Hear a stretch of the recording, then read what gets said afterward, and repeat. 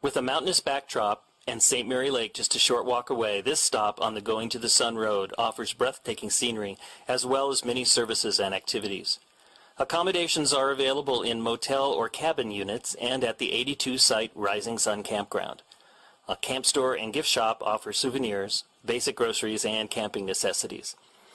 The casual restaurant offers Southwestern and traditional American fare and can provide boxed lunches to those headed out for the day on the trails.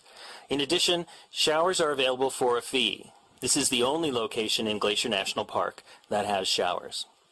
Tours aboard the historic red buses depart from Rising Sun, and the park's new free shuttle system stops here as well.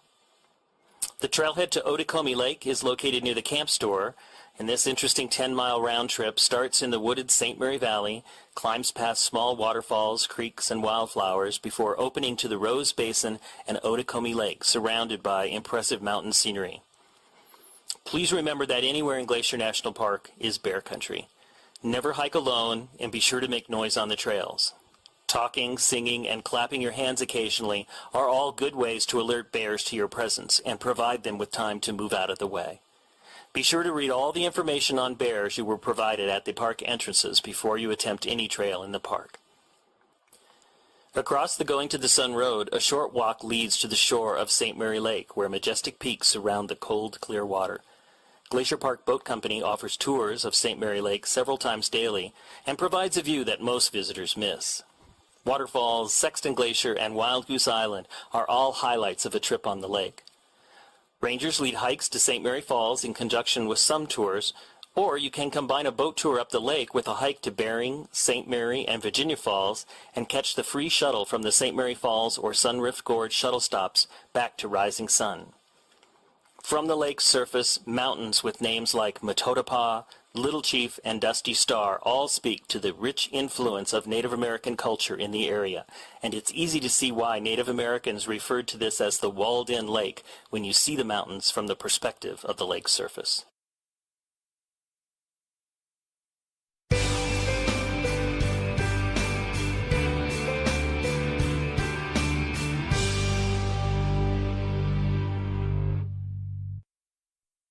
Welcome to Apgar Village. Apgar sits at the foot of Lake McDonald and is the hub of activity on the west side of the park. You can find all services, with the exception of gas, in Apgar Village. There are several gift and souvenir shops located in the village, and Eddie's Restaurant offers casual dining. Looking to spend a night? The Village Inn has cozy rooms overlooking picturesque Lake McDonald, and the Apgar Village Lodge offers cozy rooms and cabins. The Apgar Visitor Center and Backcountry Permit Office are also located here. Whether you are just here for a drive-through visit or are planning a multi-day backcountry adventure, friendly rangers provide visitors with hiking and trip planning information. Families will find the Discovery Cabin an enjoyable and educational place where kids can have hands-on experience learning about Glacier. Other family activities are available as well. Horseback rides along McDonald Creek and through pine-scented forests offer a chance to see areas not often seen by most visitors. Boats long have been a part of the Apgar scene. Early visitors boarded steam-powered boats for an 8-mile journey up the lake to Lake McDonald Lodge. Boating is still a popular activity on the lake, and boat rentals are available from Glacier Park Boat Company here at Apgar and in other locations around the park. If you have your own boat, a public boat launch is your access to this largest lake in the park. There is something for everyone at Apgar Village, whether you are staying in the area or just passing through. I know I had a number of moments early on working over at the St. Mary Visitor Center. As you kind of get to the edge of the building and the building is no longer blocking the wind, I've had things that just got sucked right out of my hand. That's Debbie Smith. She's in charge of, among other things, the St. Mary Visitor Center. You know, it's also funny, we'll often get these high wind warnings. I think it was for 40 to 50 mile an hour gusts and maybe even as high as 85. And I've told people that don't live around here that that's our weather forecast, and they're like, oh no, that can't possibly be right. You know, you couldn't possibly have wind that high, but we do. How does wind affect people's experience when they're visiting the St. Mary area? Partly it's just about the sort of obvious things like making sure their tents don't blow away and making sure when you're eating lunch that you have a hold of everything that you brought with you. And then there's also being able to see what the park is like, and whether it's seeing St. Mary Lake on a day that it's really windy with huge whitecaps. Even sometimes at the St. Mary Visitor Center on really windy days, we'll get the spray from the lake hitting the windows on the side of the building because it's just blowing it that far. And the visitor center is not right on the edge of the lake there. The wind has to carry that spray over a quarter mile for it to hit the building. When people are hiking in St. Mary, what are some of the effects of wind that they might see in the plants or the landscape? One would be flagging on trees.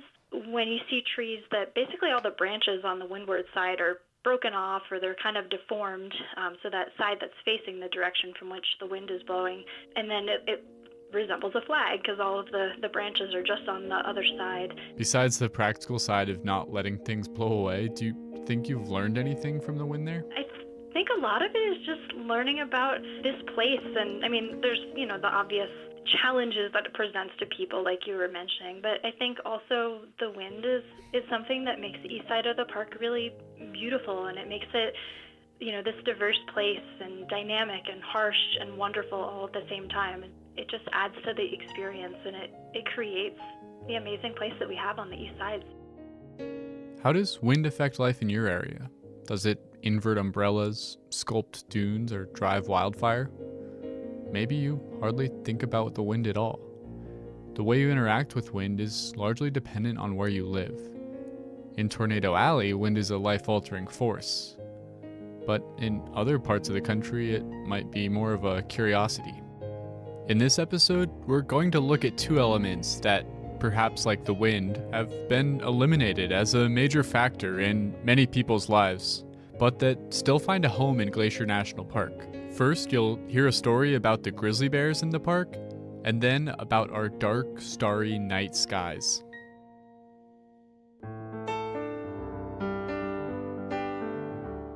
Welcome to Headwaters, a Glacier National Park podcast, brought to you by the Glacier National Park Conservancy and produced on the traditional lands of many Native American tribes, including the Blackfeet, Kootenai, Salish, and Kalispé people. We're calling this season The Confluence, as we look at the ways that nature, culture, the present, and the past all come together here. I'm Andrew. I'm Michael. And we're both rangers here. In this episode, we'll be in the St. Mary Valley. St. Mary Lake is the second largest lake here and home to some of the most breathtaking scenery anywhere in the park. I mean, the view from Wild Goose Island overlook is even on Montana State driver's licenses. It's so beautiful. Really? It is? Yeah, I mean, look at your own. It's like the shimmering thing in the background that they check. Yeah. There it is, Wild Goose Island. So we're headed to St. Mary because it is a great place to look for experiences that, over time, have grown harder and harder to find anywhere else. Yeah, Glacier is in many ways the last best place for experiences that the rest of the world may once have taken for granted, but have since faded away. Today, we're going to focus on two of those experiences. One that it helps to get up early for, and one that it helps to stay up late. Yes, something for the early birds and the night owls. Now, one thing that makes Glacier special is that we are home to an abundant and diverse range of wildlife. We have 71 species of mammal, 276 different birds, 6 amphibians, and even 3 reptiles live here. And I'm curious what your experience has been, Andrew, but as an interpretive ranger, it seemed like half of the questions I got from visitors were logistical, like where should I hike, is this campground open, etc. And the other half was about wildlife. Do you have moose here? Yes. Where can I see a mountain goat? That sort of thing. Definitely. You could make someone's whole trip by just pointing a spotting scope at a herd of bighorn sheep. But that excitement for wildlife encounters can go both ways, because some people are thrilled at the prospect, but others are actually scared. Glacier's home to predators like mountain lions and wolves, but the critters most people think about when they're here are bears. We have a lot of bears here. Both black and grizzly bears. As of 2018, the population of grizzly bears for the whole northern continental divide ecosystem, of which Glacier is a small part, was estimated to be about 1,050 individuals. Of these, about 250 to 300 would live in Glacier. Wow. Some bears are going to spend part of their lives in the park, part of their lives outside of the park. And the black bear population in Glacier was thought to be about 600. I've heard that that's more grizzly bears per acre than anywhere else in the lower 48. But how do we even know that? This place is huge. It's like finding a 1,000 needles in a million-acre haystack. Yeah, it was actually a pretty big undertaking to get those numbers. I actually talked to Tabitha Graves, the scientist who was involved with a lot of this research. Hi, I'm Tabitha Graves. I am with USGS. I'm a research ecologist. Not only is it a massive area to survey, you have to figure out how to distinguish individual bears so you don't just keep counting the same ones. And I know with birds, in these sort of situations, biologists will catch them and mark them with a leg band, some other animals with ear tags. Yeah, but capturing and marking hundreds of grizzly bears would be super expensive and time consuming. Sounds very dangerous and would probably seriously disturb the animals. So the scientists used some really cool technological advances to measure the bear population in a different way. Back in 1998, my predecessor in my job, Kate Kendall, started doing research using genetics of bears. She put out strands of barbed wire around some trees in the woods with some stinky lure in the center of it, and found out that grizzly bears would go in to smell that. When they did that, when they walked over or under the barbed wire, a few strands of hair would be pulled out. And in that hair, there's DNA in the hair follicle, and from that you can identify individual bears. With the DNA captured in a hair trap, you could tell how many distinct individuals were around. This initial experiment proved the concept, and then they did a much bigger study in 2004. We got a population estimate. It was the first population estimate that had good confidence intervals and was fairly precise. That was 765 animals was the point estimate in 2004. From there, they took the survey even wider, and I cannot overstate how big of a project it is. They were monitoring a ton of hair traps across the whole Northern Continental Divide ecosystem. Michael, do you want to take a guess at how many rub sites they were monitoring for bear hair? Well, I imagine they tried to put them all over the park in the different regions. I'm going to say maybe like 500. We had across the whole ecosystem, there are around 4,000 rub objects per year. 4,000? Yeah. Holy crap, that's a lot. Yeah, and Tabitha told me that this genetic data is useful for a lot more than just those population surveys. That's the cool thing about having genetic data is that you can not only identify individual bears, but you can actually see who's related to who. For instance, they found that one male grizzly bear that had 101 descendants. So that included his offspring, his grand cubs, and his great-grand cubs. So how's the population doing now? It actually seems like it's still growing, even in Glacier National Park, which Tabitha said is good news. Well, we were actually surprised that the population was still growing in Glacier Park because the protections have been so strong here for so long. We thought it was possible that it would just be completely stable. Because bears have larger home ranges, it could be that changes that are going on the Blackfeet Reservation or the Whitefish Range are also influencing the number of bears here. Wow, that's amazing. But it makes it all the more frustrating that I haven't seen any in the park this summer. I saw one really early in the spring, but once summer started, I just haven't been able to find them. Have you been out looking for them? Yeah, I've driven all over. I did a ton of biking and day hiking. I've gone backpacking collectively for nearly 20 days so far, and no bears. Wow, that's pretty bad luck. So as a last-ditch effort, I thought I'd go to St. Mary. Along St. Mary Lake is a stretch of open meadows called Two Dog Flats, a place where in the past I've seen bears before. Yeah, me too. It's great habitat. And a common piece of wisdom is that if you want to see wildlife, it helps to get up early. So this morning I left the house around 5. Really early. Let's get this over with. That's especially true in the summer when it gets hot in the middle of the day. Wildlife like bears are going to be more active around dusk and dawn. Exactly. So with that in mind, I drove over to St. Mary from the west entrance, a nearly 2-hour drive to make it there before sunrise. Before sunrise? Yep. You don't have the reputation of being No, I'm not very much of a morning person. There it is. But this was serious business. I can't have gone the whole summer without seeing a bear. Seriously. And that's a promising sign. I just drove through some bear poop. So I parked on a roadside pull-off, got out my binoculars, and scanned the horizon. And binoculars will definitely help. At a distance, it's pretty hard to tell the difference between black and grizzly bears. So there's 8 species of bears in the world, and brown bears, grizzly bears, Kodiak bears are all the same species. Grizzly bears and black bears are different species, and some of the differences between them are grizzly bears are more oriented towards digging. Black bears climb trees more. One of the most common misconceptions is that black bears are all black and that grizzly bears are all brown. The truth is we have brown black bears, black grizzly bears, and they're examples of both species that are cinnamon or blonde here in the park. So don't rely on the fur. Look for physical characteristics.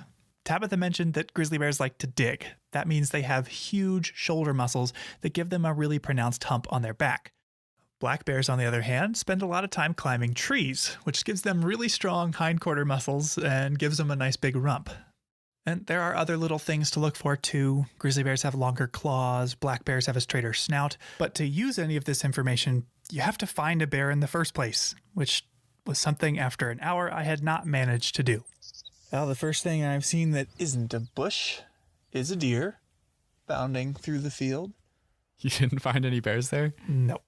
How long did you wait? 3 hours. Oh, wow. I'm parked like on top of a pile of bear poop.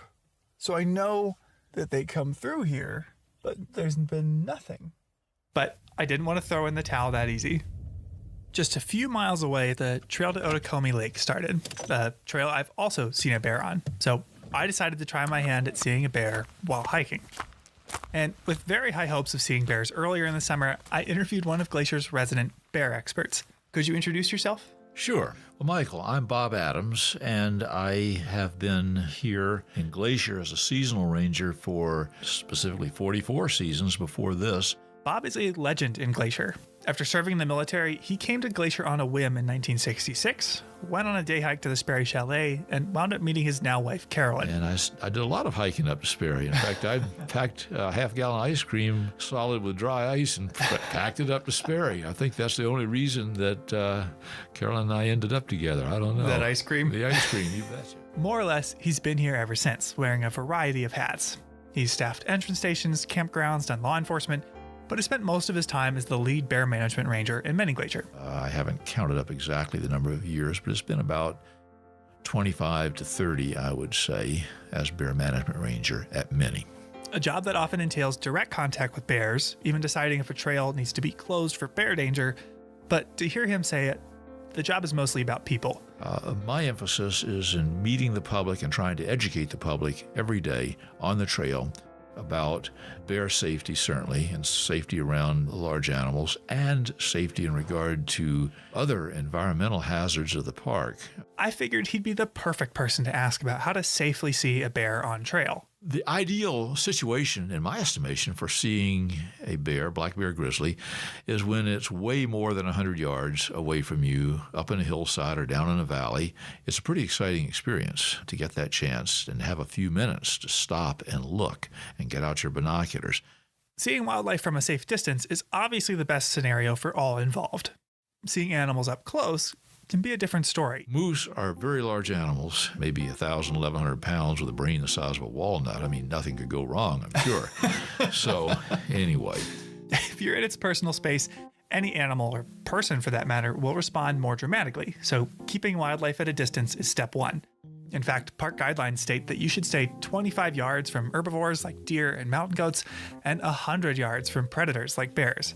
Which is easier said than done. On a lot of trails in the park, it's pretty rare to be able to see anything, let alone a bear, from 100 yards away.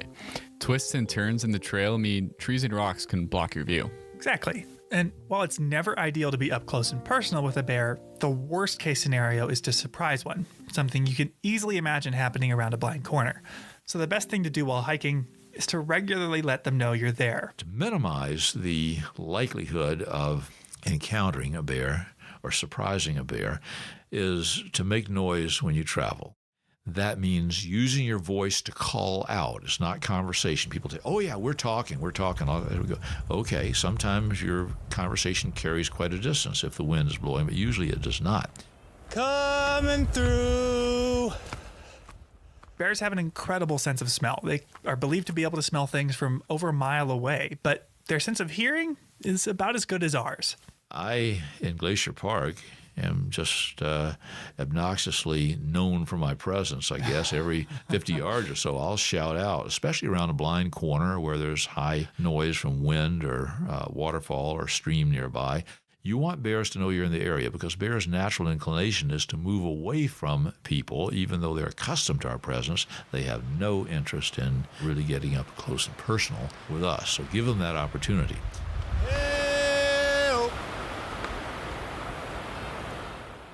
So making noise is a must, even if it feels a little silly sometimes.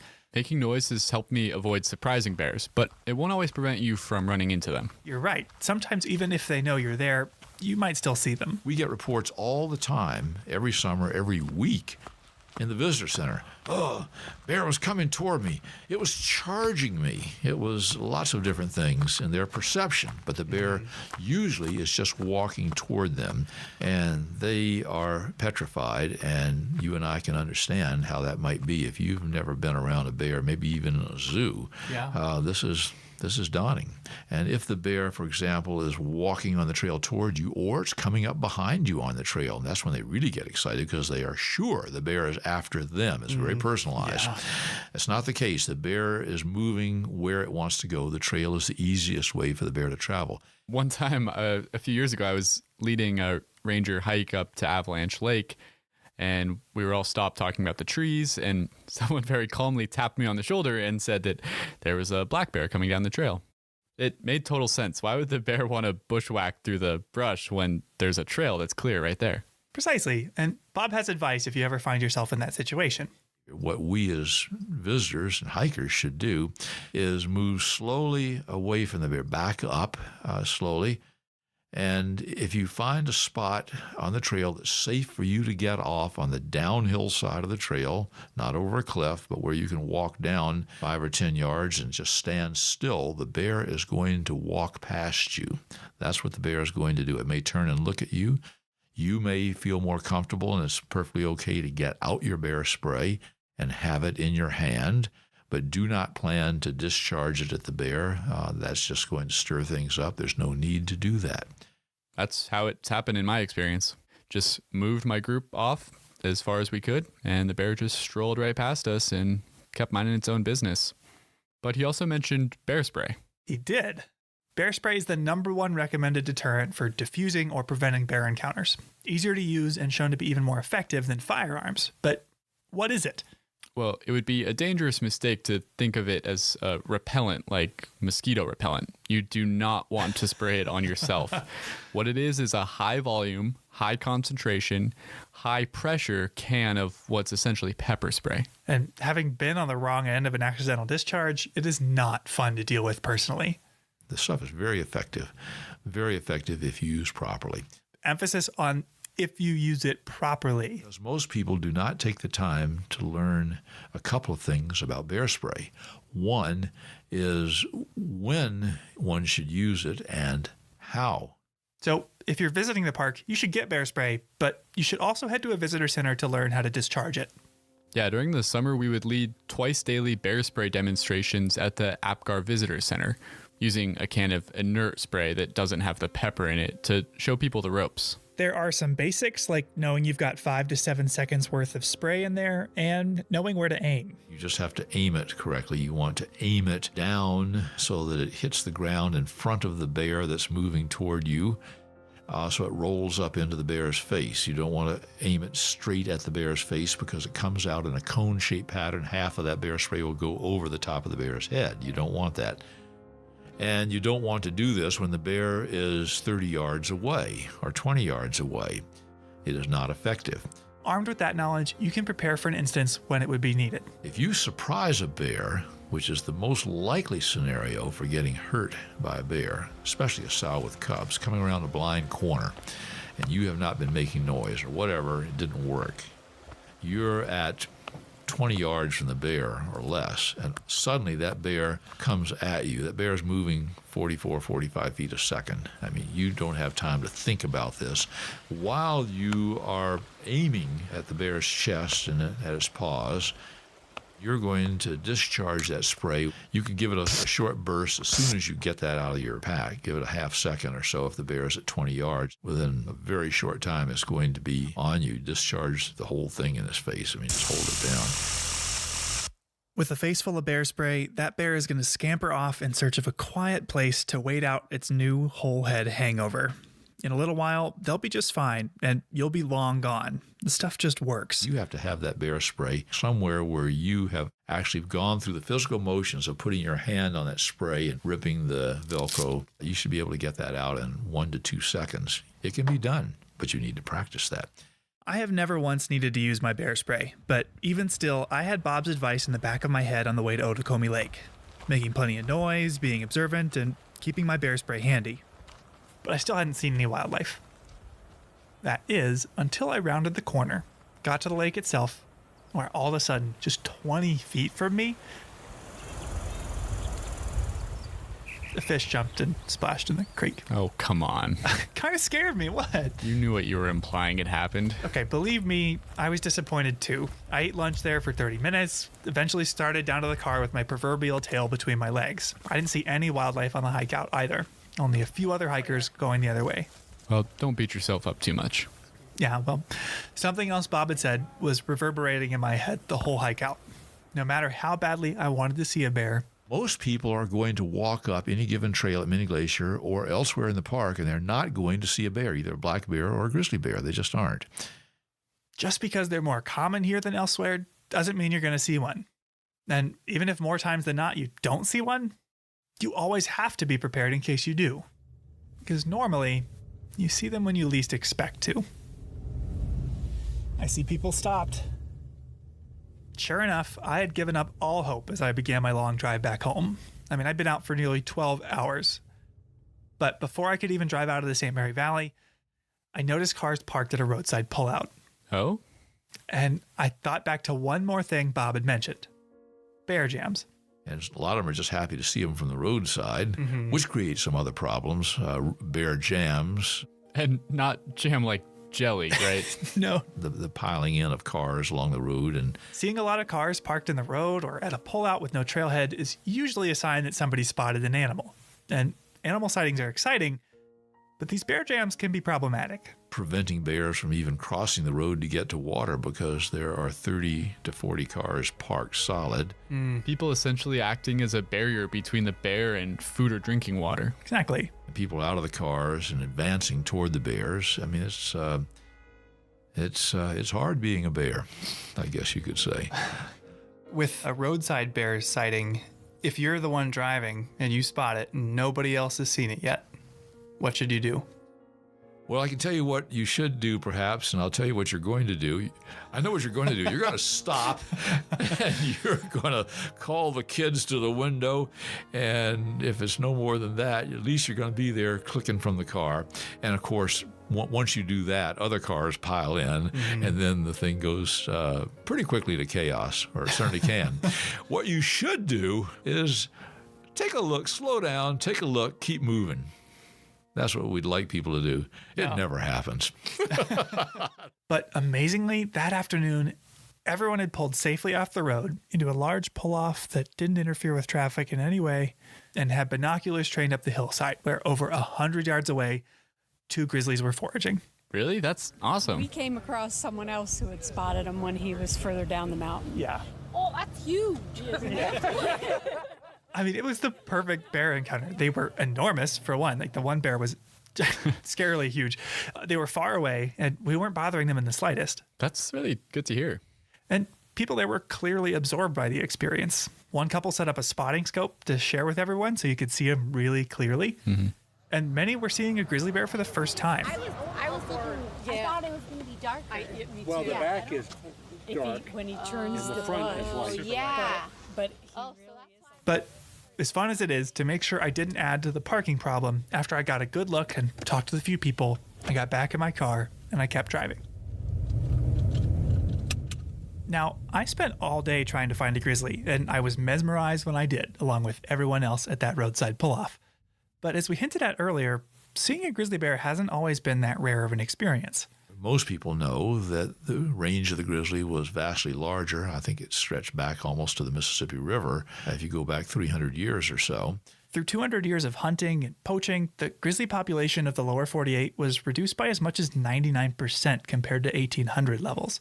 Today, thanks to conservation efforts like the Endangered Species Act and even protected lands like Glacier, they're no longer on the brink of extinction, but they are still far less common than they once were. And as exciting as it is to find one today, bears aren't just here for us to see. This isn't a zoo. They play a really vital role in the ecosystem. Here's Tabitha Graves again. They have effects on lots of different parts of the ecosystem. Because they dig for roots a lot, particularly in the spring and the fall, they're actually digging up the soil, and that's actually a kind of nutrient cycling. They might eat huckleberries, for instance, in one place, and then because they can move such large distances, being large animals, they are really important for seed dispersal. They regulate prey populations, break down logs. Really, the list goes on and on. Their role in this ecosystem is enormous. The fact that we not only have them here today, but that thousands, millions of us each year can share this place with them speaks to the strides we've made in bear management, which, as Bob put it, used to be, well, different. Oh, bear management has changed quite a bit. Oh, will you indulge me a little story here? Go right ahead. A story from Bob's first season as an employee in 1967. We road patrol rangers would cruise through the campground in the evening because they invariably had bear problems because there were no bear-proof cans, garbage cans. They just had regular 50-gallon galvanized cans, and people left their gear, their stoves, their food, their ice chest out. So bears could get into these things and learned that they had food in them. You can find out where the bear is because you hear people shouting and banging on their pots and pans. Hey, bear, hey, hey, hey, bang, bang, bang, bang. So we know where the bear is, so we cruise up. And we had a really fun tool in those days. Crazy, we could have died using this, but we had a shaved-off wooden baseball bat behind the back seat. We'd jump out with a baseball bat and shout at the bear and run up and whack it in the butt. I'm not kidding you. With a baseball bat, a black bear, when it's sitting there at the table, going through somebody's ice chest. Yeah. And wail on it, and that bear would take off like a rocket and go up the nearest tree. And we'd say, okay, job done, we're moving on. Guess what? 15 minutes later, bear's down working the campground again. Now, that was bear management in 67. Holy cow. Yeah. No way, that's crazy. I lost it. But this technique of bear management is dangerous for more than just the ranger carrying the bat. Visitors were injured or killed by bears that started to see us as a source of food, and more bears had to be euthanized too for this behavior. Understandably, things are different now. We've definitely changed quite a bit. Bob covered a lot of ways that we can alter our behavior in bear country, but how can we affect bear behavior? Yeah, well, thanks to the research of Tabitha and a lot of other scientists, we understand bears a lot better today than we did during Bob's story 50 years ago. Yeah, we did a study that we called Nature versus Nurture. And it used that same genetic data that we discussed earlier. We were trying to understand how grizzly bears become habituated. What we did is we looked to see whether their mothers also had a history of conflict and whether their fathers also had a history of conflict. We found that offspring who got into trouble were more likely to have mothers that got into trouble. And this is consistent with what we know about bear life history. Young bears stay with their mothers for a couple years. So there's an opportunity for them to learn how to get into trouble, basically, or how to learn those associations of humans and food in their early years. Okay, so let me get this straight. Cubs with habituated fathers who get into food, etc., they don't become habituated, but the cubs that have habituated moms do? Exactly. And what this means is that since a bear's father doesn't raise it, its only contribution is genes, the behavior isn't inherited. Okay, so cubs must be taught this behavior by their moms. Yeah, exactly. So Tabitha told me that this realization emphasized how important it is for visitors here to properly secure their food. Yeah, our research really highlights the need to prevent food conditioning from happening in the first place because there could be kind of these longer term effects that could be passed down from mother to offspring. So it's really important to put your food away, make sure that you're storing all of your attractants safely at night inside of a hard-shelled vehicle or in a bear box, in some place that keeps the foods and attractants away from bears. Wow, talk about the butterfly effect. I knew it could affect our bears today, but if it gets in the hands of or the paws of a female bear, she's going to teach it to her cubs and they'll teach it to their cubs and so on. So it's really important that we always secure our food and trash. It can affect generations of bears. So as we've learned this information over time, the park's bear management policies have evolved. Given the same situation this summer, you probably wouldn't use a shaved off baseball bat. No, we wouldn't use the baseball bat. Absolutely not. Sawn-off baseball bats have given way to a variety of safer and more effective tools that rangers can use to teach bears to keep their distance from us. There's cracker rounds, beanbags, rubber bullets, and also infrastructure set up to know how and when to close trails or campgrounds to prevent encounters in the first place. But like Tabitha mentioned, the most important tool that has kept our wildlife as wild as can be in a place with 3 million visitors a year is food storage. All foods, all things that are associated with foods kept away at all times except mealtime. That's the mantra. And the result of all of this is that today in Glacier, you just don't see grizzlies in a dumpster. You don't see bears in the campground running off with bratwursts or breakfast pastries.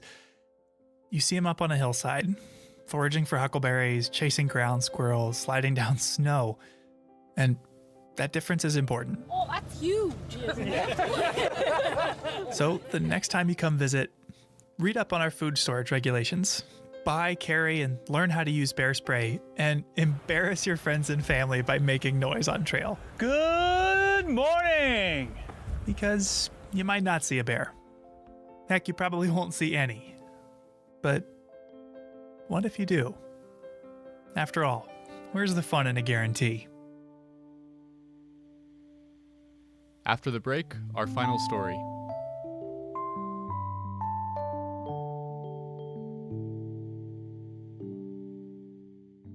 Each episode, we seem to cover at least one thing that, like this podcast, wouldn't be possible without the support of the Glacier National Park Conservancy.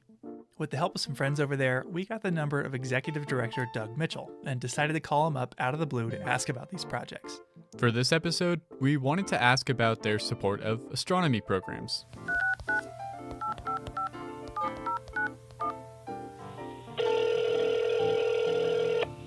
Glacier Conservancy, this is Doug. Hey Doug, it's Andrew and Michael here. The Mad Podcasters. How are we doing over there today? We're doing pretty good, but we've got an issue. We were hoping you could help us settle it. We've been arguing all day about whether the morning or the evening is better here in Glacier National Park. All right, well, Michael, make your case. Okay, so I think that the evening is better because there's nothing worse than having to get out of bed early in the morning, and it's a lot easier to stay up late. And the sun doesn't even set, it seems like, till 10 p.m. at some points in the summer, so that's why I think it's better to stay up late. All right, very good. Andrew, counterpoint? Well, I've got to say, the morning is the best time to be out in Glacier National Park. You get out early, the sky is all lit up with the sunrise. You really can just get going on your day and enjoy all the beautiful scenery. In the evening, it's cold, you're sleepy, can't see much. So, in my opinion, you got to get out early when you're in Glacier. Wrong. Michael, you are the winner. No doubt about it. For those of my age group, that is a Saturday Night Live ripoff. But we love the evenings here at the Glacier National Park Conservancy because there's so much programming that goes along with the night skies. So evening is the right answer. Woo! Told you. Well, I should have known Doug would come down on your side since the Glacier National Park Conservancy funds so many dark sky and astronomy programs in the park. Yeah, I'm going to be holding this over his head for the rest of the day. As you should. You are the king. Long live the king. All right. Well, thanks for the time, Doug. We'll talk to you later. Of course. Thank you, guys. Call anytime. Cheers. Yeah. Bye.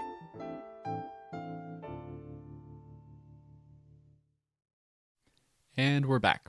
One of the things I think is so unique about this place is that people have a chance to interact with wild animals that are in their natural habitats. It's an experience that would have been really common for our ancestors, but to most modern people, it's just really not part of life anymore. That's interesting to think about. For thousands of years now, knowing how to interact with large carnivores that could kill you would have been an essential skill. But at some point, it just stopped being part of most people's lives. Yeah, it's so interesting to think about these situations that were part of what it was to be a human for hundreds and hundreds of generations.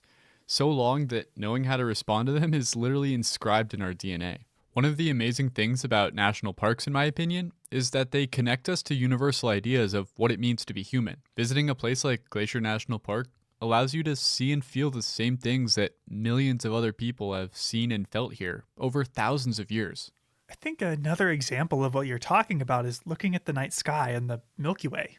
For millennia, the Milky Way was just what the night sky looked like. Humans that looked up at the night sky saw the stars and planets and galaxies. In fact, when our nation chose its flag, stars were used because no matter where you lived in the United States, the night sky was a universal experience. But since then, for most people, that experience has faded away. So I think you should check that out. Well, I have been wanting to go stargazing since the night skies are so well preserved here, but I'm not sure I can really get myself to stay up late enough. I mean, it's worth it. The park has an observatory even now, so there's more you can see. You won't regret the missed sleep. All right, I'll do it.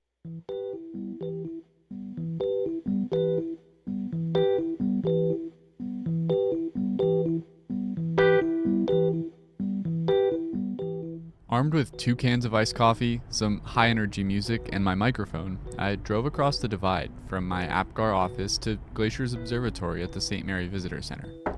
There, I met Lee Rademacher, the ranger who spearheads Glacier's astronomy program. Hey Lee, good to see you. As he started up the observatory and aimed the telescope, I asked him some questions about Glacier's night sky program. First of all, what do we mean by dark skies? Dark skies are more than just a night sky. Dark skies are really about a sky that lacks light pollution. It's stray light that shines up into the sky that creates a sky glow, and they are getting rarer and rarer.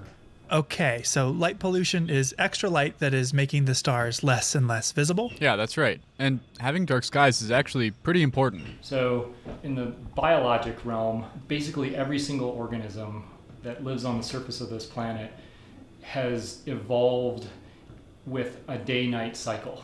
Our internal workings rely on that day-night cycle to reset the clock. And it's not just, things with eyes. Plants are also impacted by light pollution or by a lack of dark skies. All right, that makes sense. Plants and animals are used to dark nights. If light pollution makes the night brighter, it can throw things off. Yeah, but there are cultural impacts too. Culturally, dark skies are really important. Throughout time, societies around the world have relied on the skies to help tell stories, to help know when animal migrations are going to occur, know when seasons are coming.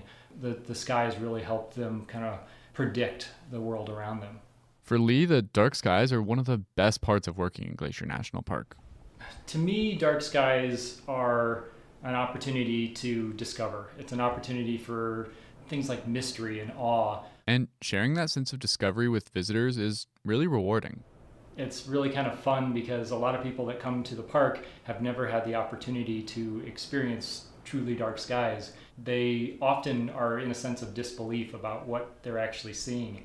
And on more than one occasion, people have thought that we were tricking them when we were showing them Saturn through a telescope. They're just kind of blown away and in true disbelief. That's a really fun experience for me to be part of. Glacier National Park has made a massive effort to expand the opportunities for visitors to experience dark skies here, all of which culminated in Glacier, with Waterton Lakes National Park in Canada, being designated the world's first transboundary dark sky park. The process of becoming an international dark sky park was pretty extensive. The park started by hosting night sky interpretive programs. Then, a lighting inventory was conducted, looking for lights all around the park that unnecessarily shine up into the night sky. These lights were then replaced with less polluting and more efficient lights. And we were able to do that with the help of the Glacier National Park Conservancy.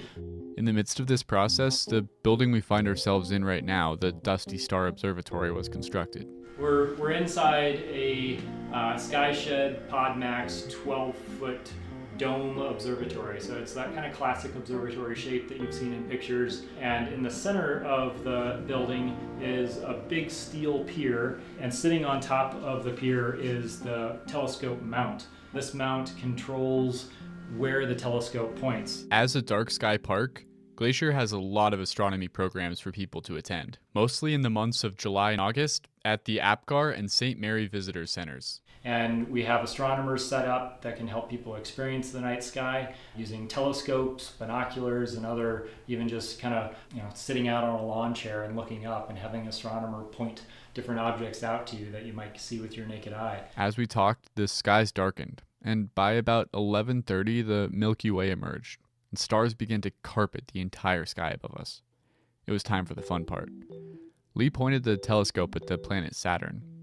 I should note that the telescope in the Dusty Star Observatory is a type called an astrograph, which is a fancy word for a telescope that you typically don't look through with your eye. And it focuses its light down through the back of the scope, where we have a camera that is able to project or send these images off to the computer. Which is why you'll hear us referencing a screen rather than an eyepiece. I carefully watched as Lee aimed the telescope.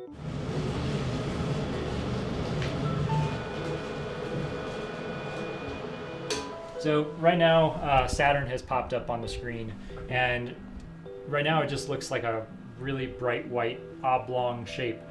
I'll see if I can fine-tune it a little bit to make those rings come out. In no time, the planet came into focus. So cool though, like you can very distinctly see the rings. While Saturn was super cool, I was really hoping I could convince Lee to show me the comet Neowise, which was at its most visible the night I was out there. That particular comet only comes by about every 6,800 years. So it's really no exaggeration to say that seeing it in this telescope would be a once-in-a-lifetime opportunity. After a few minutes of adjustments, Lee got the comet squarely in the telescope sights, and it didn't disappoint. So now we've got the nucleus of the comet on the left side of the screen and the tail stretching out to the right. Oh my god, yeah, that's really impressive. He talked me through what I was seeing here. So the Neowise is a fairly green hue and actually has a greenish ion trail. Every comet has two tails as it approaches the sun. One is the tail kind of made up of the dust and gas that's kind of blasted off of the core of the comet. And then a second one is an ion tail that's formed from the interaction between the comet and the solar wind. And so the ion tail is kind of this greenish blue, and then the comet itself is more of a kind of a greenish emerald almost color. Wow, I'm so jealous. I told you it was worth staying up late. Did you get a picture? We did. Here, check it out. Oh wow, you could really see the tail and everything. We should put that on the park's website for listeners to see. That's a great idea. We can get it up there. By now, as we looked at the comet, it was getting really late. The excitement of seeing the comet had given me a rush of energy, but I knew it wouldn't last forever, and Lee had to work early the next morning. I think it may be time to call it a night on this fairly successful image.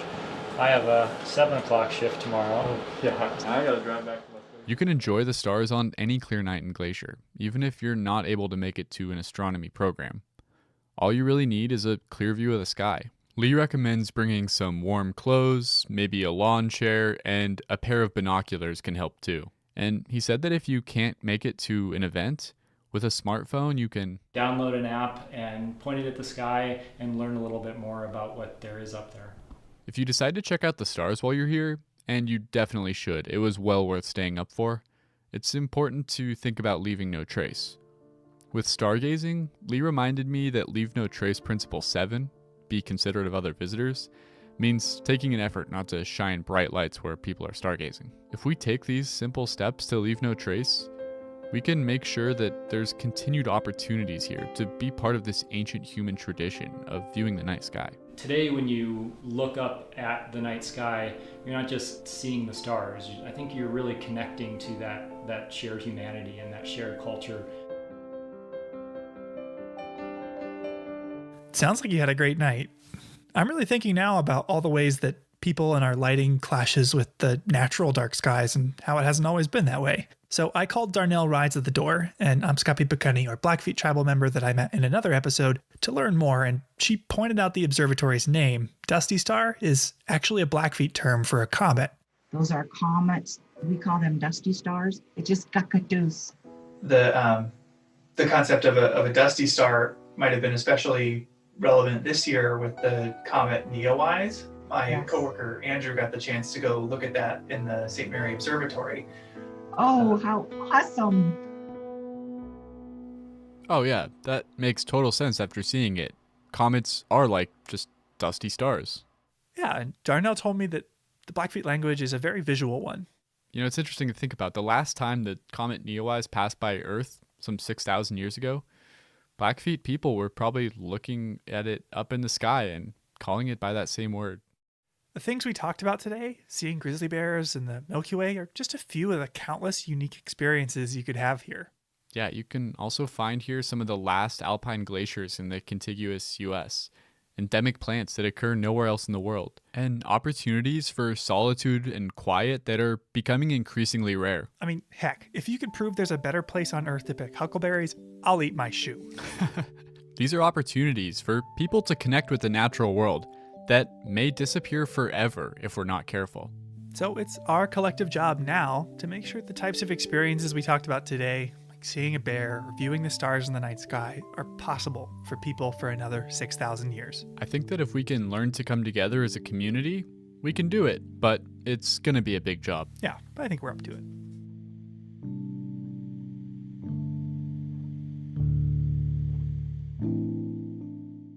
That's our show for today.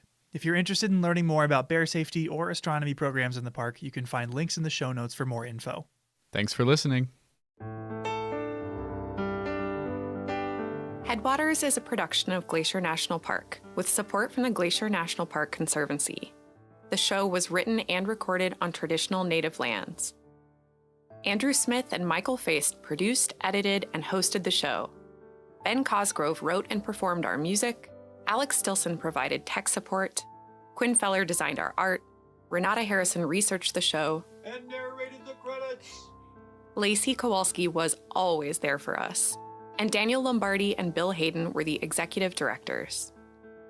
Support for this show comes from the Glacier National Park Conservancy.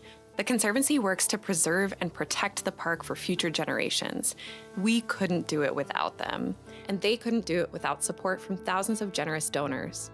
If you want to learn more about how to support this podcast or other awesome Conservancy projects, please go to their website at glacier.org.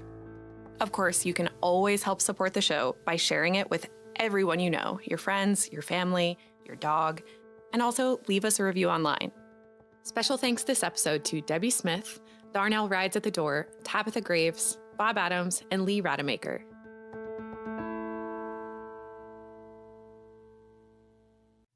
One spring, shortly after I first came to Glacier National Park to start working as a ranger here, I made my first trip up the Going to the Sun Road. In spring, while the plow crews are still working on clearing the winter snow from the road, the area past Avalanche Creek is closed to cars. At this time of year, it's popular to bicycle up on the closed part of the road. One afternoon, I took my bike up to Avalanche Creek to ride. Only planning to bike a few miles, I was outfitted in just a t-shirt and carrying only a simple repair kit, a small water bottle, and of course a can of bear spray. When I reached my intended destination, a switchback in the road called The Loop, I was still feeling strong. The sun was bright and the sky was that deep blue color you only really get in wide open country. From that spot, there's a spectacular view of a mountain called Heaven's Peak. I just couldn't turn around. I eschewed my original plan and kept pedaling up towards Logan Pass. I couldn't stop. Those miles above the loop are home to some of the grandest mountain views you'll find anywhere. As I came around each corner, a new and breathtaking vista came into focus. The effect was magnetic. As my legs became leaden from the miles of climbing up towards the pass, the mountain views compelled me forward, foot by foot, the beauty of the scenery practically physically pulling me up. If you've ever ridden the Going to the Sun Road, you know exactly what I mean. The feeling was ineffable and unforgettable. Eventually, I reached the high point of the road, Logan Pass, and by then I was in a complete euphoria. As I looked around, I relished the alpenglow lighting up the mountains, the evening light shimmering in the snow, and the glacier lilies pushing up through the fresh soil. The pinkish orange of the sunset was so beautiful I screamed. I couldn't react except primordially. I breathed the crisp mountain air, and the place became part of me. I turned the handlebars of my bike back towards the car and began to cruise down the road. But as night started to close in on me, my bliss quickly turned to worry. The sun dropped behind the tall peaks, and the temperature plummeted. The road was coated with frigid water from the melting snow, which was kicked up by my tires, and soon saturated my green t-shirt. My stomach growled with hunger. I had cycled much further than planned and missed dinner. But worst of all was the wind. The air itself was still, but biking downhill and picking up speed, I would generate my own wind faster and faster. I couldn't decide whether to descend slowly, staying warmer but dragging out the experience, or to just let go and frigidly descend as fast as possible. Gravity and the thought of my warm car were irresistible. I let loose. As I picked up speed, the cold wind turned my hands numb. They slumped over the handlebars, pale and useless. Suddenly, I regretted that decision. In the fading light, I saw a herd of bighorn sheep jump down into the road from a rocky outcropping above, directly into my path. I squeezed my brakes as hard as I could with my unfeeling hands, not knowing if it would have any effect. With a shriek, my tires locked up, and my bike came to a halt. I was a little too close for comfort to the curly horns of a large ram. He seemed unmoved. Slowly, I made my way down to the car, arriving safely, but well after dark. At home, I cooked up fried eggs, refried beans, anything caloric and warm I could find in my cabinet.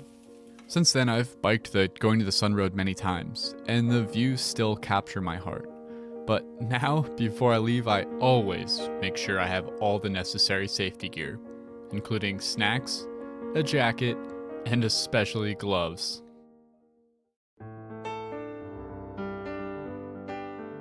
Welcome to Headwaters, a Glacier National Park podcast, brought to you by the Glacier National Park Conservancy and produced on the traditional lands of many Native American tribes, including the Blackfeet, Kootenai, Salish, and Gillespie people.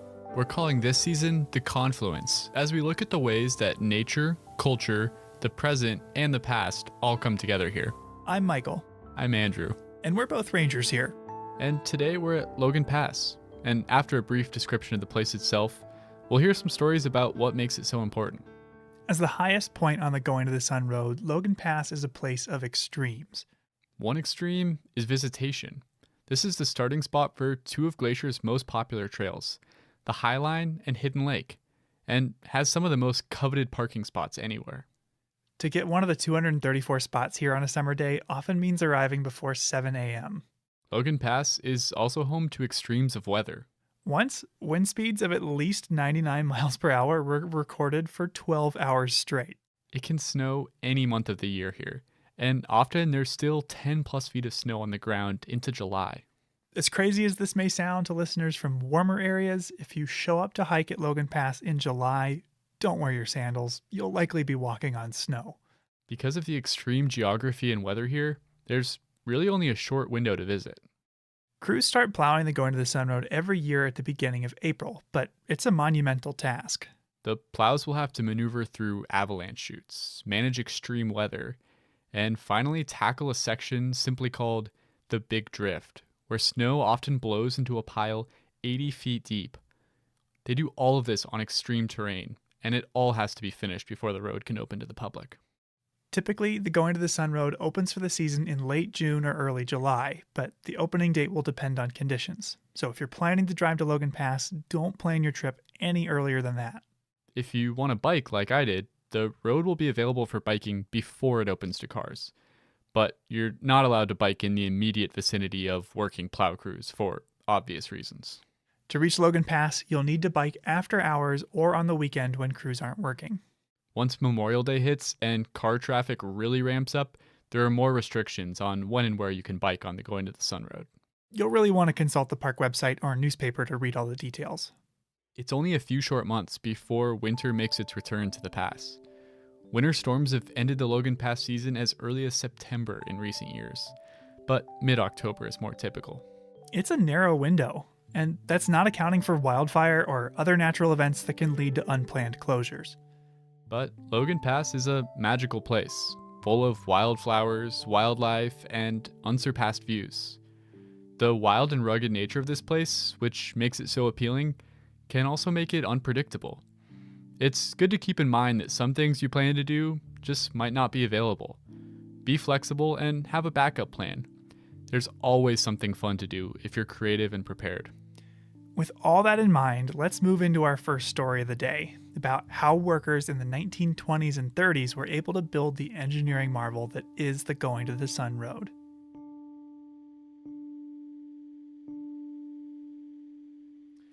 So, Michael, how many times would you estimate you've driven the Going to the Sun Road?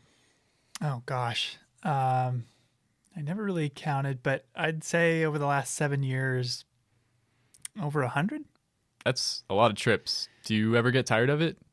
Absolutely not. No. Every time you drive it, thanks to changing sunlight or weather, it looks different. And out of all those trips, I've only ever seen one porcupine or wolverine. So it really does feel like each time you go, you notice something new.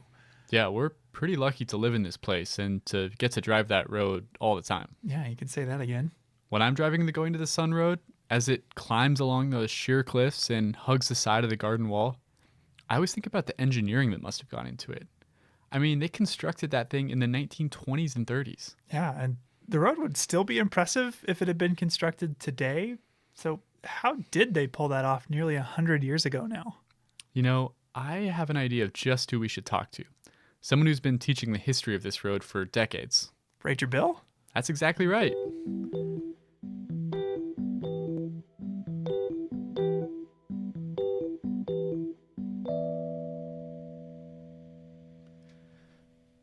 Bill has been working here for a long time. Well, I started in Glacier National Park in 1966. I worked for the boat company, and then in 1988, I was lucky enough to score a job with the National Park Service, and up until this year, I think I had 32 years in. If you're lucky enough to meet Bill, you'll find that he's got a ton of stories about the park throughout the years. When I asked him what he'd say to someone about to drive the Going to the Sun Road for the first time, he didn't undersell it. Well, first of all, I would tell anybody that I was talking to that they're in for probably one of the greatest experiences of their life. In Bill's reckoning, the road really democratized Glacier National Park. It made it a place accessible to a lot more people. It allowed everyone that came to the park, whether you're young or old, or if you're from a different country, it gives you the opportunity to get up very close and personal with one of the finest wilderness areas in the United States, as well as alpine scenery. According to Bill, the Going to the Sun Road's origins go all the way back to the inception of the Park Service.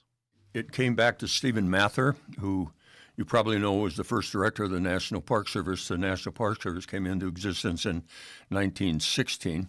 Stephen Mather, within a year, became the director.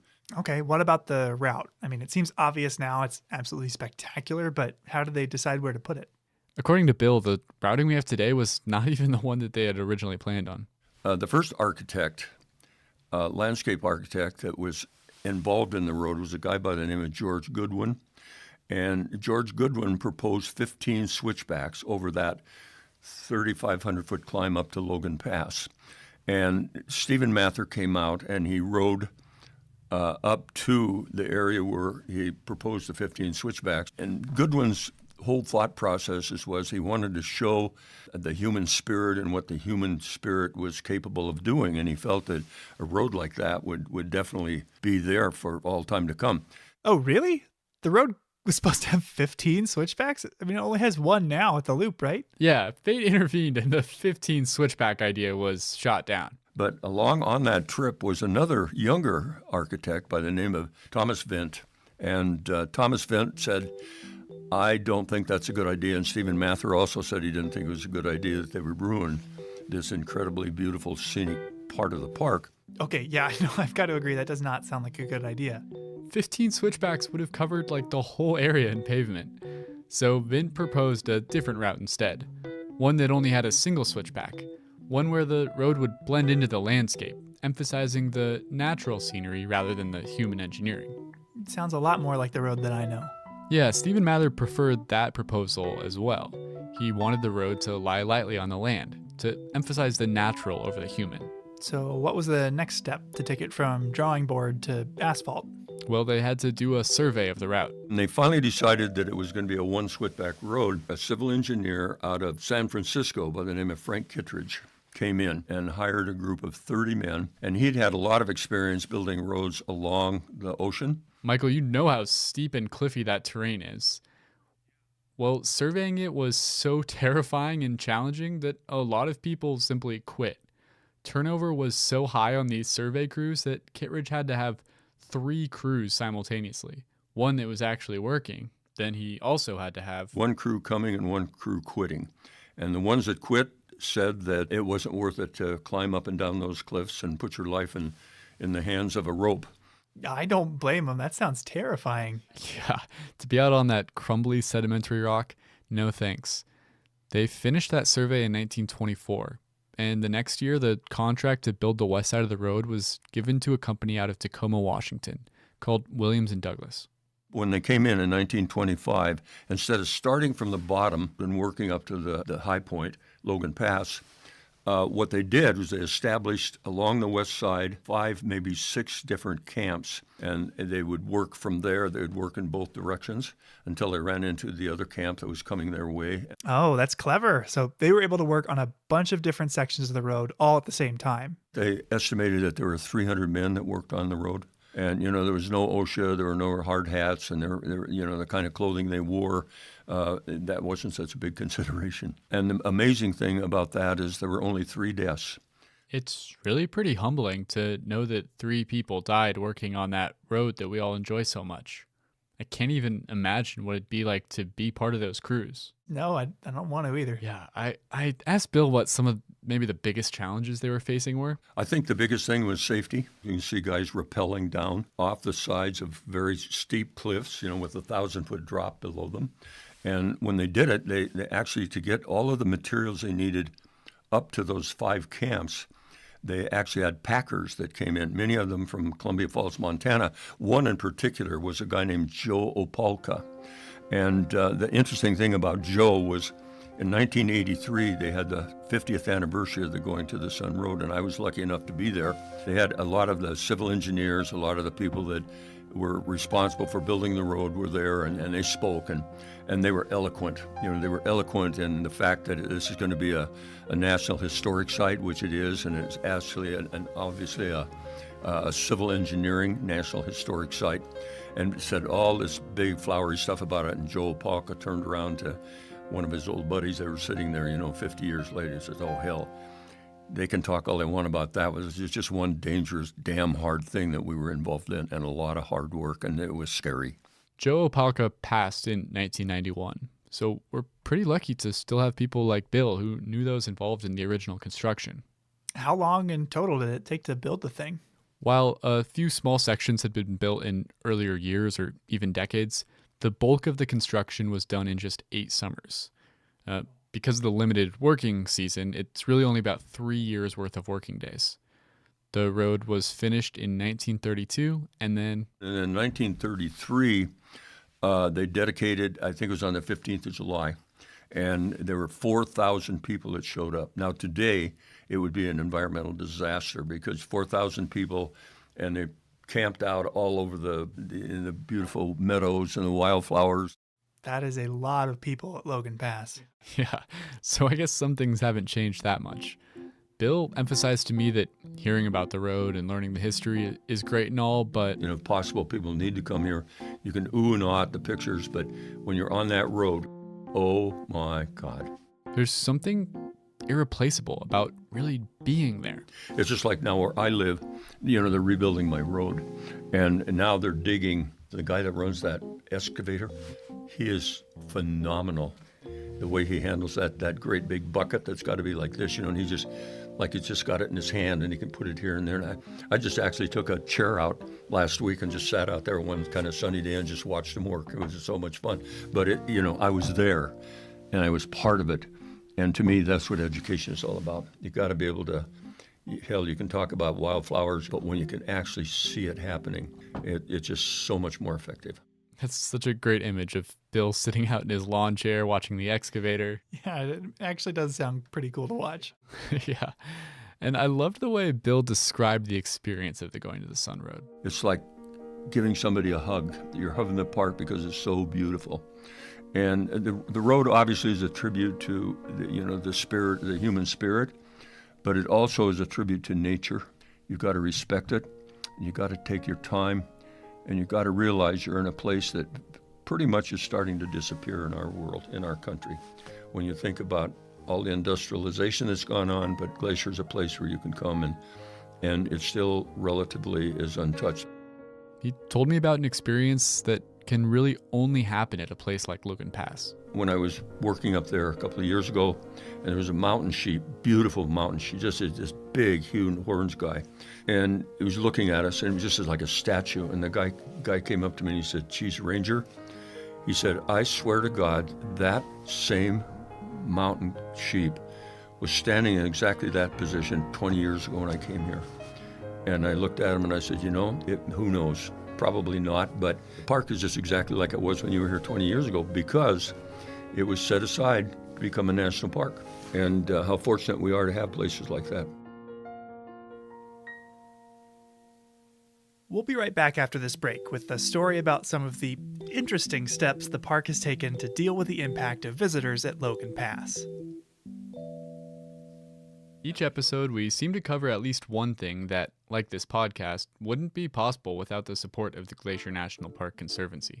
With the help of some friends over there, we got the number of Executive Director Doug Mitchell and decided to call him up out of the blue to ask about these projects. For this episode, we wanted to ask about a very special ranger you'll sometimes see at Logan Pass.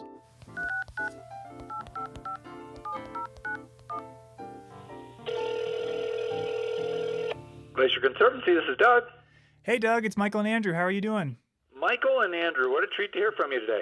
Likewise. Well, we're calling because Andrew and I have both worked at Logan Pass as park rangers, but no matter how good a rangers we are, most visitors who come up to us are asking for a different ranger, one special ranger. Do you have any idea what ranger that might be?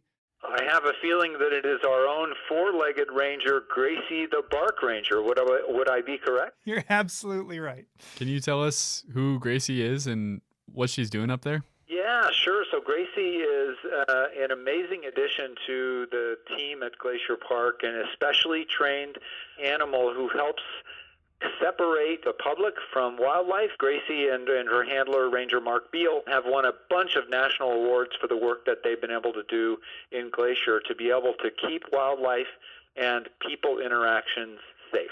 So basically, Gracie the Bark Ranger is a specifically trained wildlife dog that the park uses to mitigate human-wildlife conflicts at Logan Pass. When you say Gracie's helping maintain a safe distance between animals and visitors, is it usually visitors approaching animals, animals approaching visitors, or a little of both? It's a little bit of both. So, obviously, as unfortunately we know, animals are attracted to salt, which can come from the bottoms of our cars, and so they can end up in the parking lot, and either people can get too close to them, in which case Gracie will gently nudge her way around both the people and the animals, and generally shoo the animals back to the other side of the road where they are safe and sound and out of harm's way, as are the people who may not know that you just don't get within 5 feet of a bighorn sheep. That would be a bad idea. Yeah, bighorns have a few big reminders on their head to keep that distance, but it's nice to have a charismatic ranger doing the extra work. I think generally in the name big and horn, you just would get the idea. Yeah, it's always fun to hear about the special projects the Glacier National Park Conservancy funds and supports here in the park. And it's always fun to hear your guys' latest podcast. Thanks for the work you're doing. Great. Well, we'll talk to you soon, Doug. All right. Thank you. Bye. Bye-bye. Welcome back to Headwaters, a Glacier National Park podcast. In this episode, we are at Logan Pass, and for this next story, I wanted to talk to someone who had worked there. On an average summer day, how early would you say the parking lot filled up there? Normal Probably 7:45 was about average. Okay. It's when I first started working there in 2013, it was probably closer to 9 o'clock. Wow. So it started, people kind of got the idea that they need to get there early. That's Emlyn Stanton. Emlyn Stanton, and I was the visitor service assistant for Logan Pass. Who spent 7 years more or less managing the whole area. You're one of the people that would make the call to close the parking lot Right. when it's full. How do you know when it's time to do that? Normally for closing it, if there's more than 20 cars circling, is normally when we made the call to close it. In the summer of 2019, Logan Pass was open for 86 days. And 3/4 of the time, the parking lot of the visitor center was full by 9 a.m. And from having staffed that visitor center, it's worth noting that Emlyn or another ranger who's making the announcement that it's full, they don't live up at Logan Pass. They have to drive up in the morning like everyone else. So if the lot is actually full at 6:30 in the morning, it won't get called in until Emlyn arrived at work. Yeah, you're right. So what would your advice be to somebody who didn't find parking at Logan? Just go down the road, try to find a legal pullout, and have them just take the shuttle back up. Now, on a personal level, I don't think anyone, when they visit Glacier, is excited to have to jockey for parking or deal with congestion. I mean, it's just not fun. But there are some other concerns that park managers have when they see crowds like this at Logan Pass.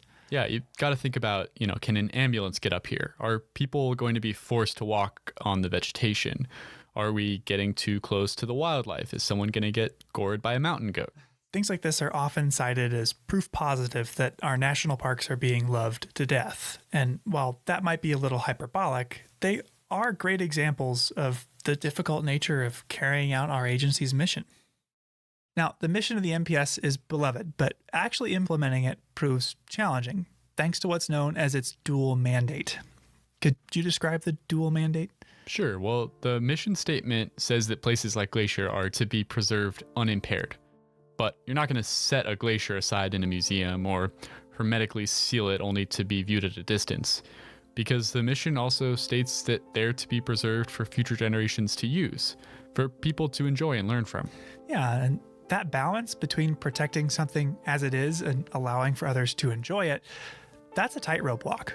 Too far to one side and you'll preserve it so well that nobody could ever see it. Too far to the other, you build enough roads, resorts, and attractions that you built a theme park. Yeah, you've got to find a middle ground somewhere. Logan Pass, as we've said, is a place of superlatives. It's the highest point on the Going to the Sun Road with some of the park's most extreme weather and abundant wildlife. But it's also a case study in how, in the face of extreme visitation, Glacier has grappled with this dual mandate. And none of these concerns are unique to Logan Pass. Destinations all along Going to the Sun Road seem to grow more and more popular each year. But as the literal and figurative high point of many people's visits here, Logan Pass has been at the center of both the visitor experience and park management for a long time.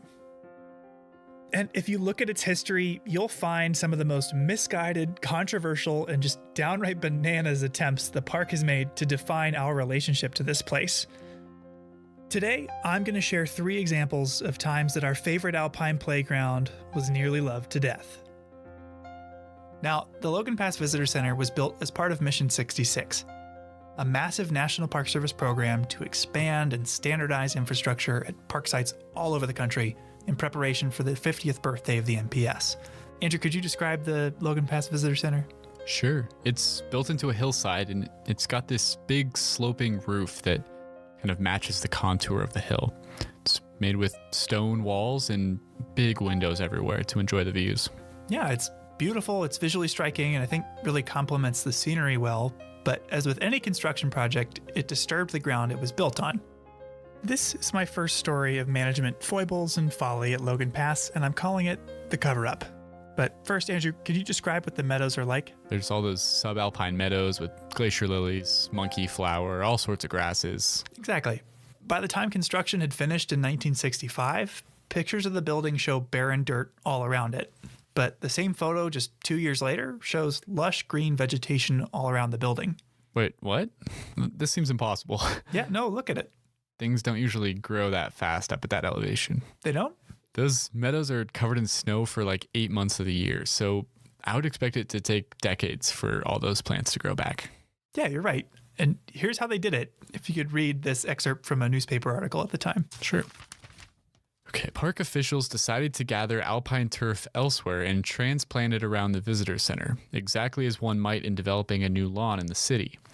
The source of the alpine sod, unfortunately, is a short distance from the visitor center, just out of the line of sight. Collectively, the sites represent an area as large as a football field. Wait, they just stripped away plants from another spot and replanted them there? Yeah, and they didn't try very hard to hide what they were doing either, because hikers on their way to the Hidden Lake Overlook just behind the building immediately noticed patches of barren dirt like 200 yards from the visitor center. Oh no, that's pretty egregious. Yeah, and so management caught some flack for that, as seen from that article you just read from. But what came next was an attempt to actually protect the meadows. Okay, that seems like a good thing. In a story I'm going to call The Toxic Trail. Well, that doesn't. The hikers that noticed the sod stripping were on their way to the Hidden Lake Overlook, a mile and a half southwest of the visitor center. Now, today, if you were to hike there, what would you be walking on? It's mostly on a boardwalk. Yeah, a raised wooden boardwalk. When the visitor center opened, it was just a regular trail. So let me guess. After they built the visitor center, it got a lot more crowded up there, and the park was worried that all these people would start to stray off trail and walk on the plants. So they built a boardwalk to try to keep people on the trail. It's almost like you work here. But you're right. A boardwalk was proposed for that very reason, but it wasn't a popular proposal. It was widely criticized, notably by the trail crew members that would be tasked with its construction. In a letter to the editor of the Hungry Horse News, they opposed the boardwalk for 4 reasons. Now, I have them here. Can you read them? Yeah, sure. Okay. Obvious damage to the aesthetic value of this alpine area, nothing short of an atrocity. And their second complaint? We do not feel that this boardwalk will fulfill the purpose for which it is intended. Third? There are a good many well-used trails in Glacier Park that are in dire need of repair and maintenance, and this money could be put to much better use. And finally, we feel, as do all park employees, that visitor impressions are important, and so far, all comments from visitors viewing this project have been negative. A pretty thorough rebuke. Yeah, but there actually is a boardwalk up there today, so they must have changed their minds? Well, park management actually dismissed both the feedback and the employees who gave it. The trail crew members who spoke up were actually fired. Wait, really? Yeah, the park superintendent at the time, William Briggle, was so insistent on finishing this project despite widespread concerns that the trail crew was replaced and work began immediately on the boardwalk. And this haste led to additional complications as well. The wood initially used was treated with pentachlorophenol, a petroleum-based solvent that pretty much right away began to leak out onto plants. Oh, no, that's not good. Yeah, and folks that were there at the time observed the death of trees or grasses growing alongside it, but it also made it slippery and toxic for us to walk on. What a mess. Yeah. Needless to say, they got a lot of flack for that as well, and replaced all the wood with environmentally friendly wood at great inconvenience to visitors because it stayed closed for longer and at great cost to the park. But I saved the best for last. The most absurd story of visitor management, in my opinion, anywhere in the park, centers around the toilets at Logan Pass. Oh no, this can't be good. We often advertise that the park is home to over 1 million acres, but we don't advertise that we've got over 300 toilets. 300? Not including lodges or hotels. Does that count all the backcountry campground toilets too? Yeah, vault toilets, pit toilets, flush toilets, outhouses, lowriders, visitor centers, campgrounds, you name it. Waste management is kind of a great unspoken truth of civilization. When you've got to go, you've got to go, even if you're miles into the backcountry. And remote restrooms like some of them here are met with a unique set of challenges. Sperry and Granite Park chalets, which you reach after hiking thousands of feet up from the trailhead, get enough traffic that their pit toilets rely on barrels that are sealed and flown out at the end of the year by helicopter. And I think I've heard that there used to be a solar-powered composting toilet somewhere. Yeah, there was, until it was destroyed by an avalanche. That sounds like a huge mess. And I even ran into a backcountry toilet this summer that had been completely torn off its foundation by a curious bear. Oh no, that also sounds messy. So one of the reasons we don't advertise that we have over 300 toilets is because they're kind of gross, but it's also because nobody seemed to know the number offhand. I had a series of really humorous emails with facilities management to try to track down that estimate. But the whole reason I started looking into toilets and waste management in the first place was because I learned about our third and final story. A story I'm going to call The Fleeting Fountains. Coinciding with the new visitor center, a new waste treatment facility was installed at Logan Pass, one that promised to capture and treat waste with a septic system that filters out liquid waste in a 17,000-gallon tank before spraying clean water out of nearby nozzles. Nearby as in out onto the meadows at Logan Pass? Yep, watering the plants, so to speak. The only problem was, after this 17,000-gallon septic tank opened to the public, it got 5,000 visitors and 20,000 gallons every day. Oh, no. That's, what, 3,000 gallons over capacity? Yep. And that 17,000-gallon tank that they advertised to the public, that they reported to a federal sanitary engineer, well, they exaggerated the size a little bit. It turns out it was only 6,000 gallons. So the system was faced with a demand more than 3 times its capacity. Mm-hmm. That's a big difference. That's a lot of excess waste you got to deal with. A lot. The result was, well, can you read this? Okay. The tank continued to overflow, and untreated sewage effluent continued to run directly into Reynolds Creek. It was an awful sight. Saturated toilet paper made its way through the spray heads and was draped on adjacent small trees. Undecomposed fecal matter was sprayed onto the subalpine vegetation, killing some of it, with the liquids then flowing into Reynolds Creek. Oh, that is a terrifying description. I mean, it's just horrific. Yeah. Some people began referring to them as the fecal fountains of Logan Pass and suggested the best way to solve the issue of people seeing and being disgusted by them was to only set off the nozzles at night and light them up with a colorful light show that rivals that of Disney World. Oh my God. Isn't that nuts? Oh, that's, yeah. Luckily, these 3 examples of management fiascos at Logan Pass weren't all for naught. Each scenario has new management solutions today. Take the sod stripping. What do you think we'd do in that situation today? Well, rather than pull up plants that are already doing fine in the park, we'd grow new ones in the native plant nursery. Yeah. In the case of disturbances like construction, we can replant vegetation using local seedlings collected and raised by our nursery staff. Now, in the case of the boardwalk, there are systems in place now to evaluate potential development or construction before it happens. Yeah, and it's not unique to national parks, but any project like this boardwalk would now require an environmental impact statement. Or assessment. Which would detail all the ways that the project would impact the environment. And finally, the toilets. Yeah, I don't think we use that system anymore. No, we don't. We've got a new system. Wow, it is a beautiful day. And one morning this summer, I drove up to Logan Pass to meet with one of the folks that helps this system work. I feel absolutely puny in my little sedan behind this thing. The fecal fountain fiasco was a huge black eye to the park, ultimately attracting national attention. In a letter to the then senator from Montana, the assistant director of the National Park Service wrote the following. Here, one last thing to read. Okay. Sprayfield on Logan Pass is being eliminated, and there will only be holding facilities. Next summer, Logan Pass sewage will be pumped into tank trucks and hauled to lower elevations for disposal. This will make unnecessary any additional engineering improvements to the existing system and will obviate further intrusion on the natural environment. What's your name and job title then? Jeff Hoyt, equipment operator. Awesome. I met with Jeff outside these vault toilets at Logan Pass after he drove one of those tank trucks all the way up here. Do you have a name for this thing? No, it's the bigger one. That's either the big pumper or the little pumper. That's what's in the tank. And they are as noisy as they are enormous. How big is that tank? Huge. You know how big this tank is? It is a 3,500 gallon. Wow. 3,500 gallon. That tank could hold 18 hot tubs and, when full, would weigh as much as 7 bull moose. Now, all of the waste at Logan flows into a storage tank, which is periodically vacuumed up into tank trucks like this one before being trucked down to a waste management facility near the entrance. On a busy season, we're usually 3-4 loads minimum every day. Wow. 3 to 4 trips every day? Yeah. That's like What, 28 bull moose worth of human waste? Yeah, that's just Logan Pass. There are at least 3 more vaults like it along Going to the Sun Road alone that get the same treatment. It's an incredibly labor-intensive strategy.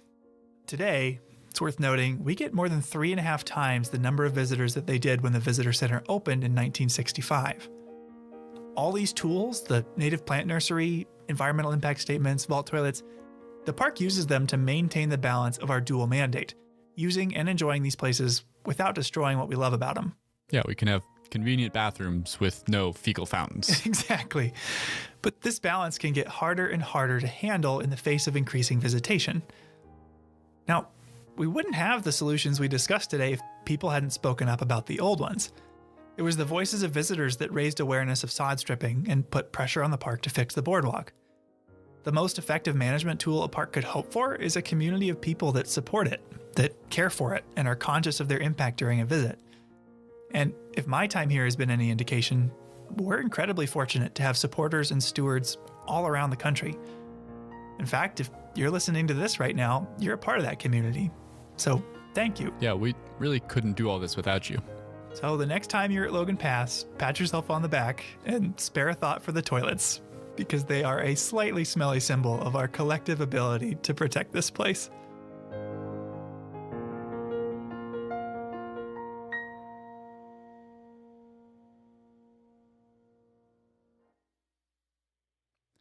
Okay, all this talk of toilets has got me thinking about the smells here.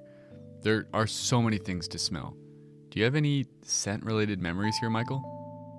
Yeah, I remember the second summer I came out here to work, I noticed how much I associated the smell of the forests around park housing with the park itself.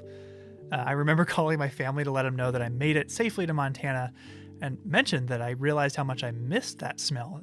My sister Katie thought it was hilarious. Like, what do you mean you miss the smell? Bringing it up on phone calls from time to time. But when they finally got the chance to visit, I remember her apologizing.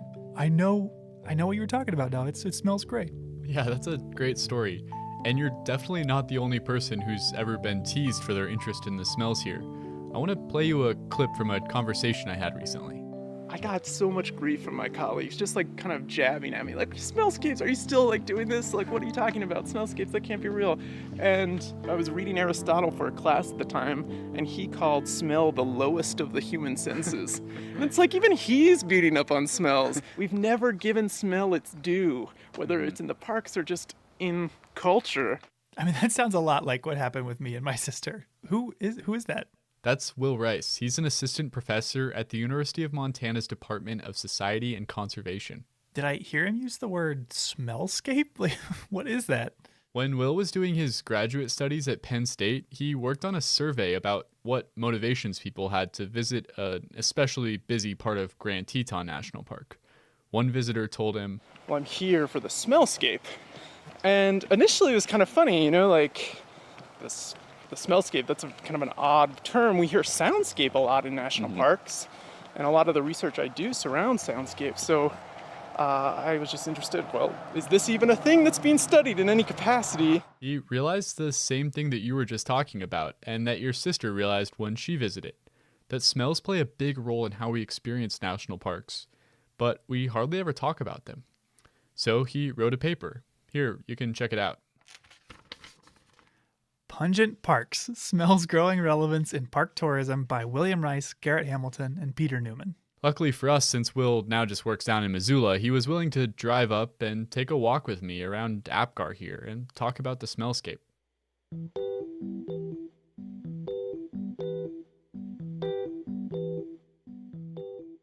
So first of all, Will, can you tell me what is a smellscape exactly?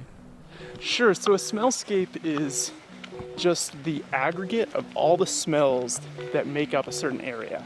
And the scale can really vary. So we can have smellscapes that are, just the size of a small room or just a meadow, or we could have the smellscape of all of Glacier National Park, the aggregate. But really it's kind of what you're smelling as you're moving through a space. The whole concept of a smellscape kind of seemed like a joke at first, but I totally get what he's talking about. If you're at Logan Pass, you're going to have a very different experience if the main scent you smell is the pit toilet versus wildflowers. And interestingly, Will told me the biggest threat to natural smellscapes is not toilets, but actually climate change. Droughts, we know, are going to become more prevalent in an era of climate change. And droughts tend to really change, like we're standing right now around a bunch of wildflowers that are dependent on rain every year. And if we go through a period of drought, those wildflowers may become less prevalent. In turn, if we have a larger rain event like you're seeing, with the super blooms in Southern California, that changes the smellscape. Changing weather patterns, but also wildfires, a big one. I mean, wildfire can really dramatically change the character of a smellscape rather quickly. Have people tried to capture these national park smells in any way? If you go into a store, they have officially licensed candles, air fresheners, and laundry detergent that smell like various parks. So we're trying to bring that home. I would say, like if you open up the candle for Rocky Mountain National Park and you get this hit of lavender, maybe that's not exactly what it smells like, but we're trying to authenticate it somehow. But we're really failing because it is so unique. Why should people care about smells? They're vitally important from an ecological standpoint, but also from the standpoint that I study parks from, the social experience, the visitor experience. Imagine walking into Glacier, with your nose pinched. It's really going to affect your experience. And as we noted in the paper, there's so much about your park experience that you can curate, that you can, really make your own. Now it's taking pictures and putting them on Instagram. You can share this experience. You can record the soundscape, as some people are starting to do with microphones and taking those home and mixing that. But you can't really take this smell home from a park, at least legally. You're not supposed to take, pine straw home. Yeah. Everyone's experiencing this smellscape while they're in the park. It's tying us all together in a place. And so we're left with this really authentic experience. Thanks so much for joining me today, Will.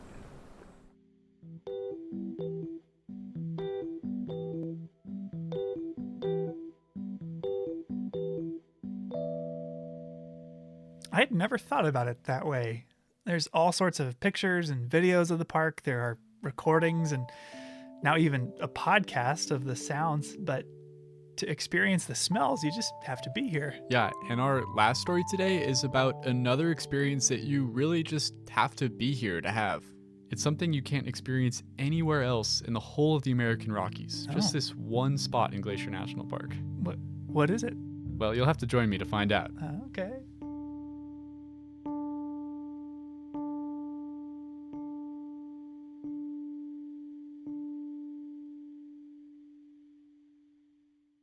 Okay, you've really got me on pins and needles here. What is this experience you were talking about that's rare? Well, I think we should replicate the journey of one Marcus Jones.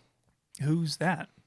Jones was a botanist. He worked in Montana in the early 1900s. He was pretty prolific. In his career, he documented and even named a ton of plants. So he was a really great botanist, but he's actually best known for his roasts. Wait, so he's a botanist that moonlights as a roast comic? In a sense. He was a pretty prickly guy, and in fact his views were so unorthodox that by the late 1920s he was shut out of most of the botany journals. So he just took matters into his own hands. He bought a printing press, taught himself to typeset, and he started putting out his own botany journal called Contributions to Western Botany. With no one to edit or censor him, Jones just took to excoriating those botanists he disagreed with. I had a friend dramatize a few of his comments for you. It is a common comment of workers in the gray herbarium that Fernald is becoming a common scold. He needs to be taken out in the woodshed and given a spanking. It is to be hoped that this will be done before he gets to the Bronxian position of seeing nothing good in the work of outsiders. Wow, he really doesn't pull any punches. Yeah, and the next one's probably even worse. There have been several notable deaths in the botanical world since my last contributions. Green, the pest of systematic botany, has gone and relieved us from his botanical drivel. They say that the good that men do lives after them, but the evil is interred with their bones. I suspect that his grave must have been a big one to hold it all. Green was first, last, and at all the time, a botanical crook and an unmitigated liar. Holy crap. Yeah, he was not afraid of speaking ill of the dead. Wow. Now, to be fair, Jones was just as likely to praise those he agreed with as to nail those who he felt had crossed him. So Okay, you can't deny that he was witty, if a little bit temperamental, but what does that have to do with Glacier? Well, Marcus Jones spent the summer of 1909 all around Glacier National Park. During that time, he spotted a rare plant, the Glaucus gentian. And to this day, over 110 years later, it's never been found anywhere else in the American Rockies besides this one pond along the Continental Divide in the Alpine of Glacier National Park. Oh. I think we should go see it. I'm game, but what was it called again? The Glaucus gentian. Okay. Where is it? I'll have to show you. It's near Logan Pass, but it is a bit of a hike. Yeah, okay.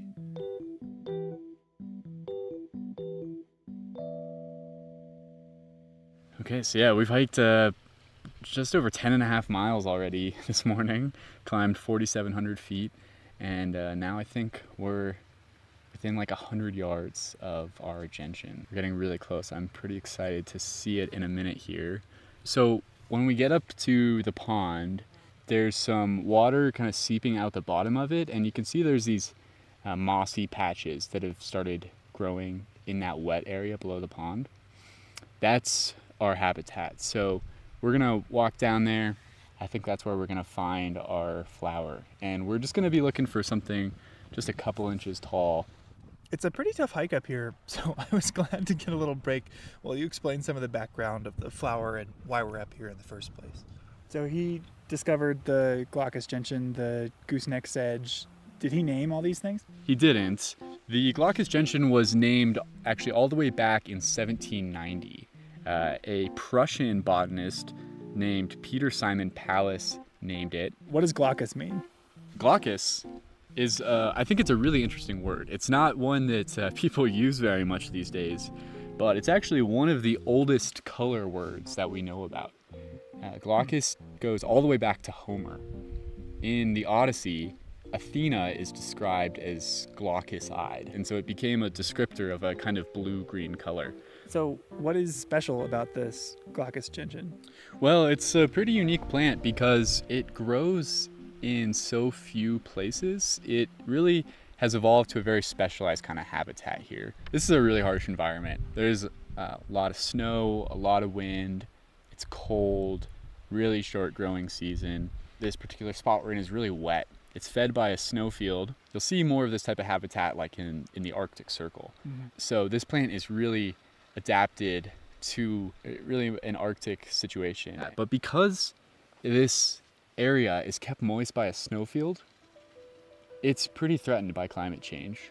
If that snowfield were to disappear, this area is going to dry out. So scientists have been monitoring this site for 40 years, trying to track how the hydrology affects the plants. And they've noticed a statistically significant decline in the number of gentians that grow here. It really seems like it's attributable to that shrinking snowfield. It's not keeping things as moist as it used to be. Oh, wow. So it sounds like climate change is making this plant even rarer. I talked to one scientist who's been coming up here for years, and he said when he first started, he would kneel down to look at the flowers, and when he'd stand up, his pants were soaking wet. And in recent years, he stands up and his pants are still dry. It's just not as moist here anymore. It's interesting because, we've seen the climate trends in this area. We've seen increased temperatures, obviously, but we've also seen somewhat increased precipitation. So you'd think maybe a wet plant would benefit from that and it would be fine. But because that summer heat is so intense, it starts so early. It's warmer in March, April, and May. Often it stays about freezing at night in May. Things are just melting out faster, and it doesn't stay wet late enough into the season. So it's less about the amount of moisture, but about the consistency. The timing, yeah. It doesn't stay all summer anymore. So we're gonna keep monitoring this site and see what happens to the gentians, but they're really a signal for us to the health of our snowfields and the changing climate up here. Oh, and there's a mountain goat. Well, I'm excited to try to find it. Should we go ahead down there? Sure. Okay, it's been about 30 minutes now. I really actually thought we would have found it by now, but no sign of it so far. The search continues. It's Spotted saxifrage, buttercups, and lots of moss. But no gentian yet. All right, we're hitting the 1 hour mark. Still no sign of the flower. Bit puzzled. Thought we definitely would have found it by now. Oh, big pile of bear poop. Okay, we're approaching 2 hours. I'm starting to wonder if this thing is even here anymore. I really don't know where else to look, but I think we're gonna give it just a little longer, maybe another half hour. I think Andrew just found it. I heard him shout. I have like the biggest smile on my face right now. It's so nice to find it. That feels so good. We've been looking for a couple hours at this point. Yeah, 2.5 hours of just combing every square inch of this area.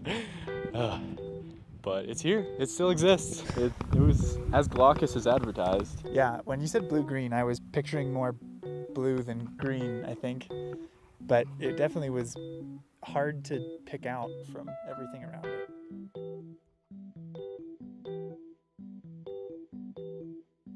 I can only imagine the insults Marcus Jones would have hurled at us after that performance. Hey, all's well that ends well, and it was pretty exciting when we finally found it. One of the coolest and most special things about Glacier National Park is the easy access to these wild alpine habitats. I mean, you could just drive right up to what is basically an Arctic habitat zone at Logan Pass. That's pretty incredible. Yeah, it's really great, but it comes with some responsibility as well. These alpine environments are really sensitive to disturbance, like from climate change, as we discussed, but also our small individual actions, like walking on or picking the flowers. It's never worth stepping on one flower to get a better picture or view of another one. But despite the toilets and the cars and all of the people up there, Logan Pass is still one of the best places in the world to get close to nature. And together, if we leave no trace, we can be sure to keep it that way for a long, long time to come. That's our show for today. If you're interested in learning more about visiting Logan Pass or how to leave no trace when visiting any natural area, you can find links in the show notes for more info. Thanks for listening. Headwaters is a production of Glacier National Park with support from the Glacier National Park Conservancy. The show was written and recorded on traditional native lands. Andrew Smith and Michael Feist produced, edited, and hosted the show. Ben Cosgrove wrote and performed our music. Alex Stilson provided tech support. Quinn Feller designed our art. Renata Harrison researched the show. And narrated the credits. Lacey Kowalski was always there for us. And Daniel Lombardi and Bill Hayden were the executive directors.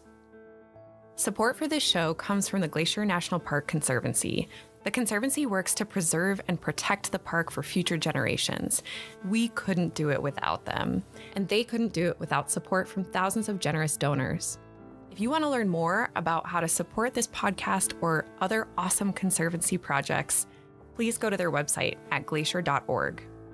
Of course, you can always help support the show by sharing it with everyone you know, your friends, your family, your dog, and also leave us a review online. Special thanks this episode to Bill Schustrom, Emlyn Stanton, Will Rice, Darren Lewis, and Jeff Hoyt, along with the entire facilities crew here at Glacier.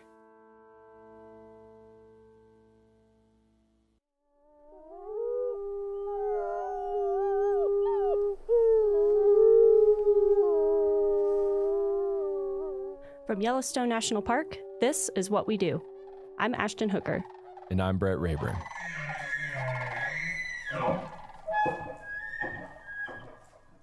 Hey, Brett. Hey, Ashton. How's it going? I'm good. How are you doing today? I'm doing awesome. Good. It's getting close to lunch, so my stomach might rumble a little bit here. But mine is seriously rumbling as well. I hope I can't hear it. Yeah, I have this big lunchbox behind me. I'll try not to rummage in it too much. So we'll see. Well, today we have Addie Falgu, who is a park guide here in Yellowstone. And we're going to talk to her a little bit more about her job and what it's like. And so as a park guide, you know, if you're a visitor to Yellowstone, you might see them out and about either in the visitor center, roaming park trails, park guided walks and talks, things like that. And so along those same lines, we have the Junior Ranger program. and it's pretty popular. Yes, you I've can get heard it of in it. a bunch of different parks, Yellowstone as well. So my question for you, do you happen to know how many junior ranger badges are awarded here in Yellowstone every year? Every year? Every year. Number of junior ranger badges. So not just people who like get the books and don't Correct. go through to graduate. I'm going to say, I'm trying to see if Miles will give me any hints here because he orders the badges. I think it's like, I'm going to say 160,000. Ooh, wow, that's more than I thought you were going to guess. Yeah, but am I, really, like, way you're off? not too far off. So in the past couple years, we've had a few weird years with COVID and the flood and stuff. So it's been a little lower the past few years, but it's been about 50,000. Okay. I'm like, so come on, junior rangers, step up. Yeah. But on this year is going to be the year where we give out 160,000. Like 50 to 100,000. So you're not too far off. That is a lot of junior rangers being sworn in. It's a lot more than I thought. That's a lot of oath takers. Yeah. We're in good hands. Yes, we are. All the junior rangers out there. So anyway, we're going to talk with Addie more about what she does in the park. So Addie, thanks for joining us. Yeah, thanks for having me. Yeah, how are you doing? I'm doing well. Good. So ready to dive in? Absolutely. Okay. So how did you get your start with the National Park Service? So I got my start in 2017 as an intern in Glacier Bay National Park.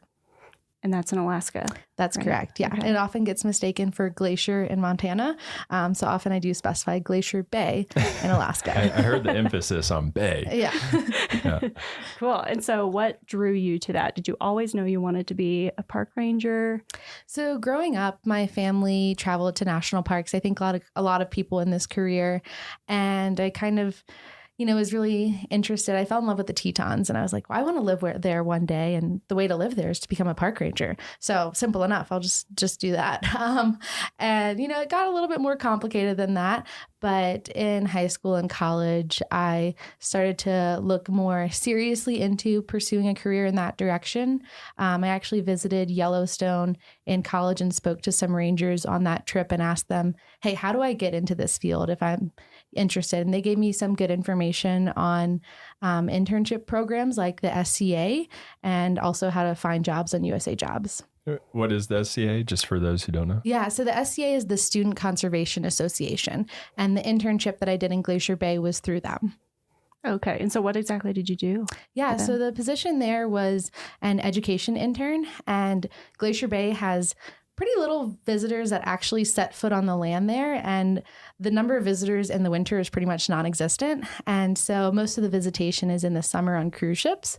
So in the winter, they have a pretty robust distance learning program. So we were actually using Zoom before COVID and before Zoom really became a thing, and essentially taking students on virtual whale watching tours and field trips to the park.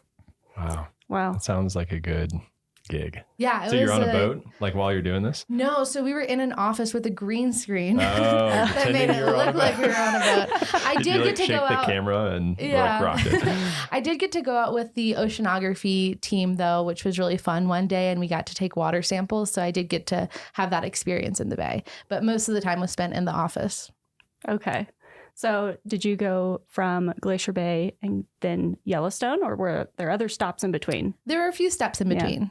Yeah, so after Glacier Bay, I did a couple of seasonal positions as an interpretive park ranger and also an education position in Grand Teton National Park. And then I was pretty fortunate to get offered a permanent job pretty early on in my career. And I was there for a few months and then took a lateral reassignment to a park guide position here. And I've been here since. It's been about 4.5 years, I think. Okay, wow. And so tell us a little bit about being in Yellowstone. A lot of people don't know that there are actually park rangers that live on the interior of the park. So what that means is not at any of the park entrances. And so Yellowstone closes down in the winter. So you're at Lake Village, down by Yellowstone Lake. So tell us what that is like. Like, how did you even get here this morning? Talk us through what that is like. Yeah, so essentially we kind of get snowed in the winter, and often things are complicated, but there's a lot of snowmobiling to your car and then transitioning to take your car to a location. Currently, we have less snow this year, which you think would make traveling easier, but it's actually made things more complicated because my car is at one location, but there's not enough snow for me to snowmobile from the roads that have enough snow on them to my car. So I have to take like an in-between car to get to my car. So to get to this studio this morning, I took a snowmobile and a couple of vehicles. Wow. So, and it took about 2 hours, whereas normally if I could just snowmobile straight here, it would have been probably 30 minutes faster than that. So wow, that is dedication to complicated the show. steps. We appreciate you. Yeah, but those of us in the interior look for excuses to get out. So I was very happy to be out here today. Wow. Well, we're glad you're joining us and you took the long trek to come all the way up here. What's your typical, like how often do you get out to get groceries and things like that? So it really varies depending on the year. Typically, I try to stockpile groceries in the fall so that I never need to go out specifically for a grocery trip. But if I happen to be out for another reason, then I always get groceries. But I'd say usually in a normal year, I'd probably leave twice a month each winter. So every 2 weeks. Mm-hmm. Okay. So I've seen some park rangers who live in the interior in winter. They do a lot of canning. Mm-hmm. Are you into that? No, I am the unhealthy ranger that lives off of pasta Ramen. and frozen pizza. Yeah. So, Yes. Hey, yeah, it's delicious. I don't do any canning, but if you just eat a lot of pasta, dried goods, that stays really well. So I can really stock up in the fall. Wow. And so in a typical winter, so one that we're not having now with not as much snow, you would normally just snowmobile everywhere, Yes. correct? Yeah, I Okay. would just snowmobile to my vehicle at whatever entrance it's located at. And typically it's not a big deal. I actually really enjoy snowmobiling most of the time. And there's incredible opportunities to see wildlife along the way. Amazing scenery. The sunrises and sunsets in the winter are always really special. So although it has its challenges, overall, I really like living at Lake. There's incredible opportunities for skiing around the neighborhood. But it's not to say it doesn't come without its challenges. For sure. So in your current position as park guide, do you have a typical day? Can you tell us a little bit what that's like? I know it probably varies from day to day, but yeah, I'd say I have a typical summer day and a typical winter day. Okay. Would you like to know about both of those or just one of the seasons? Okay. So in the summer, a typical day, a third of it is usually spent working the visitor center front desk, answering questions, helping people plan their trips, answering questions about what birds they're seeing, animals they're seeing. Like the number of questions we get, you never know what's going to come out of someone's mouth. So it can be all over the place. Another third of the day is typically spent leading a ranger guided program. So that can be a talk, a campfire program, a walk. And the remaining third of the day is typically spent out in the field roving. And so talking to visitors on boardwalks in some of the thermal areas, interacting with people at wildlife jams, making sure no one's petting bison at wildlife jams. Very important. Yeah. So that's kind of a typical summer day. In the winter, my job is kind of unique in that I staff a building called a warming hut. And so, most people are kind of putting out figurative fires in their day-to-day work, and my job is literally to go and start a fire. So I go to the warming hut, start a fire, and the purpose of that is to serve as a place for snowmobile groups to stop in and warm up. That's the sole source of heat for the building. So depending on the day, if it's really cold out, it could be 10 degrees inside when I get there. It could take a few hours to get up to temperature, but we try to get it about 60 degrees in the building and interact with groups as they stop by throughout the day. The Fishing Bridge Warming Hut is a quieter location. So on average, we've got about 20 to 40 people that stop per day. And in between groups, surprisingly, cell service is actually really good at that location. So I'm able to plug into a mobile hotspot and respond to visitor trip planning emails. I've helped with social media at times as well. And so I can stay connected and do other work in between groups. So it's more kind of office and admin work mixed in with splitting firewood. Wow. That's a good combination. Quite a variety of skills required. And so where do you live? Like, what are your living accommodations like? I'm sure a lot of people are wondering. That's the number one question I get asked at the warming hut. And what I usually tell those visitors that are asking is that we have housing at each of the developed locations in the park. So my housing area is only a couple miles away. So it's just a couple miles snowmobile ride to the warming hut. Often groups get there and they're like, how did you get here? And I'm like, well, I snowmobiled here just like you. But like, I had the easy commute. Like they're snowmobiling 26 miles to get to me. I only did 2. So You're like, I just crawled out of the lake. Out of the lake. Which you probably could because it's not frozen. Yeah, I did a training once in the park where I spent the night in a snow trench. And sometimes I do consider telling people that. I'm like, where do you live? Where do you sleep at night? I'm like, just in a trench in the snow over there. I've been here a few years, so they moved me to the 3-bedroom snow trench. Yeah. They take care of us here. So what's the most important skill you'd say for your job? The most important skill in my position is probably communication. So as an interpretive position, it's really important to communicate these messages and try to foster a connection between the people that are visiting Yellowstone and the resources that we have here in the park. And so being able to tailor messages for specific audiences is really important in order to communicate that effectively and try to hopefully inspire the next generation of stewards for these lands. Yeah. What's one of the hardest or most memorable questions that you've had asked? Ooh, that's a good one. So this is a funny one, but the most memorable question, there was a girl, she was probably about 12 years old and she was really shy. I was at Mud Volcano and I could tell she was kind of embarrassed to ask this question. Her mom's like, she has a question. And I was like, sure. And she's like, I don't know if I want to ask. And I was like, no, go for it. No judgment.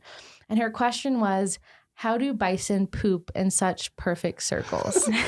And I loved it because so often we get the same questions. That's a scientist question over right and there. over again. And so that I'd never gotten that one before and I've never gotten that one since. And so, I took a moment and I was like, well, it has to do with the consistency in which the poop comes out. So it's kind of like pancake batter. Like if you put pancake batter in a frying pan, it spreads out into a circle. I'm like, it doesn't come out that shape. And I think that helped her out. So I wonder if she thinks about that. I'm not eating any pancakes that you bring to the office, but that's a great way of explaining it. Yeah, I'm going to think about that every time I see some bison poop out there. Yeah. So what is your favorite part of the job? My favorite part of the job is probably getting to re-experience the magic of Yellowstone through the eyes of first-time visitors. I've literally had kids jumping up and down for joy when they saw a grizzly bear for the first time. Oh. And I've seen adults cower when they hear a bison grunt during the rut. And those moments just remind me of how special this place is. They allow me to remember why I fell in love with this place and why it's worth protecting. That's great. Yeah. And so on the other side of the coin of that, there's great parts of the job, maybe some that are not so great or just a little tough. What's the toughest part of your job, you'd say? I think the toughest part of my job is probably dealing with angry and frustrated visitors. People are coming here on vacation and everything's supposed to go right for them. And when it doesn't go right and they're on vacation, they really want someone to blame and someone to give them answers for that. And being a frontline staff member, we're kind of the face for the park. So we're often the person that receives the brunt of that anger and aggression. And especially in the middle of the summer, if you're receiving that day after day, multiple times a day, and often these complaints are about things that we have little to no control over. Sometimes they're because of natural disasters like floods. It can be really hard to deal with that. Yeah. It takes lots of patience. Yes, lots of patience. So even with those kind of tougher parts of the job, why do you still want to, work as a park guide or work for the Park Service? What is it that keeps bringing you back? Yeah, although there can be tough days and those negative people, I think the good days and the good people really outweigh it.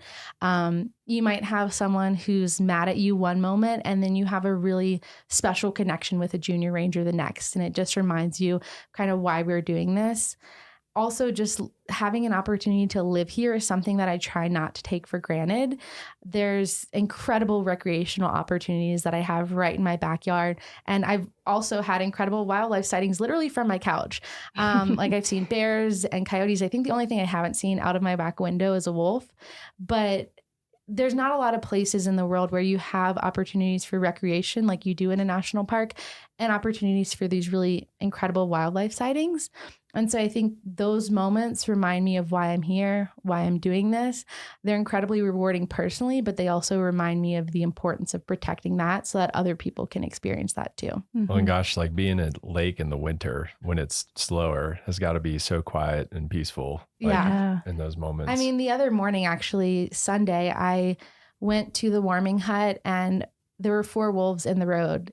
And that was I did my 2-mile snowmobile commute to work, got to my office, and I saw 4 wolves at my office. And I've seen foxes and coyotes passing in front of that building as well. And I was all alone. No one else was there. And so it's a really special moment when you have moments like that. And those moments always kind of take me back to why I'm here. And I find that some of my best moments in the park, best sunrises, sunsets, rainbows, wildlife sightings, have occurred on some of my most difficult days. And so it's like, even though there are those tough days, the park always finds a way to remind me of why I'm here. Mm-hmm. Yeah, I think that reminds me of a time a few years ago. I was driving home. It was a Friday. It was the end of the workday. I was trying to get back to the office, and I got stuck in this bison jam for 2 hours. So I didn't get home till like 8 p.m. Yeah. But it's moments like that, like a lot of those people are experiencing that for the first time, and it's super cool. They get to be in a place like that where you get to have those types of experiences and sightings. So, and when you're frustrated in that bison jam, but you look over at like a little kid who's just glued to the window, can't believe what's happening, kind of makes it a little easier. Yeah, at least you're not stuck on an interstate somewhere. Yeah, for sure. So do you have a defining moment? You've talked about some cool sightings and things that you get to experience living in the interior in winter. Is there like one moment that really stands out to you as like a career defining moment? Yeah. I don't know if this is a defining moment, but when I thought about this, a moment that made me feel like I was really in the right place and doing a good job and something that I was really proud of happened a couple of summers ago. I had a father and daughter asking questions, and the father was the main one asking the questions, and the daughter was really curious and she started chiming in. And so she'd ask a question, I'd give her an answer. She'd ask another question. And so this really natural flow of conversation began. I even went and got a bear skull and brought it out to show her. And so I was sitting on the porch with this bear skull talking to her about it. And I remember she looked up at me and said, "Ranger Addie, I love learning with you." And it really just melted my heart because it felt like all of this was worth it. And I really was having an impact and inspiring the next generation of stewards for these lands. And after that, her father pulled me aside and was like, "I just want to tell you, like, I really appreciate that you took the time to speak with her and answer all her questions." He was like, "I know she had a lot of questions." And he's like, "I don't know if you know that the impact that had on her."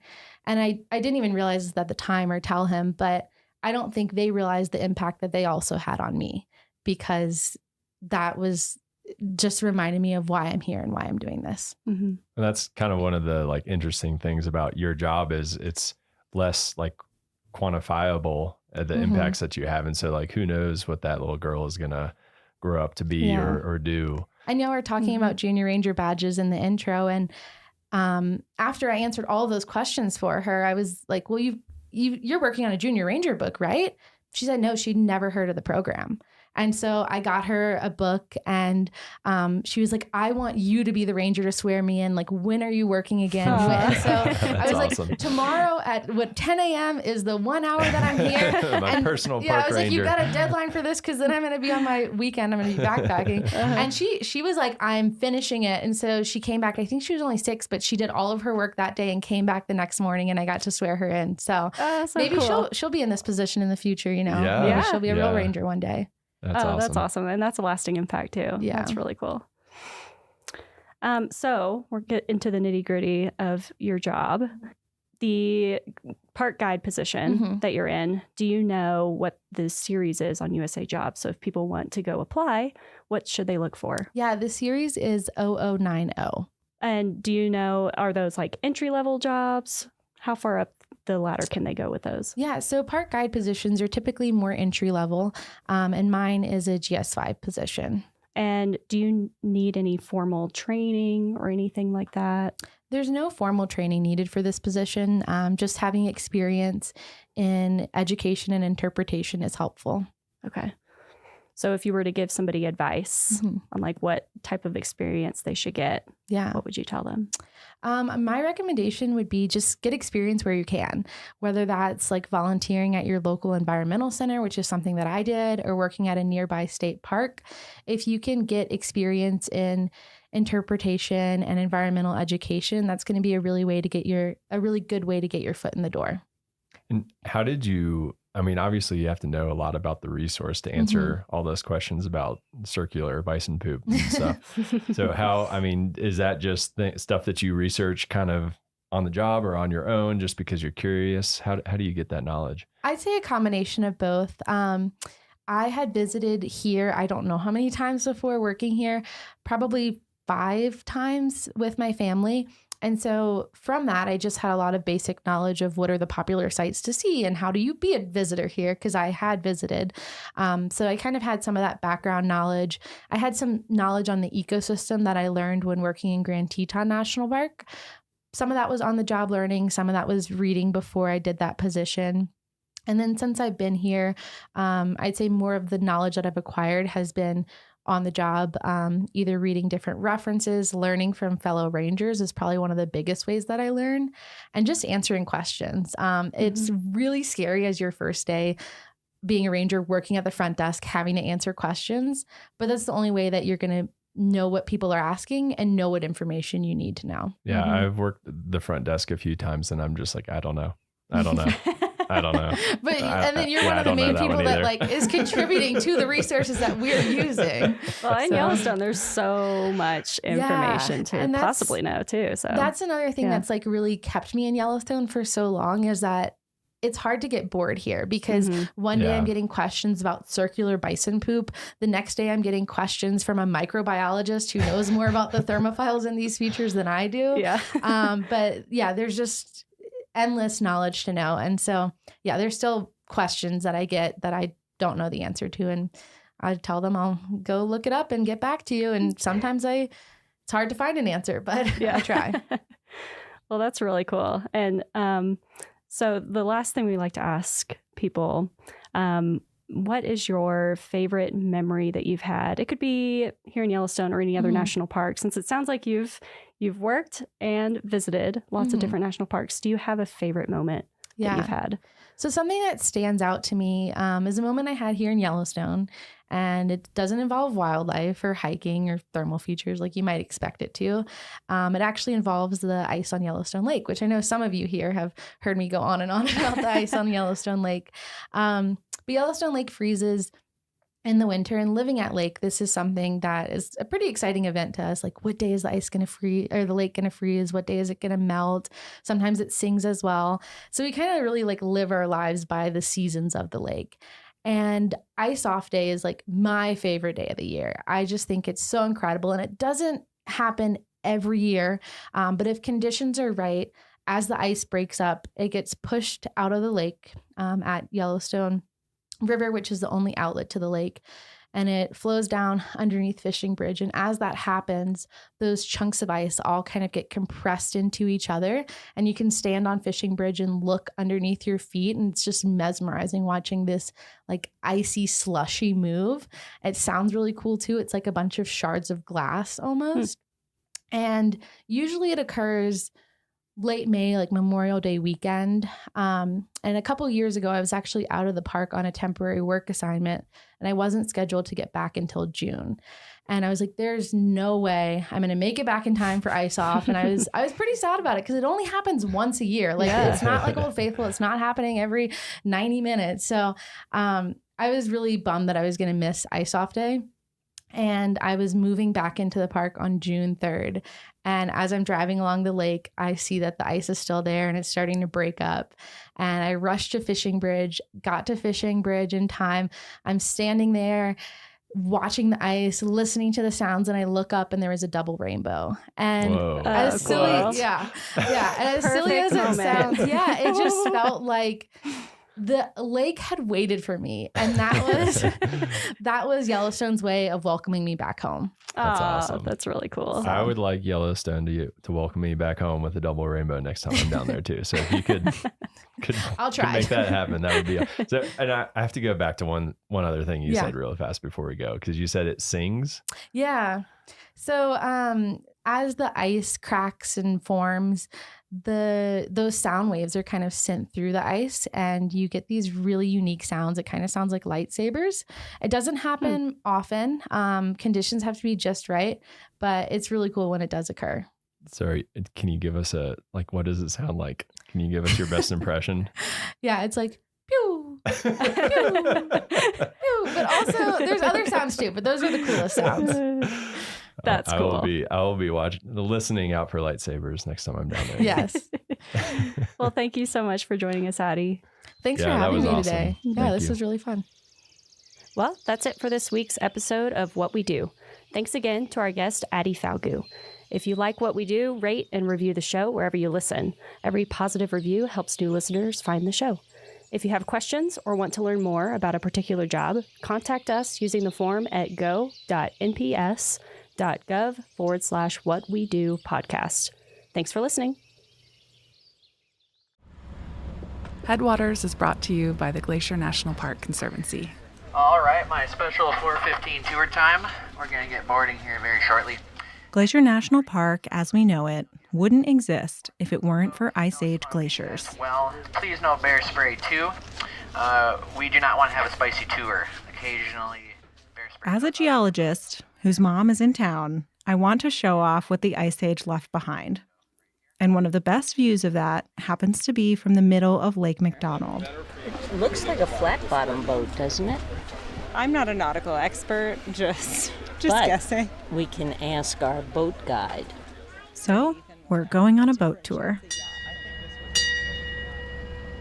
I was excited to tell my mom all about the geology. This valley is carved out by glaciers. You'll see from the middle of the lake, there's a big U shape, which is how you know it was carved by a glacier. But as an artist, she was a bit more focused on the scenic qualities. Very sensual. Sure, that's how the artist sees it. The boat we're on is called the De Smet, and it's one of 6 historic boats that offer tours throughout the park. This boat was built in the year 1930, and it was built specifically for boat tours on Lake McDonald. It may be an old boat, but it moves pretty quick. Do you get seasick? I'm surprised, actually, that I'm not seasick. I was going to say, I remember one incident where you took me whale watching as a child. Yeah, I didn't enjoy that ride too much. Within about 30 minutes, we reached the middle of the lake, and the captain slowly turned the boat around to face mountains I've seen a lot, but never from this perspective. Okay. So if you look behind you, what can you see? That is spectacular. The change of the colors as it goes back from gray to deep blue to light blue to green. It's just wonderful. Over 1,000 feet of ice once filled this valley. And while that ice is long gone, we have it to thank for this landscape that we all know and love.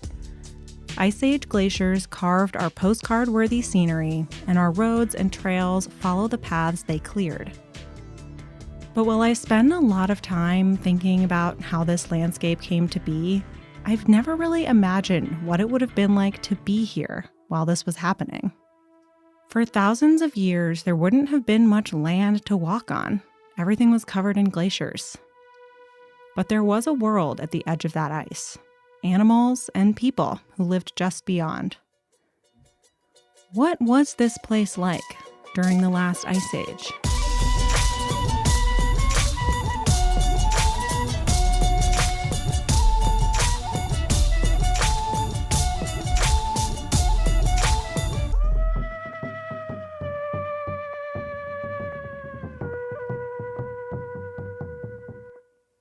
There are no photographs of most people who have ever lived. So many people from history are invisible today. Like a melted glacier or a footprint in the mud, some stories can only be inferred from the impressions they leave behind. Welcome to Headwaters, a show about how Glacier National Park is connected to everything else. I'm Daniel, and this is Season 3. It's about how this place became what it is today. Not a comprehensive history, but a collection of stories from the park's past. This episode is about the Ice Age, a time when this place was filled with thousands of feet of ice. It was a consequential time in the park's geologic history. But this episode is also about the search for life and understanding in a world we'll never see. And because the park was so covered in glaciers, we walked this story out to the edge of the ice and tracked down the history beyond the borders of the park.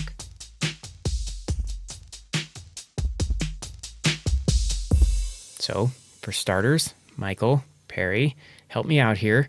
Can you describe what an ice age actually is? That is a great question. Yeah, so an ice age is just a particularly cold period in Earth history. The most recent one was basically caused by wobbles in the Earth's orbit and in the Earth's axis that change the angle of how the sun is hitting the planet. So basically, we get less solar radiation. The result is that global average temperatures during the last ice age were around 10 degrees Fahrenheit colder than they are today, which doesn't sound like a ton, but this allowed glaciers and ice sheets to cover nearly all of Canada and a third of Montana, including the park. Okay, so when was this? How long ago did this happen? So there have been several ice ages, but the Pleistocene, which is the most recent, goes from about 2.5 million years ago to about 12,000 years ago. Okay, so the Earth wasn't just a solid ball of ice for 2 million years. The ice is advancing and retreating. Right. There's these glacial periods and then these warmer interglacial periods. Yeah, so as we set out to try to understand what this place might have looked like during the Ice Age, we had to pick a specific point in time. So we zoomed in on one that Perry suggested, called the last glacial maximum. Yeah, so that's basically the most recent point in time where those big ice sheets stopped growing and started shrinking. It's about 20,000 years ago, at least in this location. And at that point, there was so much water frozen on land that sea level was about 400 feet lower than it is today. But to understand what happened next, let's zip on over to a tiny state park in Oregon. Oregon? Really? Perry, if I had to ask you what the most abundant type of rock found in glacier is, what would you say? Argillite, I think. Yes. Yeah, it's found throughout the park. There are bright red and green colors that are pretty distinctive. And around here, it's in a rock formation called the Belt Supergroup. Yeah, the Belt Supergroup is found all over the Northern Rockies, but it's not found in Oregon. And yet, perched on a hill above the Willamette Valley of Northwest Oregon is a boulder made of Belt Supergroup argillite. So how did it get there?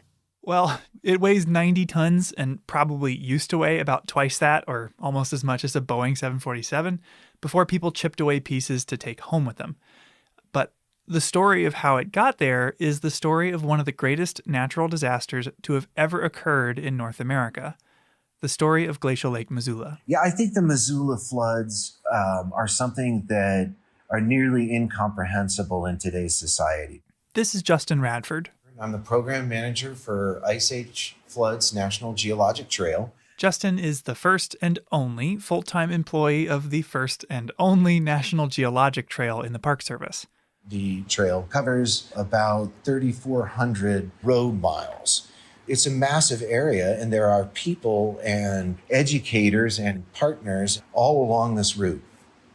So those massive sheets of ice that Perry mentioned, which covered most of Canada and the northern part of the U.S., well, the Ice Age is ending.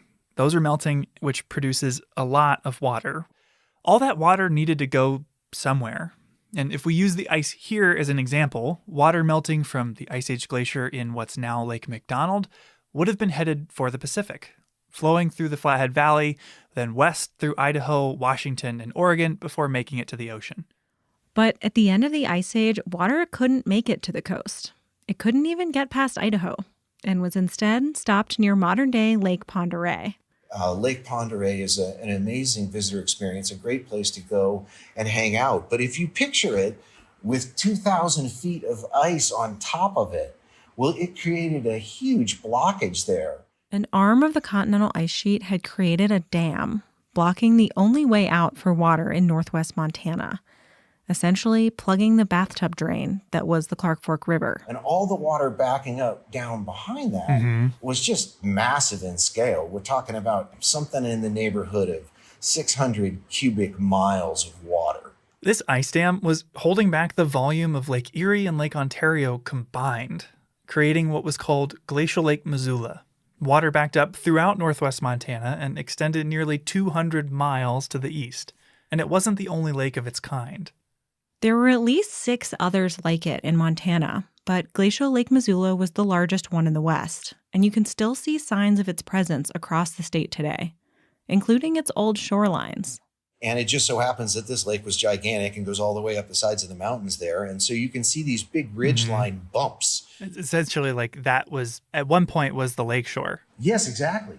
You can drive to these old lake shores called strand lines at the Bison Range on the Flathead Reservation and see them like bathtub rings on mountains around the city of Missoula. These clues help us measure the depth of the lake.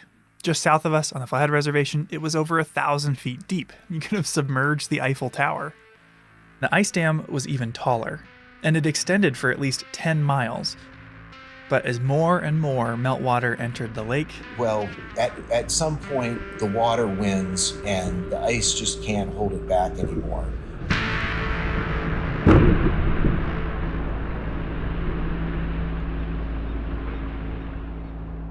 We're not totally sure how it happened. It might have been like trying to hold your hand over a fire hose, but the dam failed.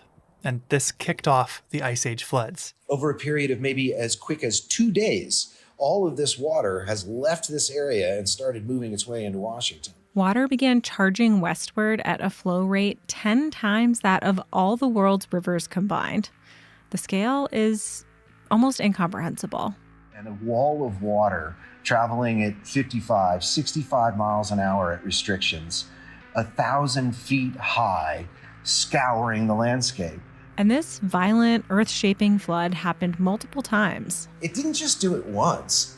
It formed this lake maybe as many as 100 times, geologists think, over a period of about 2,500 years, maybe 3,000 years. After one flood forced its way through, the ice that formed the dam would reform, repeatedly plugging that drain, essentially, and starting the process all over again.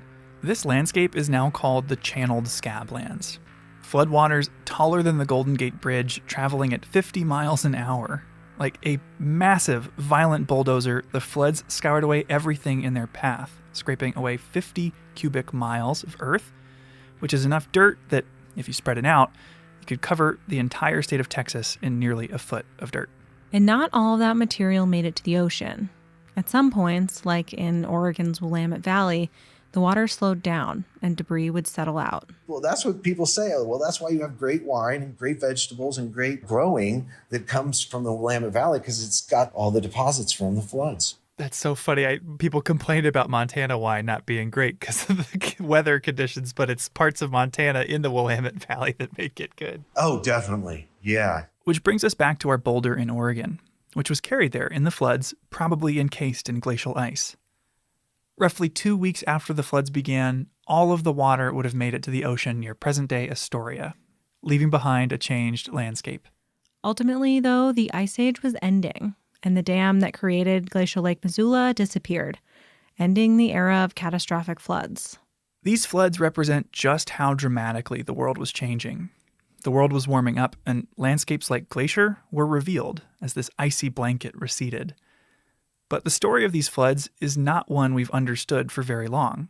Fast forward to just 100 years ago, and these same floods would become the subject of one of the greatest geologic controversies of its day, in part because the dominant theory of geology at the time was gradualism, that landscapes formed incredibly slowly over millions of years. So many geologists believe that things happen gradual over time. There are some national parks out there that are great examples of this. And, like at the Grand Canyon, and that over millions of years story about it carving its way down. And you have this sort of gradual recession through the layers.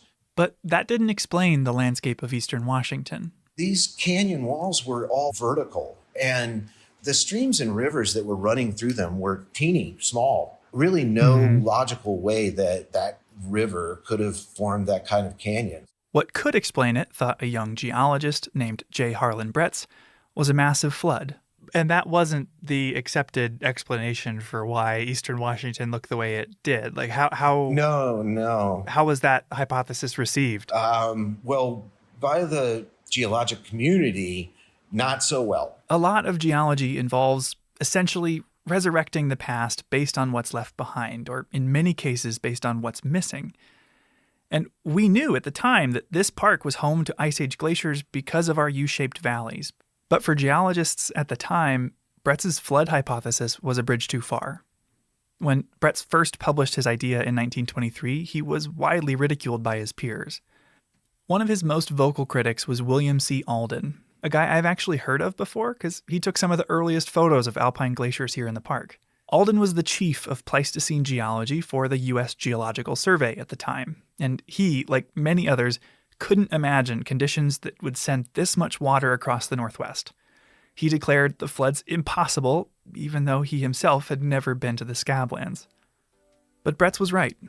In time and with more evidence, the scientific community accepted the theory. It only took several decades. Yeah, this wasn't until, the 70s that we'd worked out that Glacial Lake Missoula was the source of more than one flood, and Bretz was awarded the Penrose Medal, kind of geology's highest honor. But they never convinced everyone. Alden, Bretz's vocal opponent, denied the floods until his dying day.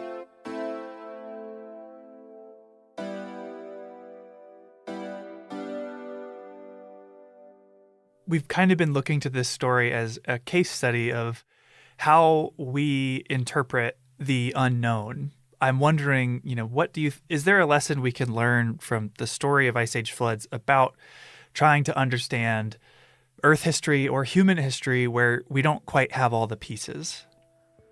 Well, I think that, when we bump into these kinds of moments where we're trying to understand the world and we don't have good answers, we tend to fall back on what we know, and we're hesitant to be willing to hear from others about what they might see out there. To me, Justin is describing a failure of imagination and of creativity. A struggle to picture a world that looks different than our own. We can see the empty space left behind. We know something was there, but it's hard to imagine what filled it.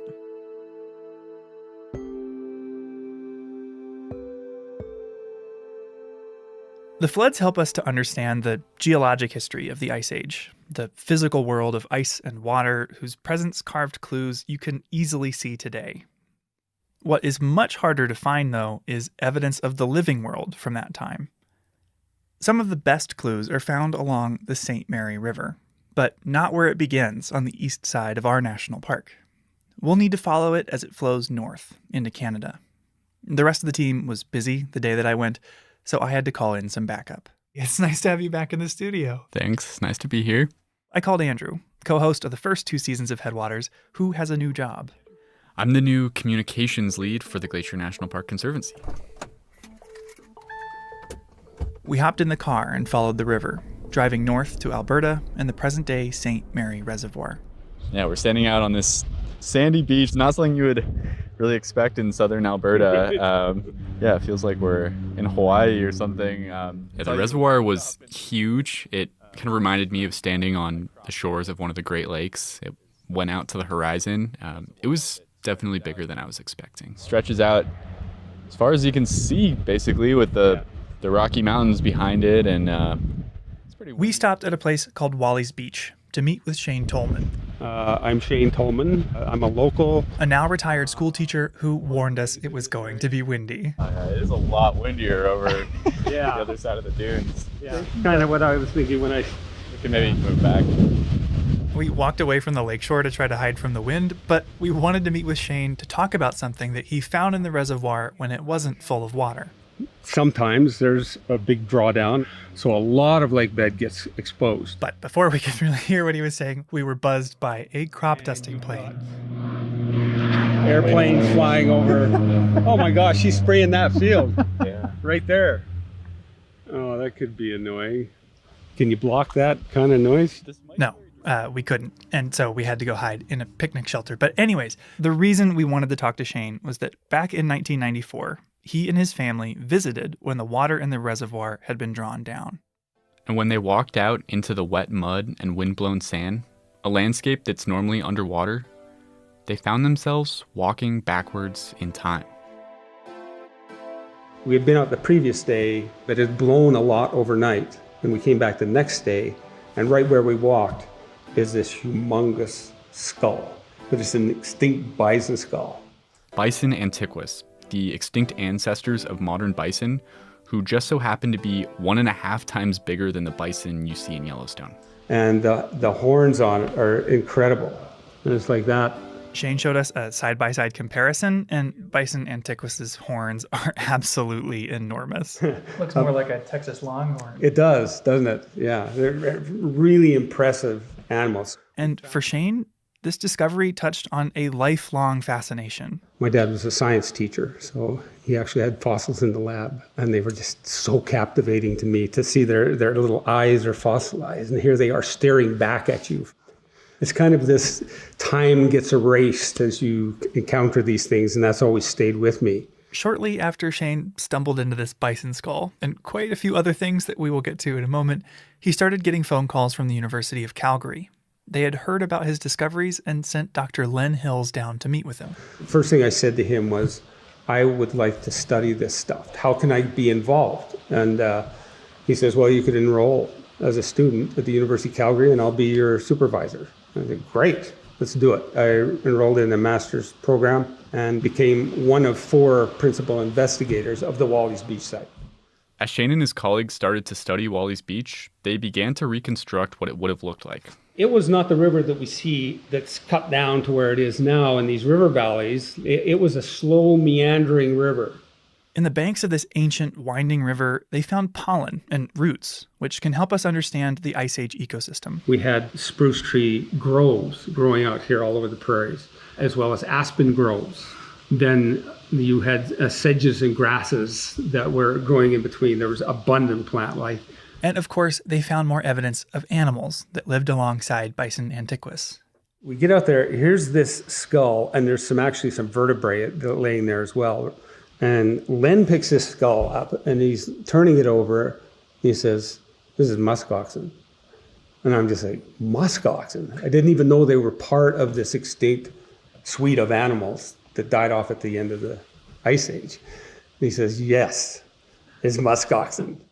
They found a ton of extinct species, an ancestor of modern caribou, North American horses, even camels. The camel discovery in particular blew my mind. We think of camels as being these desert-loving animals today, but the family of camelids and the family of horses both evolved in the Americas around 50 million years ago before migrating to Eurasia. The camels that lived here were called camelops.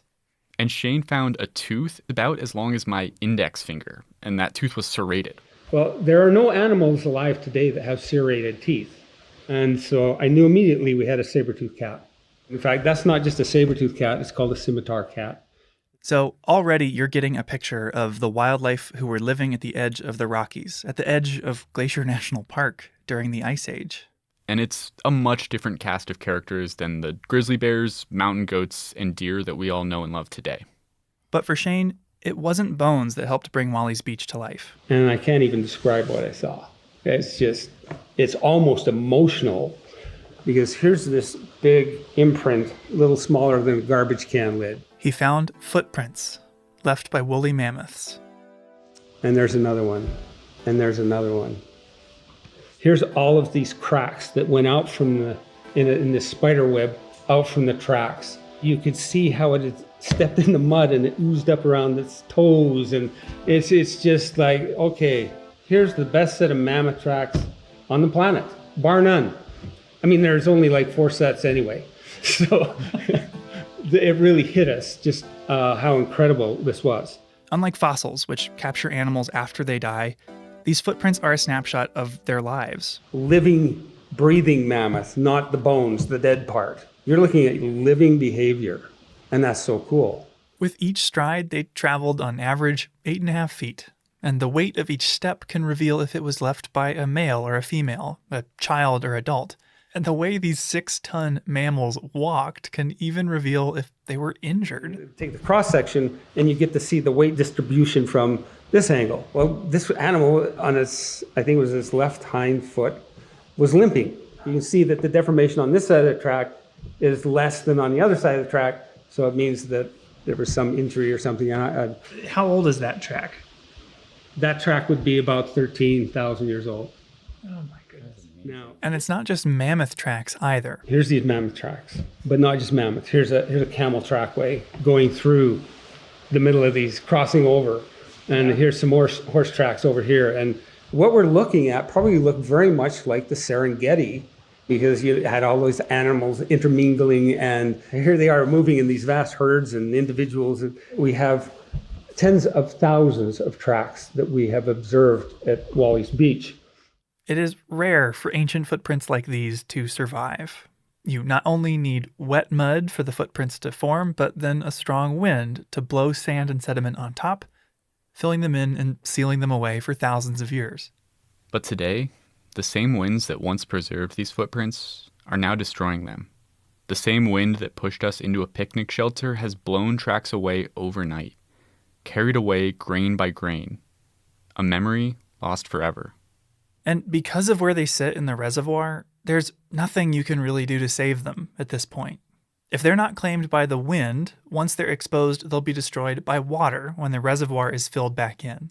All that's left is to try to document them, and efforts have ranged from photographs and measurements to teams of local students and 1,000 pounds of plaster casts.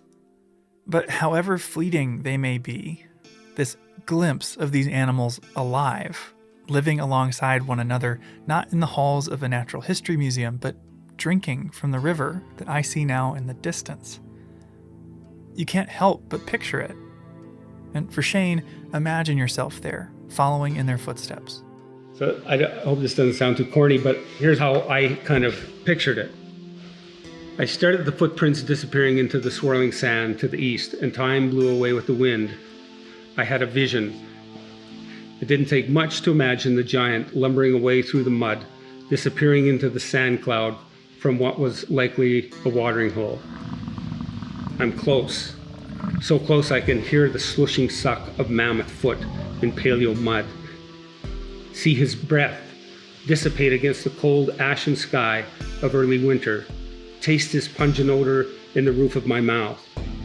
Rising above the din of the crushing palms of his feet is the sound of chokecherry stained tusks, battered and broken, tonking against the low-growth brush as it swings its massive woolly head side to side, its tangled auburn fur blowing eastward. The trudging mountain knows I'm there, but what am I to he? Nothing.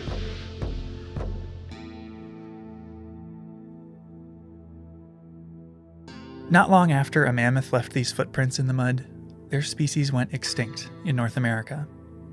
So did camelops, the North American horse, and helmeted muskoxen. And while these footprints paint a vivid portrait of these animals in life, they also reveal a species in decline. Very clearly, something's missing, and it's infants, the newborn, the young. Why aren't we seeing their tracks? Well, maybe they're light, but we're seeing lighter animals also. We're seeing their tracks, the horses and stuff like that. The St. Mary's mammoth herd had far fewer juveniles than you'd expect in a healthy population, and one possible explanation was the warming climate. The Missoula floods were only one symptom of the dramatic changes occurring at the end of the Pleistocene. As temperatures warmed, ice sheets shifted north, and the environment shifted too. New plants moved into the grasslands that these grazing animals had relied upon. But the last discovery we'll share from Wally's Beach hints at another factor.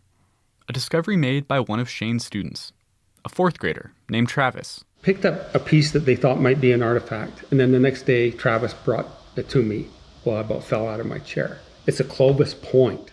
Clovis points are sharp stones used for hunting by ancient human cultures. And these Clovis points held a clue, which revealed exactly what they were used for. Horse protein residue. Those horses had been butchered, and that was a North American first. Wally's preserves a record of Ice Age animals and humans, and produced the first archaeological evidence of these humans hunting horses. Later finds revealed they also hunted camels. When I first started working as a ranger at Glacier, the story of Wally's Beach grabbed me. I put Ice Age horses and mammoths in a campground talk that I've given for the last 6 years, and in my program, this has always been where the story ends. Camels were here, people were too. But actually visiting Wally's Beach, hearing from Shane about the work he and his colleagues and his students have put into understanding and preserving this history, it made me wonder, what was life like for the people that once stood here? What was it like to be human 13,000 years ago?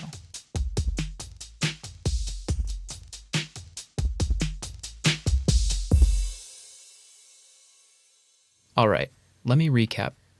Right in our backyard, well, Glacier's backyard, Wally's Beach has a record of Ice Age wildlife. Yeah, a pretty extensive one at that. These are animals that they're really different than what we have here today. Mm-hmm.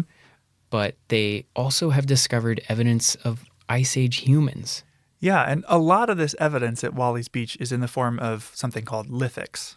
Lithics. You've probably heard of that before. Yeah, lithics are stone tools that are made by people. Exactly. That includes the projectile points that were used to hunt horses at Wally's Beach, but they've also found thousands of different points and other tools. Shane used the term Clovis point, which, if I remember right, that's one of the very oldest kinds of lithics in North America. Yeah, so the term Clovis comes from projectile points found outside of Clovis, New Mexico. They're a distinct type of lithic that have been identified all over North America and date back well beyond 10,000 years ago. So they are artifacts from one of the oldest and most widespread cultures that we know about in North America. So beyond their tools, beyond these lithics, do we know much about Clovis people? Like what their lives were like? I mean, the short answer is no, we don't know much. The topic of Pleistocene era people is always going to be a mystery for the foreseeable future. We have to assume that life was pretty challenging because of the geographic, ecological aspects of that era. This is Shane Doyle. Yes, my name is Dr. Shane Doyle. I'm a member of the Upsalaga Nation. I'm an educational and cultural consultant. I live in Bozeman, Montana. And, I hail from Crow Agency. Another Shane. 2 Shanes in one episode. Yes, but I called Shane Doyle because he has studied and worked to understand these Ice Age cultures.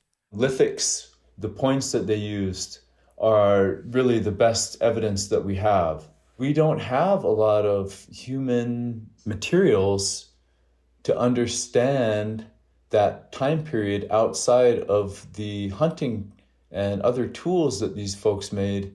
Some of the only materials durable enough to survive these last 10,000 years or more are stones and bones.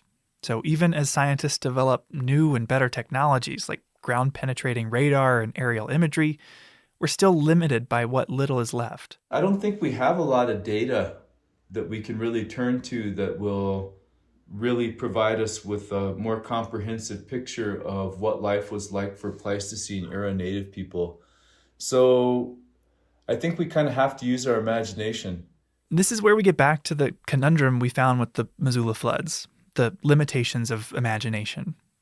I talked with retired Forest Service archaeologist Carl Davis, and he pointed out that the presence of stone tools and absence of anything else has affected our understanding of these cultures by focusing on the masculine aspects of ancient life. And archaeologists, who were primarily male for many, many years, that's what they really got into. And women and children kind of got left in the dust because the evidence of women's activities, this wonderful perishable industry of all kinds of things, there's no evidence. We certainly can assume they're wearing, carefully crafted, tightly sewn clothes and stuff, but we don't have any evidence whatsoever. So we don't really know what they look like, what they ate, what language they spoke. And our understanding of these communities has been shaped by more than just projectile points.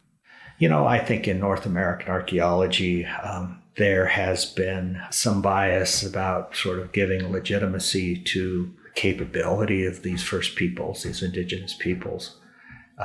It may be colonialism, it may be imperialism, it might be a little bit of racism, but I think we have a hard time maybe giving credit where credit is due.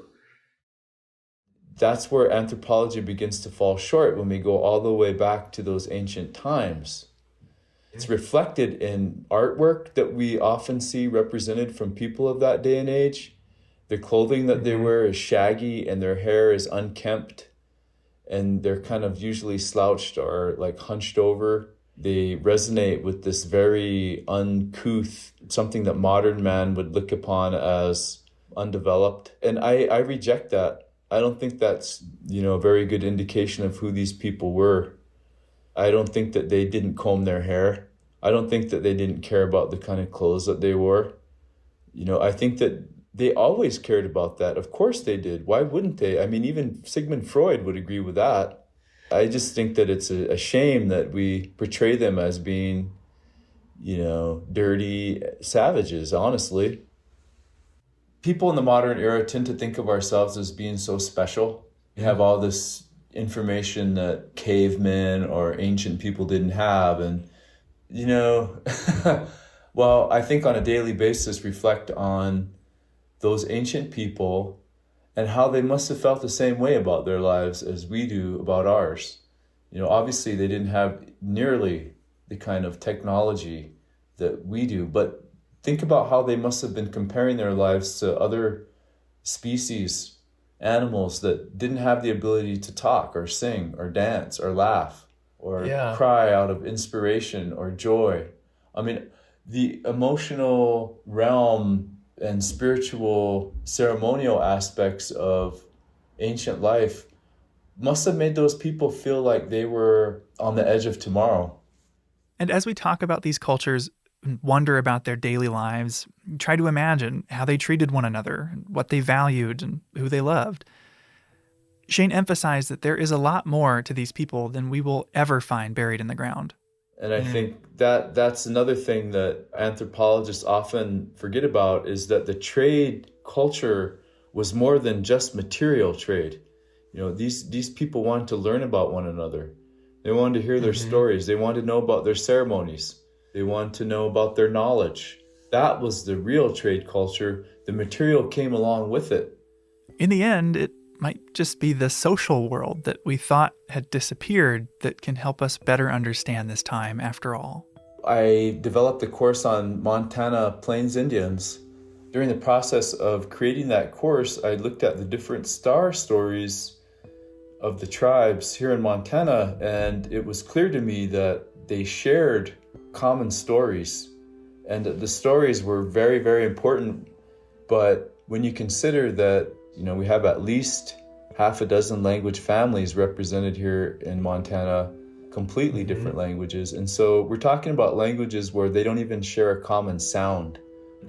So how could it be then that these different speaking people would have the exact same star stories down to the minutiae, just the smallest details of people's names and the things that they did and how those things are reflected in the sky and on the ground, and the same stars and the same geographic features?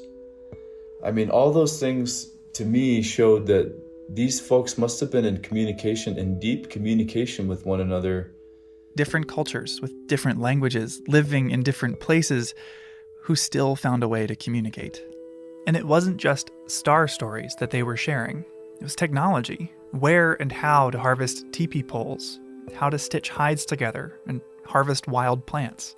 They were so determined to share with each other their knowledge and the best of their communities that they created a language independently of themselves. That, plain sign language exists really in and unto itself. Plain Sign Language was the original American Sign Language, born out of trade between communities across the Great Plains. The Plain Sign Language, I don't think probably dates all the way back to the Pleistocene era, but I do believe that the passage of the Clovis technology from community to community across the continent, all those communications and all of those different trade networks, that's where the seed of that was planted. These insights from oral traditions can help us to imagine the cultures of these ancient communities. Curious, kind, and cooperative pioneers living here despite its hostile and icy climate. And as Perry found, oral history can also preserve a record of specific moments in time. I wanted to talk to Sally Thompson, an anthropologist whose work with tribes throughout the Northwest found that indigenous communities have preserved memories of the Ice Age. One of the task force members was telling me a story once of his clan's migration. And I said, wow, Ray, it sounds like you're taking me back to the late Pleistocene. And he said, well, I think I am. So he thought for a while, and then he said, we sing it. It's a chant. We repeat it the same way, the same time of year, in a ceremonial way. It's like your silent night. You wouldn't change the words. He said some of those words are so old we don't understand them anymore. Wow. So that really was life-changing for me, and I started paying attention in a very different way. I know Sally from her book, People Before the Park, which she wrote with the Blackfeet and Kootenai tribes, sharing their traditional culture and life ways here in Northwest Montana. Well, my name's Sally Thompson, and really what we're talking about today, I'd like to say I'm a student, not an expert. I love that. I'm a student of what Native people have to teach us. One thing she's learned is that oral traditions hold records of Ice Age floods, the phenomena that geologists squabbled about for decades. Some cultures have remembered them for thousands of years. Imagine the time when immense sheets of ice were extending down from Canada all across northern North America. To imagine it's not just filling the valleys, it's overlapping all but the very tallest peaks. Yeah, so picture you're standing on top of one of those peaks, and all you can see to the north and the east is ice. When I hear this, I picture a glacier and the Flathead Valley full of ice and water from Glacial Lake Missoula. But this describes the ice margin all along the northern edge of the U.S. Sally interviewed people from tribes all up and down the Columbia River, whose drainage system covers most of Washington, Idaho, and northwest Montana. One of these tribes is the Kootenai. The Kootenai people are unique. They're not related to anyone anywhere. It may be because of where they were in these cataclysmic times that they were the only ones who survived. So most people have relatives, but the Kootenays are considered by anthropologists or linguists to be an isolated people, the only ones. And this is their story. Was it like before a tsunami where sensitive people think something's changing, or you hear this incredible sound and somehow you know to run up? Perhaps you've experienced, some flooding before, and you know you need to go up, and you just keep running, and somehow some people manage to survive that. Then you see people have run to the top of Rattlesnake Mountain on the Columbia and try and picture what happened. I interviewed a Coeur d'Alene elder one time. Felix Arepa told me, after he thought it through in his own language, the way his grandparents had told him the story, then he explained to me that the words they used were something like, everything changed, even the landscape. This is a record of a human experience with these floods. Someone witnessed them, walked through the world they left behind, and shared that story with their community. Yet, despite knowing that, it's still difficult to place yourself in their shoes, to see their point of view rather than our own. Even with everything we've learned, it is really hard to place yourself in a world that you'll never see. All of these stories have helped me to picture it. Herds of camels and mammoths sharing Montana with people who, in the face of a dramatically changing world, are learning from one another and passing on memories that will connect them to today. But I find myself imagining it almost like a painting, something that I can see, but that I can't touch. What would it take to bring this history to life? To be able to imagine myself there, like Shane Tolman did with the mammoth tracks? When I posed this question to Shane Doyle, he turned my attention to May of 1968 in rural Montana when 2 construction workers began digging rocks out of a hillside. And so they were digging into a cliffside to get some like flat sandstone rocks out of the cliff. And when they dug into the cliff, it was covered with this red dust that we call red ochre. Red ochre is a really sacred material. Past the red ochre, they found lithics. And beyond that, human remains. They were digging in a grave. Found on the property of Helen and Dr. Mel Anzik, these human remains turned out to belong to a child between 1 and 3 years old. And while the haphazard digging at the site made it difficult to completely reconstruct the burial, it was determined that the child had been buried nearly 13,000 years ago. You know, he was probably no more than 3 years old when he died, was buried with a treasure trove of antiquities, over 118 priceless Clovis artifacts. Pretty much every tool that has ever been identified in any other Clovis site was found at that burial. These were valuable, treasured items that were rare and that were hard to produce. And they buried him with a child. This child had no social standing that we could measure or compare in any other culture at any other point in history. You know, even today, children are the most vulnerable people in society. You know, they receive the least honor, they receive the least attention, they receive the least amount of resources devoted to them. If you look at what that burial spoke to, it spoke to what that community valued. You know, why would they put all those items in there for a child who had never hunted?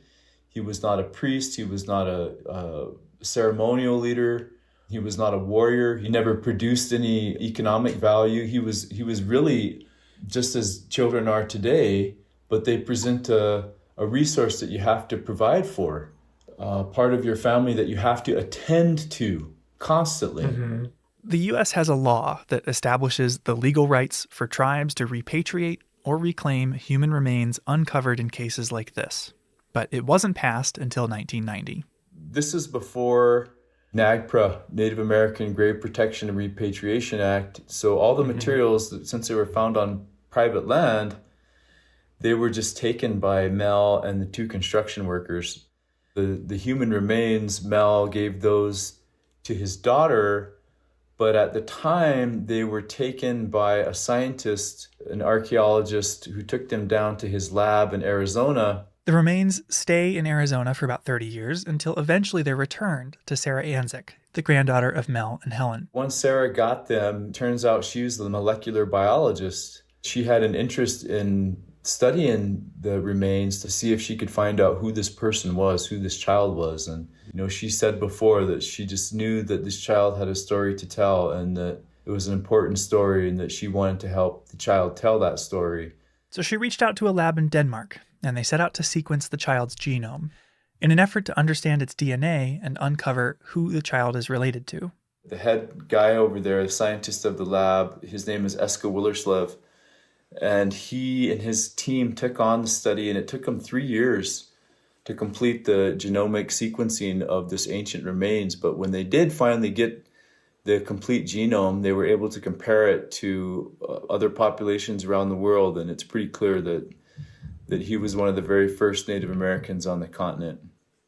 At the same time this discovery was starting to ripple out into the scientific community, the Anzik child was also at the center of an effort to repatriate the remains, to place them back where they were buried 13,000 years ago, which is how Shane got involved.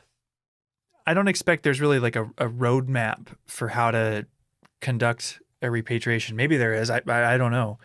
So how did you decide how to actually perform the reburial? And what did it look like in the day?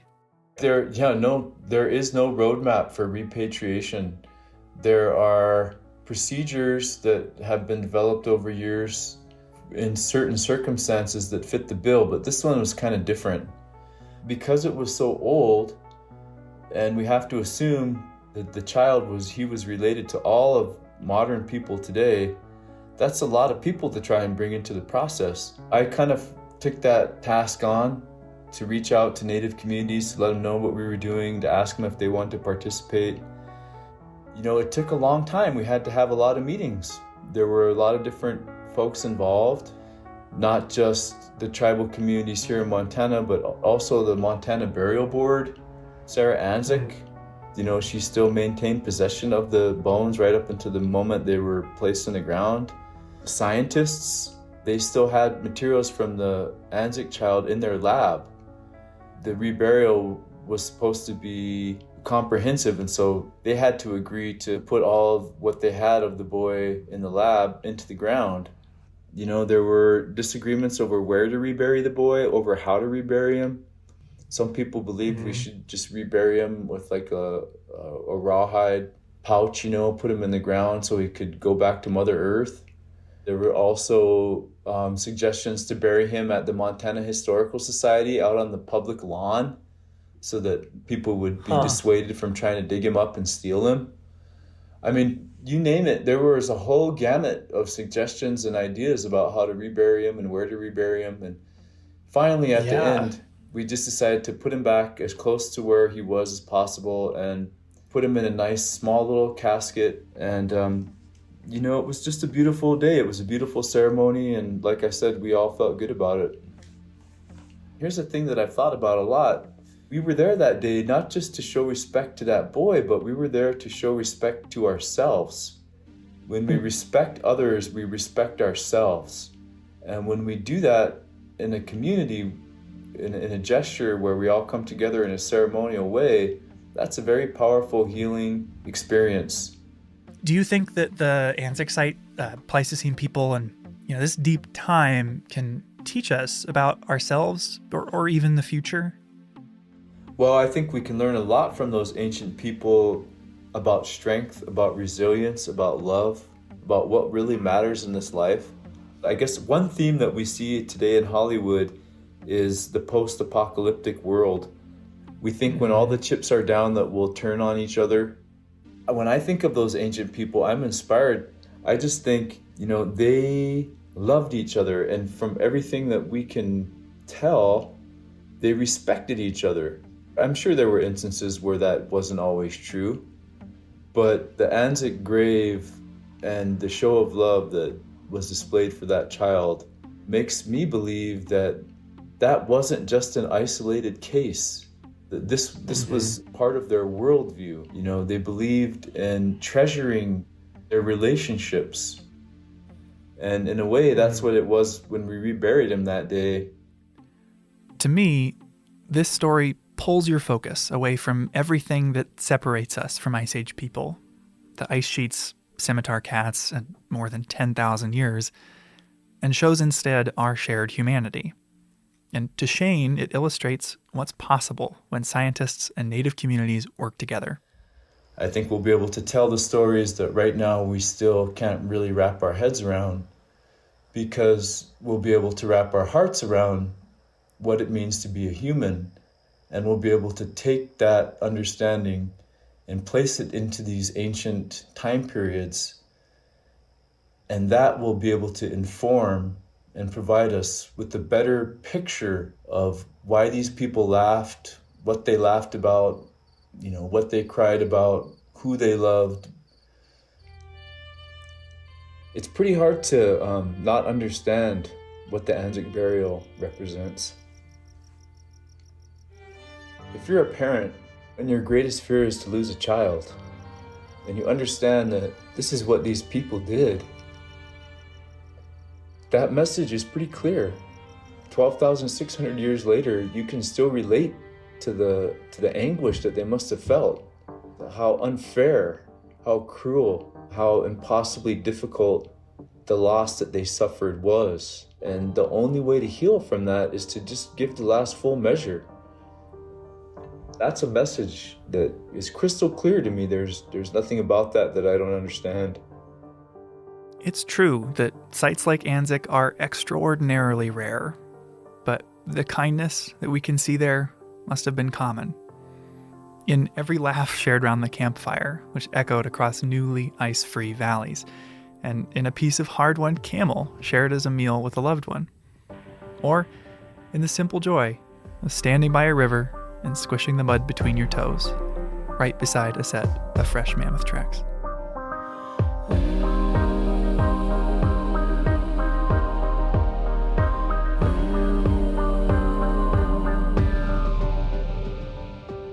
Headwaters is a production of Glacier National Park, with support from our partner, the Glacier National Park Conservancy. This season of Headwaters was made by me, Daniel Lombardi, Perry Sassnett, Michael Feist, and Gabby Echeverry. We could not have made Season 3 without Lacey Kowalski or Melissa Slodek, and Sierra Mendelko, Brent Rowley, Darren Lewis, the Glacier National Park Archives, and the Montana Historical Society. Special thanks this episode to Shane Tolman for driving to meet us. And sharing your bug spray. Shane Doyle, Carl Davis, Roz Gerstein. Thanks, Mom. Sally Thompson, Justin Radford, Andrew Smith, Vic Baker, and Ethan, our captain from the Glacier Park Boat Company. Thanks for listening.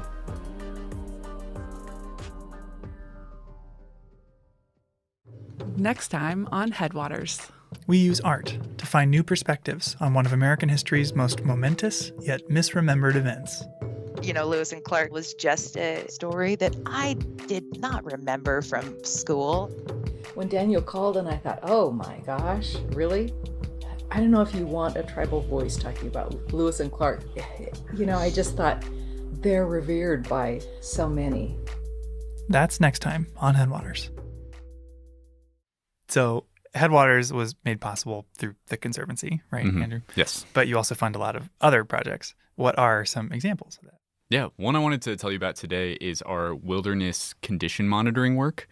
We have this really cool project happening right now to outfit a lot of the park's wilderness rangers with tablets so that they can make live reports on the condition of the wilderness while they're out and about. Used to be on paper reports that got lost and never found their way to the same place. They would show up wet and crumpled and all sorts of different things would be written on them. So now everybody's got the same form. It comes all into one database and we can learn about threats to wilderness so fast and respond to them so that nothing happens to our beautiful wilderness here. Well, that's awesome. Well, I guess if you want to learn about that project and more that the Conservancy funds, check out their website, and thanks. Yeah, visit us at Glacier. Headwaters is brought to you by the Glacier National Park Conservancy. Our purpose is to tell unexpected stories about how Glacier is connected to everything else. But today's bonus episode will be a little different. Instead of telling a story, I'm hosting a debate between Michael and Perry about the best activities to do in Glacier. Ooh. Hi, I'm Sophia. You're listening to Headwaters, a podcast from Glacier National Park. I'm Perry. I'm Michael. Here in my hands, I have a ranger hat full of little pieces of paper with different activities you could do in Glacier National Park. Okay. I will pull one of these pieces of paper, and on it will be an activity, and whoever speaks first, that's their stance, and the other person has to argue the opposite. Okay. Here Michael and I can get in a fight about anything. That's the easy part. It's winning the fight. That's the hard part. I'm ready. So let's pull the first topic and get started. Okay. Camping. Well, I love camping. That's my stance. If you come to a national park, odds are you're here to kind of disconnect from normal life, unplug, so to speak. Sounds corny, but how often do you get to wake up with the sunrise, go to sleep with the sunset, show off your ability or lack thereof to build a campfire, have s'mores? It's just the perfect national park experience. Well, I hate camping. There are way too many bugs.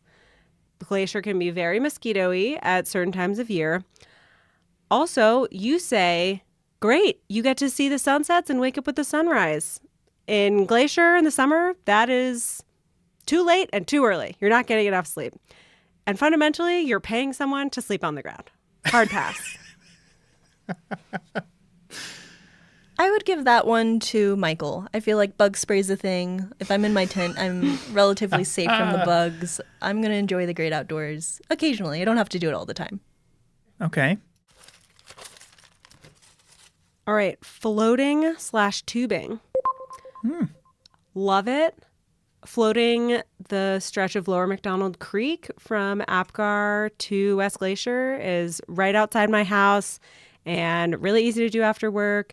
And I love that I get to see a part of the park that's right by my house, but from a totally different perspective than I would see it otherwise. Also, great birds. I hate floating and tubing because it requires you to have two different vehicles. You've got to put one in where you start, and you have to park one where you get out, and you have to spend all that time, waste all that time, I would say, shuttling back and forth. Whereas hiking, you can start and end at the same place. No problem. There are loop hikes. There are not loop rivers. Anti-floating. You're just baking in the sun the whole time. Personally, I didn't grow up near rivers, so I am loving them here. So I'm sorry, Michael. I have to side with Perry. Floating and tubing. It's pretty fun. Too bad. All right. What's next? Stargazing. Well, I love stargazing, and here's why. I don't know the names of almost any constellations, and that doesn't matter. I can pick out the Big Dipper, the Little Dipper. Beyond that, it's just like Earth's screensaver. You can stare at it. It's mesmerizing. It's special to look for comets. What's better than staring up at the night sky? Okay, night skies, thumbs up. Stargazing, thumbs down.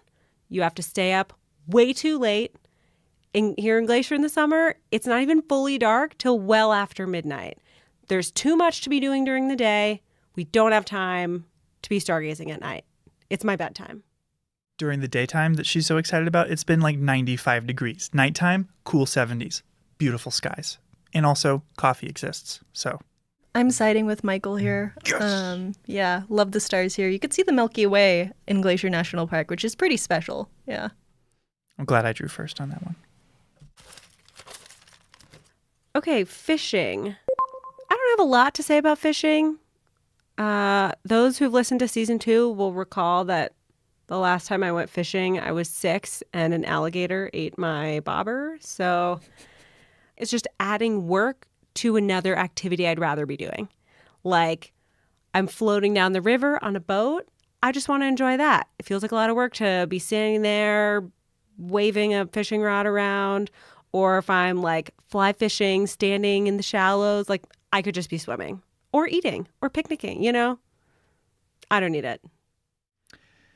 Well, I love fishing. It is one of the most meditative ways to gain a deep understanding of an ecosystem in Glacier. The park only encourages you to catch or touch one type of animal in the park, and it's fish.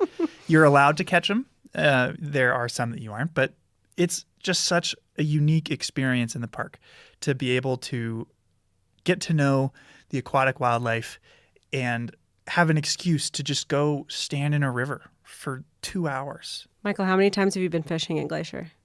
Twice. Maybe I need to become a fish girl. I've never been fishing before, which is surprising for being from Texas. But your argument's pretty convincing, Michael. I know you can find out more information about fishing regulations on our website. So if anybody else is interested in hopping on the fish train, check it out. Fish train. No.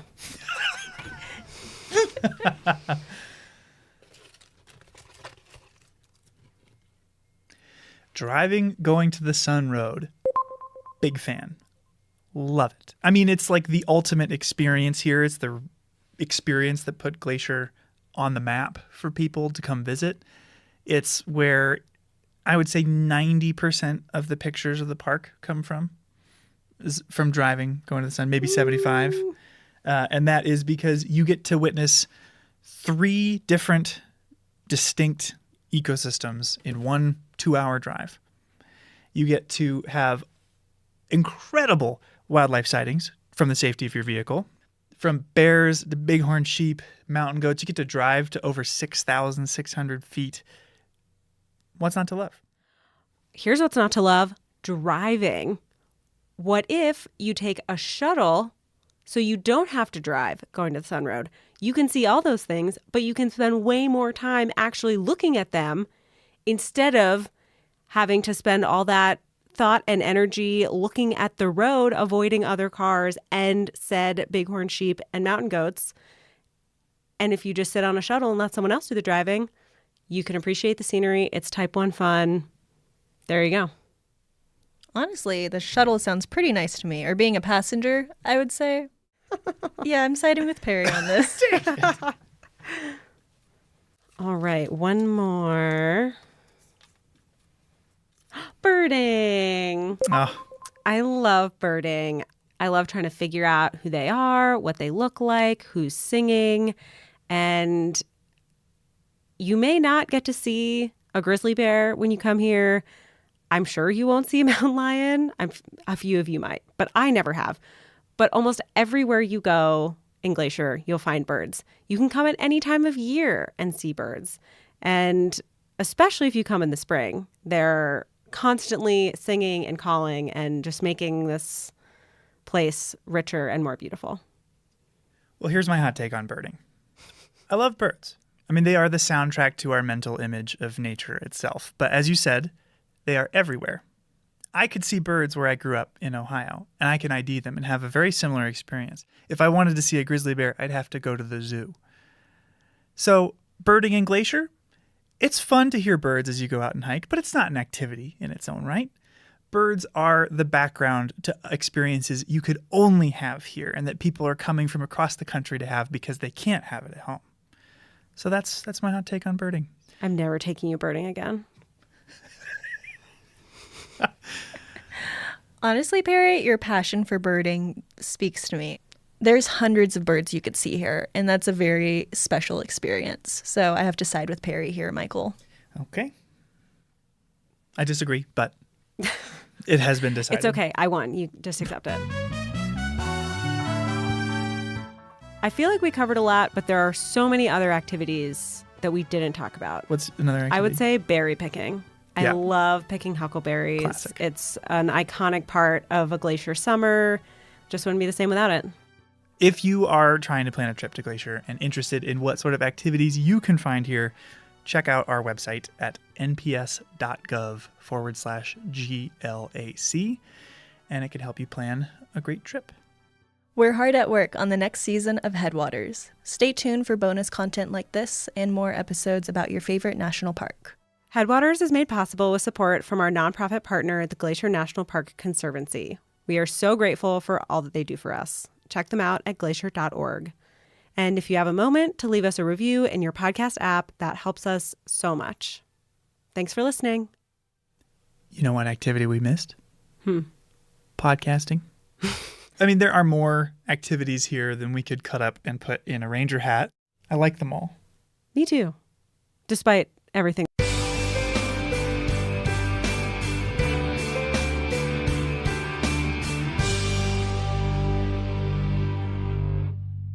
The Avalanche Creek area is one of the most popular and crowded spots in the park.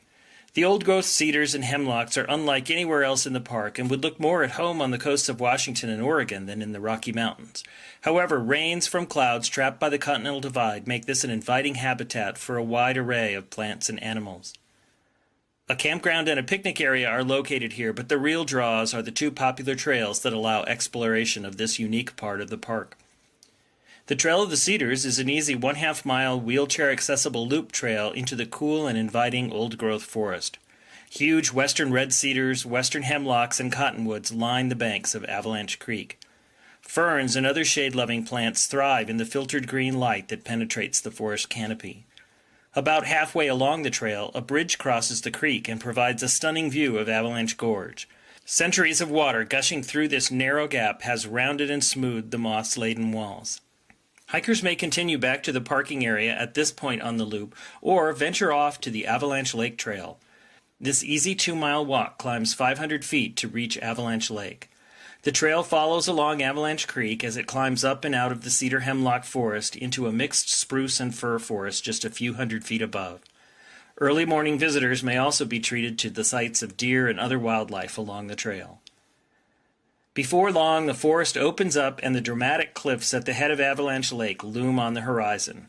Fed by melting snows and the Sperry Glacier, huge waterfalls cascade down the back wall of the Avalanche Cirque all summer long. It's easy to see why this is one of the most popular hikes in the park. It's not for those seeking solitude, but the rewards of this trip are worth every step. Parking is limited at Avalanche Creek, so consider leaving your car at your campground or at the Apgar Transit Center and taking the new free shuttle system to explore this area of the park. Please help prevent resource damage by remaining on the trails, and for your safety, please stay clear of the creek and the slippery rocks along the bank. Drownings have occurred here in the past. Hello again, Rocky Rangers. 2 quick announcements before we get started with this week's episode. They might sound familiar because they're the same as last episode. We still have a big pavement preservation project going on in the park. That's going to be creating delays and closures over the next week and change. The biggest impact? Alpine Visitor Center and Old Fall River Road will be completely closed on Thursday, August 17th. Other impacts are too complicated to cover in detail here, trust me on that, but you can get the full deets on our website. Point your browser to nps.gov/Romo. Look for alerts at the top of the page. If you're on a mobile device, it'll be hidden in our little menu. Find the alert related to pavement preservation and click more. It's been rain lately with heavy thunderstorms and even continuous rain rolling in every afternoon. It's raining right now. Always check the weather before your visit. Plan any hikes so that you are well below tree line before storms are set to arrive, and never leave the safety of a building or your car if thunderstorms are present. Lightning is serious business, so play it safe. And now for our episode. This week, we join Design Outside, a class of undergraduate graphic and industrial design majors from the University of Kansas who spent a week camping at Moraine Park and expanding their creativity outside of the classroom and studio. As you'll hear, the class had a big impact on the students, and it was super fun to talk to them, to hear all the different types of projects that they'd come up with over the week, how the week impacted their design process now and potentially in the future, what it was like to camp for the first time for some of them, and to get to geek out about design stuff, because that's what I do all day usually. We hope this podcast inspires you also to camp, to explore Rocky, and to create beautiful things. Let's rock.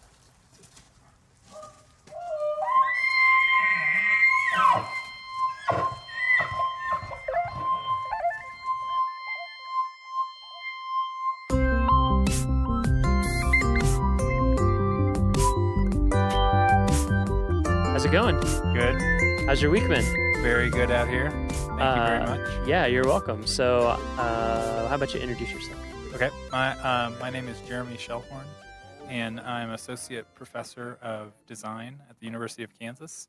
And I teach a summer class called, it's the Do Studio, Designing Outside. And the purpose of that is to really get the students outside of the traditional classroom setting and get them outside where they have to be in a place that pushes them to think about design and make things differently than they would otherwise. And it's been a great week out here at Rocky.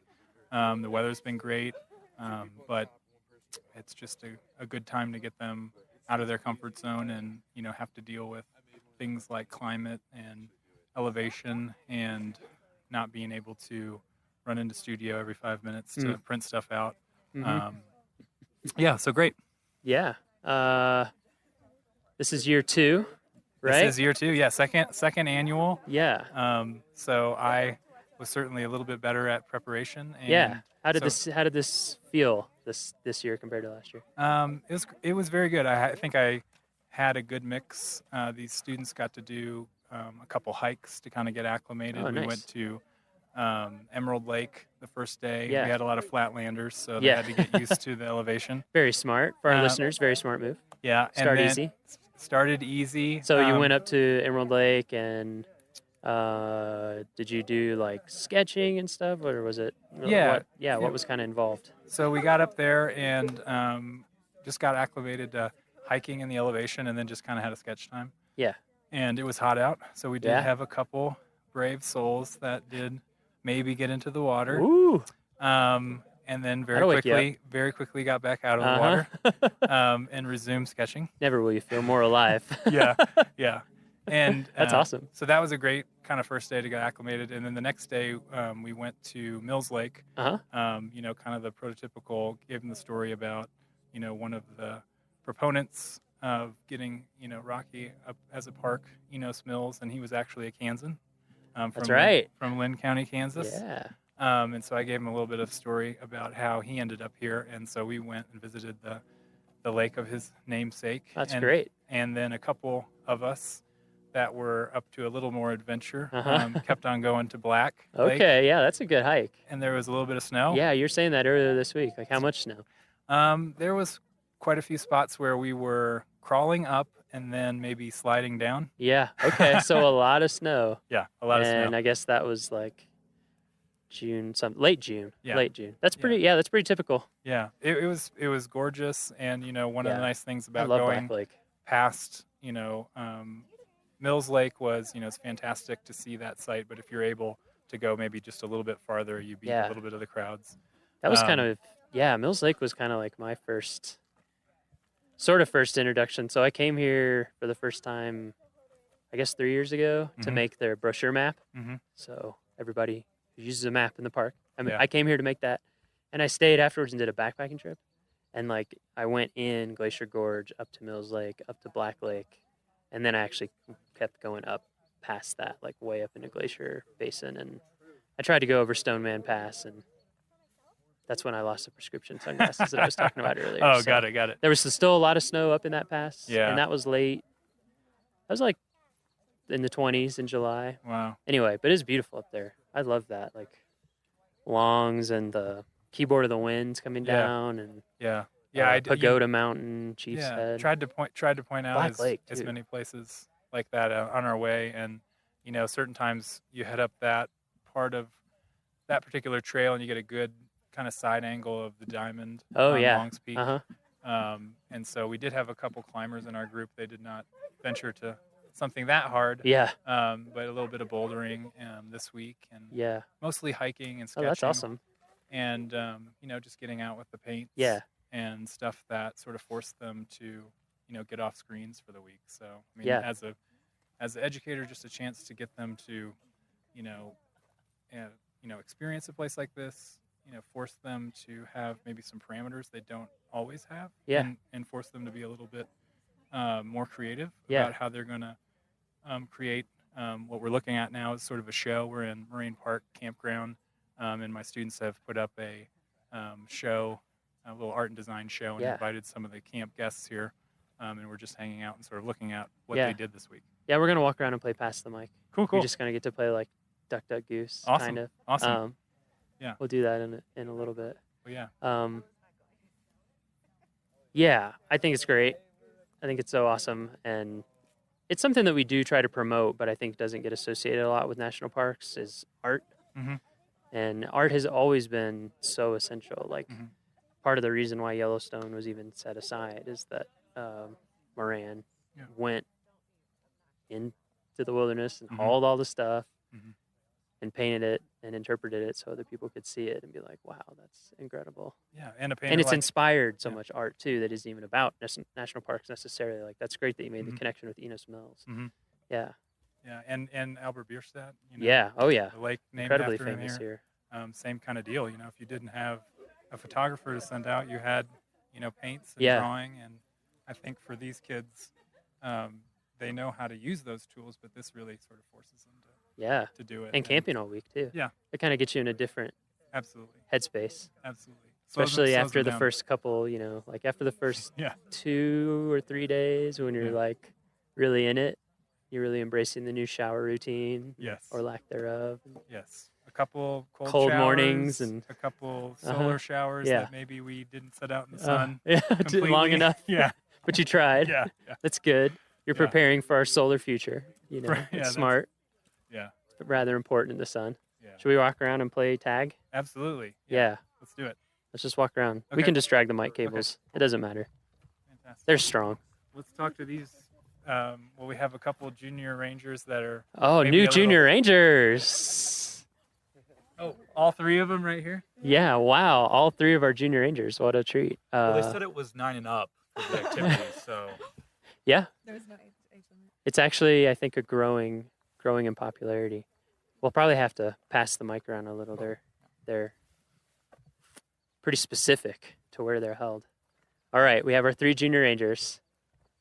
Yeah. Yep, we're here. Whenever people want to talk, we can just pass the mic around. Tell us your name. My name is Alex. And Alex, where are you from? I'm from the University of Kansas. University of Kansas. Everyone, yeah. But yeah, from Kansas. From Kansas? Yep. Where in Kansas, in case we have Kansas listeners? Just outside of Kansas City. Okay. In a suburb of Kansas City, so Nice. yeah. Yeah, why don't we go down the line? I'm Gracie. I'm from Lawrence, Kansas. I also attend the University of Kansas. And then my name's Dagny. I live in Denver, but I go to the University of Kansas. Oh, nice. Interesting. Maybe I'll ask you more about that. 2 of us study industrial design, and then 1 of us graphics design. So Nice. How did you enjoy the Junior Ranger program? It was amazing. I learned a lot actually from Really? it. Yeah, That's some great. really great activities. Yeah. The ecosystems, I think, was the most interesting part. Yeah.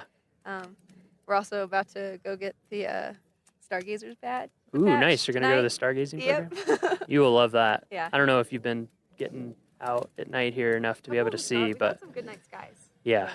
It's been pretty cloudy too. Oh, that's true. Hit and miss. Yeah, I think tonight you're looking good. Yeah. It's looking extremely clear. I'm excited. Yeah.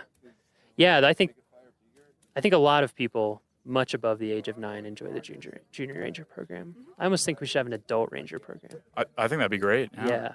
I just doing the activities, I imagine parents involved with their kids learn a lot as well, like with the kids. Just Yeah, that's what we hear. It's a great program. Dagny and I have considered making.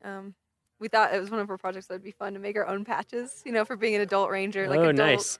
We were thinking like all of the names, like super senior, junior, senior ranger. Like we were trying to think of like how to be inclusive. Mister. Yeah, that's good. Yeah. I like that. I don't know. What do you guys thought about this week? You enjoyed camping all week? Oh yeah. Oh yeah? It's been a lot of fun. It's definitely not something I've done in a long time. Yeah. Any of you guys been to Rocky before? Yeah. Yeah. Everybody? Yeah, everyone. Yeah. Wow. There's such a big Kansas, Rocky, Denver, of course. Neighboring state, man. It's true, yeah. It's not a far drive, and it's a lot better looking Yeah. in some ways. Oh, okay. Well, yeah. okay, we have the If you like sunsets. mountains, We have sunsets. that's true. Yeah, my fiance's from Wyoming, where it's in a little more open part of Wyoming and misses the sunsets. Yeah. Big open sky. Baxter was chasing one. A Yeah. fellow classmate was chasing one, and he finally got a good one last night. So Nice. Yeah, while he was fishing. So So Jeremy gave a little bit of overview about the class, so people sort of get the overview. I think his intent was to shake things up, get you outside. How has it been different from your normal design life, if at all? I mean, usually our design life is, tons of late night hours in a studio, dealing with the rest of college Yep. while trying to do design projects. This has just been completely different, being outside constantly. Yeah. Having to adapt to the environment and what you just have available. I think there was a lot of creativity from using available supplies that you couldn't necessarily go to the store and pick up whatever you wanted. You kind of had to use what was available, and a lot of sharing of resources and stuff like that. Oh, that's cool. That's interesting. yeah, I was gonna say like for the most part, graphics we live oftentimes in the basement, so there's Yeah. very few windows. I know how that goes. So there's the joke we had that's like, well, the only windows are on the computer, but it was like really fun not being in a basement, not being on a computer. Yeah.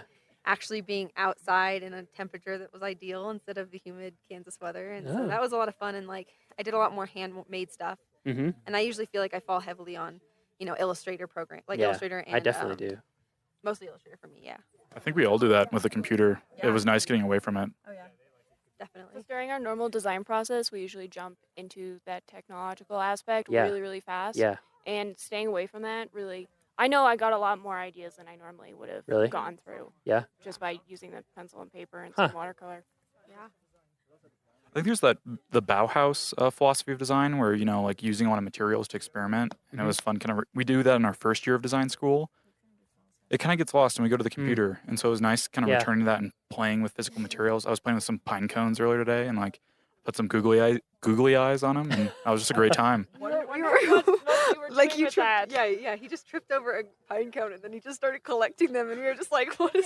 I just picked it up and I looked at it, and it looked like a face, and I was like, this would be a great character, and so I just put some eyes on it. It's like cabin fever, but with a van in your case. Yeah, just with a van. Yeah. We watched The Shining last night, so Oh, man. we're all thinking about In that. that little ranger section. Have you been? That was amazing being in the ranger station. My favorite thing was looking at how they store hats there. Oh, yeah. You saw the hat I holders. geeked out about that a bit. Yeah, I'm trying to think how to describe it for people. It's just like like 2 pieces of thick paper with kind of a circular cutout in it, so that you can slide the brim of the flat hat down into it. Yeah, It's so the hat yeah. sits flat against the wall. Yeah, and it keeps it in a flat. It keeps the right shape and all that stuff. Everyone had their name next to their hat, which was just really cute. Yeah. It was awesome. It's like, going to class, hanging up your hat. Yeah. I really want to make one now. Yeah. Just because I have so many floppy hats. For kids and mini uniforms. I was gonna say yeah, that was exactly. the cutest thing. We went to the Alpine Ridge Visitor Center, and they had all those like mini junior ranger or like just ranger outfits for like kids. And Yeah. I don't know. We've been enjoying a lot of the mini outdoor gear that is out there for children. Oh yeah, and actually, I'm pretty sure the Junior Ranger badge is bigger than the actual badge. Yeah, no, so. I actually have to agree with that. Is yours made out of plastic though? No, they are metal. That is different. Dang. Actually, I don't I have feel a badge right now. I feel cheated. Because I'm also often in the office and on Illustrator and in Photoshop and in InDesign, and I find the same thing. Even being here, sometimes it's hard to remember to get just like sketch stuff. Yeah. It's also can be so much more time saving, I think, too, to just get stuff out. You know what I mean? Like, when you're really proficient in Illustrator, you can do some things. You can be fast, but I just think there's something cool to just. I feel like sometimes you get to your result almost a little too fast Yeah, and miss out on the exactly. creative process. Exactly. Because I think a lot of the fun I had today, like this whole week, was just like playing in my sketchbook, because I haven't really used like markers and ink or gouache all that much in like recent years. Like I love like those like just illustrating by hand and stuff. And so that was a lot of fun, just like experimenting with layering and how those Yeah. look and interact with each other. And so it's like kind of a fun. I really didn't do anything graphic design wise. I just was like illustrating all week, and it was Yeah. like really cathartic. Yeah. Really fun. Sounds great. Yeah. Is your all's stuff? What's your all's stuff? I did the I'm calling it the climbing universal route identifier. Oh. Yeah, so I feel like climbing routes could be increased safety wise if they had a better like designation system. Mhm. So I just started like talking to some climbers, and out of the climbers I pulled at several of the crags, mainly at Lily Mountain, none of them knew the name of the route they were climbing or the difficulty. Really? Nor the amount of Interesting. protection that was required. 0% of them. So I thought Wow. that was like kind of crazy. Interesting. And so I felt like some little like small designation tags could be made with the route information from the difficulty level and also the amount of protection needed. Interesting. And also when it was bolted. So that's on the back of the tag. Uh-huh. So I made some little prototypes and put them on a route and photographed them, and then Oh, that's great.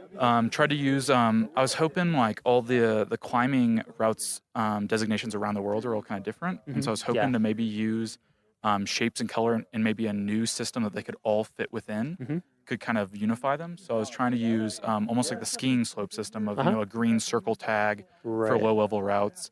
And then, all from the Yosemite system to like all the other worldwide ones, they could all put their numbers on it. Right. But, it'd Somewhere have- on that scale. Somewhere on that Yeah. scale, but they could all have a unifying design language of, the lowest ones are green circle up to, blue square to all the way up to, like a black diamond. Yeah, So- that's awesome. Yeah. Well, hopefully Jeremy will send me example like everyone's stuff, but Yeah, I'm excited to work some more on it and maybe Yeah. send it over to you. yeah, I mean, it'd be interesting to see what our climbing folks would think about it. Yeah, because we definitely like.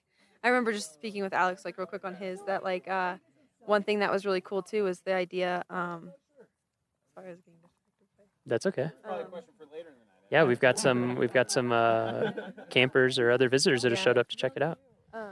Yeah, they're from the next campsite over. Nice, making connections. I'll get back to my thought. I just kind of like escaped me.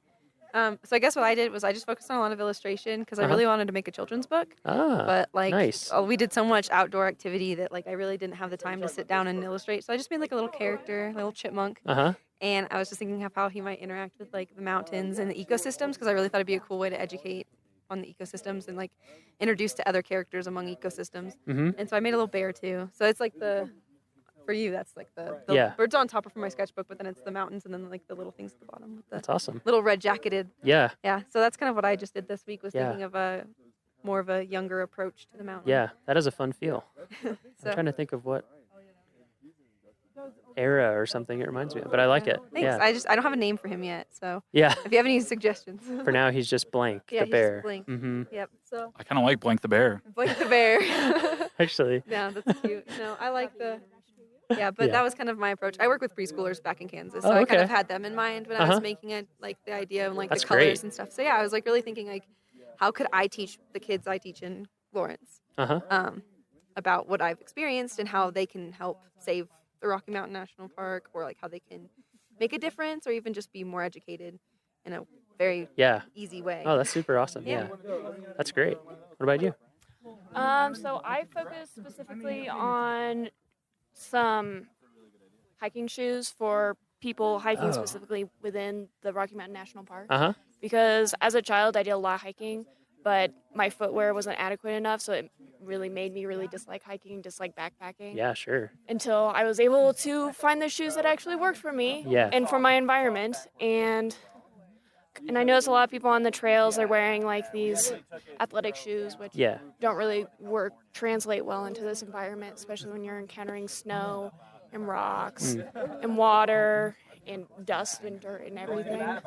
So I thought about the specific trail conditions that we encountered on our different hikes, and then looked up a few on some hike rating websites, and tried to combine a shoe where you're keeping that toe protected, you have a sole that can really handle those like rocks and those sharp inclines, and then also more specifically finding a way so that way people can casually go through those areas with those snowbanks and still be safe and not be sliding down. So I know that most snow protection is kind of goes over the whole shoe, and you take it completely on and off, and thinking maybe of a thing where you can flip it so it starts out on the outside of your shoe, and you can flip it down and goes on the bottom side of your cool. shoe. So it's Yeah. not necessarily in use all the time. Yeah. Is that, do you do a lot of product kind of design like that in your normal Yeah, school I stuff? would say shoes is my emphasis right Yeah, now. you really like shoes? Yeah, I really like them. I've been having a good time drawing them. That's awesome. And there's a lot of different variations. Yeah. Yeah, I like lots of weird types of shoes. Yeah, I can see that. Yeah. Right now I have on, what are these? Tiny, like super thin, barely there, barefoot sandals. The But I soles like, are really thin. yeah, they're super thin. But They're yeah, really nice. shoes are fascinating. And like you said, especially if you end up hiking or backpacking a lot, you start to really care about shoes. Yeah. Because you and- hate when your feet are killing you. Yeah. And I'm a person with a really weird foot, so if other people can not be feeling the same discomfort I have in the past, Yeah. that would be a great thing. And That's I'm sure awesome. a lot more people would come outside and Yeah. really enjoy it. Yeah. That's really cool. What a diversity. What do ranger boots like? What does a ranger usually wear? Because I feel like they, with as much as you guys are outdoors, like, is there a standard issue boot? Let's move out of the smoke. Yes. Yeah, we're right by the campfire. We said we were going to have podcasts that were like we were sitting around a campfire, and we actually are this time. Very literally. What's up? Too bad you can't see it. We'll get some sound of the crackling fire later.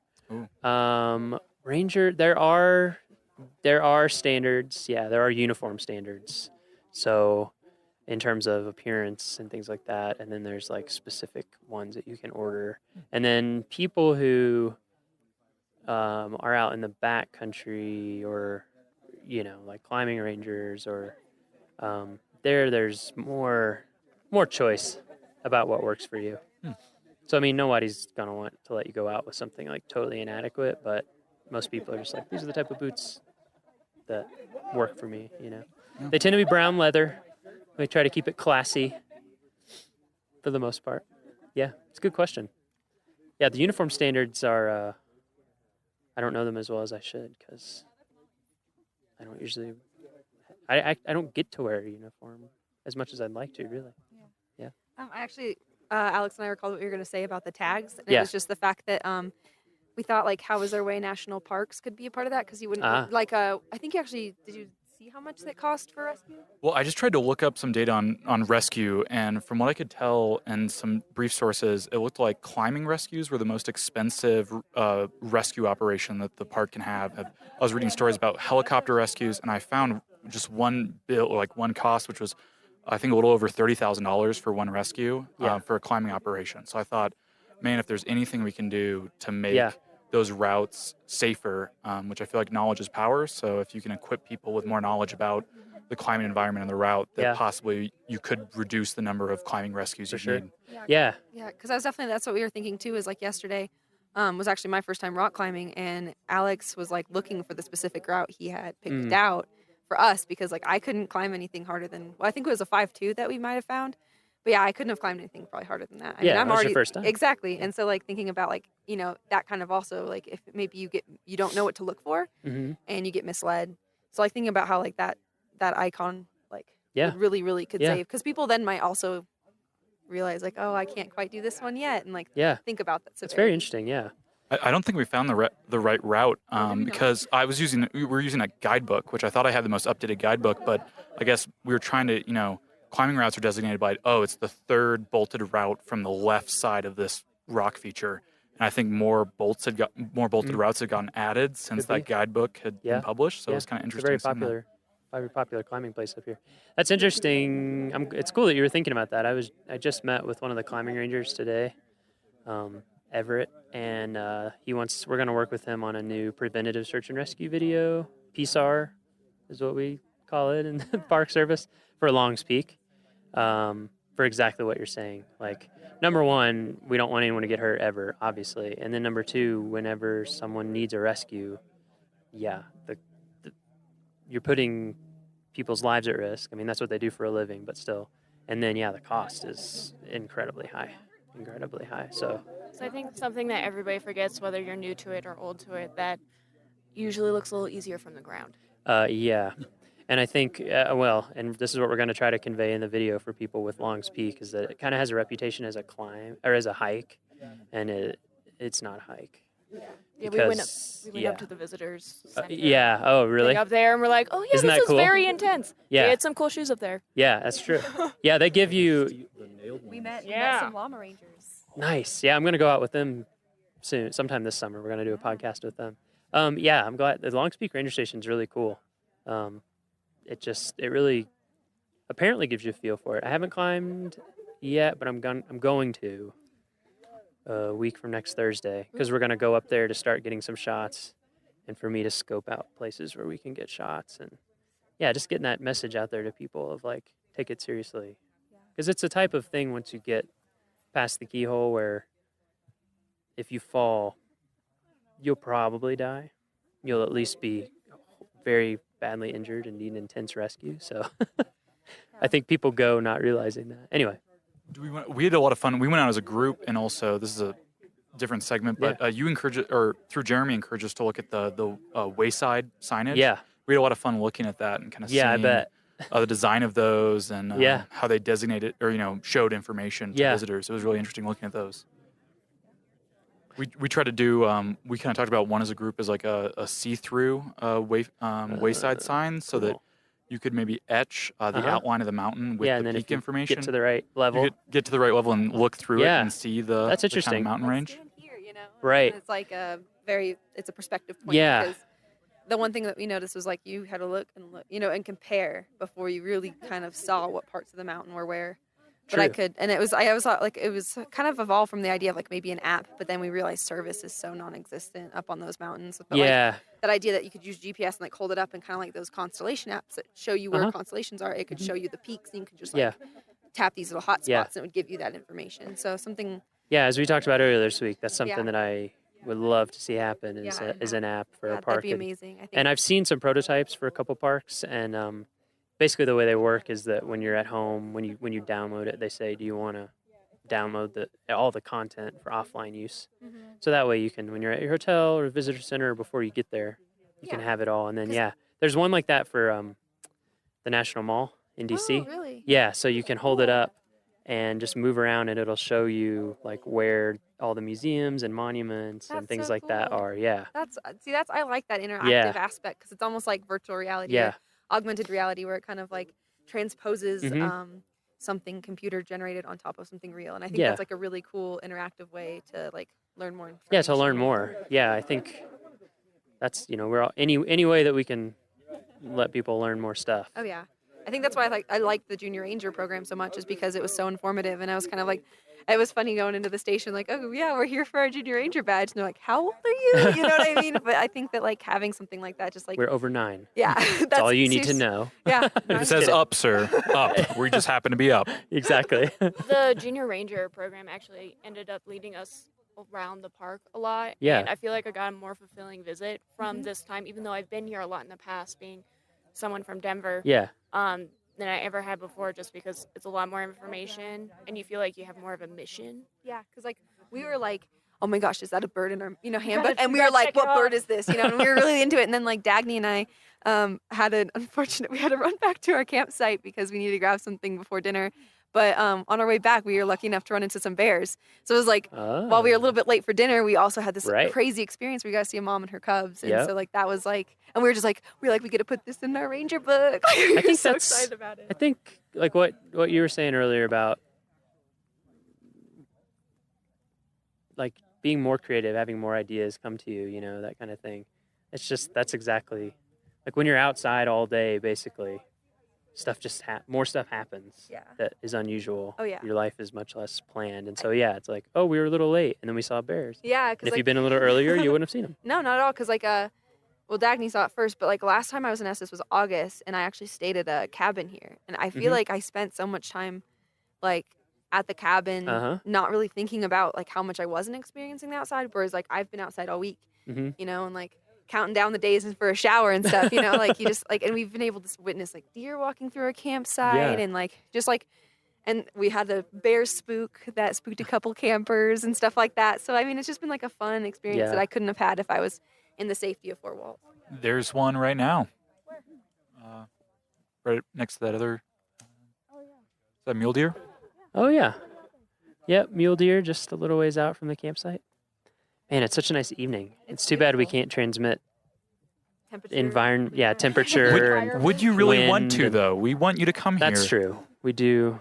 We do want you to come I here. hope VR doesn't get that good. Yeah, me neither. No, I don't think so. I don't think it'll ever become like 4D. But I was gonna say that like I think what's craziest about being here is like I'm used to like 90-degree, 60% plus humidity, and like coming Yep. here has been like a dream. And Yep. I was like, I had to go buy a hat. Like I was like, I'm gonna go back to Kansas, and I am not gonna be able to use this hat. Like, Yeah. I remember the first time I grew up in the South and kind of the Midwest, so humid for sure. And yeah, they don't get to choose who talks on mic next. We choose them. Oh, it's like duck, duck, goose. They just have to accept it. Those are the rules. Yeah, so I lived in Mississippi, Iowa, Kentucky, places that are hot and humid in the summer. And then I went to Yellowstone for the first time, and I worked there for a whole summer. And I lived about this elevation, like 8,000, almost 8,000 feet. I was at Canyon. And then I came home, and I was just like, oh my God, I can't handle that. Like, it's almost like I never noticed it before, and then it ruined it for me. I think that's why a lot of people, we get a lot of people, just for it's so refreshing and cool. Love that dry air. Yeah, exactly. Gives me have life. Never been more chapped. I already have gone through my chapstick. It takes, actually, that's something that we try to tell people in our visitor information. So we're telling you now in visitor information that, Apply chapstick before Yeah. you arrive. As you drive Vigorously. towards Colorado, the closer you get, the more chapped your lips. Yeah. That's how I can tell when I'm going to get home. yeah, it takes you a while to get used to it. Who are we going to pick next on mic? Thanks so much for talking to us. Who's next? I'm stepping on my cords. Does anyone want to? Because if not, then you're going to be assigned. Yeah, hop on mic. We'll pass it around. Yeah. Sorry, I didn't come prepared. Yeah, lay down. I thought I did, but Let's get like 16 bars. I'm just kidding. Yo, my name is Blake. We'll give him 16 bars. Now I just have 16 ain't enough in my head. Have you heard that? No, I have not. Oh man, Andre 3000 just destroys on it for like 3 minutes straight. Anyway, what's your name? My name is Blake. Blake, where are you from, Blake? St. Louis, Missouri. St. Louis. Yeah. I have family in St. Louis. Really? Where? I think Webster Grove. Oh, yeah. Webster Grove. Yeah. Yeah? I'm also from St. Louis. Yeah? Yeah, one of my uncles and 3 cousins and my aunt. St. So Louis. the whole family. Yeah, basically. and then my uncle's still there, and Kansas City. I've got my cousins in Kansas City. all right. So yeah. Yeah, it was hard making the switch from St. Louis to Kansas. Yeah. Yeah, I was a Mizzou fan. I don't know if you've heard, but we're all KU students. And, for my whole life, basically, I was a Tiger fan, and I was like, That was hard, huh? Everyone else likes Mizzou out here. I'm gonna like something else. Nice. But So, have you been to Rocky Mountain National Park I before? have not. No, this is your first time. Yep. I've been to Yellowstone though. I've been all over the country. So Yeah. What'd you think about this park compared honestly, to some others that you've been to?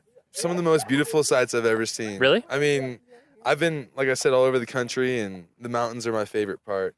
Yeah. Of it, Me too. Like, I guess.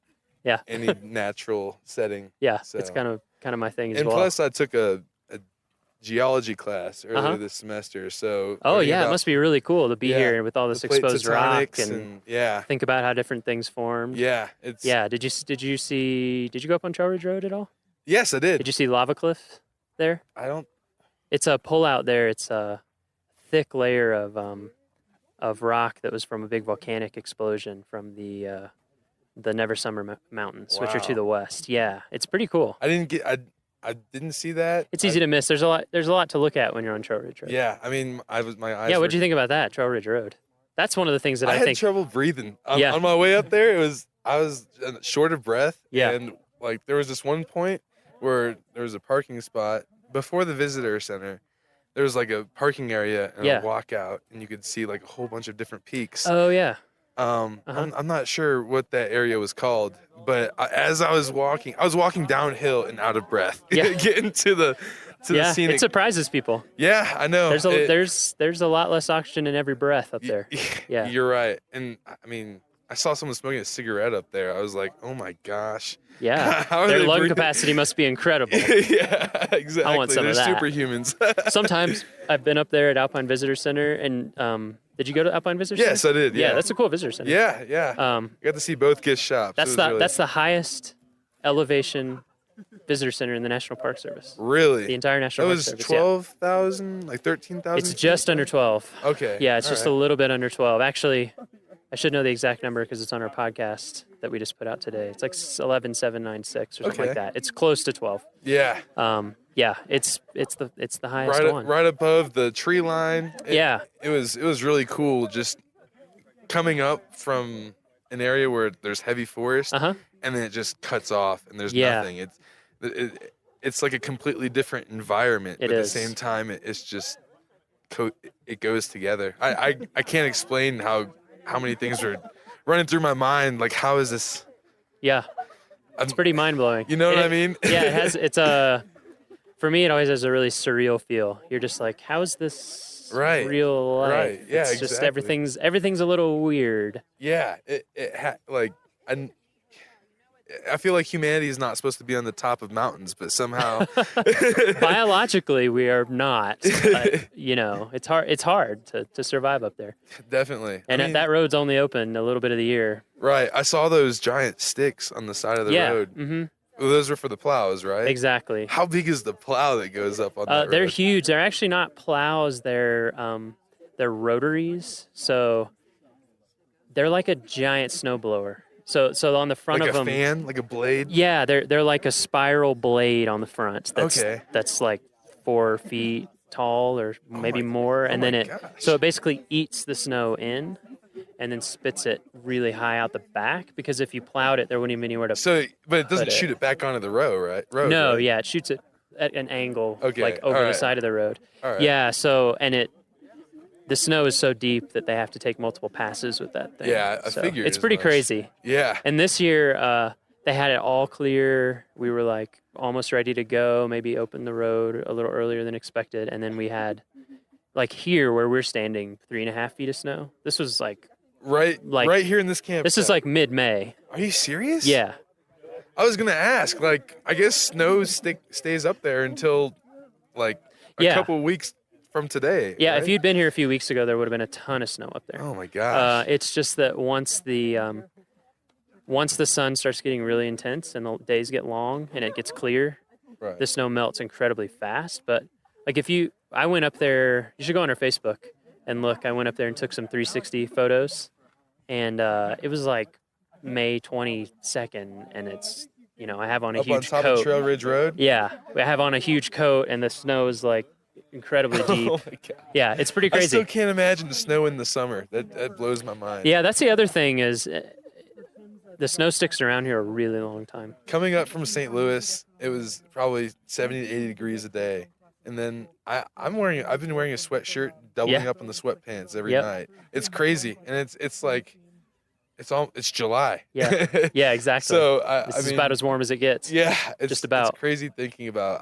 I got a chance to go to San Francisco. It was the same thing. Yeah, in the summer it's chilly, quite chilly. But as Mark Twain said. So what kind of design do you do? I'm an industrial designer. Okay. It's my senior year. I'm getting ready to enter the real world. Yeah. I don't think I'm very prepared. Well, you are and you aren't. Right. I'm 32. There's definitely a learning curve. Right. It's good though. I mean, because it's a lot of it's the kind of stuff that you can't learn until you do it. You just have to exactly. do it. It all comes with experience. You'll figure it out. Like I never would have thought I would have ended up here in this job. Right. When I was a senior in college, never could I have imagined. I know my passions are going to lead me where I want to exactly. go. I've been drawing since first grade. Yeah. So what's it been like being here? So I mean, normally when you're probably designing on the computer. Yeah. Constantly. Yeah. Like all of us do that do design. Coming out into this environment, having no studio. Yeah. It's a totally different game. Yeah. I mean, granted, I did cheat a little bit. I went to Kind Coffee, and I had an opportunity to sit down and work on my computer for the necessities. But for the most part, I was doing a lot of drawing, sitting right outside of my tent. Yeah. And the environment is just so peaceful, and I mean, you really get an opportunity to hone in on what's going on in your head and what you want to put on the paper. And for me, it's like a new kind of piece and an upgrade in my creativity. That's awesome. So I really love it. And I mean, hopefully there's ways you can find to bring that in the future. Right. Yeah. I mean, it can be challenging, but you're right. But it's testing new things. Yeah. And experiencing things that you otherwise would not have. Yeah. That help you grow. Is your stuff up here? Yeah. Let's walk over. Sure. Check it out.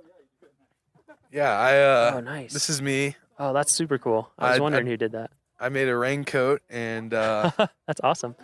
It doubles as inside of the sleeves come off. They button to the chest portion, and inside of the sleeves you can store rain chaps. Oh, yeah. But it also doubles as insulation. That's pretty awesome, actually. So, yeah, it was just a quick idea I thought of. Usually it takes me longer than a week to create a product, but why do you think it went faster here? Well, actually, good question. It's because I got to experience the environment myself. And I recognized what would be easy, light, and efficient to bring with you on a hiking trail or rock climbing. Because you never... Out here, I've learned that the weather is pretty unpredictable. It's extreme. Yeah, it's crazy. So you want to be prepared for hot, cold, rain, sunshine. Like all in a day. Yeah. Especially if you go up to Trail Ridge. Right. And you want to also pack lightly, too. Oh, sure. So I thought, I'm going to make a coat that can keep you warm, protect you from rain. There's a ranger-style cap that actually... Yeah, I see that big wide-brimmed cap. That's actually that's a really cool idea. And it slides into the hoodie, so it. Oh, whoa! So if you see here, it's like a drawstring. That is super cool. If you ever seen one of those wire frisbees that just folds. Yeah. It's kind of like that. So it protects. Yeah. It's like a sunlight. Sure. Yeah, I mean, you need sun protection here as much as rain. Right, exactly. And it goes back and forth. Because I've gotten sunburnt, and I've also been shivering. So it's all part of the experience for me, and it's invigorating. Right, exactly. Yeah, it is interesting. When I'm a big hiker and backpacker, and I think you just tend to get interested in gear stuff. You definitely to the point where people who aren't into it almost think you're a weirdo, but it's like when you're freezing cold and not thinking very straight and it's you can't see and whatever, like you care about how nice a zipper is, how nice a zipper pull is, things like that. If there's a need for it, there's a market for it. Yeah. And if there's not a market for it, that's an opportunity to make one. Yeah. So what kind of stuff do you normally do in terms of design? Is it all over the place, or do you focus on particular types of products? My specialty is computer-aided design, CAD. So this last semester I created a computer mouse. And it was more of a task mouse. It vibrated, and it like had an LED light on the bottom that would pop up, say blue if it was social media, green if it was a work-related email, or red if it was a text. So when you're designing that in CAD, are you going into like the tiniest detail? Like to what level do you have to go? Basically, from start to finish, I'll decide who I'm going to be designing for. I decided in this case I was going to make something for a person in an office-related environment. So I researched what that person does on a daily basis, what they need, what can make their job easier. So once I figured that out, I did 100 to 200 sketches of just quick product, quick mouses, getting the form right. Then I took those sketches and I brought them into CAD and I made a model, and I made probably 6 or 7 different models until I got my form right. And from there, I moved it into KeyShot, which is a rendering program. It's what a lot of car companies do to put their car in an environment like this without bringing the car actually out they here. just render it into the environment. Yeah, put your light sources and a few things. Yeah, exactly. They choose the angle of the light and makes it look real, as if you just took a photograph of it. So after that, then I'll put it all together, wrap it up, and put it in Photoshop and whatnot. Yeah.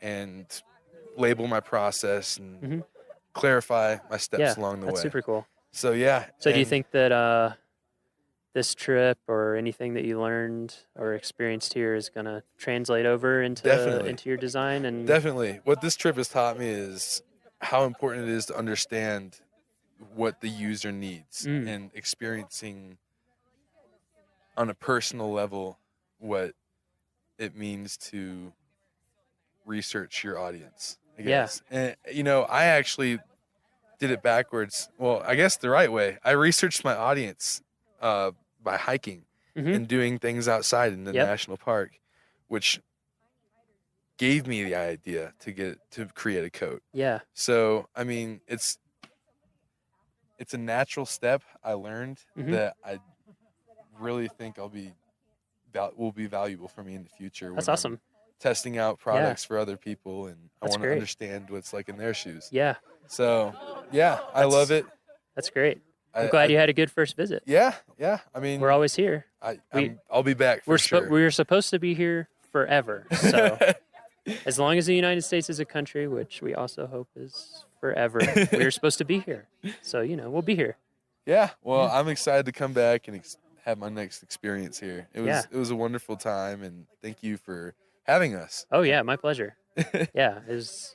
When Jeremy approached me last year about it the first time, he was kind of like, "Do you think we get a campsite?" And because housing is really tight here. Yeah. Like we don't even have enough houses for our own employees, and so it's hard. But he was like, "Oh, we'll camp. It'll be great." That's exactly what I want. Right. Because it's going to put people in a different that environment, in a different headspace, where they're forced to use different tools, where they're forced to like make art despite physical discomfort or whatever. Experience it from a different from a process. Just shake things up. Yeah, exactly. And I think, I mean, maybe this doesn't happen for everybody, but I definitely relate to what you said and what other people is just like being outside day after day, all day. It takes a few days, but after a few days in, you start to kind of get in a different Right. space. Getting used to the altitude, definitely. Yeah, and that was definitely probably takes the time. hardest Did you have part. headaches or anything? I didn't have headaches. I had breathing problems on the first day. Yeah. So I had to call That's it not short. uncommon. But after the second and third day, I was 100% ready to go. Yeah. I went climbing yesterday, and I didn't actually get the climb because it started drizzling. But I went up the hill to the climbing spot, and I just felt 100% better than I did Monday.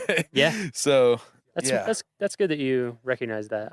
Some people don't even realize necessarily, and they keep pushing it, and then they feel real bad. Right. Yeah, I get headaches. I don't. I live here, but when I was first adjusting, it usually takes me a couple weeks to feel like pretty. Right, like you're in a natural. Yeah, and the actual to become some people never become 100% acclimatized, which is interesting. Yeah, quite a few Is it people. like smokers or? No, it's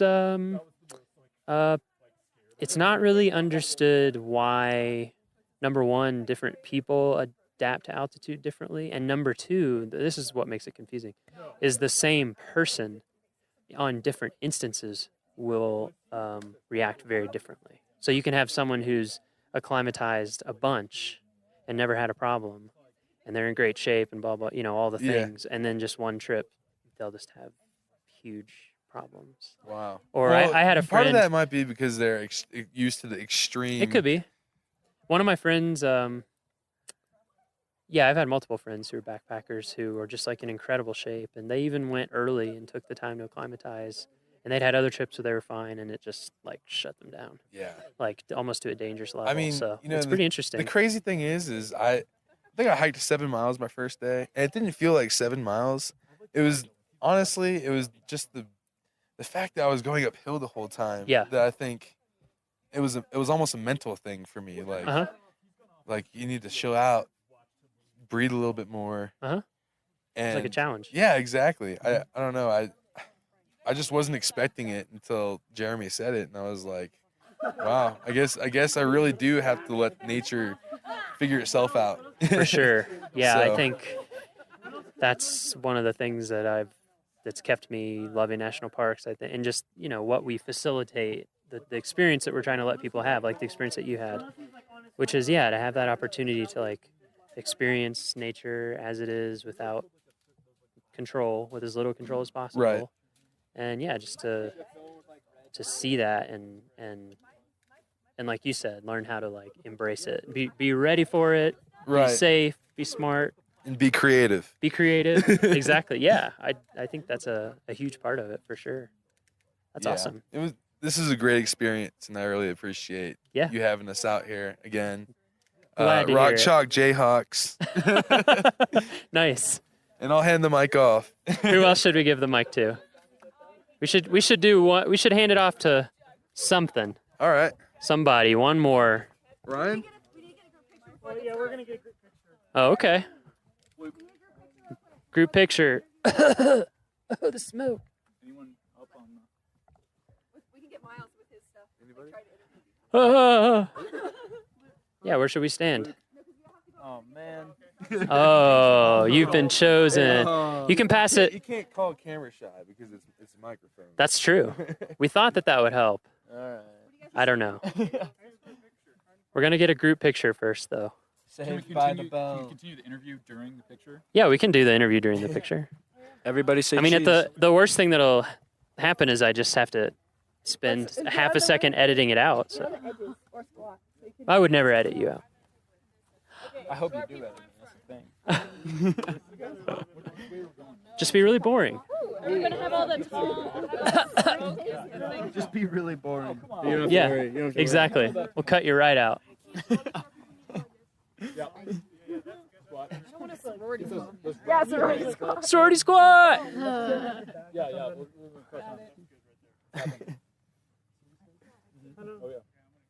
I'm just casually holding up mine. Work it, use it. Work it. Say cheese. Work.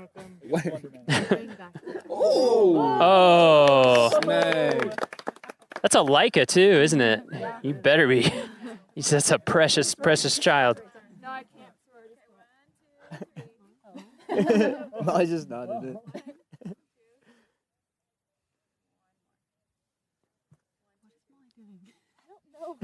Why didn't we stay right here? Wow. Memory card full. It was meant to be. Oh, phone picture. All right, here we go. Am I not spotting this? Thank you. Nice. I think the memory on the recorder's full too. No, it's not. No? Sorry. Sure? Yeah. We can only record 21 hours, 48 minutes, and 36 more seconds. Are we So planning on being out here this long? Yeah. Turns out audio doesn't take up that much. What about the batteries? Battery low or space. something? I've got an extra set of batteries. Oh. So nice Came try, though. prepared. What's your name again? I'm Luke. Luke, where are you from, Luke? Madison, Wisconsin. Madison. Most beautiful place other than the Rocky Mountain National Park. Madison's pretty cool. It is. Yeah. You been there? I have. Two of my best friends from college both went to University of Wisconsin I Madison. wish I could have gone there. They liked it. Yeah. Yeah, they I liked bet. it there a lot. I think the winter's not as much. No, once you're used to it, it's not too bad. Right. And it makes everywhere else feel. If you're from there. Yeah. Yeah. Yeah, we're just cold. I actually, a lot of the times, wish the winter here were colder, but less windy. Yeah. So the No, winters that's the thing. here, it's surprising here. A lot of times in the winter, it's above freezing. Yeah. But the wind is Mhm. like brutal. That's what makes like Kansas winters almost worse than Wisconsin. Like Wisconsin would be 10, 15 degrees Yeah, colder, exactly. but like not wind. Yeah, So, I would gladly take like 0 degrees and calm Yep. over like Oh, for sure. 35 and windy. Yeah. Yeah. They Uh, get that more on the west side of the park. They get the colder, stiller, Yeah. deeper snow, 'cause then you can cross country ski. Yeah, I bet. About 2 years ago, Wisconsin was colder than Mars. Parts of Wisconsin. It's like negative 130 degrees wind chill Oof. in like the eastern part of the state. Damn, that hurts. Like you go outside, like your eyelashes and Yeah. your nose just like all freeze up. People are like, you get like boiling water and you throw it outside and it just turns Yeah. to snow right away. Yep, I've done that. That's insane. I lived in Alaska for a while. Yeah. Yeah, it gets You gets pretty cold. Yeah, you gotta find some ways to have fun out there. Yeah. You can't. I like deep cold, but Yeah. some people hate it. Yeah, I can do it. I dig it. Yeah, Taylor doesn't like it. No? Taylor was complaining all day today, and it was sunny and maybe 70 degrees. She's bundled up. Where's Taylor from? Oh, okay. You're from Clearwater. Yeah. She says Wichita 'cause she likes to be a city girl. Dang. We're getting real. Getting real. Nice. Have you been to Rocky Mountain National Park before? I have not. No. No. Okay. My mom lives in Golden though, so Oh, okay. I'm in the area. So you've been around. I've been in Colorado before. You but go to the mountains much when you're in Mhm. Colorado? Yeah. Oh, okay. So Yeah. you've been up in the mountains, just Yeah. not in Rocky. Skiing. Yeah. How does what do you think? I love it. It's like I didn't know what to expect on this class, but Yeah. I have already like planned a trip to come back like with Really? my friends. Yeah, we went to Door County up in Wisconsin last year. We were camping like on Lake Michigan. Uh-huh. And I was just thinking about like road tripping out here with them. Like That's awesome. there's just endless things to do out here. Oh yeah. Beautiful. Yeah. Do you guys want to be on mic? We'll pass it around. They're just waiting for it. Oh, and what kind of design do you do? I'm in industrial design. Industrial. Another industrial Yes. designer. We Yep, gotta- and so are these two. Awesome. This is cool. Yeah, handing off the Tay-Tay. We'll just pass it around. Tay-Tay. Is that your legal name? I'm just kidding. What's your name? Taylor. Taylor. Yep. And you're from Kansas. Mhm. Where in Kansas? Clearwater, Kansas. Clearwater, Kansas. Just, we probably have a lot of podcast listeners, we hope, from Kansas. Yeah. So they want to know. They're curious. You do industrial design as well? Yes, I do. And have you been to Rocky Mountain National Park before? I actually went on the trip last year. Oh, and I really? liked it so much I'm taking Oh my it again. gosh. Yep. I'm sorry that I didn't recognize you. How's it been different this year versus last year? I feel like this year the projects are a lot better. Uh-huh. I don't know. I knew I had more like expectations last year. I didn't really know what to do, but I came into it this time Yeah. wanting to do outdoor gear, which is why I came. Nice. And so sleeping in the hammock, I have Uh-huh. lots of ideas Oh, of how cool. to improve that for camping. I bet. So Yeah, it's you been should. helpful. I don't know how many companies you researched, but there's some interesting. There's a big world of hammock campers. Yeah. Yeah, Which- like people get really into it. Yeah. They do some stuff like they design them Oh, with yeah. with foot pockets so that you sleep off the bias so that you can lay flat. That's a Oh, big thing with yeah. camping hammocks. And then the other problem, as I'm sure you found out, was staying warm. Yeah. Yeah. Yeah, that's cool. Yeah. That's a neat. Actually, someone I went to college with owns his own hammock camping gear company. Mhm. Yeah.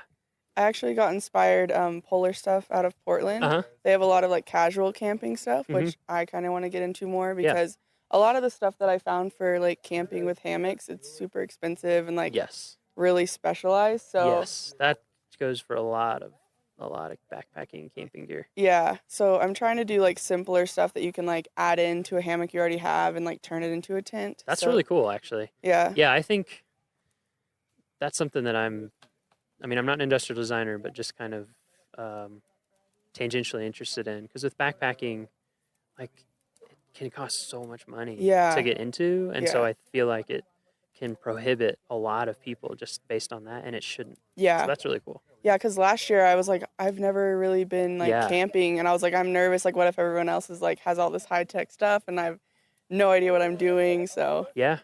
it's been pretty interesting. Like, Yeah. So do you feel that your camping skills have improved since last year? yeah, I think they have. I mean, you came back, so you must have Yeah, liked it. yeah. Yeah. I tried to sleep in my hammock last year, and I got way too cold and slept in the car. So this year I only slept in the car once Wow, instead that's of like cool. 3 times. So That's cool that you're taking that and making it like your focus. yeah. Yeah. Yeah, I've noticed quite a few people with doing kind of different gear, like footwear, clothing, Yeah. stuff like that. And Yeah. it makes sense because it's your direct experience, right? Yeah. And so for this trip, I want to do that for my senior thesis. So I just kind of focus on patterns, Uh-huh. and I would like take pictures and then create like color palettes from those, Mhm. and then make patterns to use like for the camping gear. Nice. So that's what I focused on this week. We got embers in the Yeah. air. Yeah, we'll look at it in a second. What about pass the mic? Getting everybody on the mic. What's up? Hi, how are you? Good. What's your name? My name's Baxter. Baxter? I'm from St. Joe, Missouri. St. Joe. Mhm. Okay, nice. That's where is it? It's about an hour north of Kansas City. Right. Mhm. Okay. Yeah, I lived in Red Oak, Iowa for Okay. quite a while, so we would always drive down through. Okay. Sort of through that area. So you're industrial design as well? Yes, I am. Nice. Mhm. Have you been to Rocky before? No, this is my first time actually. Really? Have you been in the mountains a lot? I was in the Bitterroot Valley in Oh, Montana yeah. a couple weeks ago. Bitterroot is beautiful. Mhm. It's That's very awesome. cool. So that was your kind of first Yeah, kind big of mountain first trip. Yeah, Yeah. drove up with a couple friends and enjoyed it so much I thought I'd sign up for Yeah. another class. And, Yeah. How's this been? Fantastic. Yeah. Yeah. What do you think about the park? You know, I've never been, but I've just been blown away by the views. Yeah. Yeah. Incredible. And Yeah. I've been just awestruck about all the lakes here. Yeah. And The they're lakes just are amazing. beautiful. And I just didn't imagine how great this place would be. Yeah. So, That's awesome. I mean, it's been a great experience. Took me by surprise the first time I came here too. Yeah. And I've been to a lot of parks, but still, it's just there's something about it. Just like every park, there's something about it. Yeah. What have you been working on this week? I kind of been taking a step back and doing a little bit of photography, but Nice. I kind of focused on an app a Mhm. little bit, a hiking app based on just looking at, the types of people. There's all different types of people come from all over the world here, and it seems like they've been maybe unprepared. I've Uh-huh, noticed. uh-huh. I saw a couple people walking up in just like sandals and without water. Yep, And for sure. for safety reasons for park rangers, I thought it'd be nice for people to be educated about their trail that they're Yeah. going on. So the app I've been kind of designing is based on a little bit of an app that's already been out there. It's Mhm. called All Trails, Mhm. but I took a little spin off of it, and I've kind of created just something that's easy to use and shows all the trails around you. Yeah. Do you have? Yeah, it's actually right here. Oh, nice. Just shows a quick picture of the your hike that you're supposed to go on Uh-huh. and the rating and all that kind of stuff. With most of the park not having service, I thought Right. it'd be nice to download Right. a map so that Mhm. you know what direction to take and that Sure. kind of stuff. Yeah. I mean, Um, if it's not super data heavy, then Yeah. you could pre-download a bunch of stuff. And then another quick thing I wanted to do was like have a check-in, so that if you like maybe go on a serious hike, you're gone for maybe a day or two, you could check in Mhm. and then check back out, make Mhm. sure people know where you are if you're just by yourself. That's cool. And So if you checked in and if you had like a profile Mhm. page or something, somehow people could see if you had checked back in or not.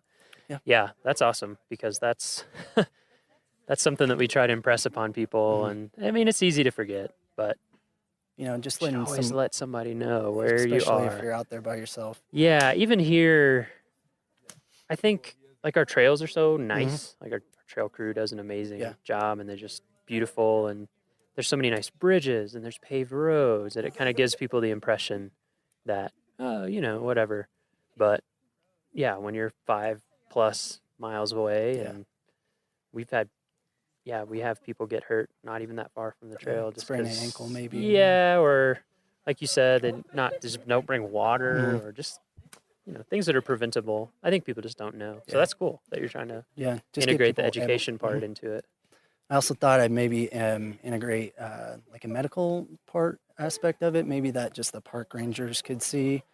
Whereas it could have your medical information on it if there was a rescue mission or something like that. Yeah, like it could be built in that you would give consent or something to have that information shared. Maybe you're diabetic or something like Yeah, that. And that's cool. Yeah, that's nice. Yeah. So how has being out here been different for you in terms of, well, I mean everything, but design? What kind of influence do you think that's had? It's been different because you're not in a studio. You don't have, other people. It's been kind of just on your own this week in terms of designing things, which has been nice. Yeah. You don't have a lot of, I don't know, people telling you what to do or that kind of stuff. And so you kind of go on your own. We've been, as a class, just all over the page with projects, and it looks fantastic. Yeah, it does. I wish we'll get some photos from you guys after, so we can post it maybe with the with this podcast episode. We'll put it in the blog post. But yeah, it's really, really cool stuff, and like very high production value for working out of a campground too. I mean, we're working with no Wi-Fi, just little to no supplies, and I mean, it turned nice, out right? great. Yeah, it actually is. One thing to that get always away. amazes me is how much more time you seem to have when you don't have Wi-Fi. Yeah, you don't it's have been- internet access and movies and stuff. It's been nice to and get you're away. waking up early because Mhm. it's, I don't know. Maybe there's people here who still sleeping, but I we- usually am a sleeper inner. But when I'm camping, I get up. Sun wakes you up exactly. in the tent. I'm Yeah, just like, and you tend to fall asleep really early. You're so cold, you're ready to get Like up in the morning. yeah, like backpackers midnight. Yeah. When I would be backpacking, we'd be like, oh man, it's late. What time is it? 8. Like in the spring when it's not quite as light as it is now. It's really light. What time is it right now? 8:34, and plenty of light in the sky. It's interesting. What is your fiance's cousin's husband? Anyway, he's my cousin. He's my cousin now. He's from Hawaii, like born and raised, and hadn't traveled a ton until he started doing travel baseball. Anyway, he was here visiting in the summer, and he was just like, "Whoa! Like the sun stays up so late." And I never thought about. I've never lived anywhere like near the equator at all, so that's pretty interesting. It is. I worked up in Alaska for a while. There, it's real interesting. I was in Denali. Oh, okay. And so, like on the summer solstice, we just stayed up all night. I mean, you could read a book in like the darkest it got. Really? Yeah, which was like the sun sets at 12:40 in the morning, and it comes back up at a little after 3, I think, or maybe no, earlier than that. Anyway, yeah, it's super nice out.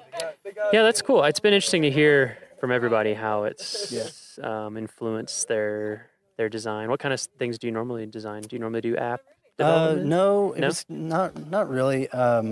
We've been kind of all over with our industrial design class back at KU, but we've been doing electronics. What else? Tiny homes. I mean, pull toys. I mean, a lot of That's different really stuff. cool. Shoes. But we haven't really been doing apps or anything like that software-wise. Yeah. So it was kind of nice to explore that. Yeah. And see Yeah. what ideas I could bring. Yeah. Yeah, industrial design is something that I know like nothing about, but it sounds pretty cool. Yeah. I've always done flat stuff. 2D. Yeah. I wish I could be graphically, but I'm not really. Really? Yeah. That's So- interesting. It's interesting, how like I feel like there's such a huge range of different types of people in design, and you can be effective in such different ways. Like one of my best friends that I worked in Alaska with him, he can just draw like anything. Like he can kind of, he's just incredibly visually original, and I'm not like that at all, but I'm really good at like, I'm going to come up with a structured newspaper template and like the relationship between all the typography and that kind of super logical stuff, you know, or photography where I can capture it, but when I just have to put it down, I'm better than that in music, I think. That's really cool. Yeah. So, gonna come back? Yes, definitely. I don't know about this class because I'll be graduating, but I will definitely be back to Rocky Mountain National Awesome. Park. And were you backpacking in Bitterroots at all? No, we did a little bit of hiking, Okay, but nice. not a lot. Yeah, that's kind of it takes a little, like we were talking about, it takes a little bit of gearing up. But if you ever have a chance to do that here, it's like next experience level up in some ways. It was nice not having to worry about grizzlies or That's mountain true. lions or anything like that. It is very so- different here that way, yeah. Because I worked in Yellowstone and Denali, and it's a different feel. Yeah. Yeah, it has its pluses and minuses, I feel like. It makes you not worry too much about wildlife, but at the same time, you kind of still have to be aware of your surroundings. Yeah, that like kind the of thing. wildlife here, as long as you're intelligent about it, they're not, you know. Yeah. I mean, people sometimes aren't. Yeah. Sometimes get a little close, but it's nothing like, like I went backpacking in Yellowstone all the time, and it's just, you just kind of accept that at some level, even if you do everything right, you know, there's something out bad, there that if it chose to, You're not at the top of the food chain. yeah, exactly. So it's a very different feeling, and I agree. I think that that's part of everything that goes into giving Rocky. Like, it's beautiful and jaw-dropping, but it is also a little bit approachable. Like, you don't have to have the same fears. And It's a little more family friendly, I would say. Uh-huh. I guess less threats, but there's definitely still things to watch out no, for. definitely. But we yeah. we kind of had a little run in, maybe possibly with a black bear Ooh. that came through the camp. Yep. We're not sure. Yeah, I was the only one up for it. And yeah, heard it. really. Yeah. I mean, I wouldn't be surprised. Yeah. Unfortunately, we try really, really hard to get the bear message out about storing your food and doing everything properly. But some people still don't do it, and bears are very smart and very hungry, and so they tend to be around the campgrounds sometimes. But we're putting in more and more of those bear boxes, which I think are That would help. helping, because it's just easy, just like put all your stuff in there. So I think we're trying to get a bear box for every campsite eventually. That'd be nice. Yeah, we got there with Aspen Glen. Okay. That's a whole interesting industrial design challenge. Bear cans. I Really? don't know if you've ever looked at. Yeah.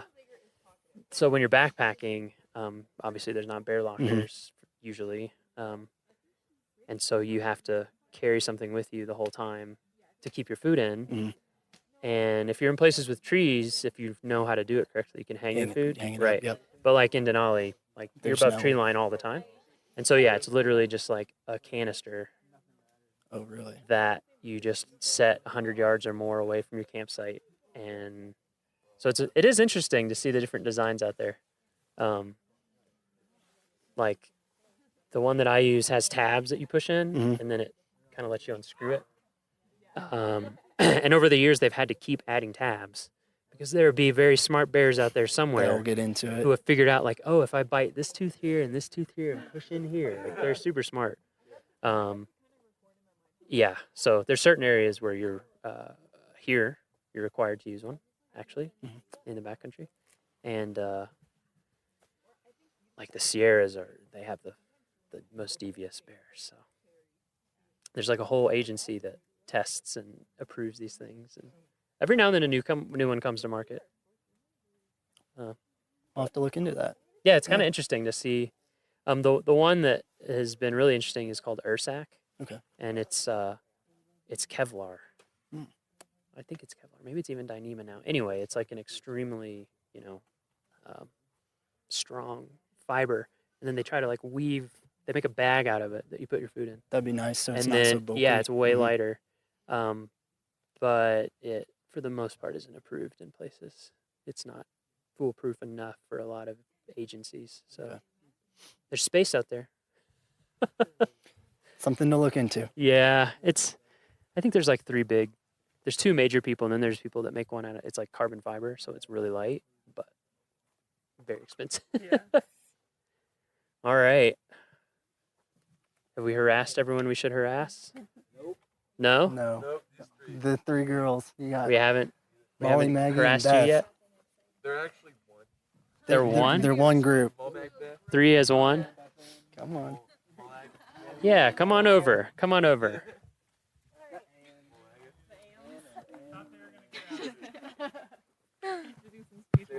Nice. Check, check. Check, check. Check, check. Hello. How's it going? Good. Why don't we introduce? You can start with yourself. Yeah. Okay. What's your name? My name is Molly. Where are you from? Minnesota. Where in Minnesota? It's called Woodbury. It's like 5 minutes from St. Paul. Oh, okay. So yeah. You know, I just figured there'll be podcast listeners who know exactly where that Relate is, to Minnesota. so, yeah, Yes, we're Woodbury, trying home of the Royals. to- Yeah. What kind of design do you specialize in? Graphic design. Graphic design. Yes. Okay. Me too.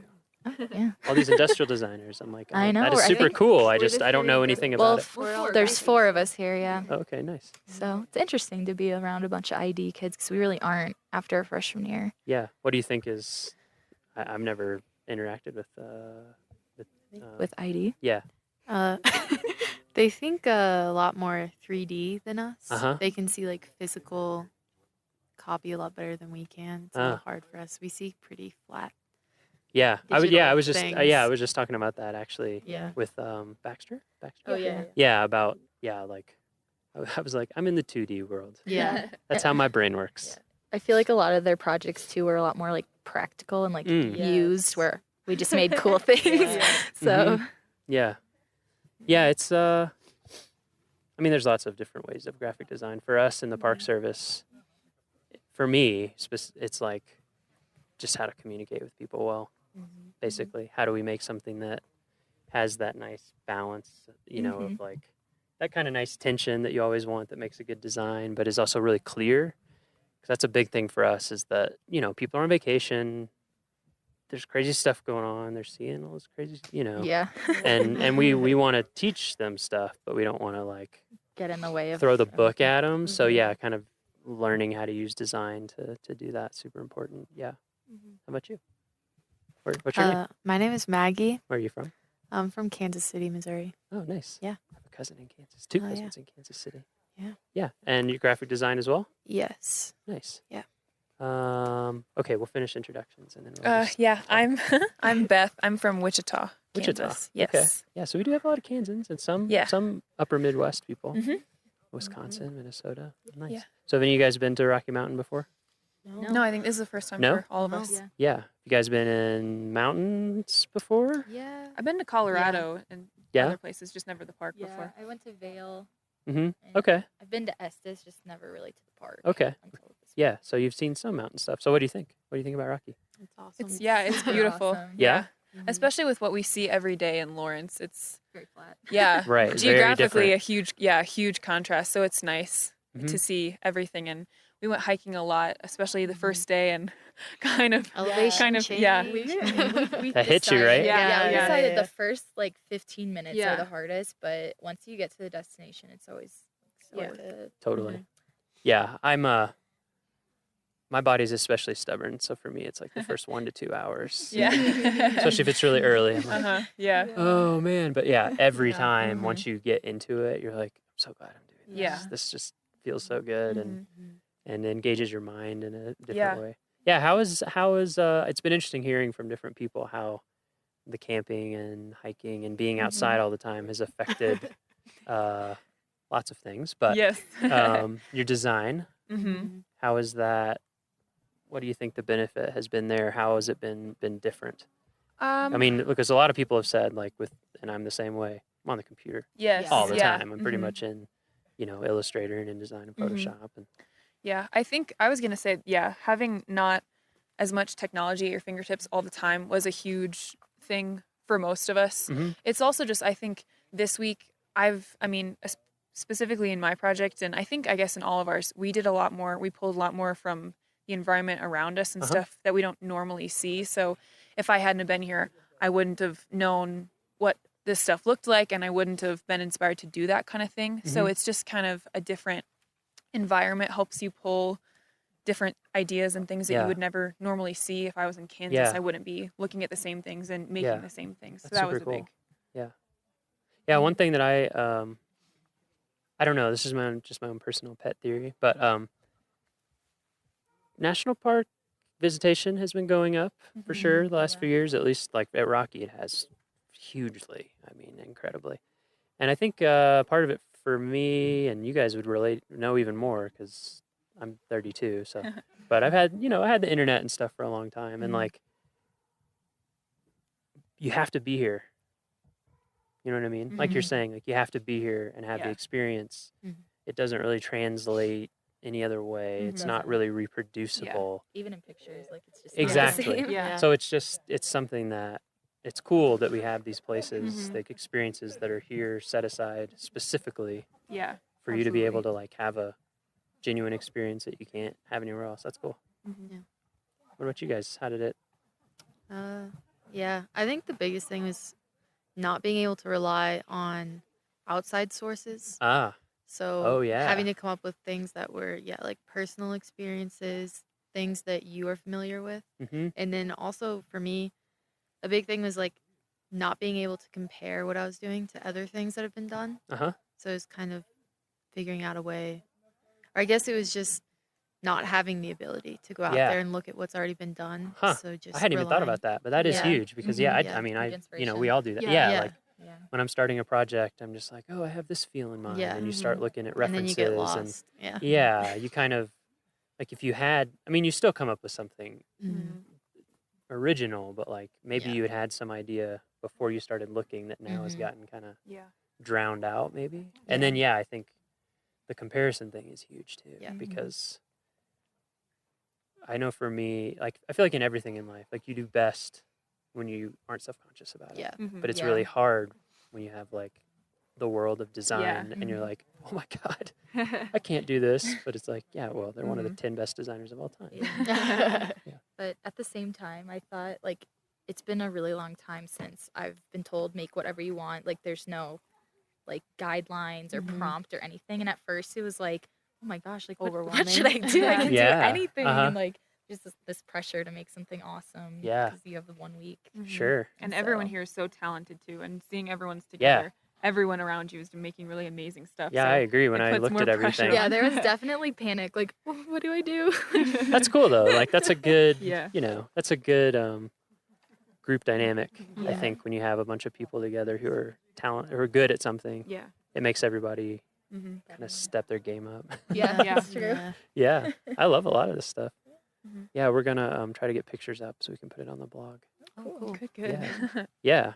Well, I'm glad that you guys have had a good time and that it's been valuable. Absolutely. Do you think there's things from this experience you'll take back with you?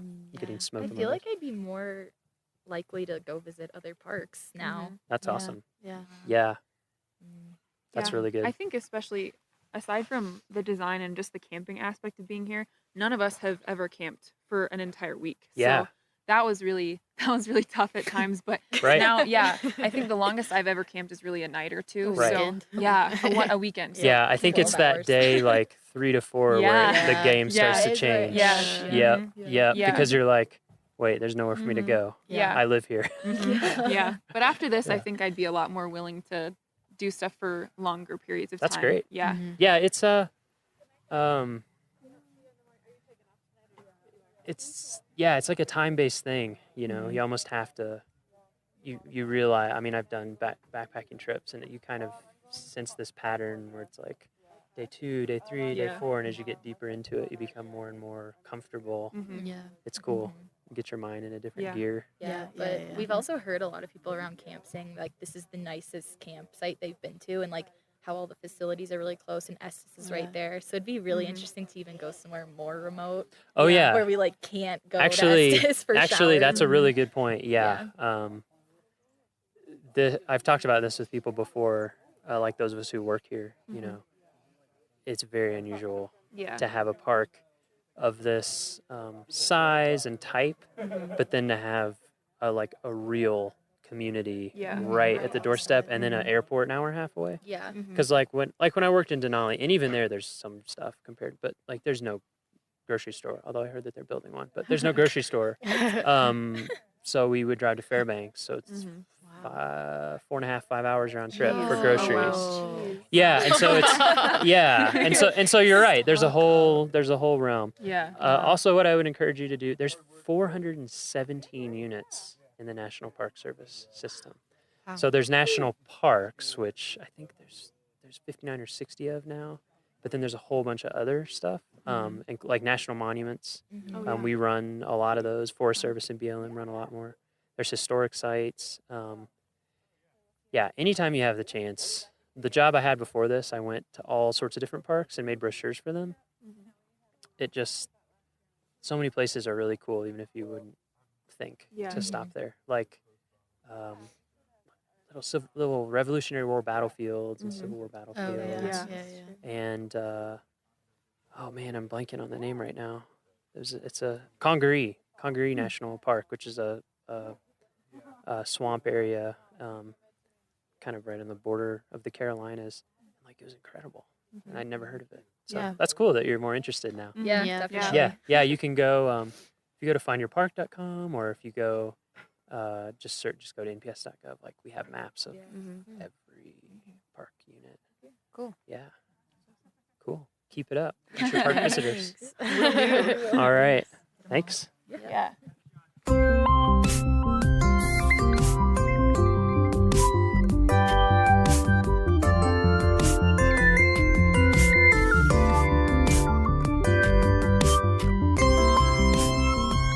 Our next episode will be released on Friday, August 25th. For show notes, transcriptions, and to learn more about our show, visit our homepage at go.nps.gov/RMNpod. That's go.nps.gov/RMNpod. The Rocky Mountain National Podcast is a product of Rocky Mountain National Park, one of 417 units of the National Park Service that preserve America's heritage for all, forever. Bye for now.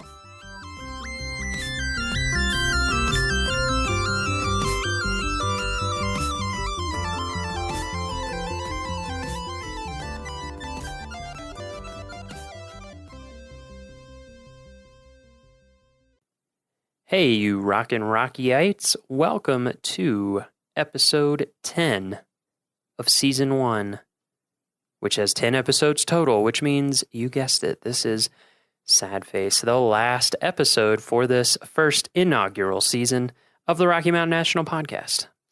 So, first of all, we want to say thank you so much for tuning in, whether that was one episode or multiple episodes. Hopefully you became a subscriber if you are into it in whatever podcast app you like to use. If not, consider doing that. Some stuff you can do while we're on a hiatus for the winter. We may have some bonus episodes in the winter, but we're going to be on a hiatus overall. Here's some things you can do. If you like the podcast, first of all, if you go to iTunes and give us reviews, that helps us show up higher in search rankings. It helps us spread the news about Rocky and reach more people. So think about that. Another great way is to just tell people that are your friends that you think you might be into our podcast. Just let them know, hey, this is kind of cool. Check it out. Or maybe you'll listen to an episode together. I'm also going to go out on a big limb here and give you my email address so that you can send us any comments, positive, critical, negative, whatever. And more importantly, you can give us ideas for things that you are interested in hearing about for next season. We are going to start on pre-production after a little bit of a break here. So we're going to start thinking about it, planning it out for next season. And, we're open to any great ideas that you have. So send them my way. My email address is miles_C_Barger. That is B as in boy, AR, G as in girl, ER, miles_C_Barger at nps.gov. send us your comments, send us your ideas, just send us a hey, thank you from wherever you're from. We enjoy listening. Whatever kind of notes you want to drop, go ahead and send them there, and we will read as many of them as we can. So, let's finish this season up with an episode about Long's Peak. Today, we're joining Everett Phillips, who is a Long's Peak climbing ranger. We're going to talk about what being a climbing ranger involves, why we have climbing rangers at Rocky. We're going to talk about how Everett became a climbing ranger, and then we're going to spend quite a bit of time talking about Long's Peak, specifically the Keyhole route. Everett's job this summer and last summer has focused, as you'll hear in the episode, on doing what we call preventative search and rescue, or PSAR, on Long's Peak, specifically the Keyhole route, to help have people have a better time, help keep them safe, and help prevent search and rescues from happening before they ever happen. So, super interesting episode, obviously a huge topic here at the park. And we hope that you find it enjoyable, fascinating, and if you are thinking about climbing Long's Peak, very useful. Here we go.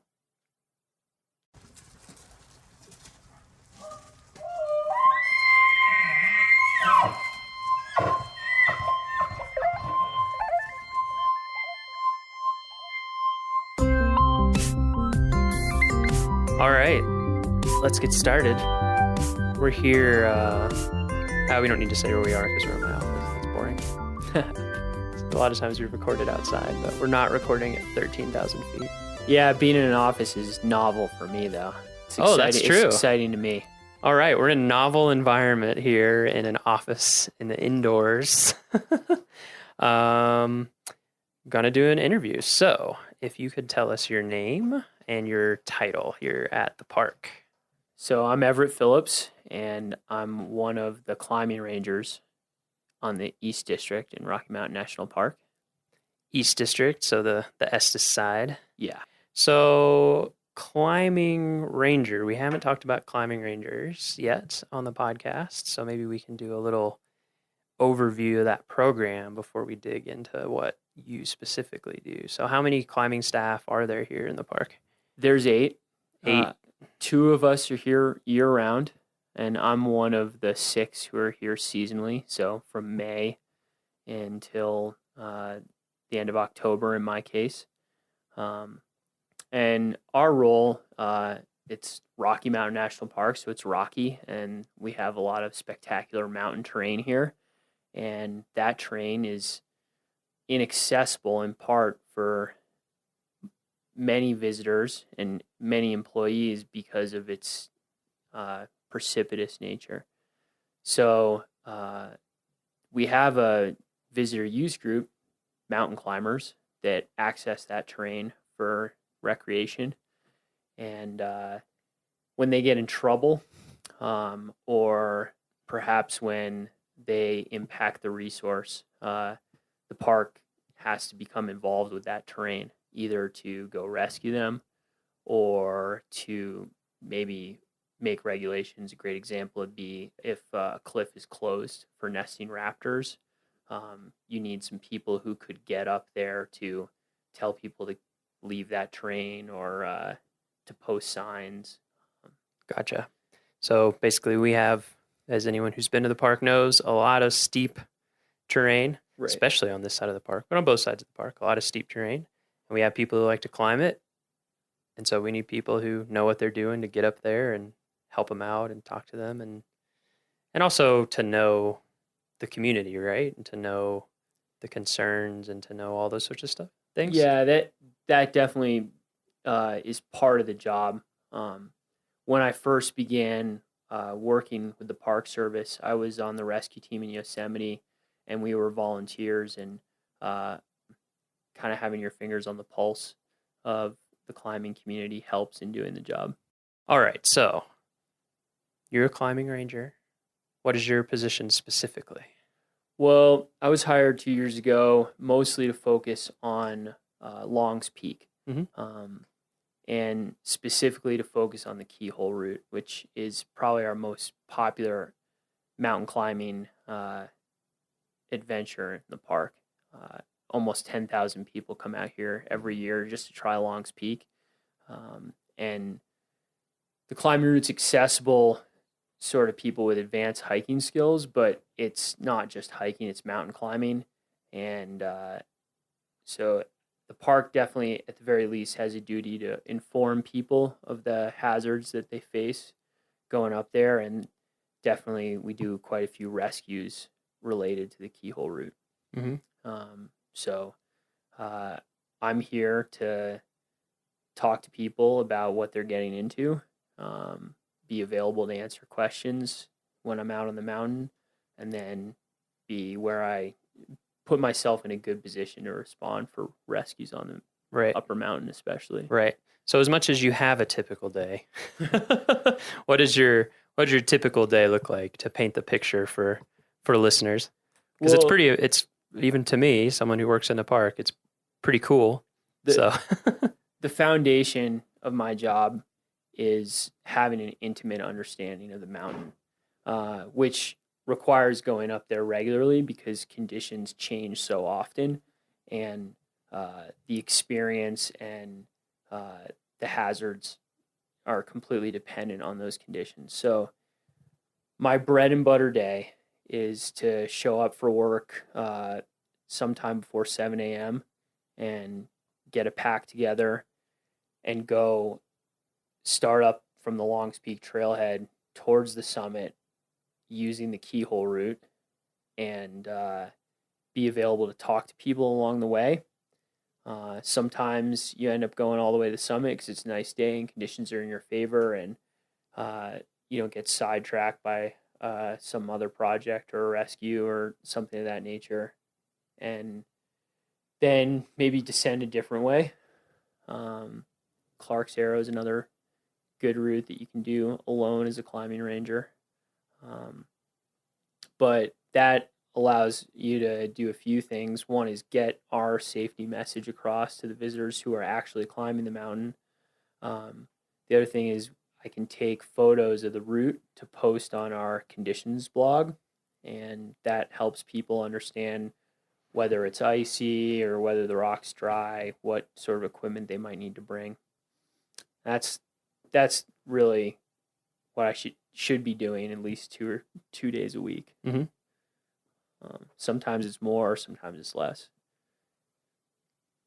Sounds all right. Yeah. So I'm sure people out there are thinking, like, what? You get to climb Longs Peak for your job? That's crazy. I know we can get into we will get into the details of why it's also a challenging job. How long have you been climbing? How long have you been a climber? I've been leading rock climbs, placing my own gear and building my own anchors for just over 10 years. 10 years? Yeah. Where are you from originally? I'm from New York, Westchester County, New York. New York. Yeah. Westchester is New York City, kind of? Yeah, it's the bedroom community. Bedroom community? Half an hour to an hour north of New York City on the Hudson. Oh, okay. That area. Was there a climbing community around there when you were growing up? I think in my experience, there's a climbing community just about everywhere. Oh, nice. But the closest rock climbing destination are the Shongunks, or the Gunks, as most people know them. Yep. I haven't been there, but yeah, and I think I've heard that term. That's actually the first place that I roped up and went climbing. The Gunks? Yeah, where the climbs had a name. I was already scrambling around cliffs and stuff in my backyard. I had a few boulders that I could try to summit. Yeah, how did you get into it? Were you always kind of scrambling around as a kid and into stuff like that, or did you have a friend or family member that inspired you, or a movie or what? I did have a friend of mine. His name was Josh Garrison. We were soccer players on the same soccer team, but he got into Outward Bound. He was an instructor there, and he's been involved in outdoor recreation. And I think, to get into climbing that is more adventurous for you, it's helpful to have a partner to hold the other end of the rope. And I think I got recruited to hold the other end of the rope. And I guess in some ways he opened that world to me. So It was right. fortunate. Thanks to him. Yeah. So he kind of got you started on it. And what kept you going? Like when you started, what was the appeal? What drew you in? I think I really like the responsibility that comes with climbing. You know, as a young man, I didn't have a lot of responsibility, and I think I was trying to grow up. And the great thing for me about climbing is that once you're involved in the activity of it, once you've launched, you're out there leading up a cliff, you are ultimately responsible for everything that happens to you.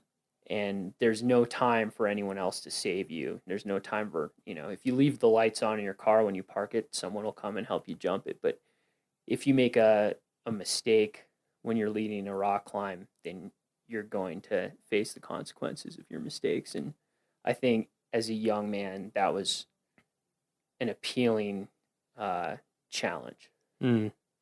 So the, well, I guess responsibility, yeah, the way you put it, just that immediate, visceral challenge.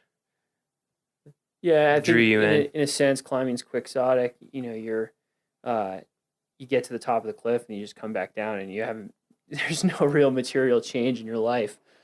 But in another sense, it's as serious as business gets. You have to do things the right way. Otherwise, over time, there are going to be really bad consequences. So you're trying to do your best. Right. It demands your best. So were you climbing through college? Did you go to college? Yeah, I did go to college. And were you climbing it during that time? Actually, I spent a lot of time climbing on boulders, but it was mostly for fun. Okay. I did rope up a few times, but it wasn't a focus for me. It wasn't until I graduated college and I worked on a trail crew in New Hampshire, and got out in the mountains a lot and saw a lot of cliffs that captured my imagination, and go back and with a partner and go climbing on the weekends. Oh, nice. What was the trail crew with? It was the Appalachian Mountain Club's trail crew. Yeah. They do amazing stuff. That's one thing when I was because I've spent a lot of time out west, but I went back to the East Coast. I was just amazed at the level of organization and dedication to trail maintenance. It was a really unique place to work on. The Appalachian Mountain Club's trail crew is mostly young people, and it turns over. People usually do about 4 or 5 years with that trail crew. But the trails there go straight up the mountain, which if you do a lot of trail work, you know that's really bad planning, because the erosion just turns the trails into big drainage ditches. So you build a lot of rock staircases out there, and yeah, it was a great place to learn. Tough work. Yeah. The trails there are crazy. Yeah. I hadn't been up there, and then when I lived near DC, we would take trips sometimes up to the Northeast for a little more, as close as we could get to Alpine, and we would just, just straight up on boulders. It was also a great place to break into climbing, because there's really great rock climbing. It's the Granite State, but there's also good ice climbing in the winters, and it's got an alpine zone just because of how harsh the winters are, and so there's this alpine tundra, and you can do a little bit of Arctic mountaineering. So you can train for the Alaska range there. You can train for Patagonia there. You can train for Colorado there. Right. It's gnarly. Yeah, it is. It's a lot gnarlier than I realized it was before I'd first gone there, and I was like, oh, okay. Especially the winters. Yeah, they're hardcore. So you were up there doing the trail work, seeing stuff you wanted to climb, climbing it, doing some ice climbing at that time? Yeah, I was. Yeah? I was passionate about ice climbing at that time. Nice. So where did you go after that? Where did life lead you? It led me to Yosemite Valley. Yosemite. Is there climbing there, or? I'm just kidding. Yeah, it's not an original story for a climber, but that's all right. I was really fortunate. I left New Hampshire because I was hired as part of the Yosemite Valley SAR site program. SAR is search and rescue. And the SAR site is basically a campground within the climbers campground in Yosemite, where they give free housing in wall tents to 8 volunteers. And the deal is that 4 of you, at the time anyway, I don't know if the contracts changed, but at the time, 4 out of the 8 of us were available 24 hours a day, 7 days a week to help the park with rescues. But we had no other time commitments except for maybe 5 or 6 days of training at the beginning of the season and 1 day a month after that. So the idea was you went climbing all the time, and then they had fit and well-trained rescuers that would respond to their pager when a rescue is needed. That sounds like a pretty sweet deal. Yeah. Yeah. What was that like? How long did you do that? I did that for 4 summers. Yeah. So it was a 6-month season. It was May 1st to October 31st. And it's still, this program still goes on, and they do incredible rescues. Man, you must have learned a ton there. Yeah. And, they do a good job these days of bringing in people who are just getting passionate and are developing skills. And I was fortunate to be in that position. I was at kind of one level with my mountaineering and my rescue experience when I started in Yosemite, and I was in a completely different level of experience when I left. I bet. Yeah, that's like the place, right?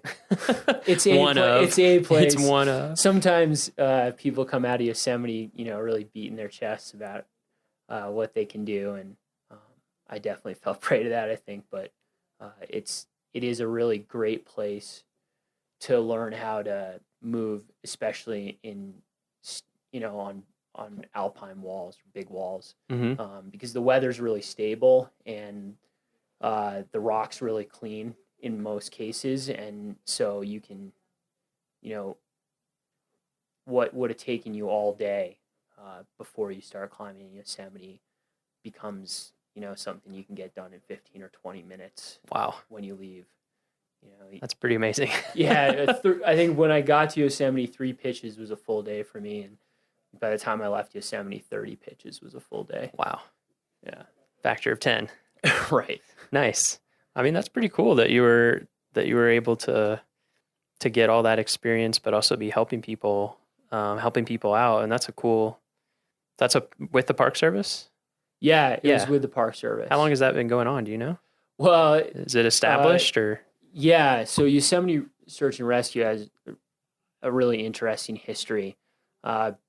Royal Robbins and Warren Harding were putting up routes and doing in the heyday of their climbing. The Park Service didn't have anyone who could go anywhere near the places that they were going. And from time to time, those guys and their contemporaries needed rescues. So what the Park Service was doing was going down to the climbers' campground to round up the climbers to go do the rescue. And that makes sense. They're like, so we're not going to do this, but can you guys help us out? Yeah, so the Park Service would provide the logistics, right, and the climbers would do the rescue itself. And so you can see the evolution there, which is that the park nowadays, probably the leaders of the team and the most capable rescuers are park rangers, and they're helped out for manpower and skills and understanding of the routes by the SAR site. They also have climbing rangers in Yosemite as well too, just like they have here, and so they have park rangers who are professionally accessing that terrain all the time. So it started out organically, and now it's kind of become part of the institution there. Yeah, that's super interesting to me. I'm not a climber, so it's fun to learn about all this stuff. So you would do that in the summer. What would you do in the winter? I've been a ski patroller for the last 9 winters, which for anyone who's interested in work in the mountains, doing adventure sports like skiing or climbing, And also for anyone who's interested in rescue work, I think ski patrolling is the best. It's the most fun. It gives you the best experience. Yeah. Where did you do ski patrol stuff? Started in New Hampshire when I was on that trail crew. I worked at a little ski resort called Attitash and did a ton of medical stuff. You know, the slopes are icy, the terrain parks are big because the snow's not great. And so just running sleds and splinting broken bones. Were you an EMT then? I was an EMT before I started that. I did a wilderness EMT. That's what got me my job on the trail crew. Cool. And it's what got me my job as a ski patroller. So That's something that I've wanted to do, wilderness EMT. Yeah, I've done the Woofer, and I was like, oh, man. I would recommend the wilderness EMT class to anybody. You know, it's been a great investment for me, but also it's just really interesting. And I think that if you spend a lot of time taking risks, you know, whether you're skiing or hiking or climbing, you know, I think the wilderness EMT is just great education for what to do if something bad happens. But I think it also convinces you that something bad will happen at some point, you know? Yeah, I had that experience in my wilderness first responder for sure. And I was just like, oh, okay. Just makes you much more aware of what can happen, and also how hard it can be to really help someone or get help, even if you're not, quote, that far from a trailhead, unquote, it can be a long way. Yeah, it continues to amaze me how challenging mountain rescue is. You know, I think every time I think I have it down or that I'm super capable, then there's a rescue that surprises me, ends up being more challenging than I expected. It's definitely not short on challenges. Yeah, I mean, I was amazed just how hard it is to carry someone in a litter. Like, it's exhausting. And just how many people it takes, because you have to rotate out. You just get, I mean, if you have the manpower to do it or the person power to do it, you have to rotate out. Yeah. It just wears you out. Yeah, and I think sometimes people, when they think about mountain rescue, it seems glamorous. And, you know, you can see photographs of rescuers hanging from beneath helicopters in front of these amazing mountain faces. But the truth of the matter is 95% of mountain rescue is the litter, which is a titanium or steel basket that someone lies down in. You know, hopefully they have some good padding underneath them and a sleeping bag around them and a good splint and maybe some pain medication while they're taking the ride. But that sits on top of an ATV wheel that has a welded frame that attaches to the bottom of the litter. And that kind of, in the best case scenario, rolls gently down the trail. But if it's a long litter carry out or people are tired, then sometimes it bumps down the trail. But that's you know, if you're committed to this business in the right way, I think you'll probably do more of that than anything else and take pride in it. Right.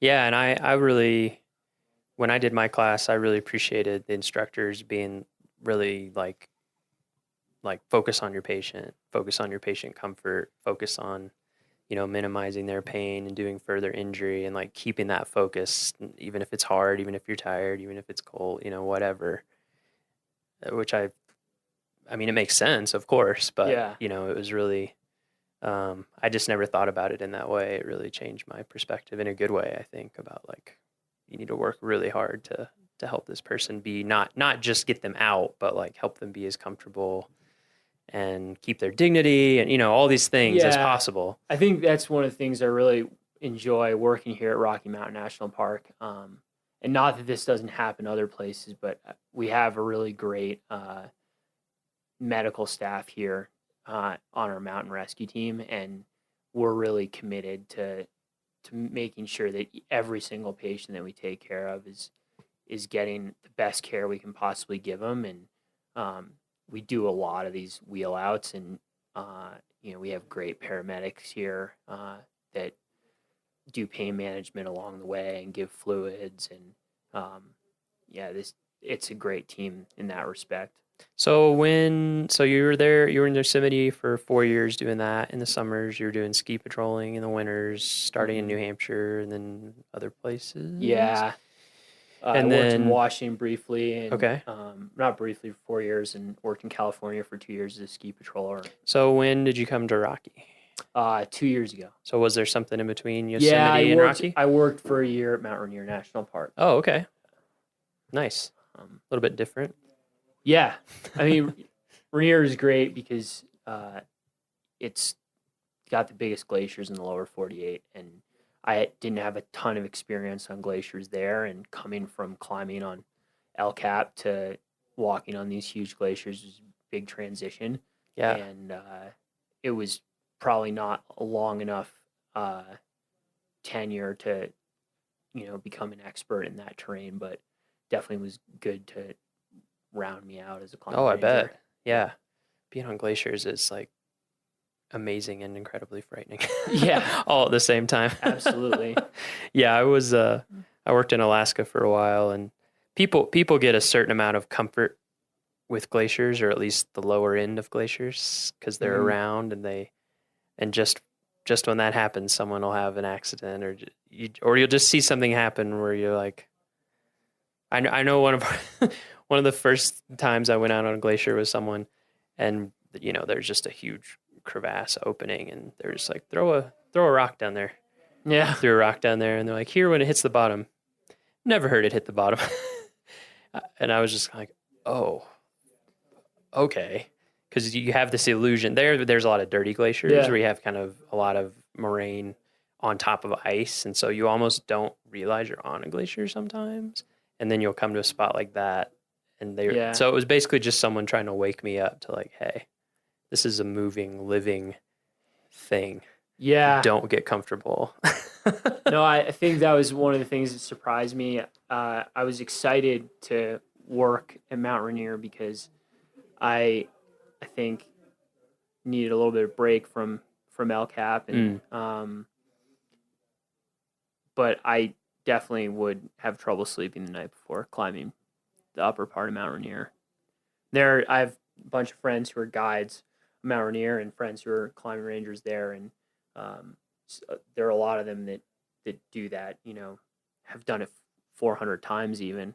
But I think it's really serious, and I think they're aware of that. They may just be braver than me. Yeah, and glacier, of course, and we'll talk more about this as we get into this. Mm-hmm. So I'll fill in podcast listeners. Everett and I this summer have been working on a video project, and so we've gone up on Long Speak a couple times together and talked about some of this stuff. So I definitely want to bring it out, is that idea of risk and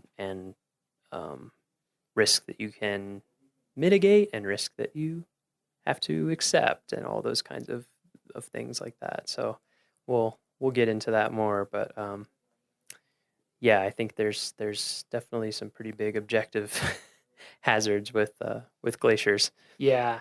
With certainly. any climbing type of endeavor. So you were there for a year.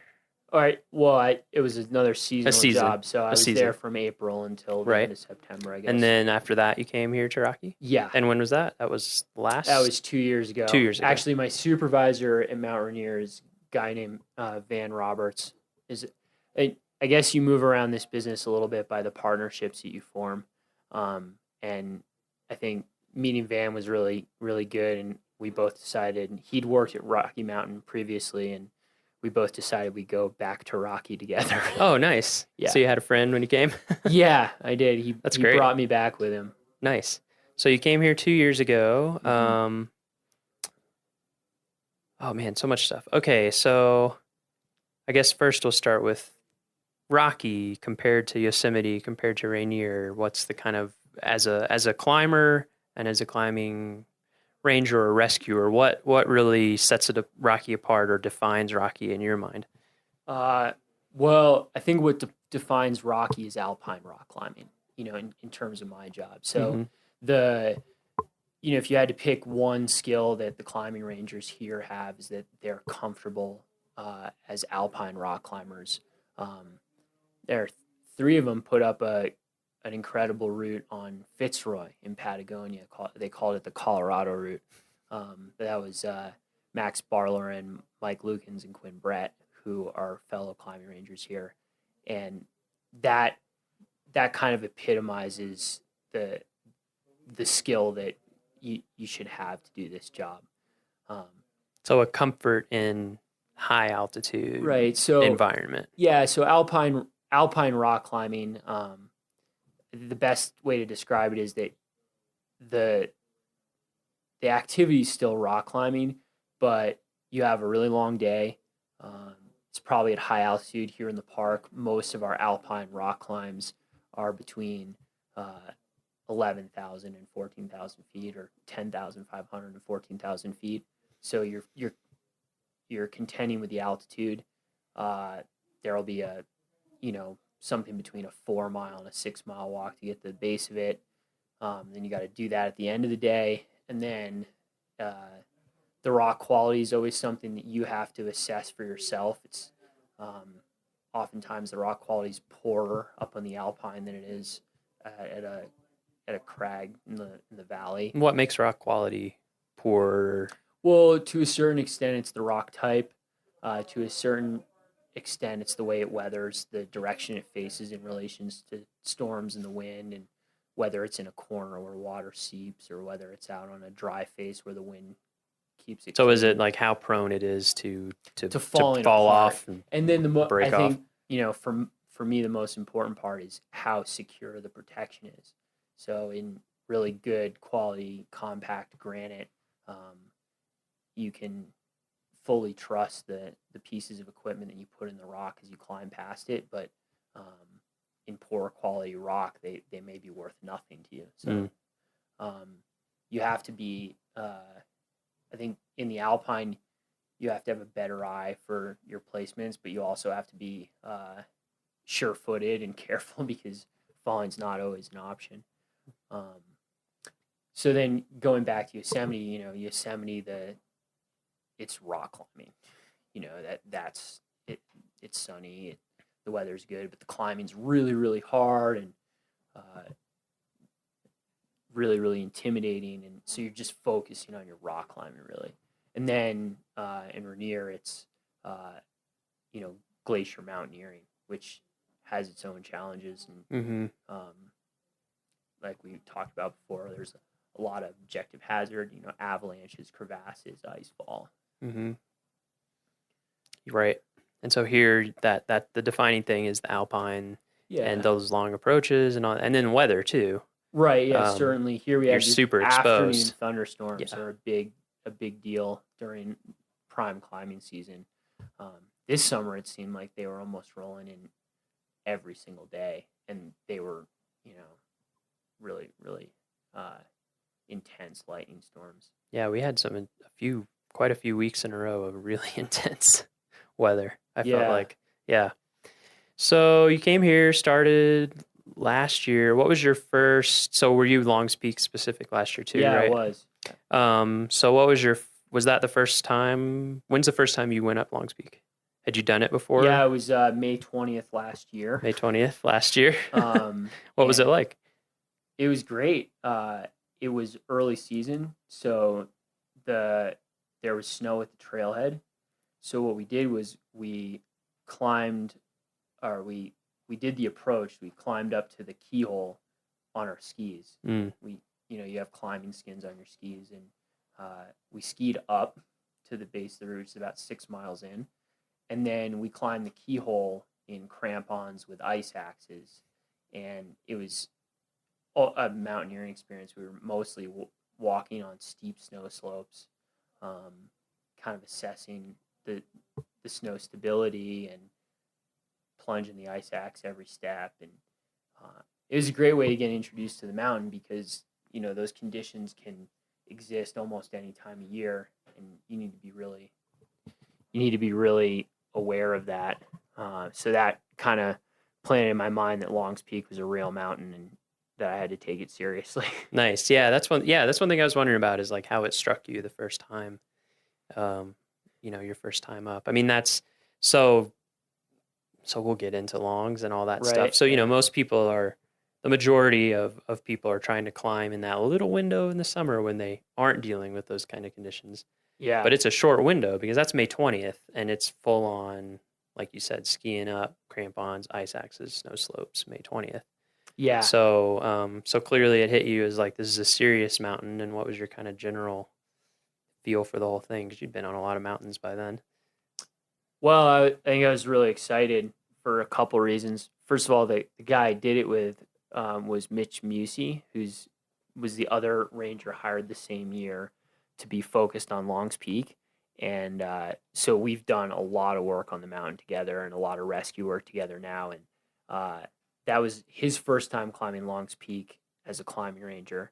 And so I think I could tell at that point he was someone who was really excited about doing this job and doing it as well as he could. And it's great to have that trust in someone that you're going out in the mountains with. And so that was going really well. And I mentioned that we skied all the way up to the keyhole. Well, we also skied all the way down from the keyhole to the parking lot. And it took us about 20 minutes. Whoa. And it was really fun. So, yeah, I think my impression was that there was a lot of room for me to grow and a lot of good adventures to be had. And that I, found myself in a good situation. Nice.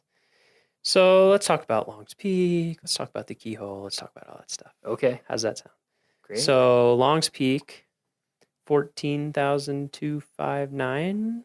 Is that right? Yeah. Right. So it's a tall mountain.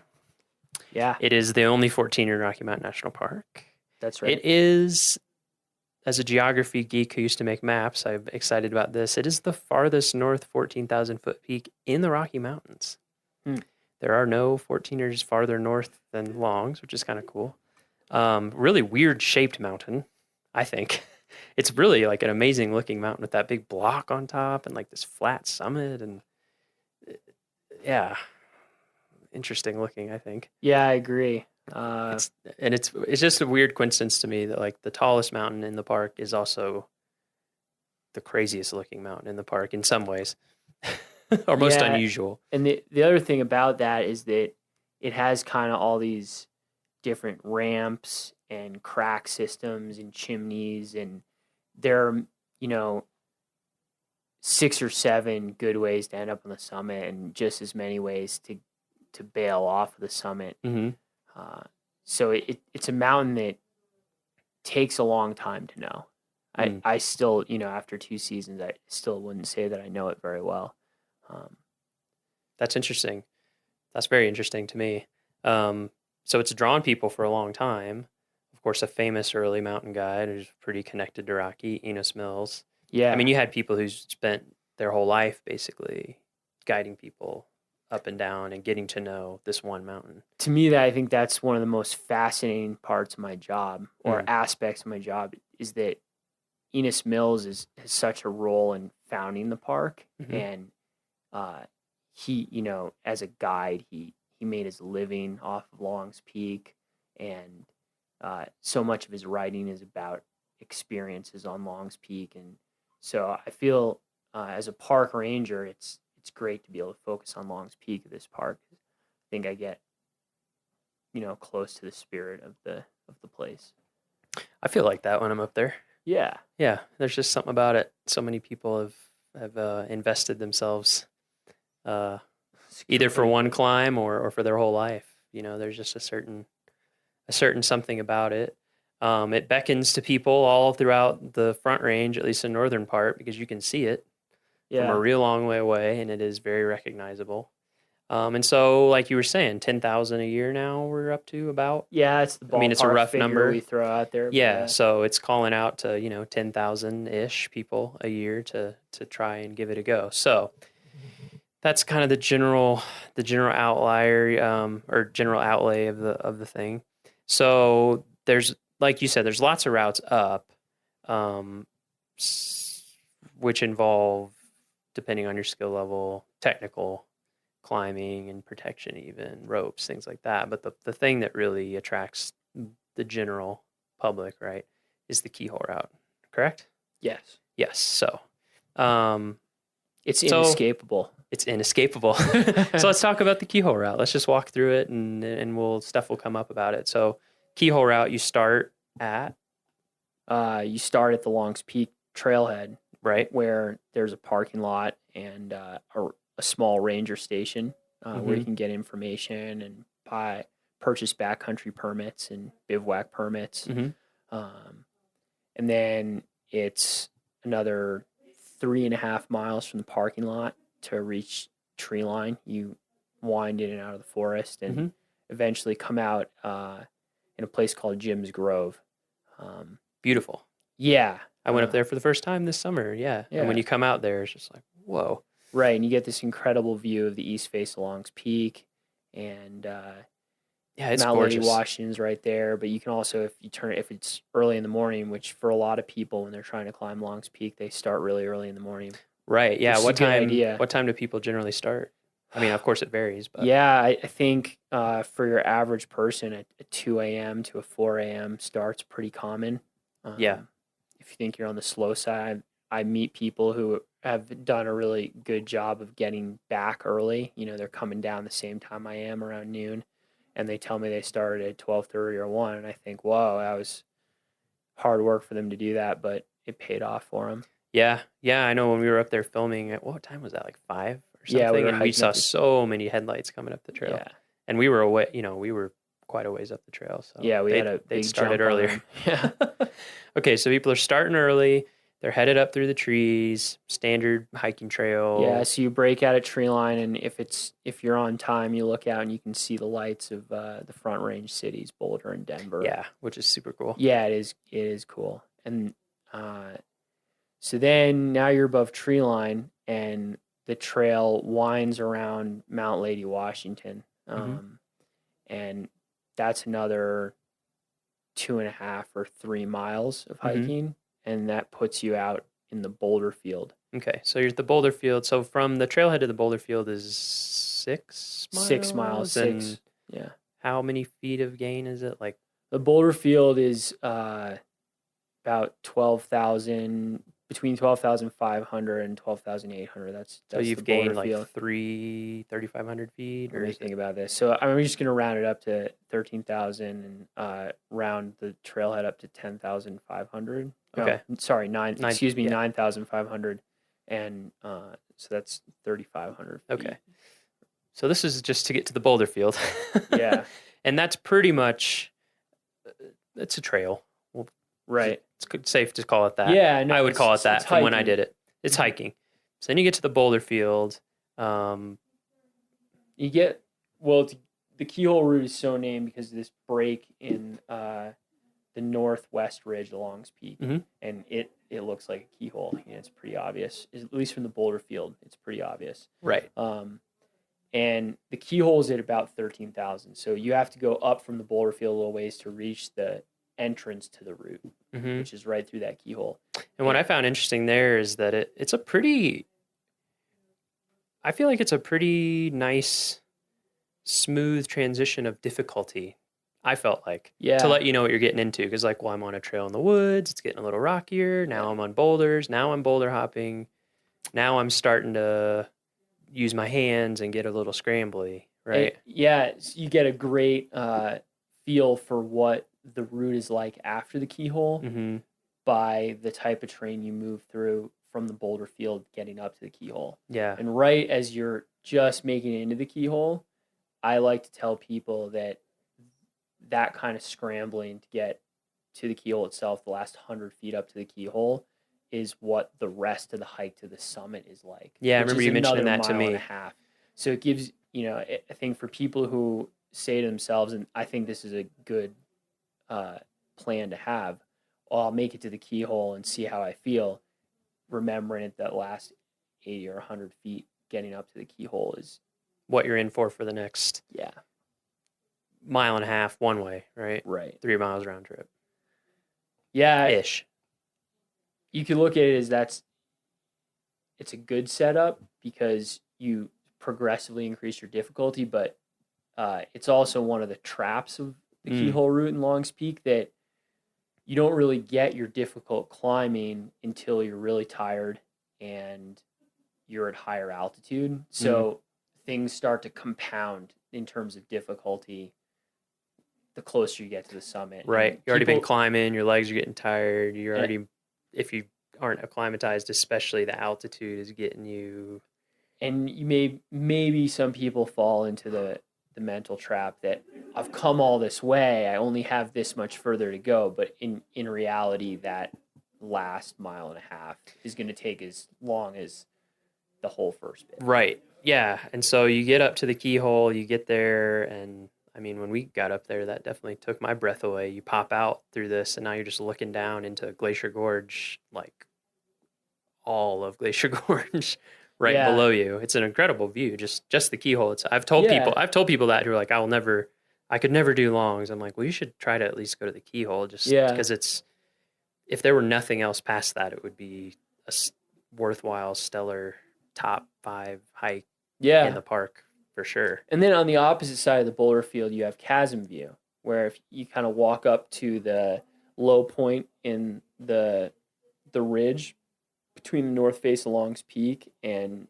Mount Lady Washington, you have this incredible view down at Chasm Lake. Yeah, it's amazing. And you see the whole east face of Long's Peak, and so that's another reason to hike up to the boulder Thought that was field. pretty breathtaking. Oh yeah. So you've made it to the keyhole. Let's say you're feeling okay.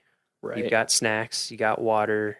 You're feeling okay about the last 100 feet that you just climbed up. How do we go from there? Or first, I should say, before we get to that, what should people be going through in their mind when they're getting to this point about whether or not they should keep going that day, or whether or not they should feel proud of what they've done so far, call it good, and decide that they're going to come back and try it another time? Like, what are the checkpoints in your head for people who are thinking about doing it?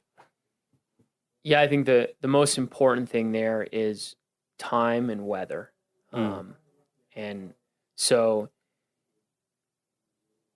you need to make sure that the weather isn't deteriorating when you get to the keyhole, because it's not only a mile and a half further to the summit, but that mile and a half is going to take you almost as long as the 6 miles it took you to get there. So you don't want to be starting that adventure when a storm is building. And that can be kind of, if you don't get a lot of opportunities to go up and try to climb Long's Peak, it's hard to say to yourself, well, there's a 50% chance of thunderstorms after noon, and I already see some little white fluffy clouds that look innocent enough, but the wind's blowing them closer, and turn around right there for those reasons. Sure. But if you want to be conservative about getting struck by lightning or climbing across a rock slab that you can't fall off of in a rainstorm, that's your last chance to make that decision. So you have to be aware of how much time you have left before that forecasted weather is coming, and you have to know enough about weather forecasts and what approaching weather looks like in the mountains to make a good decision there. And I think one thing that you talked about when we were going up that made a lot of sense to me is like kind of create set points for yourself, maybe even ahead of time when you're more rational and you're not so pumped up and excited or maybe tired or whatever, and say like, if I'm to this point by this time range, I'm okay here. Like just say like, if the weather looks like this and it's this time, but if you're an hour past your timeline or something, try to set that up ahead of time so that you can kind of try to keep your emotional desire to get the summit a little tamped down and to be like, hey, you know what? It's actually better to not get struck by lightning and come back. Yeah, that's, which is hard. Our brains play tricks on us. Absolutely. We all know this. So yeah, you kind of have to outthink yourself and outplan yourself. It's hard. And I think the other hard thing about it is that most people aren't going mountain climbing as much as I'm going mountain climbing. So for me, I have to really work on my system to give myself the best chance of being safe in the long term. Whereas there are a lot of people, I see it all the time, that come up to climb Long's Peak and make bad decisions and get to the summit and come back and they're fine. Sure. And they don't get stuck with it. But over the course of the summer, I see all of the people who do that, and I get to meet the 4 or 5 or the handful that I have to rescue. So that's something, just getting the summit, climbing the route doesn't always indicate success or mastery. That's something that's harder to find. Interesting. So you've made it to the keyhole. Let's say all those check marks that you've thought about beforehand. You've done your research. You're good. You've got the weather's looking good. All that. Now we're getting into the real meat of this climb. Yeah.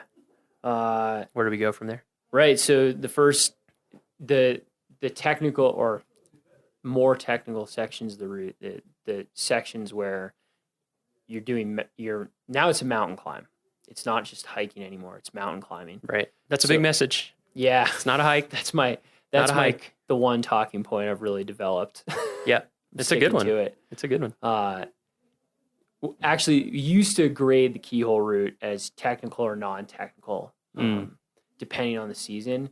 And they'd hang a little plaque up there at the keyhole saying, no, the keyhole route is technical. It's closed to all except for real serious mountaineers. And we don't do that anymore. I think it's because it can become technical again at almost any time of year. Certainly it's good to forewarn people that in the winter it's very likely to require advanced skills. But at any time during the summer, it can get to be the kind of conditions that require a lot of experience and specialized equipment. Right. But there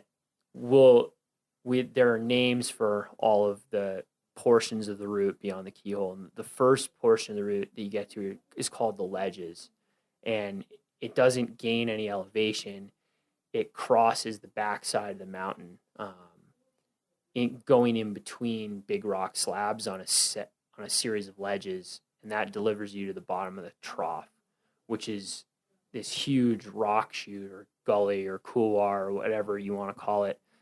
It's a trough of broken rock that's not very steep, and you can climb up it. And that often has snow, right? Yeah, that holds snow latest. It's the most north facing. Like how? I mean, of course it varies every year, but it's going to have snow to a certain extent until July at least. It's probably going to linger a bit longer.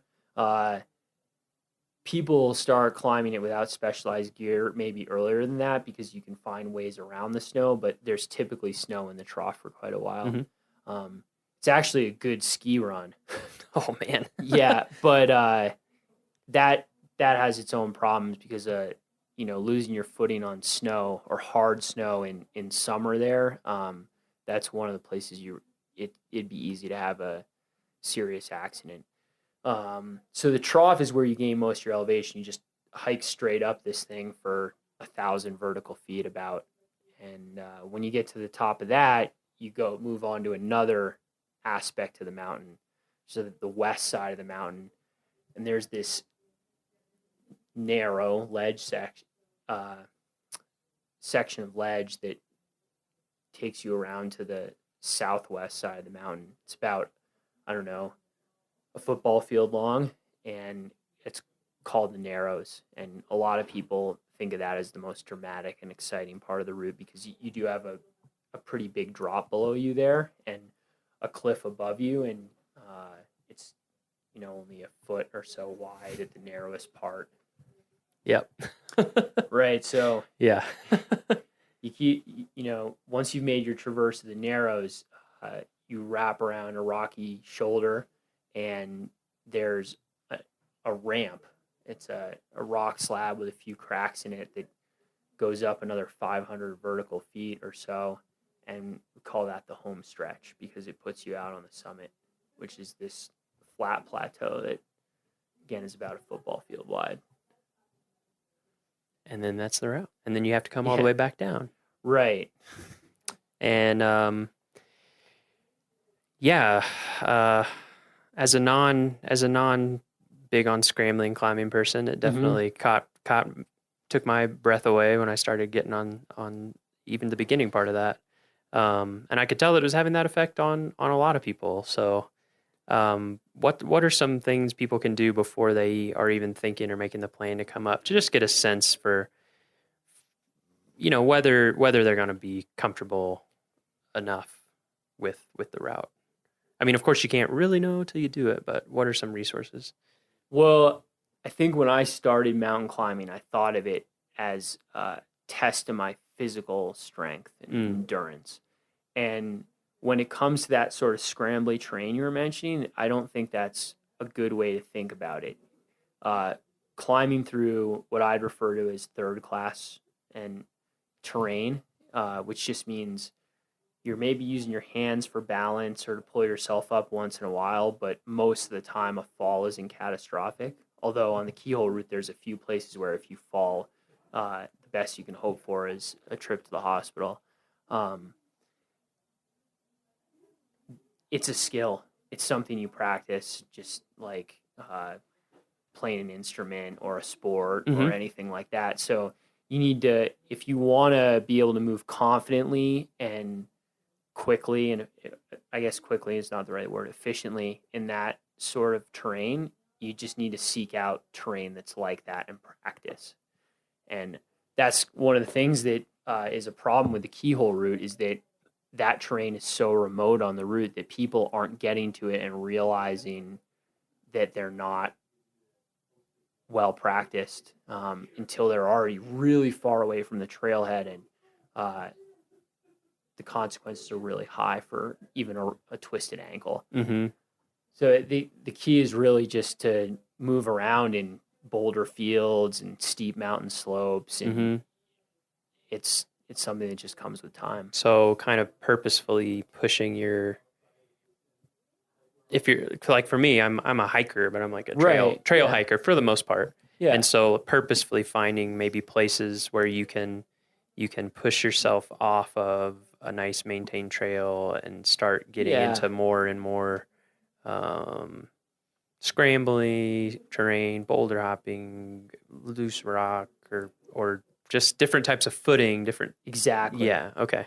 Yeah. And just think about it like that. Like you said, just think about it. It's not a matter of how strong you are necessarily or your fortitude as a amazing person. It's just like anything else. Like, would you expect someone to be able to just sit down and play the piano amazingly if they've never done it before? Right. No, you would think that they would want to build up to it. And I see a lot of really strong, fit people fake it till they make it up there. Sure. And I don't think that's a great approach, because there's always this trade-off between efficiency and security in the mountains, right?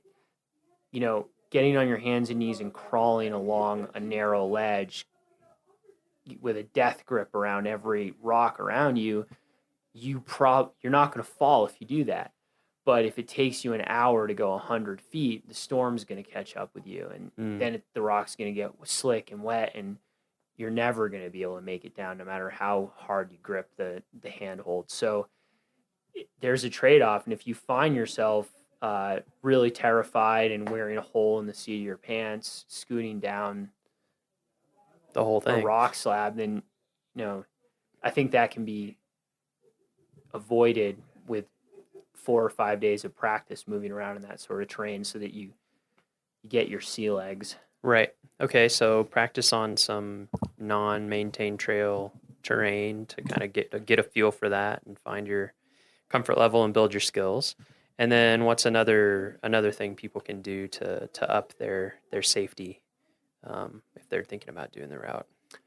Well, again, in the trade-off between efficiency and security, I think that I see people underprepared in terms of equipment, and I see people overprepared with equipment.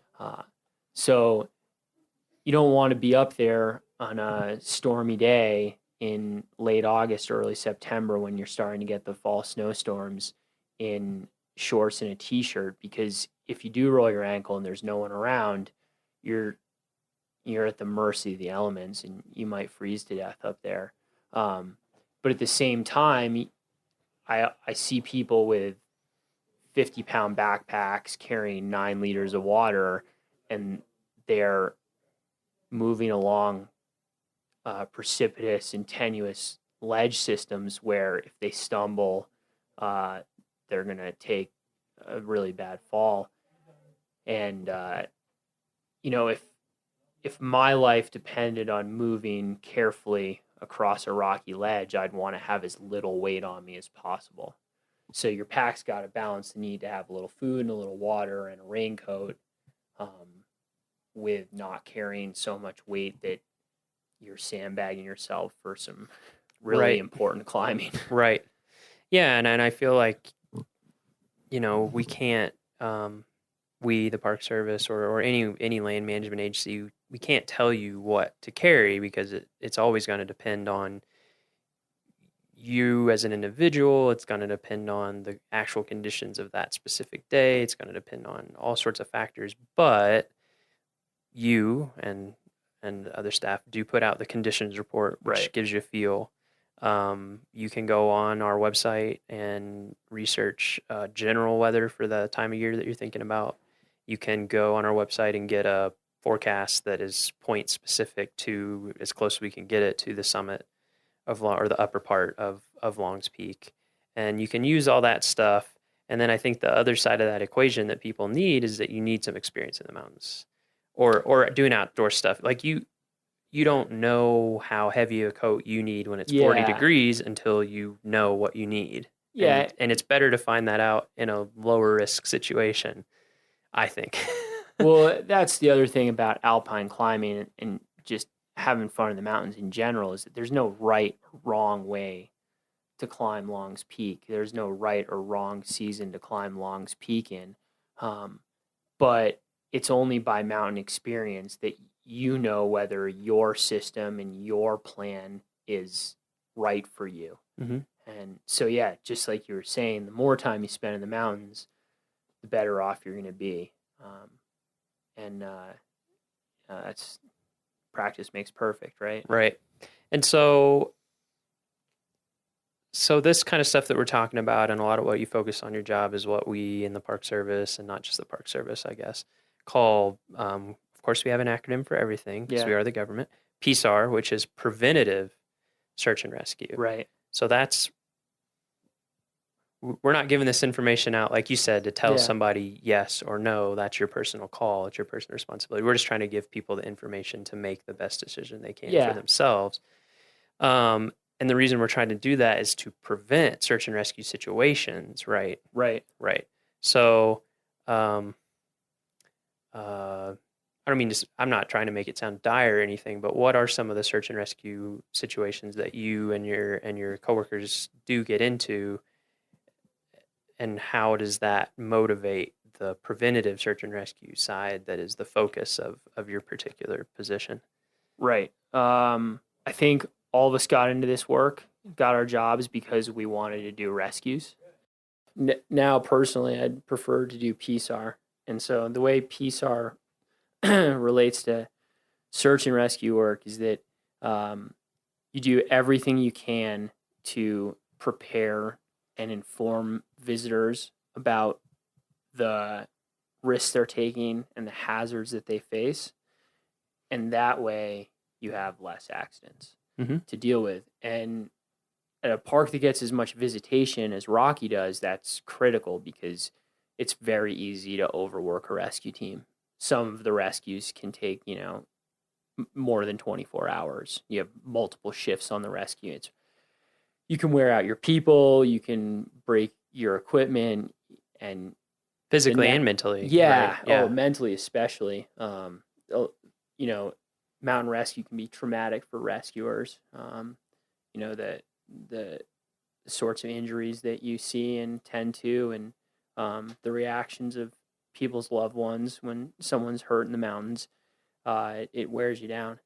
So you try and manage that as best you can, and PSAR is one of the go-to strategies there. It can be as simple as having your trail signs be accurate and be in the right place, or as complicated as tapping into social media networks to advise people of changing conditions if there's just been an ice storm, and then trying to make people aware of what they're going to be dealing with. Mm-hmm. Mm-hmm. Nice. Yeah, I just wanted people out there to know that we have all these people like you on staff who know what they're doing to do rescues when we have to. But obviously, our goal is to have 0 rescues needed per year. That's what we're always going to shoot for. Right. Whether or not it's possible, that's always going to be the goal. Yeah. And just trying to, like you said, we're the park, part of the reason that a park like Rocky is here is for people to challenge themselves in whatever way that means for them. And so we respect that. We just want to make sure that everyone is well informed and knows the decisions that they're making for themselves. Yeah. Because ultimately, we've talked about this a lot. Your responsibility when you're out in the mountains is for yourself. Yeah. You need to be responsible for yourself. That's part of what makes it adventurous and rewarding. Like you were talking about at the beginning, is what attracted you to it, is that Right. that responsibility.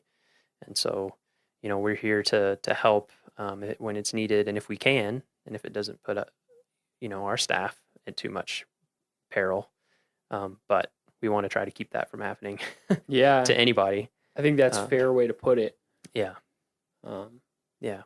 So, second season in Rocky, maybe you'll be back, maybe you won't. Who knows? It's a seasonal lifestyle, but yeah, I don't, if there's anything that has come out in this podcast is I'm a bit nomadic.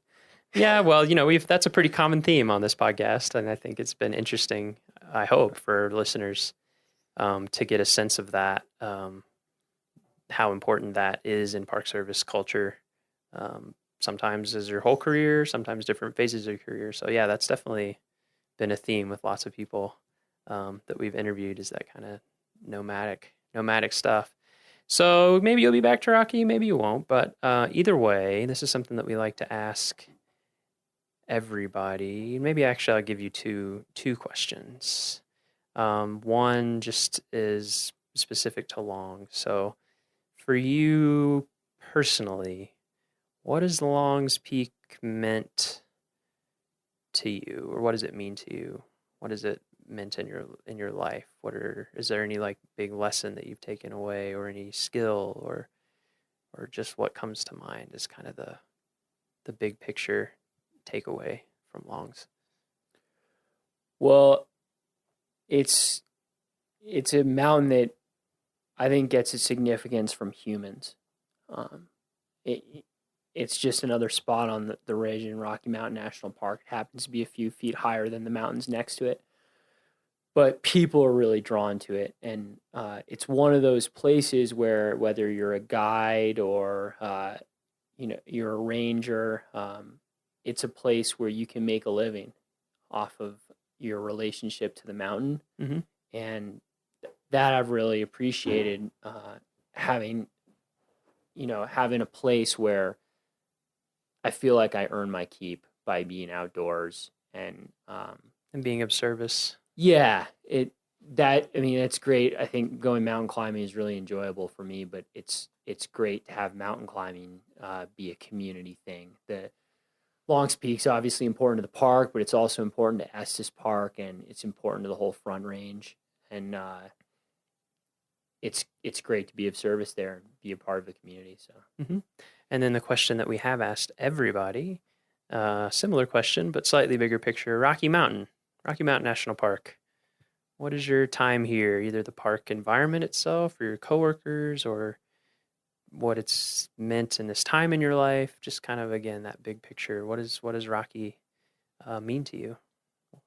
Well, I learn this more and more all the time as I spend more time here, but it's a really tight-knit community here at the park, in Estes Park also. And I think being in this park, it for me has a lot been about the relationships I've formed here. And maybe that's a good thing to bring up too, is when you're going up on Long's Peak, you're definitely becoming part of that community. And it's a tight-knit community, and it's a small world. And so I think having respect for the people and the places that you're involved with, the more time you spend up here, and I certainly hope people come back again and again and again, the more connected they become to that network. So being courteous, helping people who are having trouble, and sharing information in a positive way, that's something I hope everyone takes away from their experience on Long's Peak. Nice. Yeah, watch out for each other out there. Yeah. We're all in it together. You're not alone. And I feel and you see that happen. Yeah. I mean, you do see that happen when things maybe don't even go bad, but if someone's having a hard time, people check on them. People. Yeah. And that's one of the things that I love about the outdoors and all the different ways you can enjoy it is that it really strengthens your connection with other people in a real way, almost like an accelerated way. Yeah. I feel like you can go out on a trip with somebody in one weekend and be closer friends than you would have if you'd casually hung out every month for like a year. Yeah, and I like it. I like going up there by myself, but for safety and for enriching the experience, go with a friend. Take a friend. Take a friend. All right. Well, is there anything else you wanted to? No, you got it. Yeah, it's good for today. All right. Thanks for being on the podcast. I guess you're leaving pretty soon, right? Yeah, End of my October. season's almost up. Season's almost up. So ski season's here. Yeah, heck yeah. He's got a big smile on his face. You can't see it in the audio, but he's excited. This man loves to ski, I know. All right. Well, thanks for coming on and filling everybody in, and thanks for your work on Longs Peak and for keeping people safe and saving them when they're in trouble. Yeah, and thank you, Miles, and I listen to your podcasts and I enjoy them. So, all right, happy to contribute. I'll accept flattery. All right.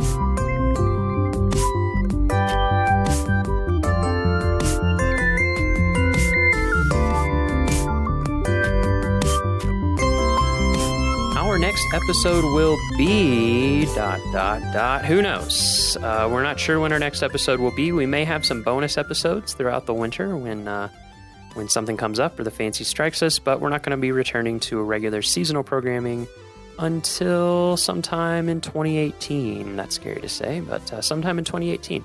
We are starting on pre-production soon, though, like I said in the intro, so we'll have more great stuff coming to you sometime. For show notes, transcriptions, and to learn more about our show, visit our homepage at go.nps.gov/RMNpod.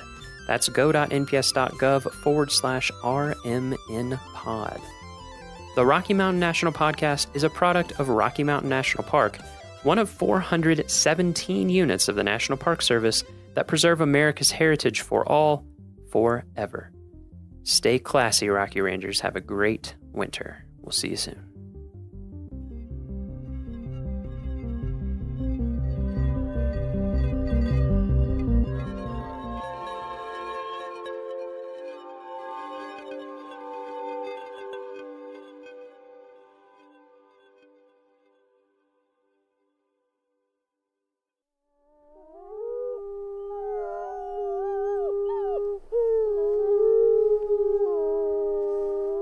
From Yellowstone National Park, this is What We Do.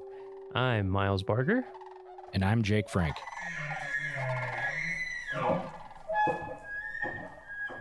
Hey, Jake, how's it going? Miles, mustache is looking super good today. Yeah, our podcast listeners can't see my new magnificent mustache, but... Guys, it is spectacular. Got to use mustache wax. That's the tip. Yeah. Today we're going to be talking to Heather Basak. She's an administrative support assistant for Yellowstone's Division of Resource Education and Youth Programs. We call it RUIP for short. Before we get started, though, a little trivia question for you, Jake. Bring it. I don't know how you would know this, but you can make a good guess. How many seasonal employees does REYP employ in the busy summer season, rounded to the nearest 10? What do you think? 100. Pretty close, a little lower. 90. One more. 70. 80. I did that on purpose. Nice.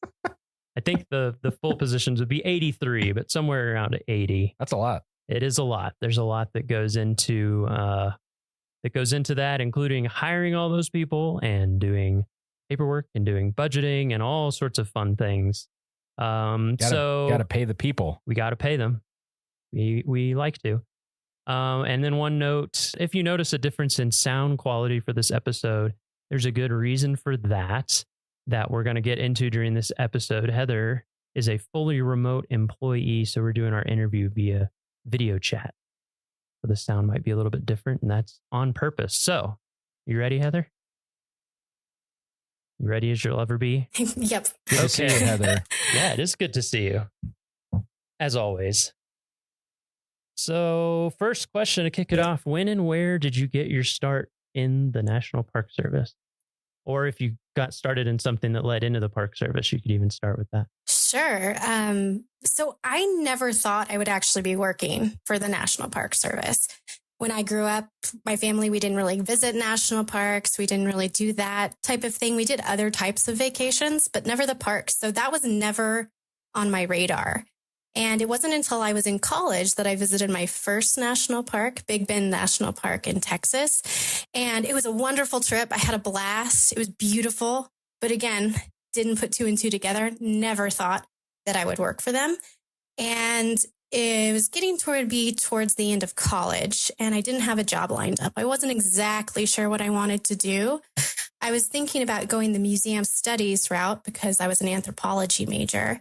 But I just didn't have anything lined up. And so I actually saw a poster on one of the buildings in my college, and it was for the Student Conservation Association, or SCA. And it talked about internships on public lands. And I thought, that could be something to look into. I don't really have anything lined up. I'll look into it. So I went on their website, and it was a ton of internships. It was with like U.S. Forest Service, Bureau of Land Management, National Park Service, doing a lot of the park service-y, park ranger type jobs.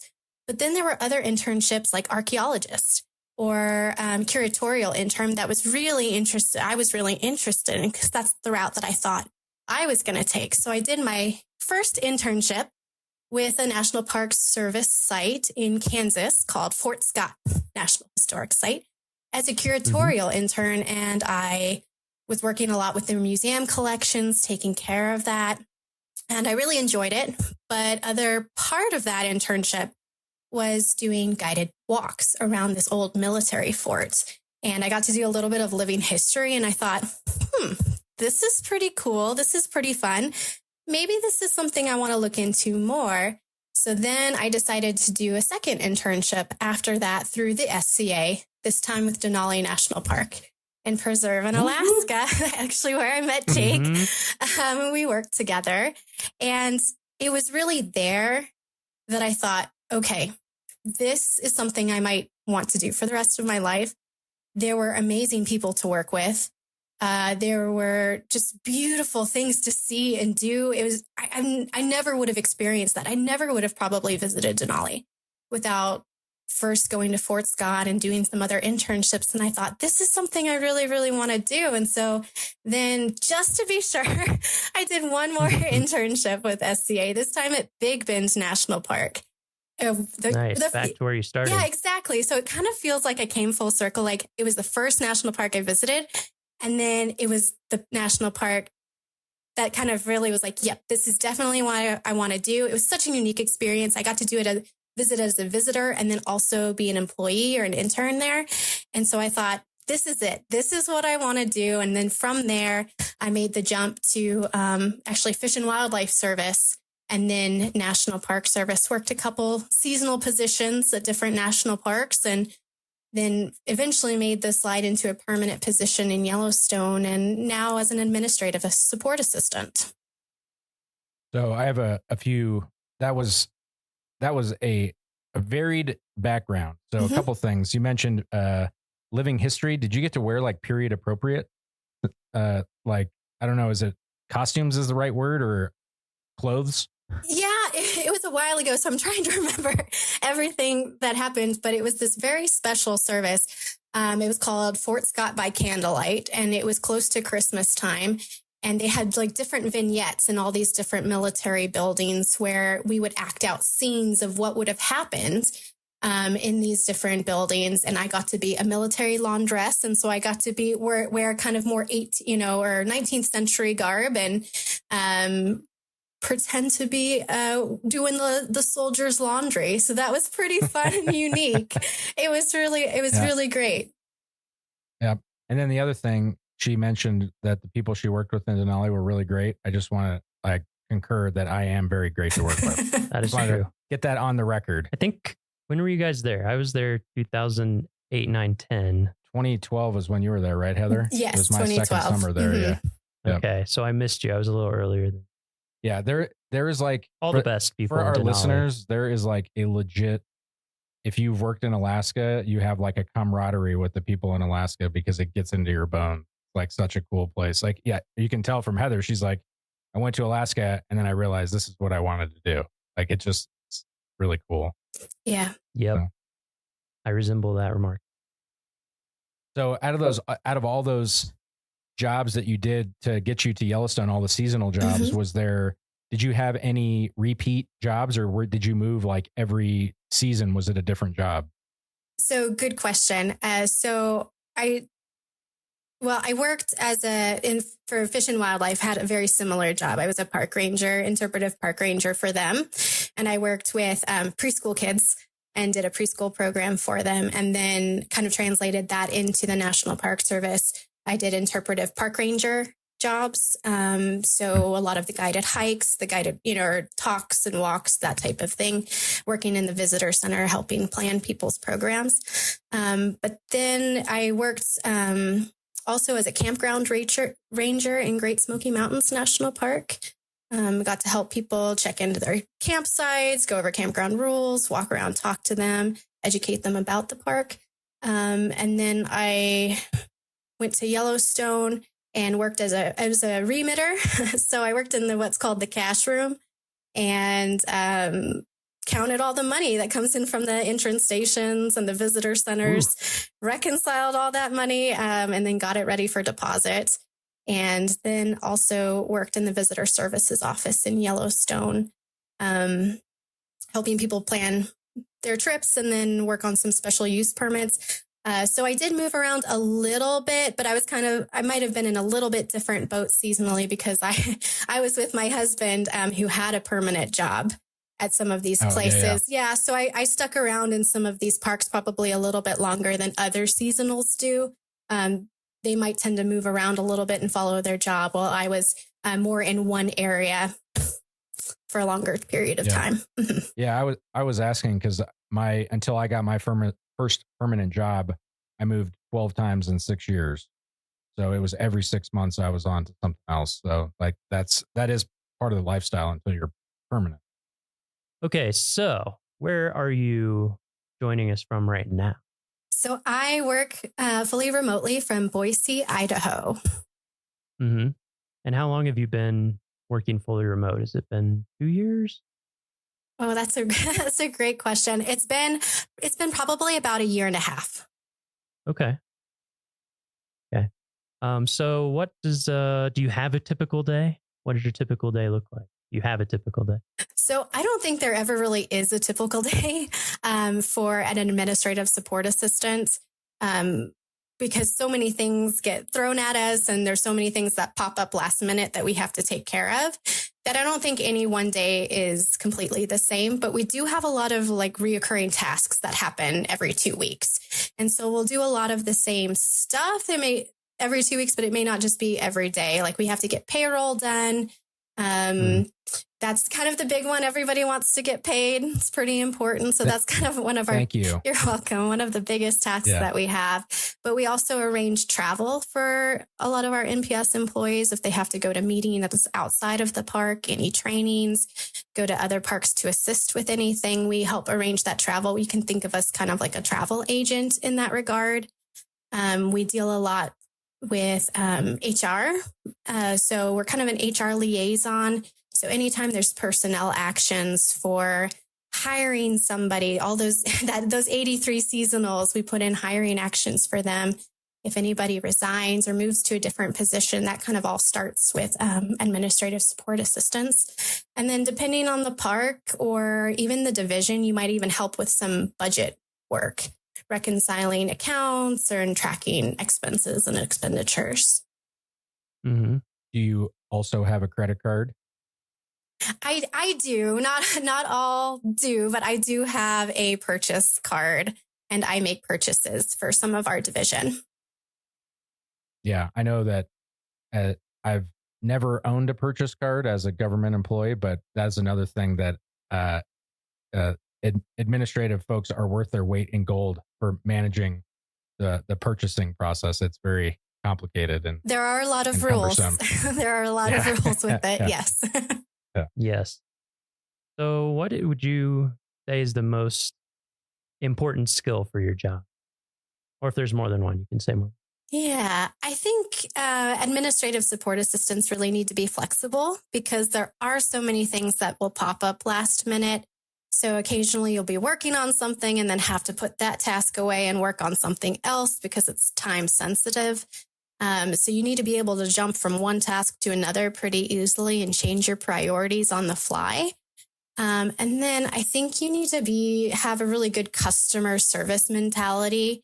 I mean, administrative support assistants, we don't work with the public, but we can think of our customers like our fellow employees. We want to make sure we give them as much support and as many tools as we can so they can be successful in their jobs. And so they can protect the park. They can also, share it with visitors.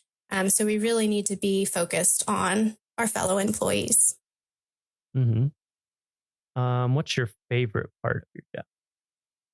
I think the variety, there's a lot of stuff that you get to do as an administrative support assistant. You're not really necessarily pigeonholed into one thing. You get exposure to a lot of different routes, parks, career routes, like budget, HR. You get exposure to different divisions. Every division needs an administrative support assistant. And what they do for each division is a little different. So you just get exposure to a lot of different things, a lot of different processes. And I really, really enjoy that. And I mean, you get to work with people, which is pretty great too. Mm-hmm. And what about the flip side? Do you have a least favorite part of your job or hardest part? All the emails. Yeah, nonstop the emails. Nonstop emails is just be a little overwhelming at times. But but in all seriousness, I think having to juggle so many different things at once and balancing all the different pieces and being able, like I said, to switch from one task to another can be a little difficult at times. So it's really important, if you do get one of these jobs to take meticulous notes, be really organized. I'm still figuring out really great organization methods for some of this stuff, but but that's kind of the hard thing. And I think sometimes you all have to deal with really long-term deadlines or what seem like long-term deadlines to me. And that, I think that's always hard for me where it's like, oh, we need to have this thing in like 6 months ahead of time or, and they're deadlines that you can't miss really. Yes, those are, especially when it comes to HR, we've got deadlines pretty far in advance for some of our things. And if you miss those deadlines and it pushes back, maybe when somebody can start. And so there are some definite repercussions when that happens. Yeah, a lot of people relying on Yeah. You guys they're like the grease of this machine. They make sure that everything keeps chugging along and without all the little actions and paperwork and everything. It seems like we're constantly in contact with admin. Yeah. And you all know all the little things and the tricks and the say, wait, what do we do? How do we do that? Let's ask Heather. Oh, she knows. Well, a lot of research. You do have to be a researcher, I feel like, in this job to look at some of this stuff and know who to ask when you've got some of those questions. Because there are a lot of rules. There are a lot of things and I'm still constantly learning. And that's also why I really like this job too, is like I feel like you never really stay static. You're constantly in motion. You're constantly learning. Mm-hmm. So you mind if I ask you about when you're talking about moving with your husband and everything? Mm-hmm. Just because I think that would be interesting for people who are thinking about NPS as a career.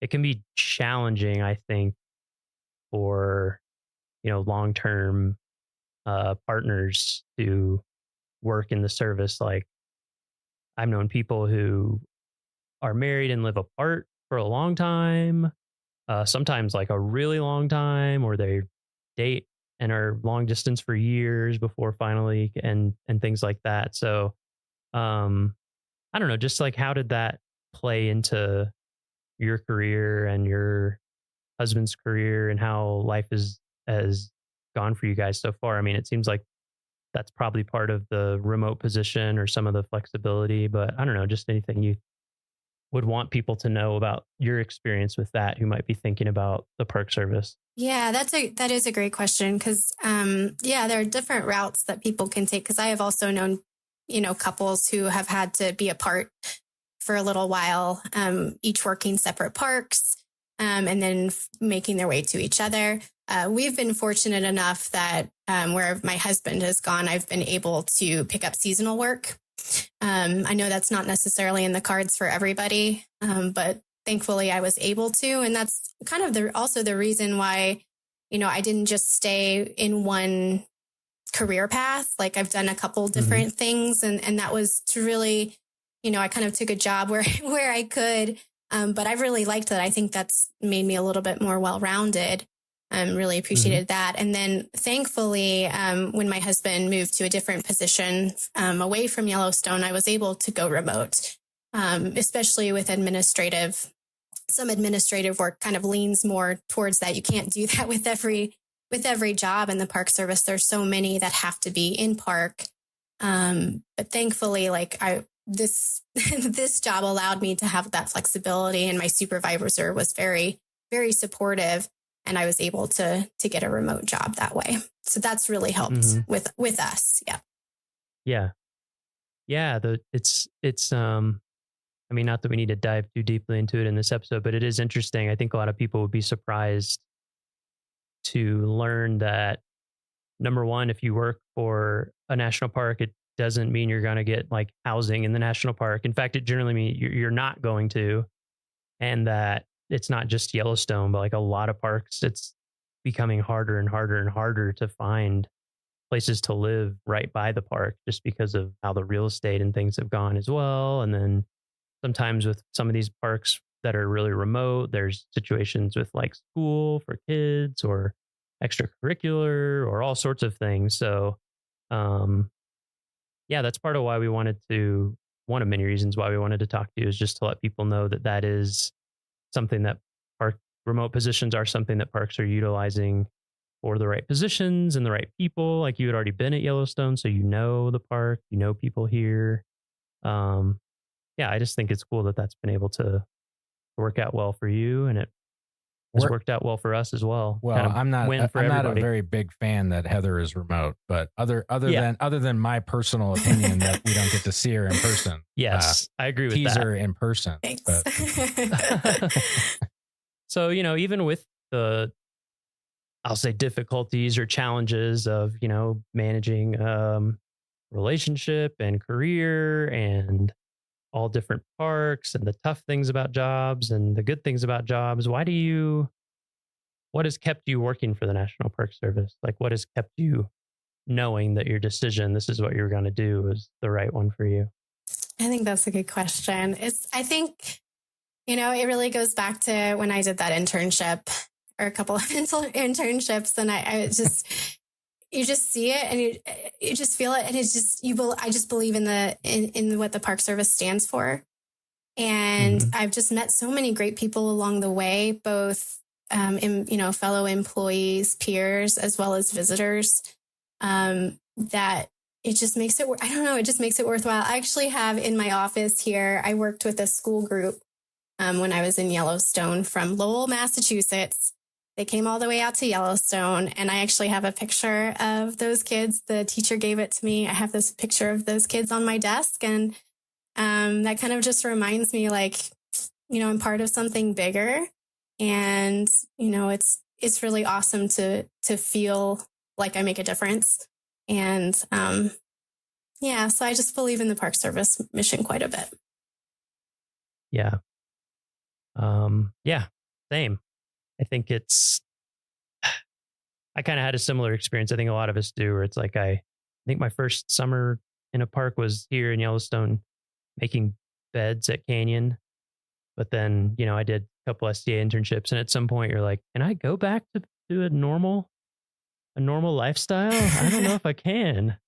And then the mission, and just to remind everybody, the mission of the Park Service is to preserve unimpaired the natural and cultural resources and values of the national park system for the enjoyment, education, and inspiration of this and future generations. So, like you said, even if sometimes a day might be filled with like a checklist of what might seem like mundane tasks or something, I think for me, and it sounds like for you, having that bigger mission that you know you're working for really does make a difference. So a question that I have, like with that mission, I think a lot of us, when we have the rough days that like physically work here, you have the rough days, but then you go outside and you hear the wolf howl or you see Old Faithful erupt. Like, how's that transition been for you going remote? Like, and, you know, keeping yourself, like, how do you remind yourself that, you know, when it's not in your face, like it was when you were physically working in the park? Yeah, so it has been a little bit of a transition to remote. I very much enjoy it, and the flexibility it has given me to be, you know, still continue to work for the Park Service and be with my family. I think it becomes more about the people, and than necessarily. I do feel a connection to the place, but I feel a connection to the people even more.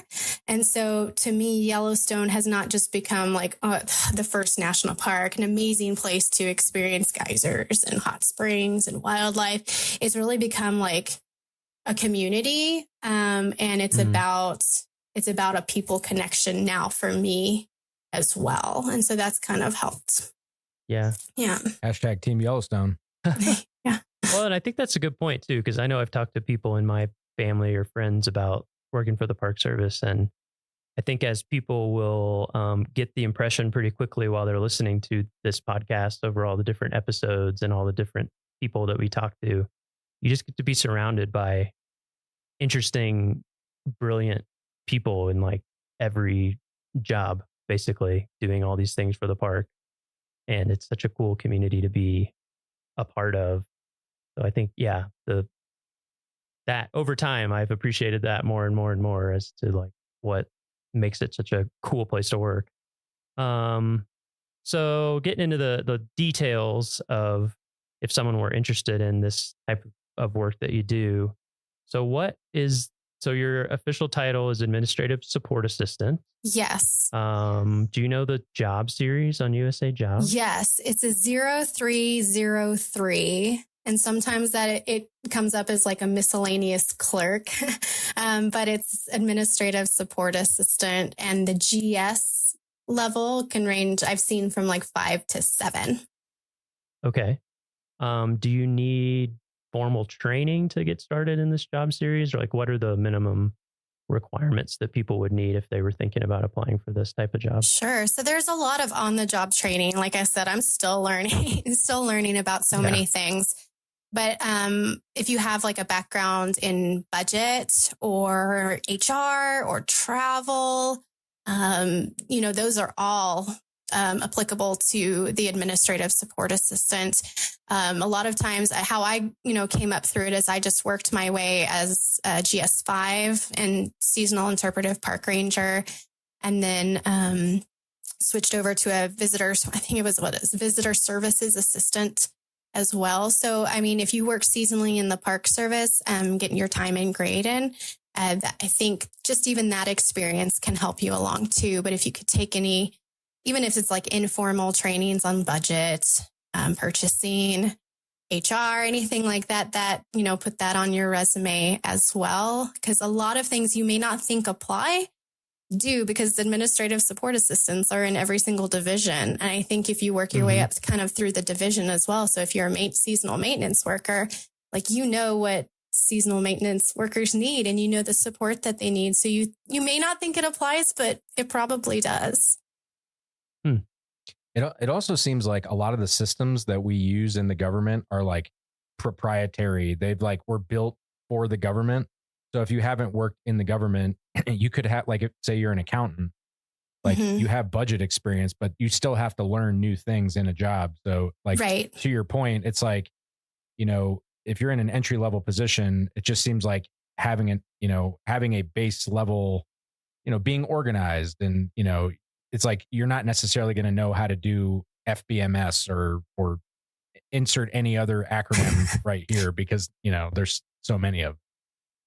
Right. And different federal agencies too, some will use different systems as well. Like I learned from an HR specialist who moved over from the Forest Service that they don't use FPPS for their HR actions. So there's different things that you'll learn on the job in the park that are even different from other agencies. And then just being in government in general, Yeah. having almost over 200 years of laws and things that have developed for different reasons and special ways that we do things, and not just scrutiny, but like we have a high responsibility to everybody in the United States, basically. Yeah, it's like taxpayer dollars. We need to make sure that we're not. Yeah, there's no waste, and there's a good accountability. There's all those checks and balances. Exactly. All right. So last question. Do you have a favorite story or memory in Yellowstone or any other national park that you would want to share? This is a hard one. Yeah, because they're all, it's like asking to choose your favorite child because they're all unique and they're all special. But I think my favorite one that sticks out the most happened in Yellowstone. And I was driving down into the interior. It was late in the season. There was snow on the road. I was the only one on the roadway, in between Norris and Canyon. I think that's where we were. My son, who's like 1, was in the back seat.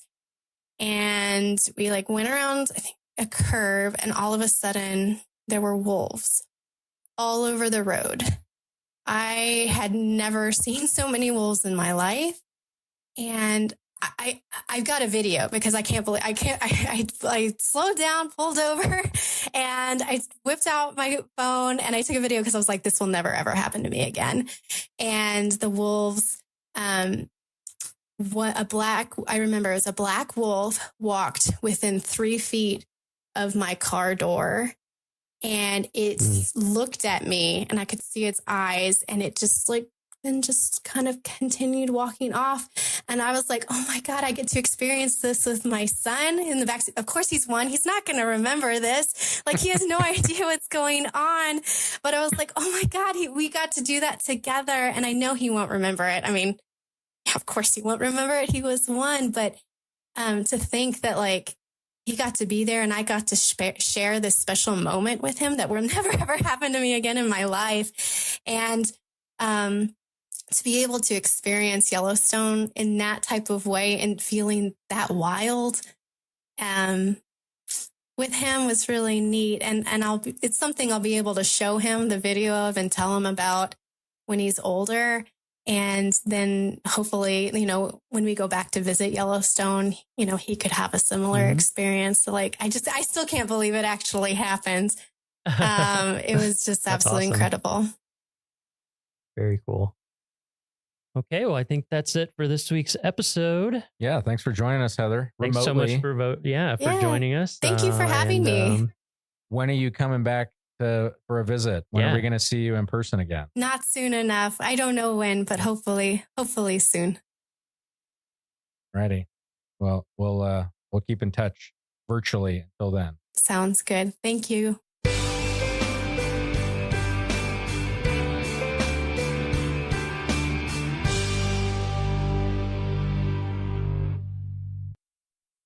Hi, we're Alan K. Aguilar, and we're hosts in Apgar Campground, Glacier National Park. We hope you'll come see us.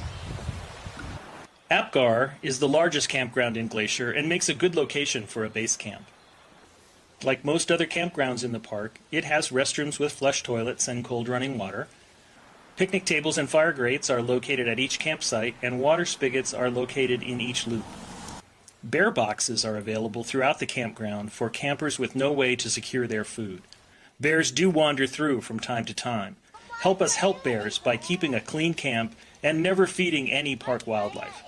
All food and any item that might attract a bear must never be left unattended and tightly secured in your vehicle or one of the bear boxes when you leave your campground for any length of time. Just across the road from the campground is the amphitheater, where rangers present evening programs in summer, and also where one of the shuttle stops for Glacier's new free transit system is located. A short walk or shuttle ride away is Apgar Village, where you can find a host of services including lodging, a restaurant, gift shops, and the Apgar Visitor Center. Stop in at the Visitor Center and let one of the park rangers help you plan your trip as you discover this magnificent national park. The legislation that created the National Park Service specifies two main missions: preserving the natural and cultural resources unimpaired for future generations, and also making them available for the benefit and enjoyment of the people. Well, one way to make parks available for people to enjoy is through the building of campgrounds like the one here at Apgar. Campers frequently comment that their first introduction to a lifetime love affair with the national park system started with a childhood camping trip to a nearby park. The memories of chilly mornings gathered around a campfire and the smell of bacon wafting through the campground can remain as vivid decades later as they were on that first camping experience. The excitement of seeing a deer walk through the campground never fades. Somehow, a roasted marshmallow, a piece of chocolate, and a graham cracker just don't taste the same back home. Apgar Campground is a great place to relive old memories and make some new ones as well.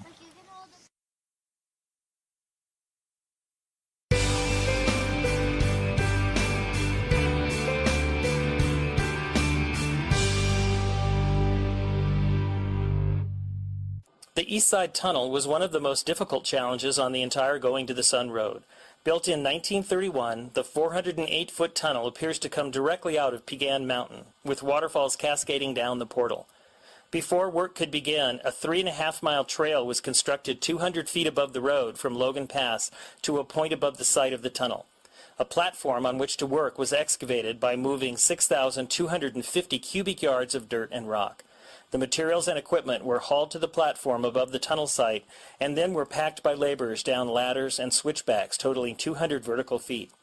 Crews worked 24 hours a day on the tunnel, boring around 5 foot each 24 hours. Both portals of the tunnel frame impressive mountain views. In November of 2006, severe rain and flooding washed out multiple sections of both lanes on the Going to the Sun Road near the tunnel. The largest washout was over 100 feet long.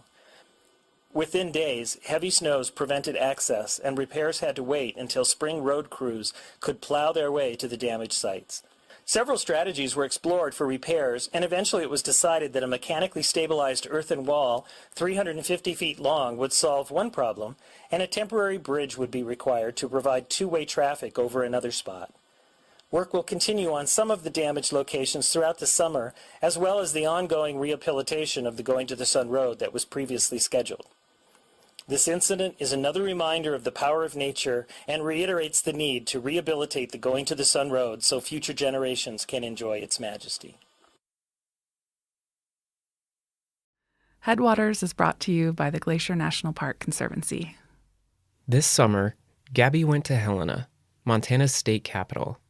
She went to look at a painting, but she was also trying to get some perspective, to see one historic moment from another point of view. Later we can go see the rotunda. Yeah. The rotunda. Cool. An expert from the Montana Historical Society, Jennifer Bottomley-O'Looney, took Gabby around the Capitol building. Okay, so once we walk out, it'll connect us to the House of Representatives chamber. Hanging on the walls are two very different pieces of art that depict one particular chapter in Montana's story, the Lewis and Clark expedition. Entering the anteroom, and here on the murals by Edgar S. Paxson. Probably the best known is this painting, Lewis and Clark at Three Forks. This painting depicts them kind of in the center of the image. They're kind of standing up straight, holding their guns, looking off to the distance. They all kind of look like action figures a little bit. Mm-hmm. The way that they're standing and looking off to the side, it feels very formal. Yeah, very formal type. It puts them at the center of the story. Yeah. And it feels a bit stereotypical to what we know of Lewis and Clark, or kind of what's depicted in history books, at least when I was growing up. It reminds me of what I learned in high school. And this image is used in a lot of history books. It's requested over and over from us to provide an image for this. So you probably have seen this exact image in your history book. That is good to know. And not surprising at all. This is not the painting that Gabby went to Helena to see. This is the painting that everyone expects. Lewis and Clark as painted by Edgar Paxson, wearing fur hats and fringed buckskin jackets with their guide, Sacagawea, pointing at the horizon. Edgar Paxson didn't break the mold here. This is how Lewis and Clark are usually depicted, and it's probably the image you have in your head right now. But Gabby was touring the Capitol building to see something different. A much larger mural by the artist Charlie Russell that depicts Lewis and Clark as they're meeting the Salish or Flathead people. And then through here is the Charlie Russell mural. Okay, so Jennifer's opening the doors, unlocking them, and we are about to enter the chamber. This version is a totally different point of view. It's not what I was expecting, and it's definitely not the history book painting I felt like I've seen before. It's a single freeze frame of a pivotal moment, and it turns my whole understanding of the expedition on its head. Wow. Wow. Welcome to Headwaters, a podcast about how Glacier National Park is connected to everything else.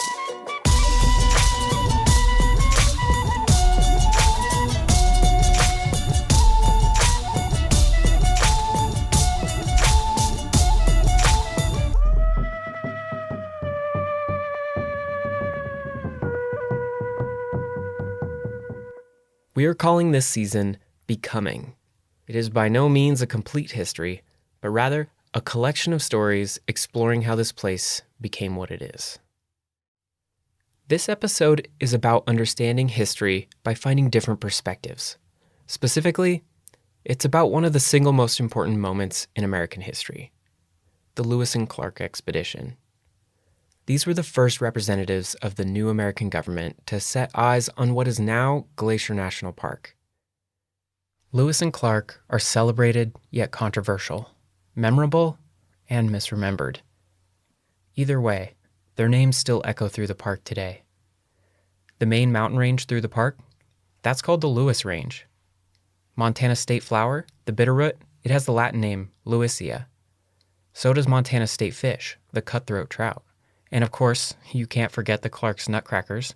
And we can blame Lewis for confusingly naming one of Glacier's most iconic flowers, beargrass, which is neither a grass nor eaten by bears.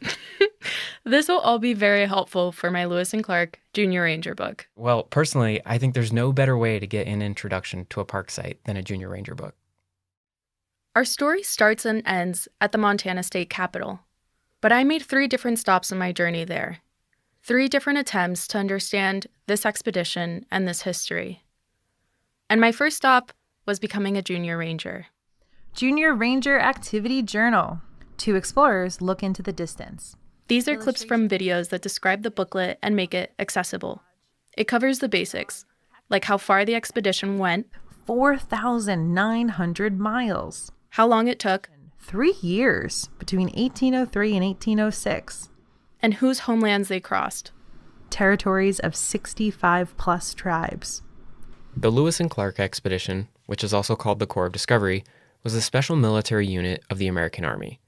It was created by Thomas Jefferson to explore the brand new Louisiana Purchase, but he also wanted to see how the country could make money out in the American West. The booklet uses hand-drawn maps to remind me of the route they took. The route winds along the Ohio River, southwest from Pittsburgh to St. Louis.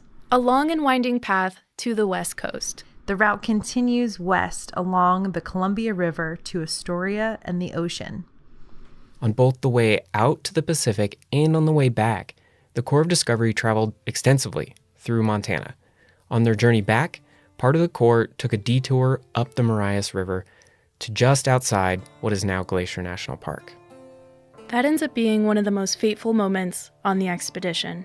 They have a violent encounter with a group of young Blackfeet men that results in 2 of the native boys being killed.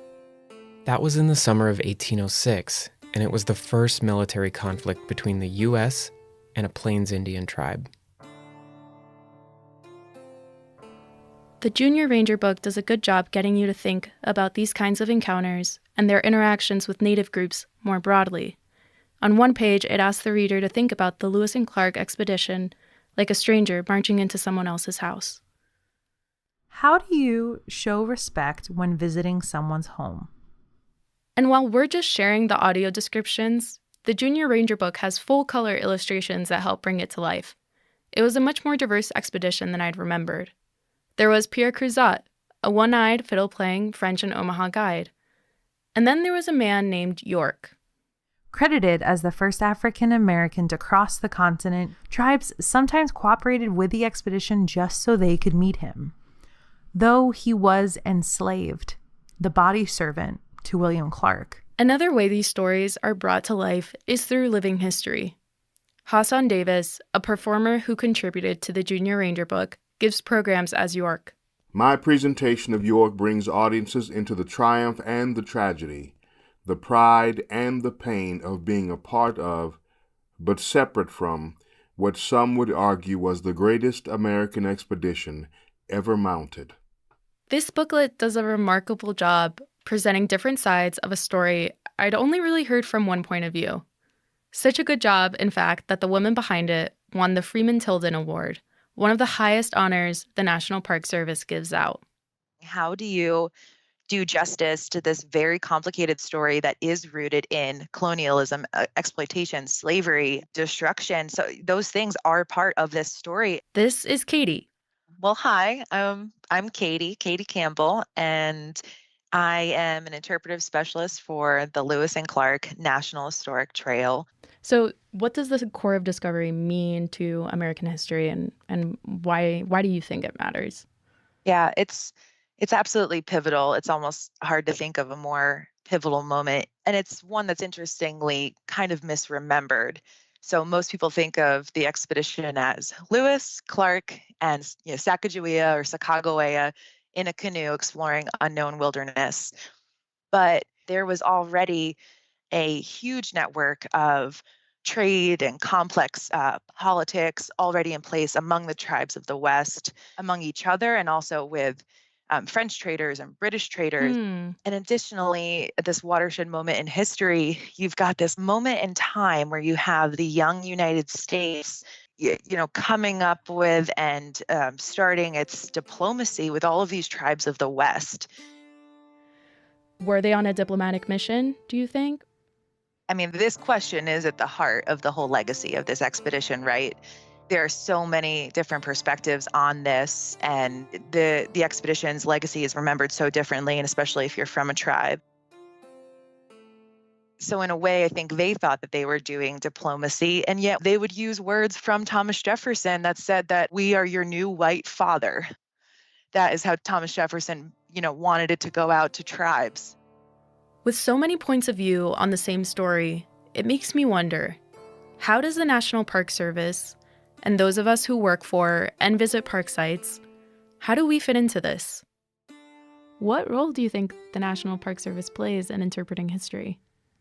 I love the idea that when you come to the actual place and when you stand in that place, that learning about history, culture, nature just becomes so much more profoundly meaningful when you are doing it with your 2 feet on the ground in that place. I just think that that's kind of the point of the National Park Service, by saving that place for us to come to really think about what is so important, think about some of these big themes of our history. It feels like almost everyone has a different perspective and a different way that they approach studying this history. How and why do you think perspective is important with unpacking this history? And Yeah. The way I think about it is, the more angles you examine, the more perspectives you hear, the closer you get to the truth. And sometimes we won't ever get a crystal clear picture of an event, of something that may have happened. But any time that we can include additional perspectives, it's like a puzzle, and it just completes the picture. And I believe that's true even when the perspectives, or especially when the perspectives are opposing. And that's a really long answer to your question, but that question, like I said, is at the heart of what this Lewis and Clark expedition's legacy means. It's complicated.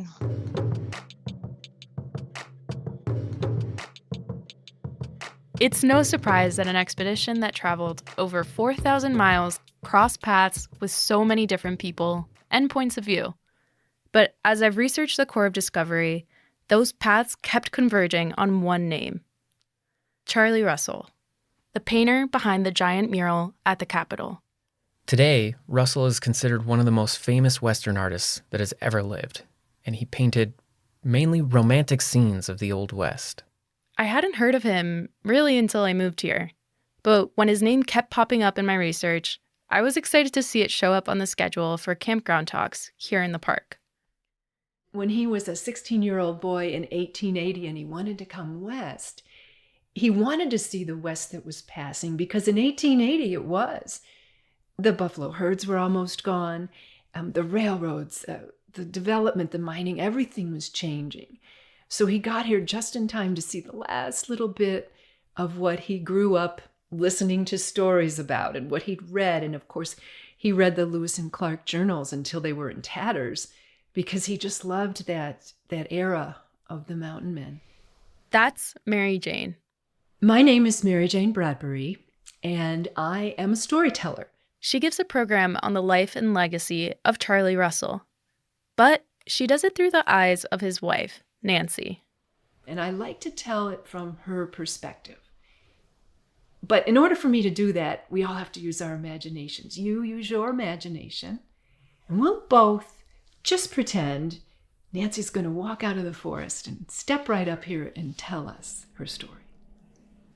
Living history is the art of portraying historical figures by dressing in their clothes, talking the way they might have talked, and giving a performance in character. To be honest, I wasn't that familiar with living history, and at first glance, I thought it sounded a little corny. But then I met Mary Jane. When I put the clothes on, I get the strut going, I get the voice going. I admit, you don't get in my way now, because I'm Nancy Russell, and you will pay for this painting because this is what it's worth, and there will be no more Charlie Russell art. So you want it, you pay for it. I love that. Okay, Mary Jane Bradbury. She's kind of a character herself. I think I usually associate living history with more Revolutionary War, Civil War reenactments. The Park Service does a lot of those. But Mary Jane uses her outfit, her accent, and her strut to tell a more personal story. I asked Charlie one time if he ever thought he'd run out of ideas for paintings. And he said a man couldn't live enough lifetimes to run out of all the ideas that he had for stories in his art. And if he ever lost the use of his hands, he'd learn to paint with his toes, because he had to paint. Not only what was in his mind, but what was in his heart. And Mary Jane shared that while Charlie was a talented artist, he wasn't much of a businessman. Charlie was blessed with a great amount of talent, but not a lot of ambition. So lucky for Charlie, at a very critical moment in his life, he met Nancy Cooper, who became his wife. Together, they could create the legacy of art and stories that we have now. That is a remarkable chronicle of the West. Charlie would make paintings, and Nancy, his fiery, no-nonsense wife, would get people to buy them. She'd travel all over the country to sell his art. New York, Los Angeles. And here in Glacier, too. Charlie and Nancy started coming here before Glacier was even a park, and they loved it so much they ended up building a cabin on Lake McDonald.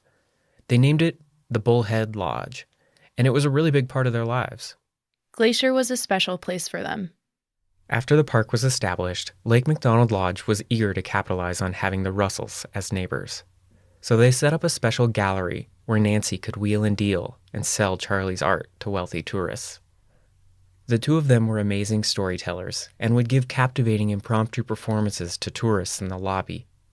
Charlie would even join in on visitor pack trips as the official storyteller. It sounds like they really loved this place, and people here really love them back. Mary Jane always pulls a huge audience to this talk. I love telling the stories from the first-person perspective, the historic portrayal. That brings alive the history that we've been through and gives us a little bit of an insight as to where we are now and hopefully where we're going next. What I love about this approach is that you get to see the people behind the paintings. The man with a vision, the woman with a plan, and the couple that spent summers in Glacier for decades. And it's easy to imagine why the people building the Montana State Capitol hired Russell to paint its largest mural. When the Capitol was built, they wanted a mural. They had asked a number of Montana artists to contribute. Of course, Eastern artists were all the rage in those days. You know, if you really wanted something of high notoriety, you would hire a big Eastern artist. And Charlie said, fine, if you want angels and cherubs flitting through the skies, go ahead and hire an Eastern artist. But if you want history, hire me. And so they did.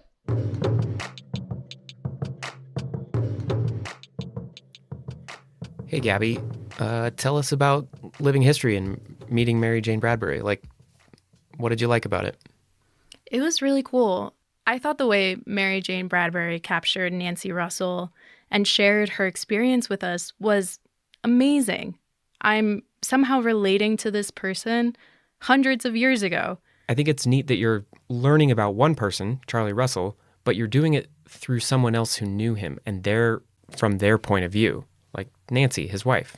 Exactly. Often history is kind of presented as just one thing, a set of facts in a textbook, but I think that's a good reminder that you can learn a lot from different people's interpretations. All history is someone's interpretation. Yeah.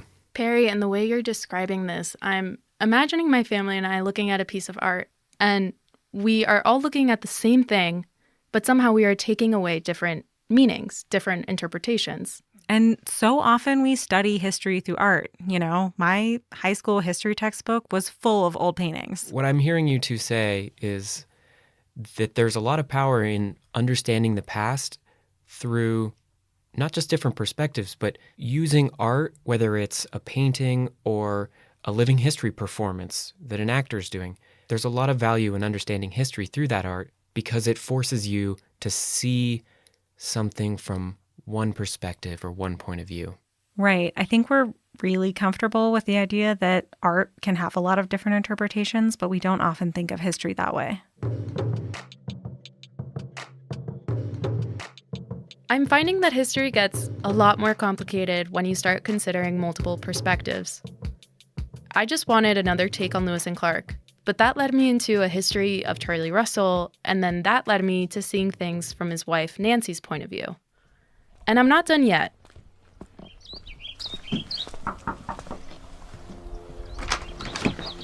Hello! Before I see Charlie Russell's painting in the Helena Capitol building, I wanted to get one more person's thoughts. So we stopped at Jermaine White's beautiful home on the Flathead Reservation. Do you guys want a drink of water or anything? I have both LaCroix and Waterloo. I'm fine. So I wanted to talk to you a little bit about the Charlie Russell painting, because we're going to go see it tomorrow. I love it. Why? How so? I think that when you look at it, what you'll see is Salish people.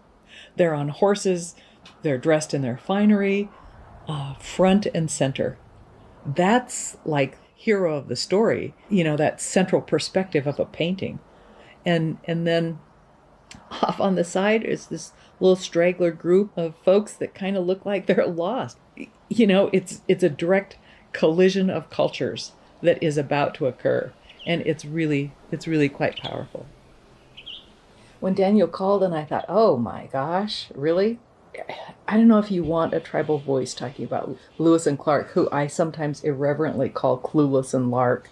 They're revered by so many. Mm-hmm. And there really has not been, until recently, I believe, Indigenous people included in history.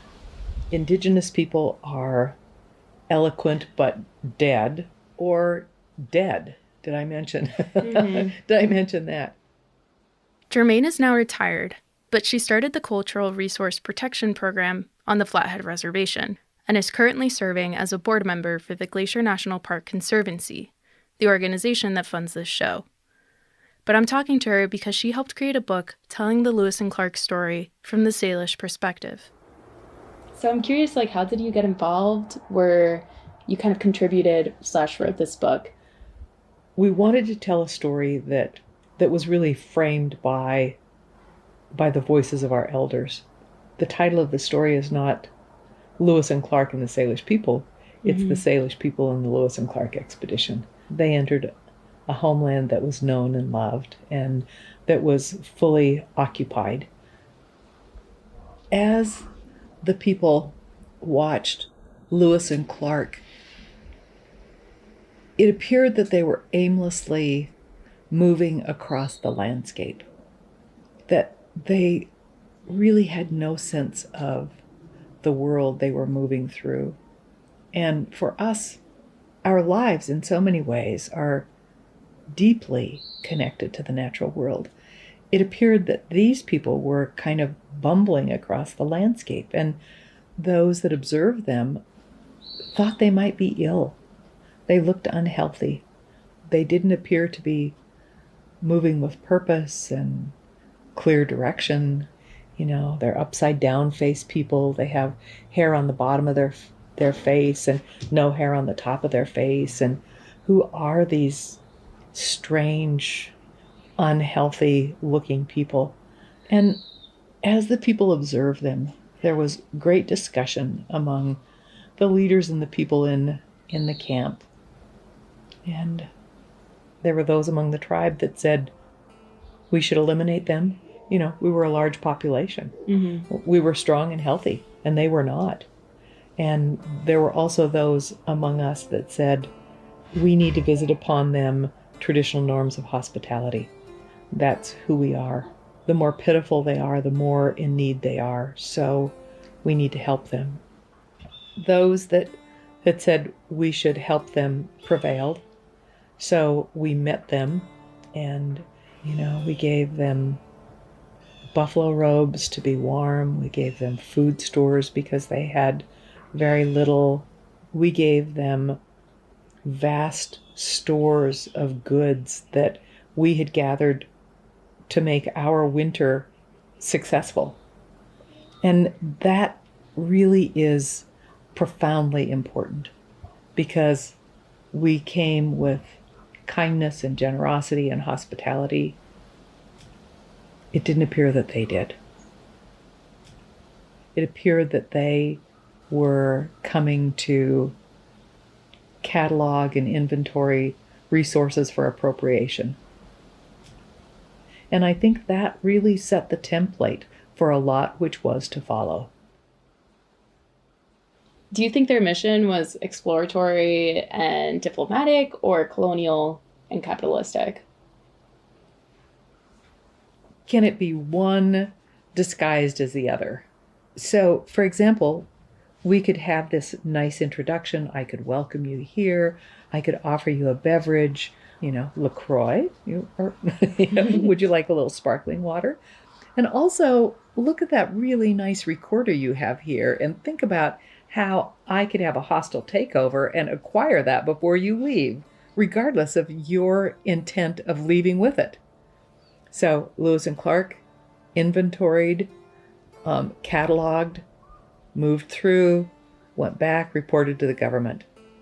It's funny that you say that they were coming in just taking stock, because I kind of just imagine them being oh, okay, there's this, cool, I'm taking notes, and Of course, they had, the journals were basically an inventory. That's what Jefferson sent them out to do. Their mission was clear. Mm-hmm. So what do you think then that history has gone and incorrect about this meeting?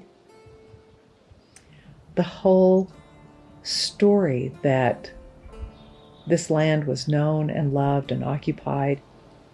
Our elders knew the place not just encyclopedically, but they knew it intimately. Our elders knew the curves of the hills and the lines of the trails as intimately as they knew the lines and curves of their mothers' faces. That story has really not been told.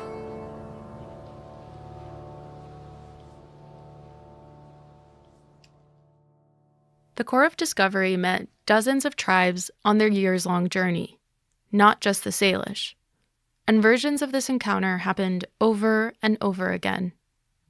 And in every case, there's one story we can read in the Lewis and Clark journals, but there are many others too, even if they're less well known. Carrying what I've learned from Katie, Mary Jane, and Jermaine, I finally feel ready to see the painting at the Capitol. Okay, so Jennifer's opening the doors, unlocking them, and we are about to enter the chamber. Wow. Wow. Oh my God, it's huge. This is, no joke, the biggest painting I've ever seen. It's the entire wall of the chamber, above where the Speaker of the House sits, up on a platform. I'm surrounded by legislative desks, all of which face the painting. I walk up the center aisle, and I kind of feel like I'm walking up to an altar. Do you remember? What do you think? I'm overwhelmed. The painting shows a broad Montana valley, and I'm imagining the sun just under the horizon. It's kind of just turning the clouds pink. The center is dominated by Salish people on horseback, their camp of teepee lodges behind them. It's hard not to be overwhelmed just staring at this. I can't look away. Yeah, and it is in itself just an amazing painting. The way the center of your vision is right here in the front, where you see the Salish Indians swirling. Kind of feels like there's a frenzy in camp. There is an an energy, yes, yeah. Russell's painting is loud and dynamic. I feel like I can almost hear the thunder of horses running through it. It is the exact opposite of the first Lewis and Clark painting I saw here in the Capitol. For one, no one is pointing at the horizon, but more surprising, Lewis and Clark themselves are barely in it. The Salish on horseback are charging toward and past the viewer, but the Corps of Discovery are tiny, off to one side.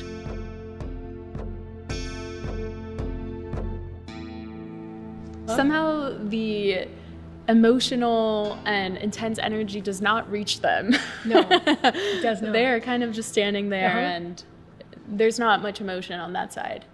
You can see, the focus in Paxton's painting, of course, is Lewis and Clark and the Corps of Discovery. And here the focus are the Salish Indians. Yeah. Near the bottom of the frame, there's a dog that I assume belongs to the Salish. And from my perspective, it looks like it's stalking. Directly behind the Speaker of the House, watching the politicians of Montana. Without saying a word, the painting comments on the sweep of history about to unfold. Charlie never talked about it. There's no recorded documentation that I know of what he thought about this painting. So what happens next? And that's up to the viewer to decide.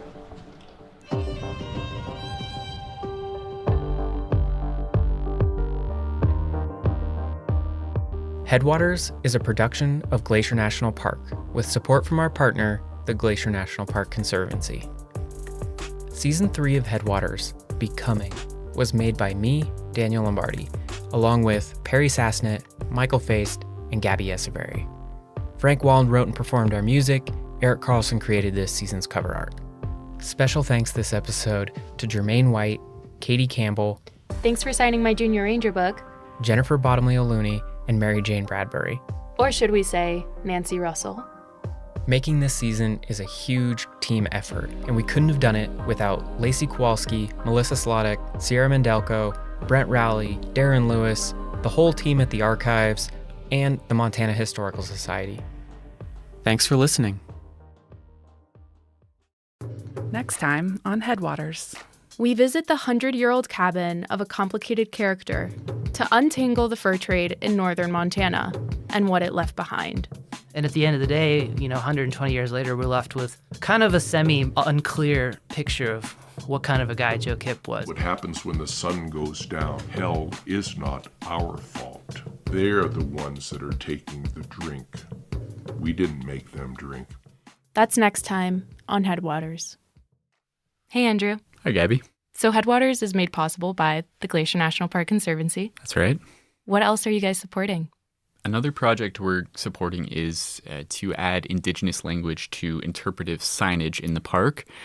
This project's really cool because it's a big collaboration. It's going to involve Glacier National Park, the Department of the Interior, as well as the Blackfeet and the Confederated Salish and Kootenai tribes. And the goal is really to add that authentic language back onto a lot of the signage in Glacier. Yeah, that's really cool. When I spoke to Jermaine this summer, she talked about how important place names are. Yeah, and she's a really big part of this project. She believes, and we believe, that when this language is included, it recognizes the connection these places have to so many Indigenous people, but it also enriches the experience of the person reading it and learning about that connection and just deepens their knowledge of the park. Yeah, absolutely. I love that. So if people want to learn more about this project, where can they go? They should check out our website, glacier.org. Headwaters is brought to you by the Glacier National Park Conservancy. Picture a National Park Service ranger station. What does it look like? Maybe a big log cabin with a mossy pitched roof and a creaky screen door? Glacier does have plenty of those, but my office is in park headquarters, which has some strong mid-century middle school energy. And working here, I'm always happening upon obsolete relics of bygone eras. Handwritten memos, ink stamps, a fax machine. I haven't found a typewriter yet, but I wouldn't be surprised to find one lurking in a drawer. Only a few decades ago, people in this building used those things all the time. But like a lot of people, many rangers' jobs have changed pretty dramatically in the last 40 years. Mine definitely has.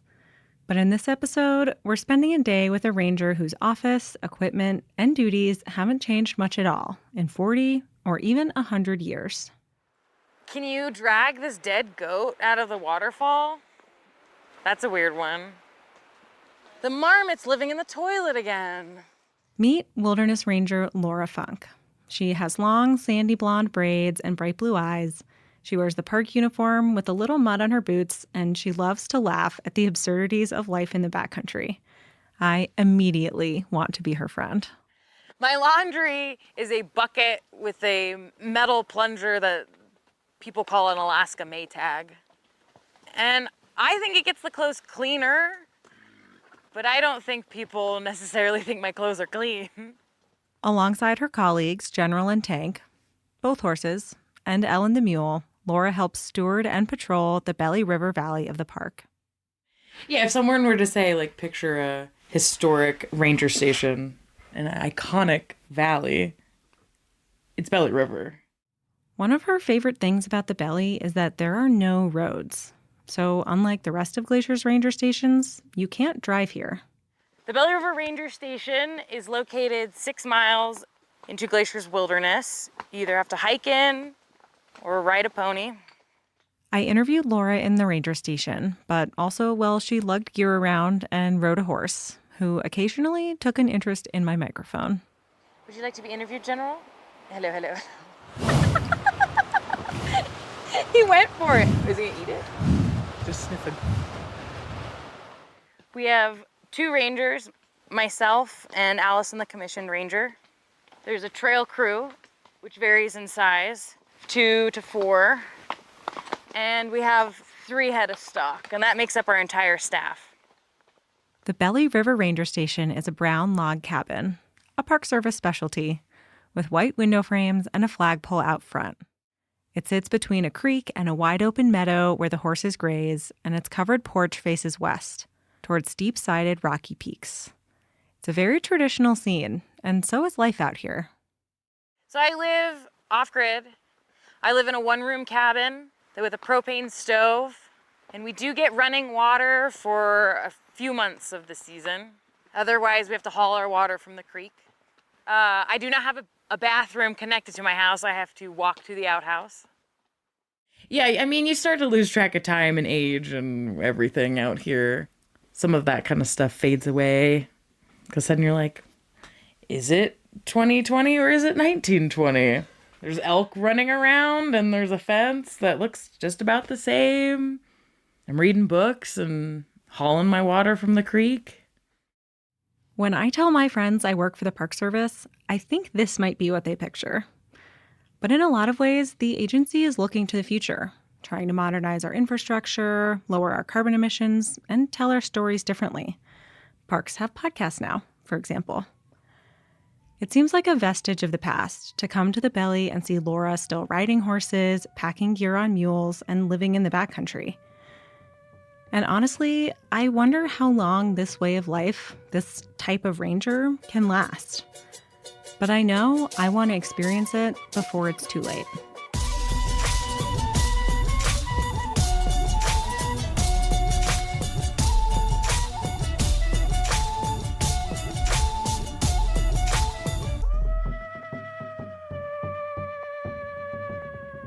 I'm Perry, and you're listening to Headwaters, a show about how Glacier National Park is connected to everything else. And today, I'm tagging along for a day in the life with the person who might have the coolest job in the park.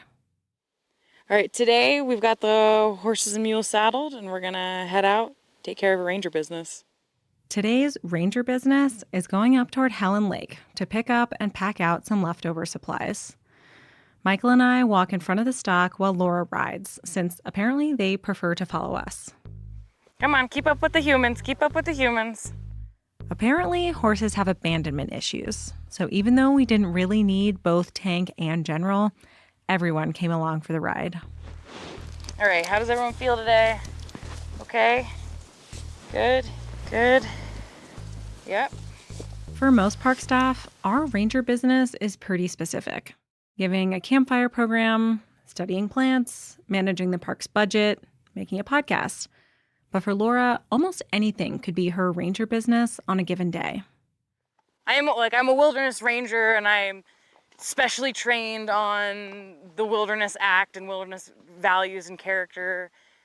But in the end, my day-to-day is a lot of general ranger duties, whether it's bear management, EMS, maintenance, pulling weeds. There are specialists for each of these things. Bear biologists, search and rescue, trail crew, invasive plant crew. But Laura and other rangers like her pitch in to keep things going day to day. Well, it takes a whole team to manage Glacier, right? That's why we have the experts. And so I'll call them in if we have something major. I can fix a toilet, but if the whole outhouse goes down, I gotta call trail crew.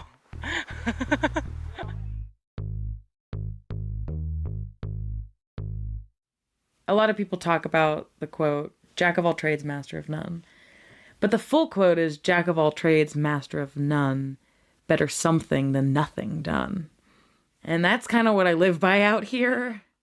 And this is much the same as the ranger business that rangers have been doing in the Belly River for decades. Take this entry from an old logbook in 1994. September 14th, 1994. Patrol with Bob on stock to Elizabeth Lake Head to deliver additional gear and supplies to the trail crew. Dug out the fire pit and replaced the campground map with an updated version. Also pulled another handful of hawkweed. Chuck Cameron. Every day when Laura gets back from the field, she writes down the day's activities and events in a big green government-issued logbook. She and her predecessors have been doing this since the earliest days of the ranger station here. From Chuck 30 years ago to some of the earliest Belly River Rangers back to 1929. June 5th, 1929. Station to Red Gap Pass and return. Distance 16 miles. Mounted. Object, cleaning trail and looking over trail conditions. Game scene. 1 mountain goat, 2 deer, 1 elk. Weather clear. Temperature 41 degrees at 7 a.m. Joe Himes. But these days, this type of work is becoming more and more rare. Even this ranger station used to be staffed in the winter, but hasn't been for a long time. Spots like mine that are remote I think there's less and less these days. Glacier has only a handful of wilderness rangers and just a single backcountry ranger station. And throughout the Park Service, these kinds of places and the people with the skills to staff them are disappearing.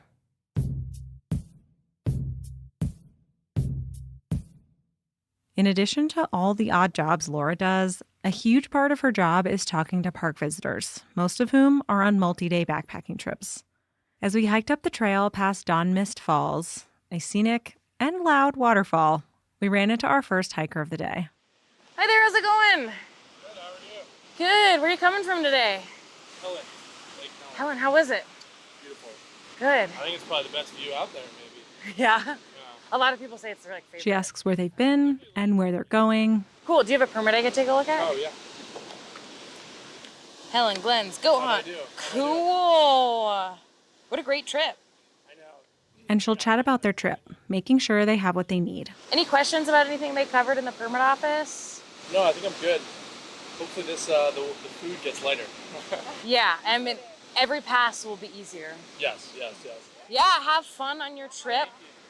Belly River is my favorite place, but Goat Hunt's second, and you're going to both, so.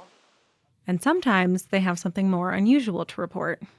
You know, maybe they saw a bear or a wolf or something really interesting that I can then report to the biologists. Or, you know, like I was saying, they often will report whether the food hang pole's damaged or the marmot's living in the toilet again. Most days, though, she patrols, checks the campgrounds, gives the pit toilet a once-over, makes sure food is stored properly, and gives a helping hand where it's needed. So every once in a while I come across a food hang and it's not high enough.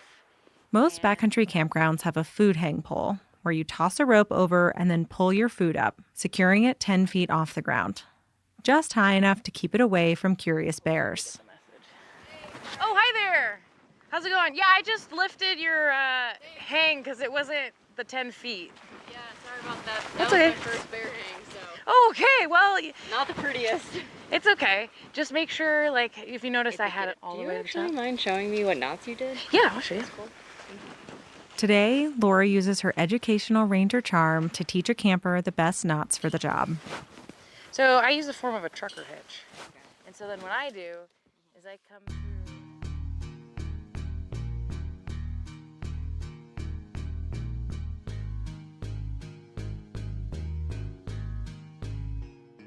It's about 6 miles from the ranger station to where the gear was stashed for us to pack out. So we had plenty of time to chat as we walked through the forest and along the choppy turquoise waters of Elizabeth Lake, with colorful Seward Peak and the sheer ptarmigan wall beyond. I'd never been to Montana before I got this job.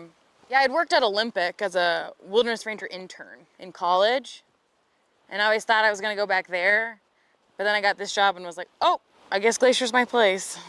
So did you always think about being a backcountry ranger or working for the Park Service? Was that always something you were interested in? Definitely not.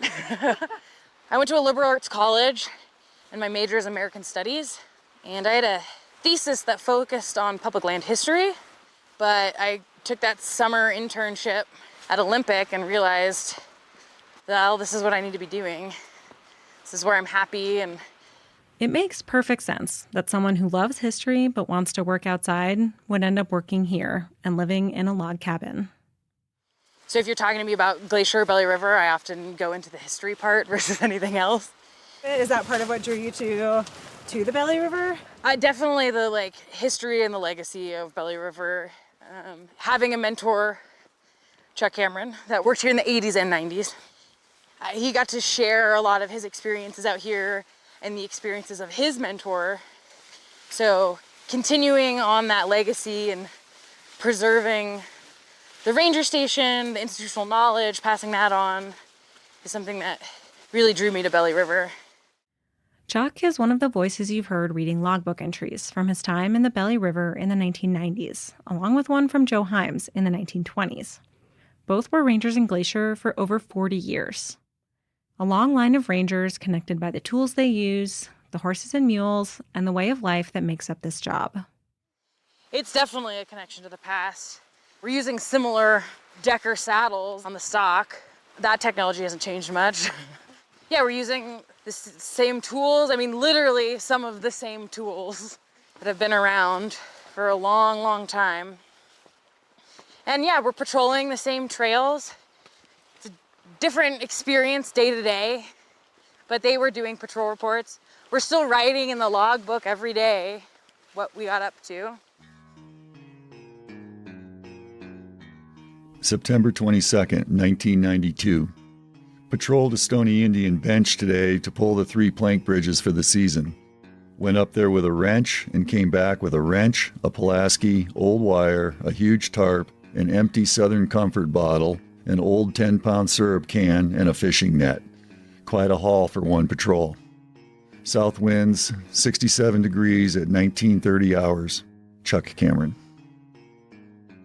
And so, yeah, what are we packing out So today? today we are packing out old parts of an inverted U food hang. It's not a difficult hike to retrieve the old food hang pole, but all the same, I'm glad I'm not being asked to add a 25-pound chunk of metal to my pack. So the reason we're having the ponies do it is because this would be more awkward for a human, and we might take multiple humans to do what Ellen can do by herself. Glacier has a staff of packers who supply trail crews in the backcountry for 8-day hitches or carry gear in for bat biologists or the fish crew. But for a few sections of metal pipe, Laura and Ellen can manage. So there's definitely a technique to manning loads, and with practice, people can become really quick and really neat with theirs. Like you? I would not say mine is the prettiest.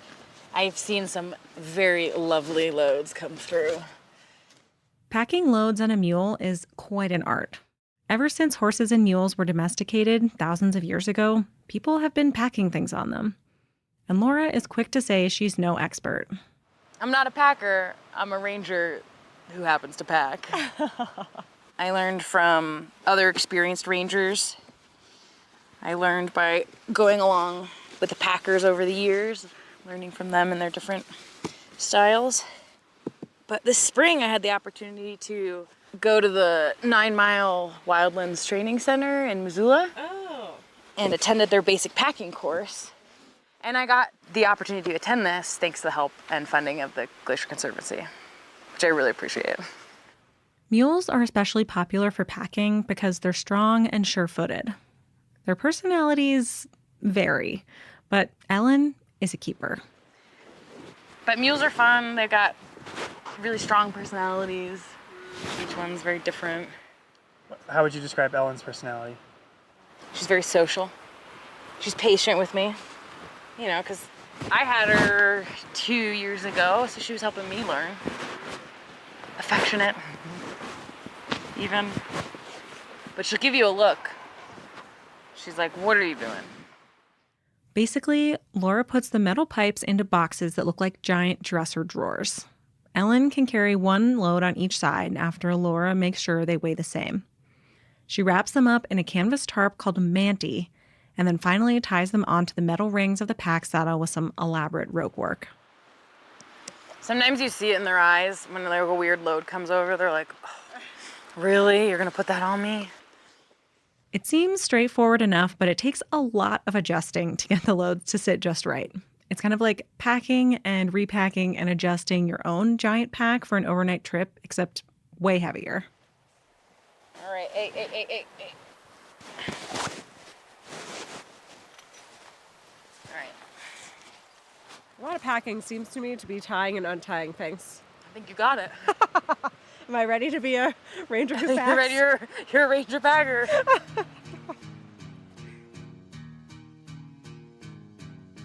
Spending the day with Laura, I feel lucky to see her in action and get a glimpse of what she and her predecessors have been doing here for over 100 years.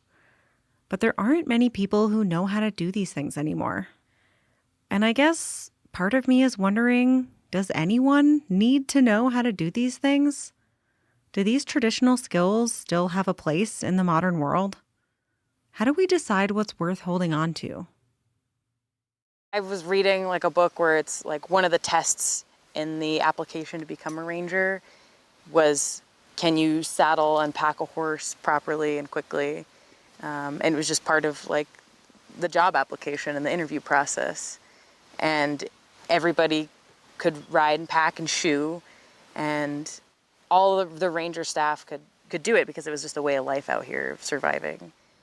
This isn't the case anymore, though. You see older rangers that are reaching towards the end of their careers, and the younger folks can't ride or pack. And it's something that rangers have been doing for 100 years. And so it's like, does it end now? Or do people like me start learning and riding and packing? And we have a lot of young packers in the park, but specifically like the ranger packer. I'd argue that it's a good idea to keep these thousands of years old skills alive just because, whether it's practical or not, so we don't lose them. But for Laura, it's not just nostalgia. I value it because I get to use it, day in, day out here to do my job, and I can do my job better with these three. Because it's useful. It's like, this is the easiest way to get a bunch of heavy stuff from point A to point B if you're not going to get a helicopter out here, which is expensive and dangerous. It's practical, but it's also iconic. So it's that dreamy scene of, the string going through the mountains, over the passes, through the valleys. Today, that was us. And it felt like a link to something I didn't know I was missing. And I get the sense that's how a lot of people feel when they come here. September 1988. I live in here with 2 horses and a mule, and some people would say that I'm a fool. No power, no phone, and all alone. But I say Belly River is a home.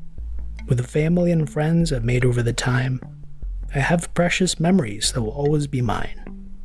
Written by Chris Burke for Vivi O'Shea.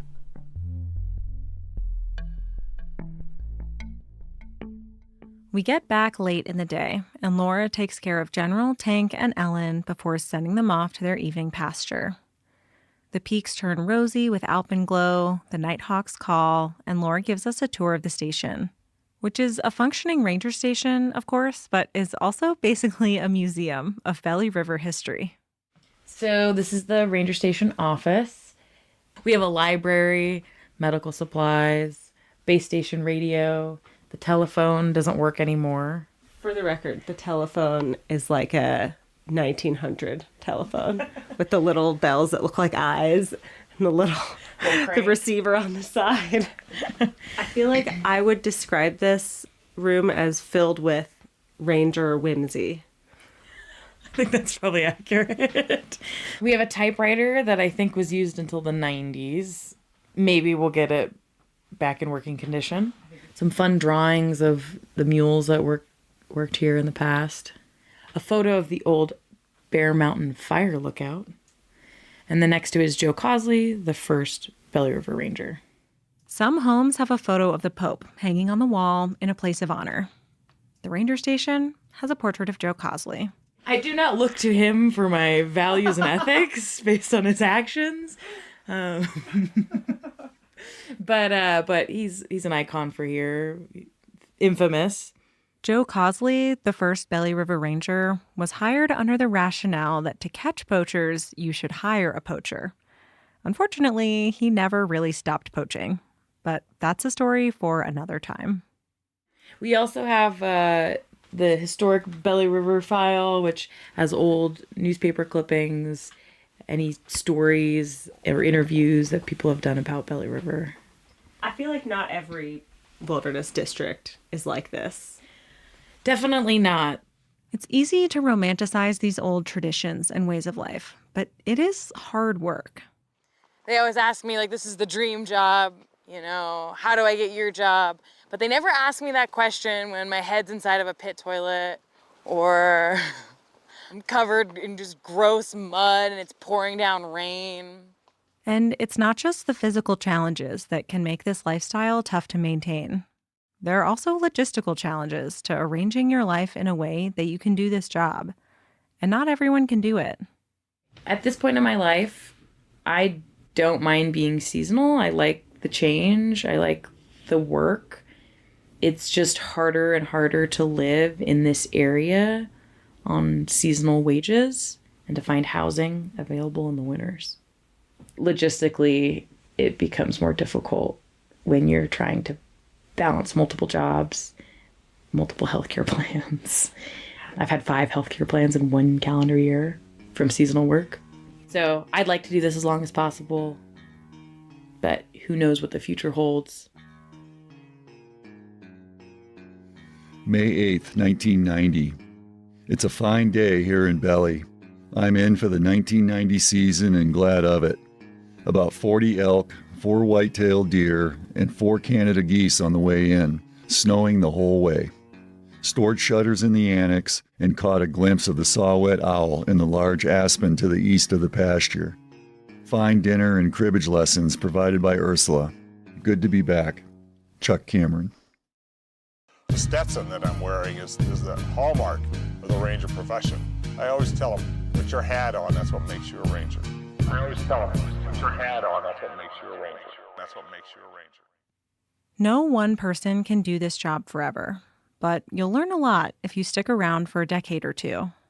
And you can pass that on to the generations after you.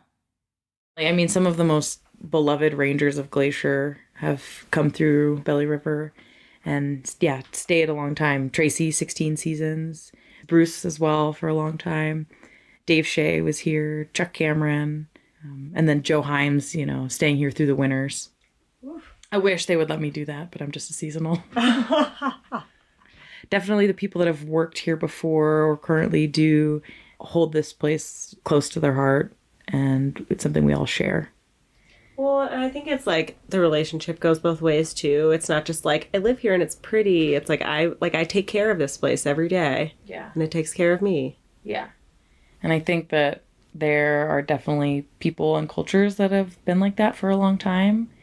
And I think I didn't necessarily grow up in that, and I think a lot of us didn't. I know the Park Service preserves historic buildings and objects, basically the ranger station and a lot of what's in it. But maybe it's also part of our mission to preserve ways of life and skills and traditions that, if we're not careful, might otherwise go the way of the fax machine in my office.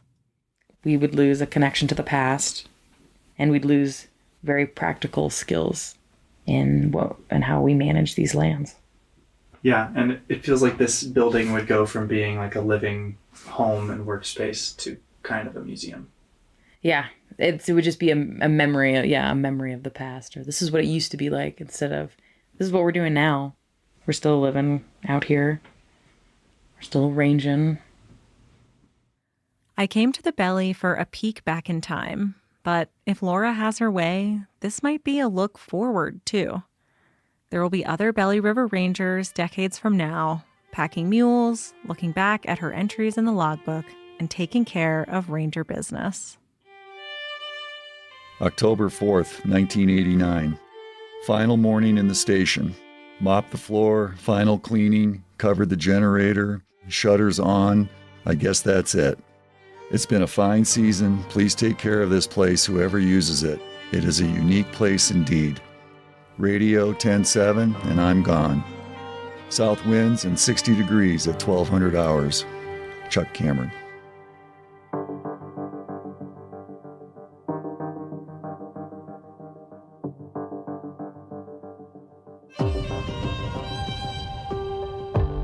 That's our show.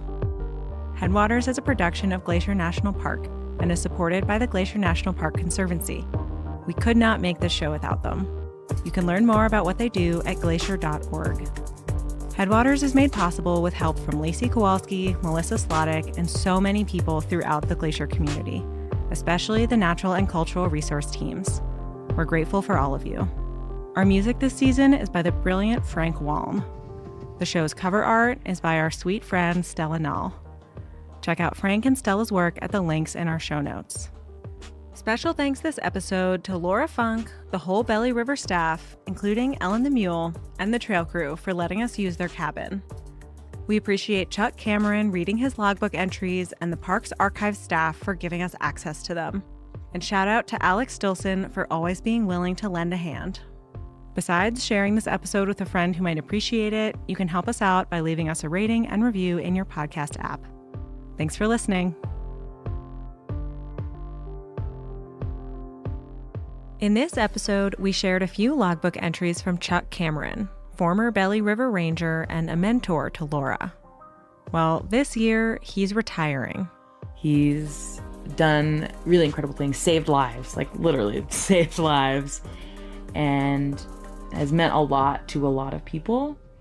And I've heard a lot of rangers say, well, I want to be like Chuck. And that kind of gives me hope. Next time on Headwaters, we sit down with Chuck and hear about his legendary career in Glacier.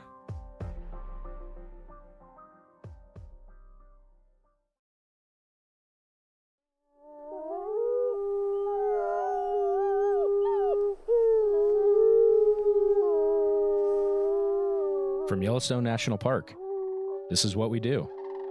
I'm Jake Frank. And I'm Miles Barger.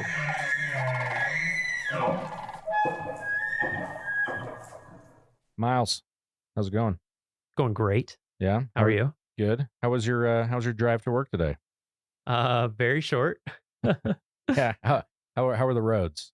Very clear and in excellent condition. That's good to hear. Honestly, yeah. So, speaking of roads, to start, I have a trivia question. I'm curious if I would say this is on the easier of some of the questions that we've been hearing, but okay. Do you know how many miles of road are in Yellowstone National Park? 475? That is very close. 452, I think, is the number that I've been given from facilities in some of the reports that I've read. But yeah, 450 plus. And that's roughly the distance between like DC and South Carolina, Charleston, as the crow flies. So it's like multiple states. So it's a lot of roads that are in the park that we maintain In harsh conditions. In harsh conditions, On a volcano. Yeah. No big deal. Yeah. Yeah. So, yeah. It's either burning the road away or it's frozen and under snow. Or both. Or both. Yeah. For many. And so to talk a little bit about that, I think when people come to the park, they just drive on the roads. You kind of take that for granted. But there's a lot of work that goes into keeping those up to date. So today we're joined by Brian Batzloff. He's the engineering equipment operator supervisor for the special projects crew. Did I get that correct? You got that correct. All right. Well, Thanks for joining us. Thank you. Yeah. How are you Thanks doing for today? having me. Good. Yeah. How was your drive to work today? It was wonderful. Yeah. And when the roads are in bad shape, and you're like, man, that pothole, like what happens in your mind when you're driving and hit a pothole? I try to figure out why it's there. Who do I need to call to get this fixed? Exactly. Yeah. So, we'll go ahead and get started. When and where did you get your start in the National Park Service? Here in Yellowstone, actually. I started, got my first job here in 1998. I was a carpenter's helper in the carpenter shop here in Mammoth. And then that was my last year of college. And then I went back to school, tried out some telecom work for a little bit in Atlanta, Georgia, and then decided I wasn't a city person. So I came back here. My family's from the area here right outside the north entrance. So I'm actually a third generation to work here in Yellowstone. Oh, that's awesome. My dad and my grandfather both worked up here in the park. Actually, my grandfather's on both sides. What? Whoa. Wow. So what jobs did they do? So my grandfather, ironically, he at one time held my position for a short time, which is, I didn't know that until recently when I was going through some of my dad's stuff, and I've actually found his old nameplate from his door on there. So I have it in my office now. Oh, that's actually super cool. too. But no, he came, I believe in the 50s, shortly after World War II, after he got out of there, and he came with his uncle to Yellowstone and started his career out in Grant Village, and then kind of worked his way into Mammoth here. And then I think when he retired, he was the foreman for the carpenter shop. Awesome.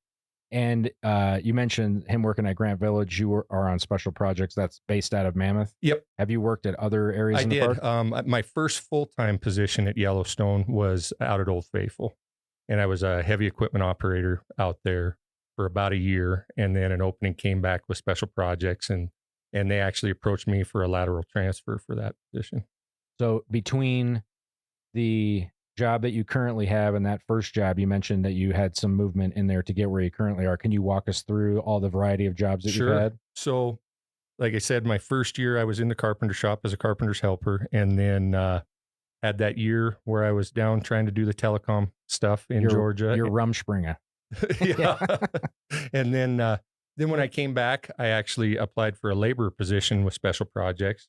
And when I got that job, I enjoyed the work. And so I just tried to take in as much as I could with the job and everything, and saw what I could do. And then my next position with them was a seasonal truck driver, motor vehicle operator for them. And then eventually when I was able to get on at Old Faithful as a heavy equipment operator, and then transferred into Mammoth, then worked my way up to be the work lead for special projects. And then here probably 3 years ago, I was hired as a supervisor for special projects. Awesome. Yeah, it's really cool. Like a lot of the jobs in the Park Service, this is like a theme that we've noticed, I think, is that people need to move around a lot to kind of, have to find advancement. But Yellowstone, because it's big enough, that there is also that opportunity for a lot of people, that there's more linear ladder opportunities here than other parks. Like a lot of times it's just, you might be the only heavy equipment operator and it's at a certain level. And if you want to promote, you got to go somewhere else. That's correct. So yeah, that's cool to hear. Do you have a typical day? And like, I know that there's seasons, like, sure, but like, for us, there's really not a typical day. I mean, we have our big projects, our large projects in the summer, which consist of paving projects and chip sealing projects, which are road maintenance that we have to do every year, certain sections of the road. But, there's always the stuff that comes up, and that seems to be a daily occurrence, especially with the higher visitation and use and everything. We see more and more stuff that actually wouldn't normally, be there as far as that goes. But a typical day, I try to get into work probably about an hour before our team shows up, and then get everybody rolling, as my group likes to be out the door and working. So I try to have them out the door by 7:00 on the dot there, so they can get after it. And then kind of whatever the day takes us is where it kind of goes there. So if not a typical day, do you have typical seasons of the, you mentioned a summer season. So like what sort of projects do you guys do in different times of the year? So like for the summer season, like I just mentioned, basically the chip seal and the paving projects. And unfortunately, it's the time where we hinder the most with the public and the visitors.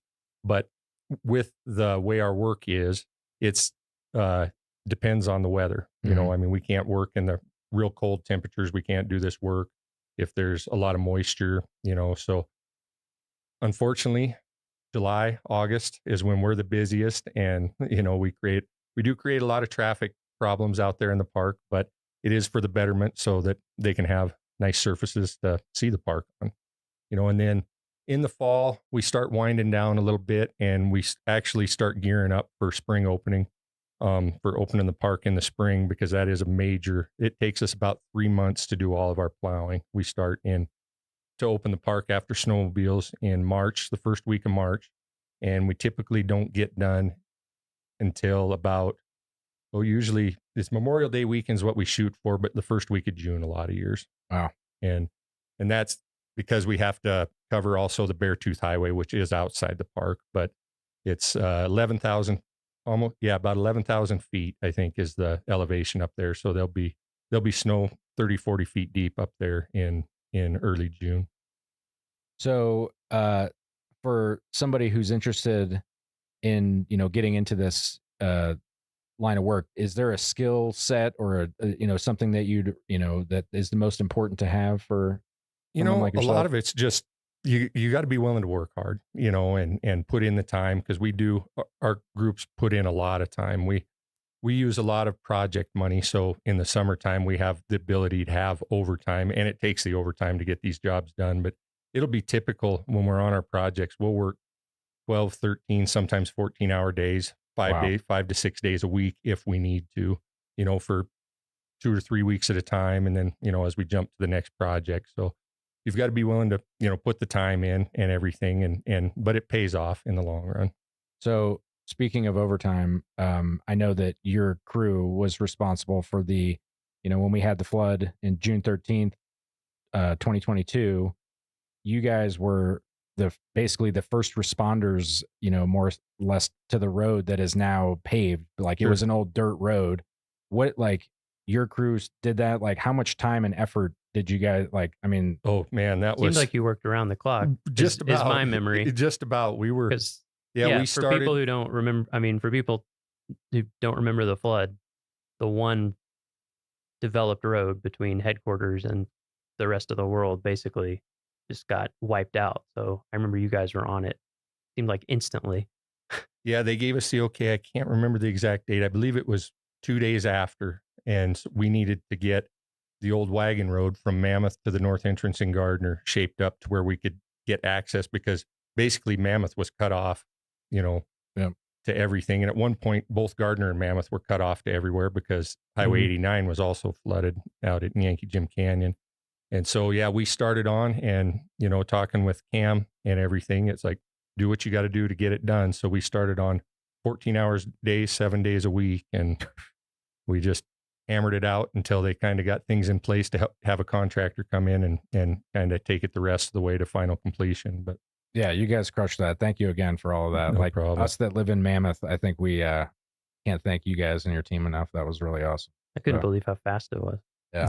I mean, yeah, just if anyone had been on the OGR before that, it was basically like, yeah, if it rained a little if it bit, rained, you couldn't ride a bike. It's ice. Yeah. I mean, it wasn't ice, but it was just the way the dirt is around here. It was just so slippery. And so to see it go from that to passable in a passenger car, you definitely was wouldn't incredible. recognize it now. If, No, you wouldn't realize what was under there before, it's amazing. for sure. Yeah.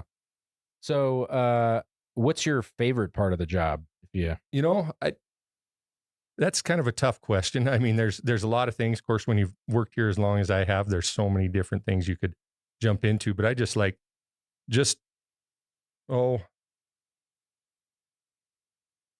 more of the challenge, of everything. And like I mentioned before, with the higher visitation, so that creates its own challenges, and to try to not ruin the visitor experience for everybody. So the challenges that go into planning the projects and making sure that everything's up and running, I think is probably what I enjoy the most of it. And it creates a lot of stress as well. But So yeah, like on the flip side, you have things that we all love about working in a national park. Are there any, like, what's your biggest challenge or the hardest part of your job? Again, I think it would be the planning phase, because there's so many variables. I mean, between weather, between traffic, between just anything just for instance, the OGR, just all of a sudden that threw our whole summer into chaos, because we still had to get our normal work done too that summer. And it just, and that's kind of the way we run a little bit, is get our stuff done, and then whatever else pops up, we'll try to fit that into and go from there. Were you guys able to take a break that winter once it snowed and the road was there? Like somewhat. We ended up having a fairly decent winter that winter also. So this winter has actually been kind of a blessing for us. Yes. Yeah. So, with the challenges, like, obviously if everything's great all the time, then there's no, reason to leave. But with challenges, like, even with those, what keeps you here? What keeps you in the green and gray? It goes back to the challenges. I mean, I like the challenge. I like to be able to push myself and push my team, and they like to be pushed, and me to be able to say that I went out and look at what we did for that project and be happy with what we did, and have people to come back and even tell us and compliment. I mean, just like you guys' compliments with us, here, that the pride that we have in our work is really. Do you have is there a moment in your Park Service career that kind of stands out as like a defining moment, or something that you did, or like something that you look back on and you're like, man, we did that? Like, I mean, if you put it that way, there could be so many, just because of what we do with what we have and what we have to do. I could probably say that for a lot of things, and everything. I can't say that there's one specific thing. I mean, I just look back, there's a lot of years, and I look back and say, wow, we accomplished that much. I mean, I guess the OGR would be a great example though, for that, because that's not just us either. The whole team, the whole park came together for that. Yeah. We had a major role in it, but there was a lot more involved than just us. Yeah. So, we've had a lot of people talk about, how they feel like, the mission of the National Park Service and, keeping this place in great shape for visitors and for future generations. When we think of, national parks, a lot of people think about the resource itself. You guys are working on roads. How do you see yourself fitting into this mission? Like, what is the, how do you feel that you personally and your team contributes to that larger mission? Well, the infrastructure is major. I mean, that's the major of what the visitors, that's their main travel ways, and that makes the experience of their trip to the park. If the infrastructure is poor, they might have the most beautiful scenery, but if they have to drive over terrible roads and, to get there and are miserable doing it, then, they're not going to have a good time and enjoy themselves. So it's important what we do and what we have to do here. Do you have a lot of employees that come into the Park Service from like private industry, contractors, things like that? We get a few. Because I'm just curious what the experience is like. Like it's different. I'm sure. Like you said, planning around the visitors and yep. And it's so with what we do, we're so varied in the different tasks that we perform. So we'll get a few private, people that come from private professional settings and everything. But a lot of people, I mean, for us, for a lot of years, it's been a lot of development. We've had to develop a lot of people and everything because a lot of private sector stuff is more centralized on, I do this, they don't have maybe as wide a range of what their skill sets and what they're needed to be.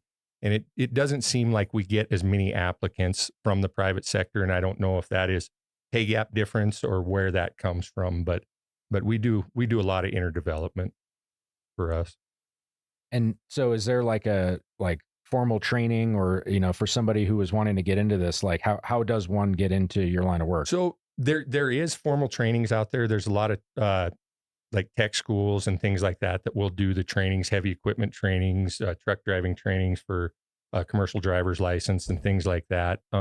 We don't require necessarily any formal training. We do have obviously the trainings that we do through the Park Service and that we do through our department, and everything to keep everything up. And the in-house trainings we do to develop our people is kind of the direction we go. But in order to get these jobs, obviously, you do have to have some experience, with the heavy equipment. You probably need a driver's license. And a driver's license, yes, obviously.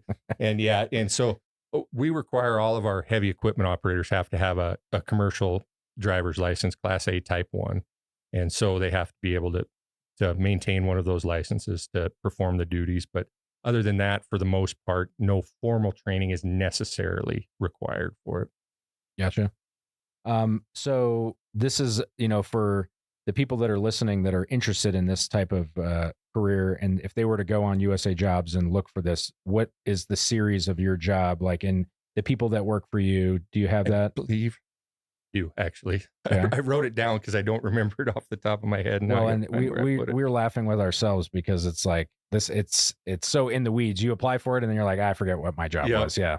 So the series is actually for the equipment operators is 5716. We actually do have a couple of other series that are for our seasonals, and I think 3502 is one, and that would be kind of our entry level positions there, and those are seasonal positions. And then I think 5703 is for our seasonal motor vehicle operators that drive our dump trucks and things like that. And what grade are those entry level positions? So the entry level for the labor positions are WG5s, and then our seasonal truck drivers would be WG8s. Gotcha.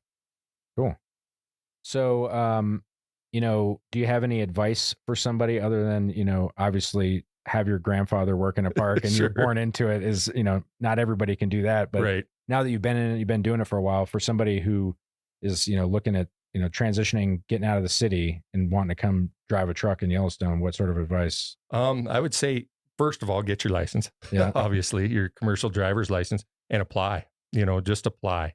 Get out there and apply for multiple jobs. See what you can get, because there's different things. What we do might not be best suited for what you want to do, but you don't know till you get there. Mm-hmm. I think I've heard that Yellowstone has one of the largest fleets of vehicles out of like every park. We have like 1,200 or something like that. How many heavy equipment machines do we have that you guys run? That's actually a really good question. We have probably just of heavy equipment. This isn't counting our dump trucks, our tractor trailers, our pickups, and our utility trailers and things like that. We have over 70 pieces of equipment just for special projects. Wow.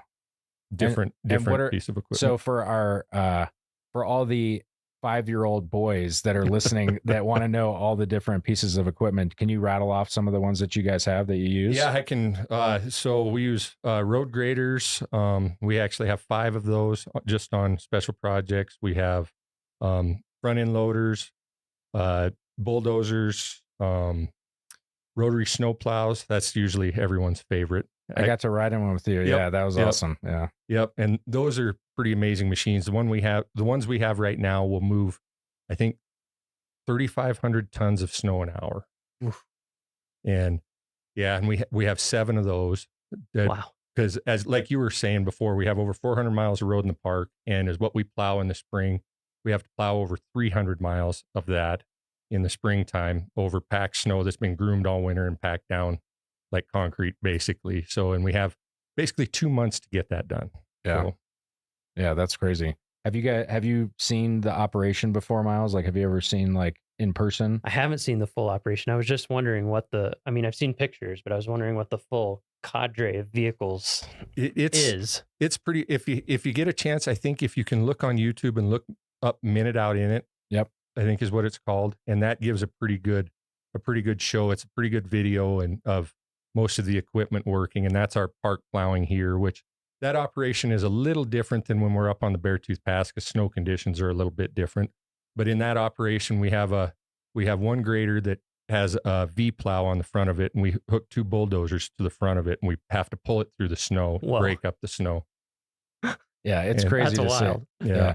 And then you got the cleanup crew that comes in behind and widens everything out with do you have a mechanic with you? We run 2 mechanics with us the whole time out there. And then we have 2 actually separate rotary plows that run in the areas when they get out in the park. So they'll split off from the main crew and they'll work in the areas, and they'll have a mechanic with them so that we can open up the areas while we're still opening the roads.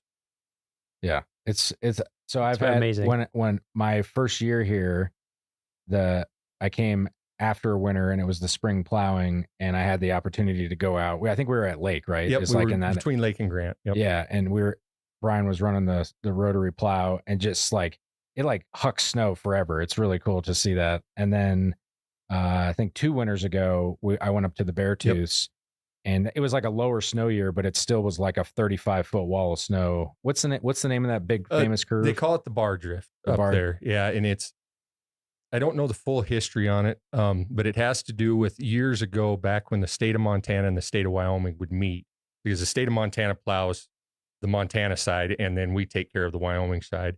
They would meet up there, and then they would cut a bar into the snow out there in June or whatever, and then the town of Red Lodge would come up and they'd have a big party. And I believe, I'd have to look this up to get verification, but I believe there's some pictures out there. At one time, they even had an elephant up there. Which is so random. Yeah, it's really like just unbelievable to see that operation. And again, that happens in closed areas. Like it's just another thing that happens behind the scenes. You know, you drive through construction in the summer, but you're not driving through the plow operations. Right. And so, yeah, that's like a huge thing and the schedule that you keep. I used to work in Glacier, and they also have a road that requires crazy plowing, the Going to the Sun road, but they don't really put a time limit on it. It's kind of like it's open when we're done. Yeah. You guys are like cutthroat, like we got to hit these dates. These are when the things open. And we're pretty proud of that. We haven't missed for the park. We haven't missed an opening date since I've been plowing out here. And I think I've been plowing since 2007 or 2008. Yeah. Yeah. Knock on wood. Yeah. There we go.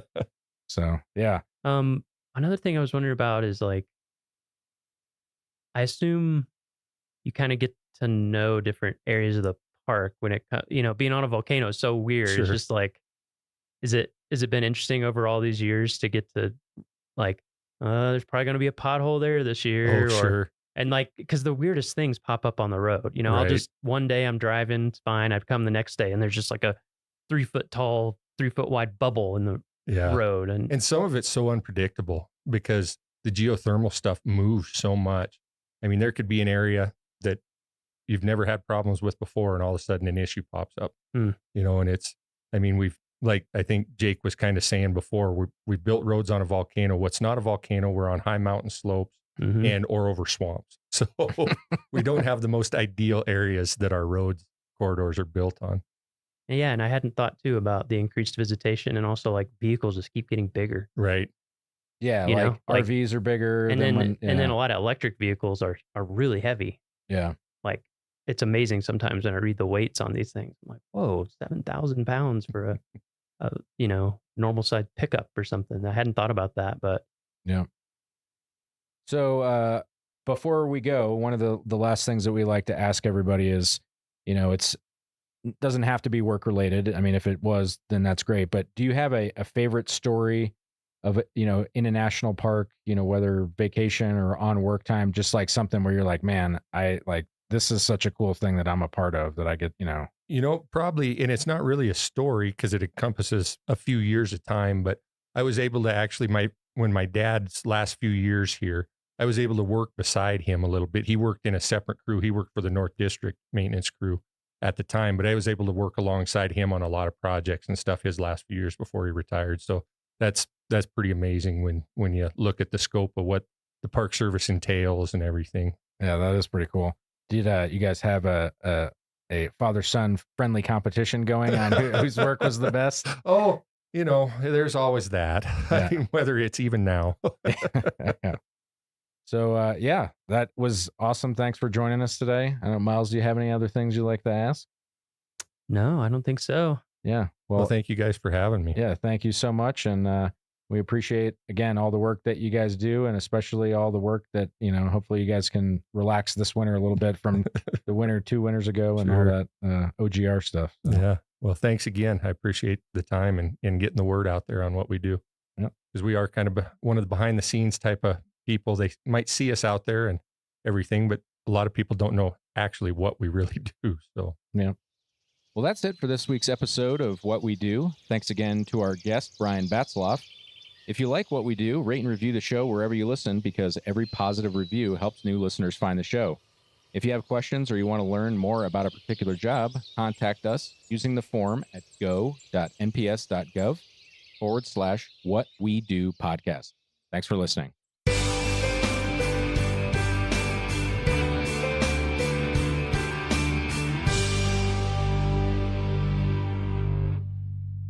Nearly 2 million visitors will come to Logan Pass during the short 2 to 3 month summer season.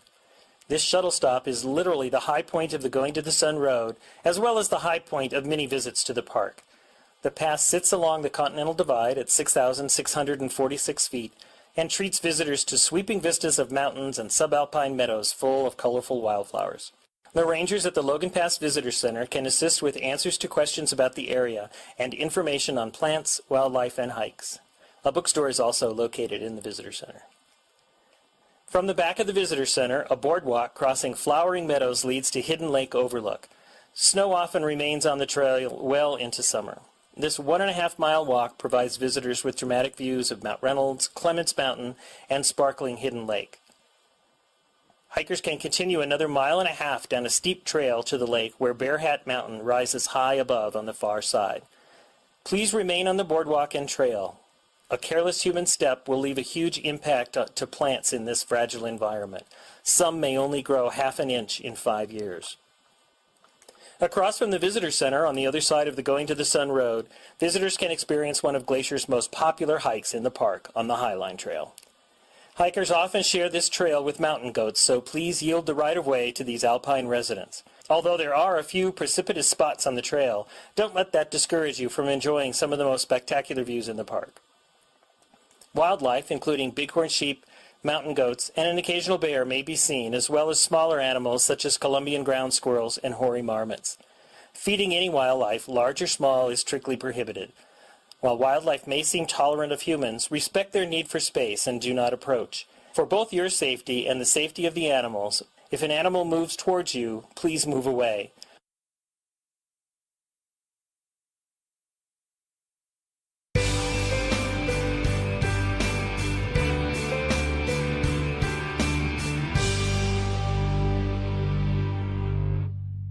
Triple Arches is probably one of the most recognized features along the Going to the Sun Road. Built to span several large gaps in the mountainside, engineers had originally planned to create a large retaining wall and use huge amounts of fill to build up the roadbed. Designers came up with a more elegant solution by constructing a series of 3 arches to span the gaps. It is a reflection of the care and dedication evident throughout the original construction of the Going to the Sun Road. Probably, as you've been driving the road, you really didn't notice most of the bridges, guardrails, and structures along the way. That's because the original designers of the road worked hard to create a road that blended with the environment rather than competed with it. As you continue on, however, give them a second glance. Even simple culverts in many locations are beautiful creations constructed of the same multicolored rock from the surrounding mountains. The Going to the Sun Road is one of 6 National Historic Landmarks in the park and one of a very few roads in the country to make that list. Today there is a massive rehabilitation project in progress along the entire length of the Going to the Sun Road. Engineers and contractors are working hard to ensure that the historic features of the road are maintained while creating a road that meets modern safety and traffic requirements. It's a challenging job and will take several more years.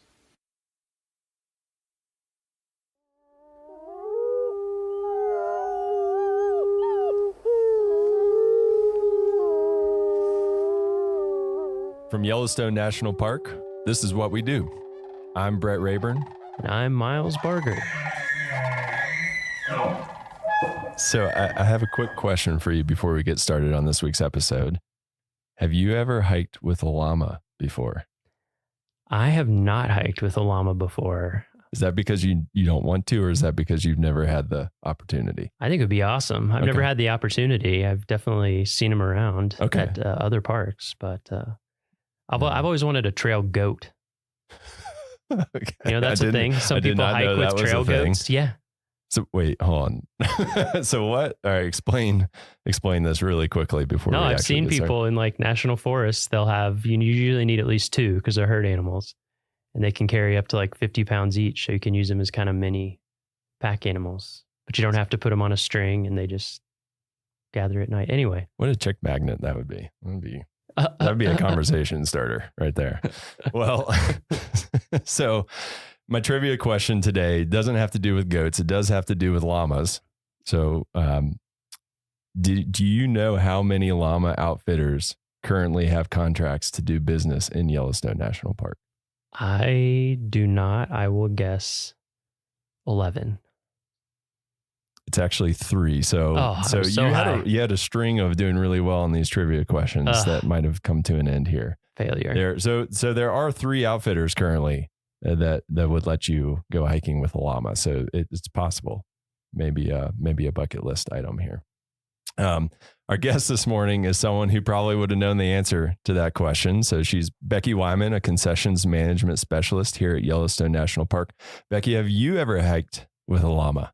I have not. No. So it sounds like we need like a work trip. I think so. To come out of this summer, because I love nothing more than hiking and not carrying my own stuff. It makes it quite nice. That sounds awesome. Well, it's awesome having you here today. So we didn't invite you here to just talk about goats and llamas exclusively. Although, you know, if they come up more, I'm totally fine with that. We invited you here because you have a super important job in the Park Service that most visitors would know nothing about. You work a lot behind the scenes. And before we get into the details about what you do, as a concessions management specialist, actually, could you give us like an overview of what concessioners and what CUAs, commercial use authorization holders, like what are all of those things? Because a lot of listeners probably just have no clue what that is. So our office oversees all of the commercial operators in the park. We have category 1, 2, and 3 contracts, plus our commercial use authorization program. The category 1 contracts include our large concessioners, currently Xanterra, Yellowstone General Stores. They do the lodging and retail type of operations in the park. We also have our service stations. Our CUA program oversees or has our fishing guides, photo tours, environmental education tours, that sort of scope. And then we have our category 2 and 3 contracts, which include our over snow operators in winter. We have a bear spray rental. We have stock outfitters that do day and overnight trips in the park. Llamas. That include our llamas, as well as a ski camp in winter that is located at Canyon. Awesome. So the Park Service doesn't actually have, like, we don't run hotels or things like that. That is correct. We have contracts that allow other operators to run those, and we oversee those contracts. That is a lot. How many are there? Just like a rough ballpark. It's always changing, right? The number. Well, all of our contracts pretty much stay the same. We have the 3 large category 1 contracts. Like I said, the hotels and retail general stores and our service stations. We have 38 stock contracts that include the 3 llamas. We have 23 over snow contracts and 1 bear spray rental. And then I believe the number of CUAs exceeds 400. Yeah, that's a lot. So yes. That's a lot that you're overseeing out of the concessions office. It is. Okay. Well, thank you. Yeah, I just thought that would be a good overview of like what your job entails before we kind of dive into the background, and then we'll kind of come back to a typical day of what it's like working as a concessions management specialist. So do you mind telling us a little bit about where and when you got your start in the National Park Service? So I came to Yellowstone in 1998.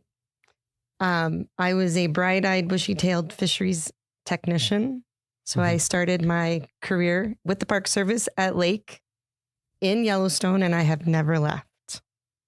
So it hooked you. It hooked me. No pun intended. Anyone get it? And how did you hear about that job? I think I heard about it through USA Jobs. Awesome. Yeah, we have, and for those of you who don't know, who are listening to this and don't know what USA Jobs is, we do have an intro episode that kind of explains that, as well as some of the other jargon that we might talk about here. So just refer back to that if you have any questions. So you saw it on USA Jobs, you applied and you got it, and the rest is history. And I drove my car out from South Carolina, and I've never left. Wow. Okay, so you're from South Carolina. So you're an East Coaster. I am. Okay, that's me too. And then you found the mountains, and then I found the mountains. Gotcha. Same. So how did you get from that job, which is very different from what you do now? What was that transition like? It is. So I worked for fisheries for 3 years. Then I moved to the bison office to follow my husband up to Mammoth. And then I just became a flexible park employee and did a variety of administrative roles.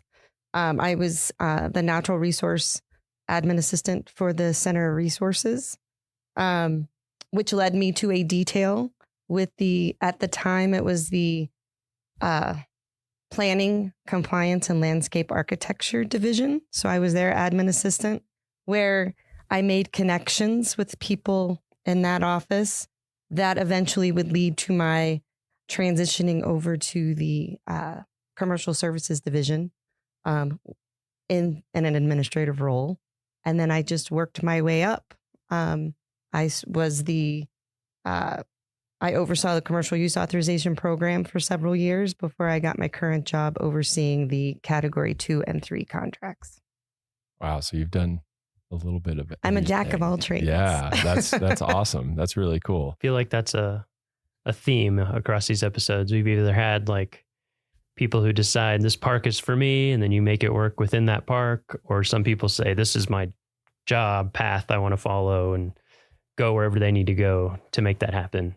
Yeah. Or I guess the third type, which is they just want to work in as many parks as possible. Yeah. Yeah. But yeah, there's a lot of different ways you can spin an NPS career, I think. Yeah. Yeah. So you've been here and you've been at Yellowstone. I don't want to do the quick math. What did you say? 98? 25 years. Okay. And, and I am in a dual career family. Mm-hmm. So the fact that my husband also works for Yellowstone National Park has contributed to me being here as long as I have. Yeah. So how many like dinner table conversations are just focused on Yellowstone? All the time. time. Are you guys just like, no, Too All the much time. Yellowstone. We got to talk about something else. I live vicariously through his job. He's got a much more interesting job than mine. Well, so what does he do? He's bear management. Okay. So, well, I think there's lots of interesting things in both of those. Yes. In both of those jobs. So what does a typical day in your job look like? Is there a typical day? Yeah. Typically, I'm in the office on the computer answering phone calls and emails. It's a lot of paper pushing, I guess you could call it. But part of that is just communicating with our concessioners. We review annual financial reports, preparing annual overall ratings, which I kind of liken that to a report card on how they're doing with their contracts. Do you use a red pen? I do not. Oh. I have one in my hand, but That's what I was. You look like you're good at writing like F. Yes. No, and we have very good concessioners. So A+. We review insurance, risk management plans, all things that are outlined in their contracts. Part of my job requires periodic evaluations of the concessioners, and this lets us get out into the park to monitor how they're doing, making sure they're meeting service standards as outlined in their operating plans, making sure they're providing a quality visitor service, making sure the facilities are well maintained, and just ensuring the safety of the visitor and their employees. The part that I like most is I occasionally get to go out on horseback rides, ride on snowmobiles, or even take a ski trip every once in a while. So that's what gets me out in the park. So that's what I like. So you're kind of, are you doing like the undercover boss type of situation where you're like kind of hiding in the ranks of visitors? We on the may snowmobile? entail secret shoppers, but usually they know who I am. So Yeah, it's not quite as if you've been here 25 years. Yes. It's hard to be secret. Yeah, that sounds like that's a really interesting part of that, is getting to test out those different ways of seeing the park. So that was a lot of different functions and tasks that you have. So what do you think is the most important one to be successful at your job? I think communication skills and establishing relationships is the most important part of my job. Yeah, because you're talking with a variety of people from a variety of backgrounds. Right. Many of which I don't always relate to. Sure. So being flexible and just patient is very a really good thing to keep in mind. Yeah. I think that's definitely an important thing. Yeah, I feel like this past winter we've seen a lot of that because we've had such crazy snow conditions, by which I mean until later in the winter, hardly any snow. So I've been on some of those calls and just seeing the like constant communication with people and trying to make everything work as best we can for them and for our visitors and all of that. It's given me a good insight into how much communication there is with all these businesses, and they of course have their own interests that are they share interests with the Park Service, but they're also businesses, so they have very different things that they have to think about in terms of their long term. And Yellowstone's had a few hits lately with the flood, the lack of snowfall. Just it's impacted different people in different ways the last few years. Yeah, COVID. It can be challenging to operate businesses on a volcano with crazy weather and you're at the whims of Mother Nature. Yeah. So I think you kind of already touched on this, but is your favorite part of the job getting to go out on those snowmobile trips and pack trips and llama trips? And anytime I can get out of the office is a good day. Yeah. So if it includes the backcountry, it's even better. So you actually get to go on like a backcountry camping trip, like overnight. Do you do overnighters? I haven't done overnighters with the concessioners, but I have gone out with our backcountry rangers to do stock evaluations in the summer. So I've gotten to go to Beckler, which I had never been to until that. Last summer I got to go to Thoroughfare. Cool. And so Some pretty remote, some of the Both more places remote I've- areas of the park. Yeah. Yes. Both places I would like to go and haven't made it to yet. So that's pretty awesome. Yeah. Cool. Yeah, that sounds awesome. And I guess on the flip side of that, what's the toughest part of your job? I think the toughest part of my job is just keeping up with everything. Even though Yellowstone is closed in the spring and fall, we're always preparing for the next season. And so we never get to take a break. And if you fall behind in the management of these contracts, the paperwork, it's hard to catch up. So just staying organized and on top of things is the hard part. Yeah, I want someone to invent like this pause button. Yeah, you can just hit, no emails will come in, and like you can just like catch up, and then you can hit play again, and then you'll be. But I haven't found that yet. So some of our jobs have sort of a pause button. They have the furlough. I need they're not allowed to check email for like 2 weeks or a month. But yeah, you're right. Yes. What about the regulations? Are they changing pretty often, or do they stay fairly consistent? I think they're staying pretty constant, but there are some tweaks that they throw at us every once in a while. Yeah. So we have to stay on top of those. Yeah. I was wondering that. Continuing education. Yes. There's definitely continuing education aspect. Yeah. Yeah, for sure. So even with those difficulties of just a lot of work coming at you, you've obviously done what you could to stay in the National Park Service and in Yellowstone National Park specifically. So why the National Park Service? What's kept you around?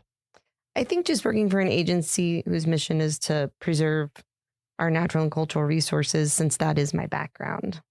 And I grew up, my family took trips to the Great Smokies, Shenandoah.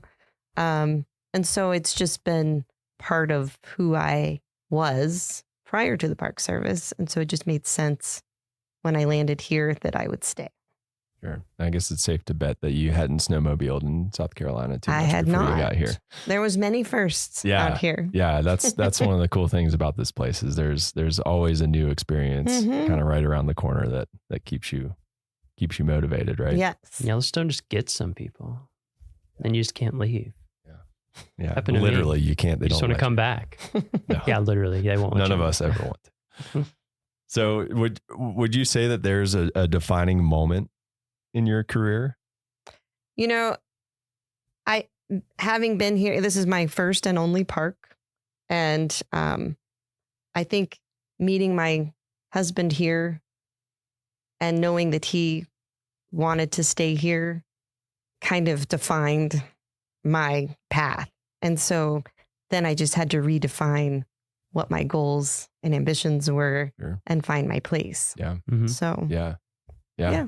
I mean that makes sense. Do you guys spend time in the park on the weekends and that, or are you guys? we used to do that a lot more. Yeah.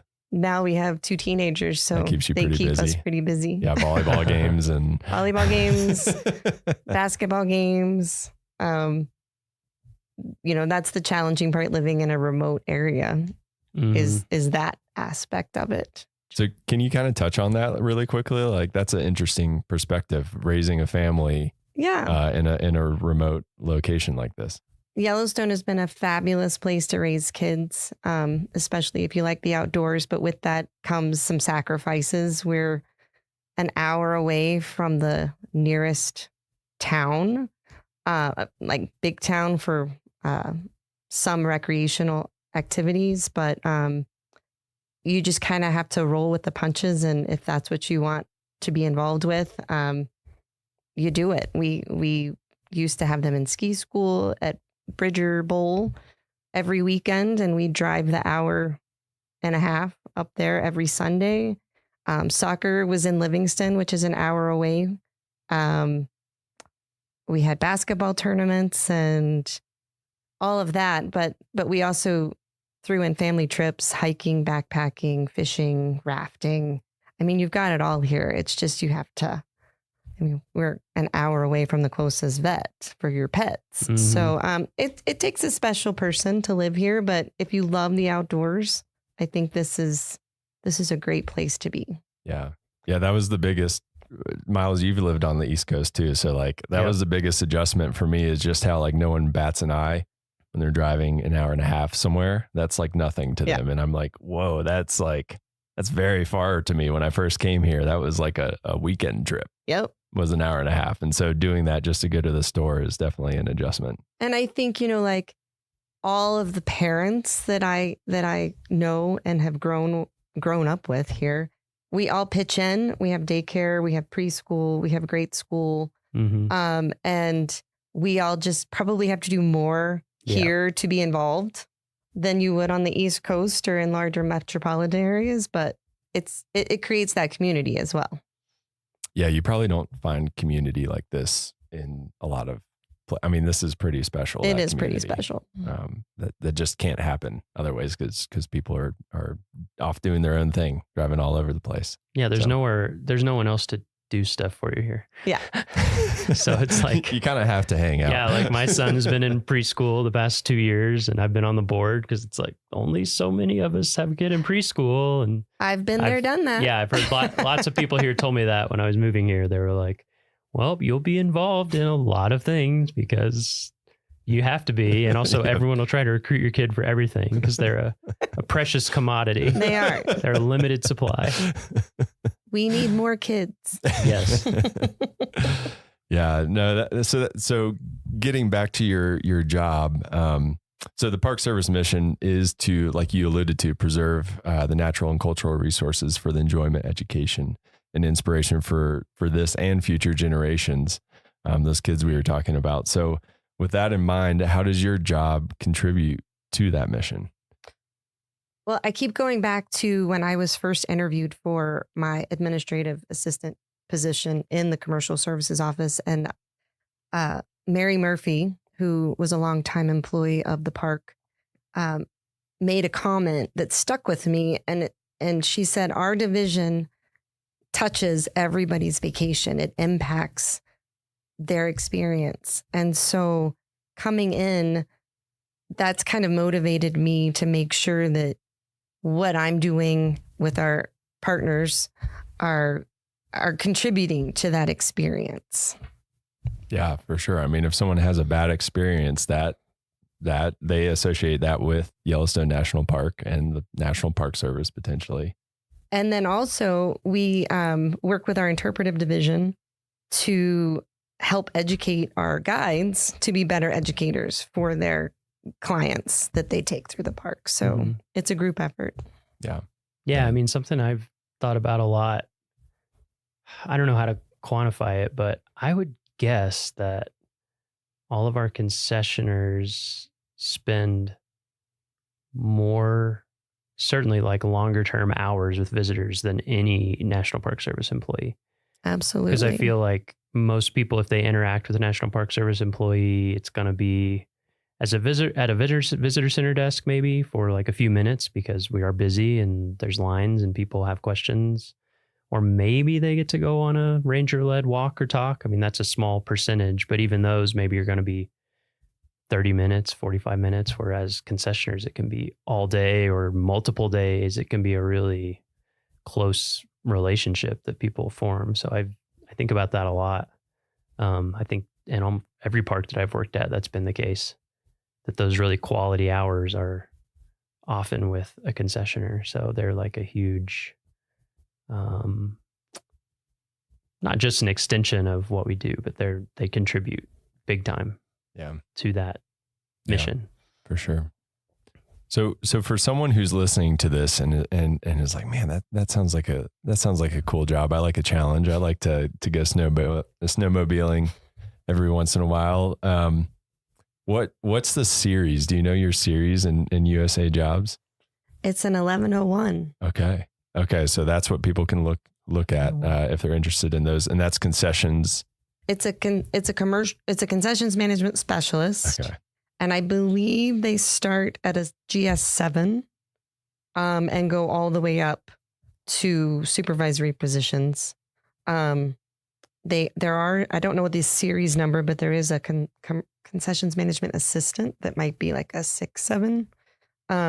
But yes, we're all over the Park Service in every park. Okay. Yeah. And that's the other great thing is that every park has those types of jobs. So if you want to move around the country, you can do that pretty easily. Absolutely. That's another great part of that job. And every park is different in the contracts and commercial use authorizations and activities that they offer. So pick your park, pick your activity, and there's probably something out there for you. Yeah, for sure. Mm-hmm. And do you need formal training to qualify for those positions? Obviously not. Just lots of experience. I come from a wildlife biology background. I think a business, accounting, finance experience would be beneficial. I've kind of had to learn on the job. But one thing that's helped me in Yellowstone is just my varied experience working here, and knowing people and programs and the willingness to be flexible and patient. It took me a while to get where I am. And I made some choices for my family that kept me from taking certain jobs. And there were certain jobs I didn't want. But I think those type things would be beneficial for someone looking at this. I don't know that you need like an accounting degree, but I definitely think, people that have run small businesses or worked in, we have one of my coworkers worked, in a cell phone company, just having that knowledge of other business, having that acumen would be helpful. That's where I've been lacking. So it's taken me a few years to train myself. Sure. And so is your advice would that be your advice for someone wanting that position? Just kind of be opportunistic and take what you can and kind of it'll work its way. Yeah. And there's been several details that come across that I would encourage people to take advantage of to gain experience.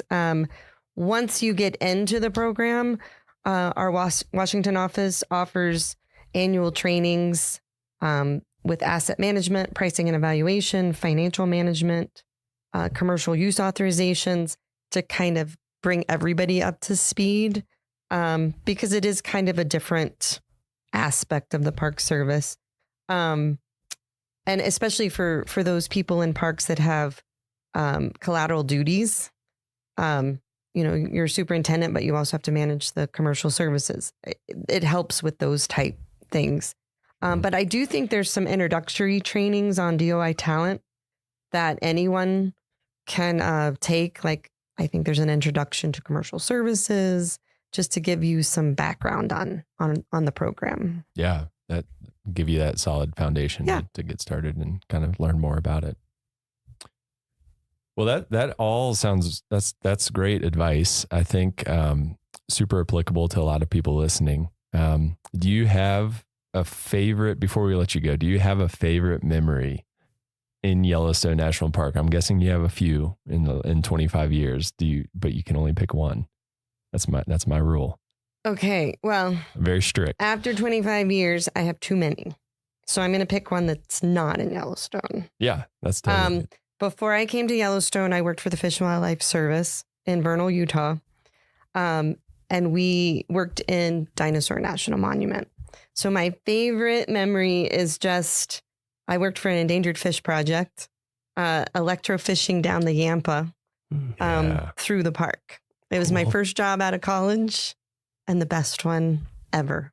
Can you describe to those who don't know what electrofishing is? Because it sounds like some heavy metal band from the 80s or something.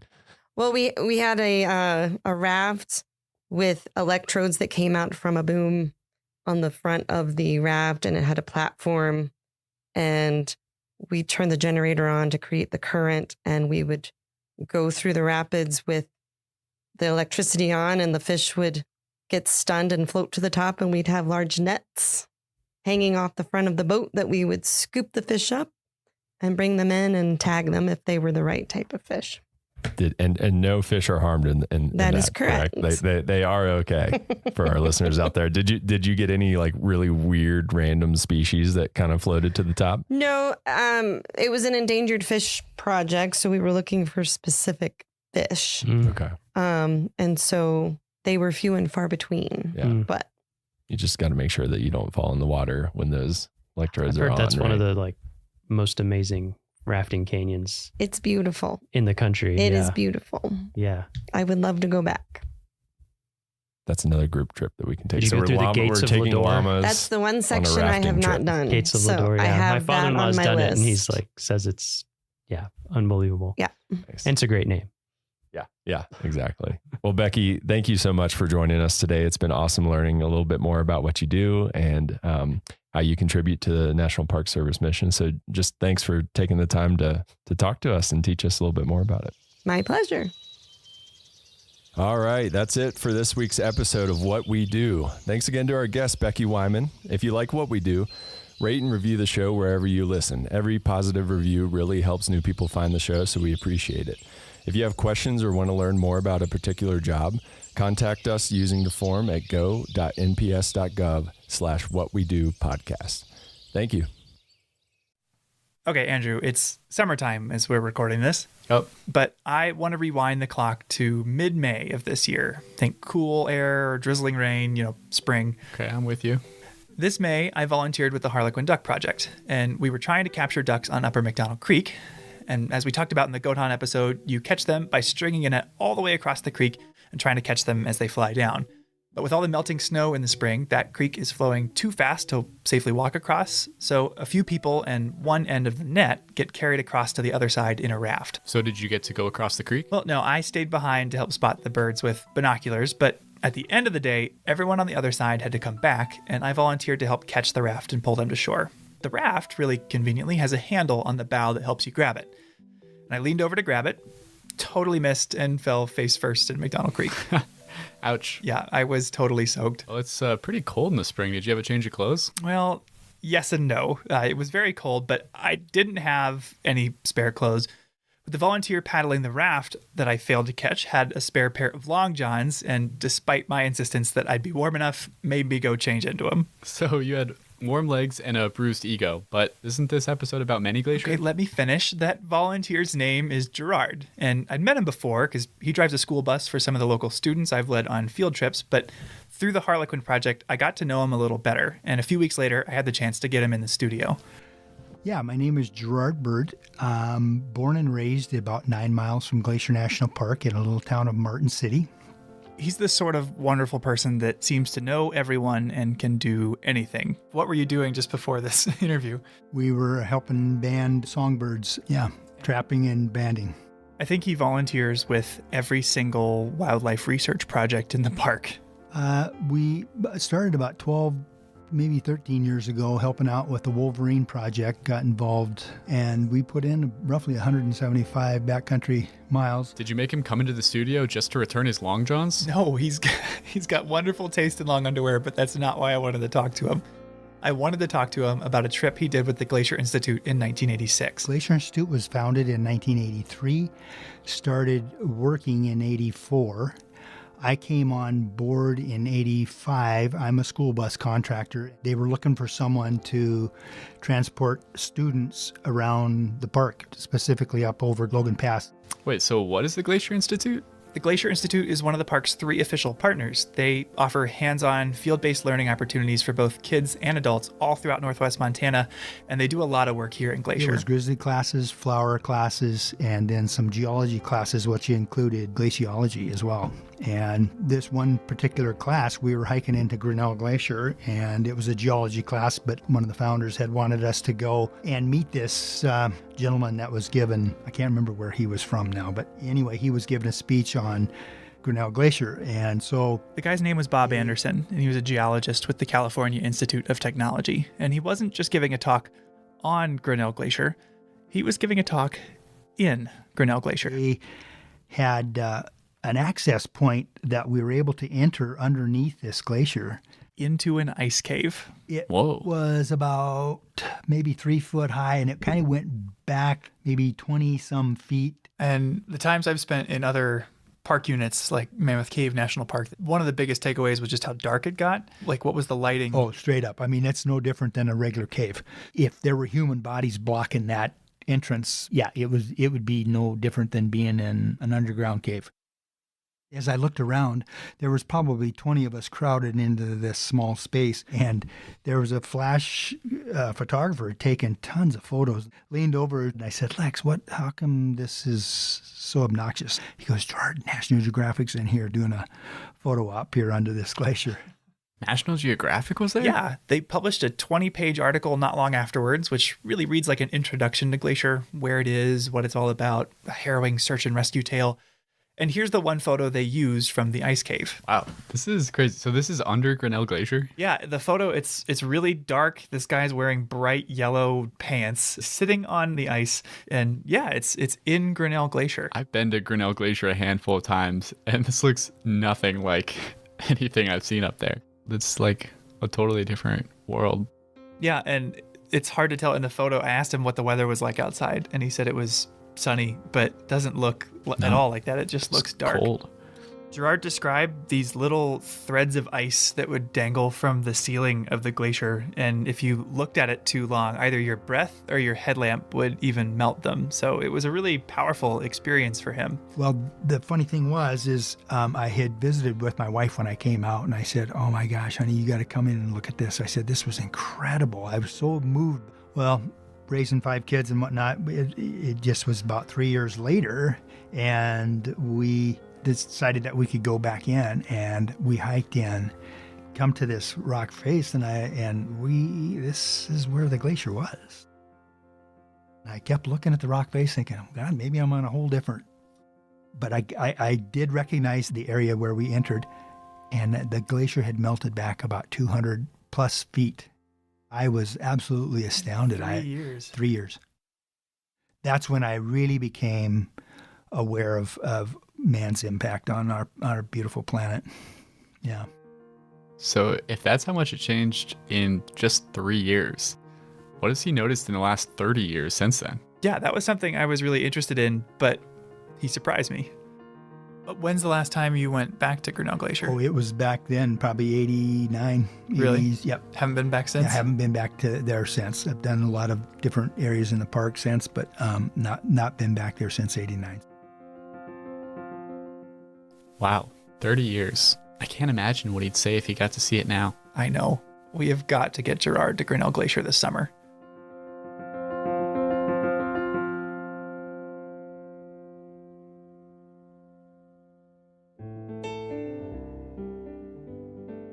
Welcome to Headwaters, a Glacier National Park podcast.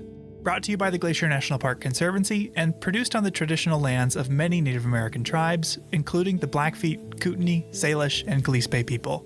We're calling this season The Confluence, as we look at the ways that nature, culture, the present, and the past all come together here. I'm Michael. I'm Andrew. And we're both rangers here. And today we're going to be taking you on a journey to the Many Glacier Valley. Nestled in the northeast corner of the park, Many Glacier is one of its most spectacular destinations. I know every time my family's come to visit, we've made a point of taking Highway 89 on the east side of the park just to get there. Typically, the road is open from mid-May to late October, but the high elevation trails have a much shorter season because they're only reliably clear of snow in August. According to longtime Many Glacier Ranger Bob Adams, there are 2 trails in particular that people come here to see. Today, that would be the Grinnell Glacier Trail, and that would be the Iceberg Lake Trail, which is... This area is popular, like really, really popular. But there are lots of people, roughly 600 or more a day. That 600 is on each trail. So this isn't the place for solitude? Not exactly. And to make it even more extreme, Bob sometimes has to close one of those trails for bear activity. And if the Iceberg Lake Trail is closed, then... You'll get 900 people on the Glacier Trail. 900 people on the Grinnell Glacier Trail? So that may not be what you want. It may be exactly what you want because you maybe feel safety in numbers. That's a false assumption, but people make that assumption. Why do so many people come here? I asked Diane Sine. She's a ranger, and she spent more than 40 summers in Many Glacier. It not only has the actual glaciers that are still hanging in there, just barely. Then we also have the historic hotel. We have, in my opinion, the best hiking trails in the park. So if you just wanted one location that sums up all that's excellent about Glacier National Park, it's Many Glacier.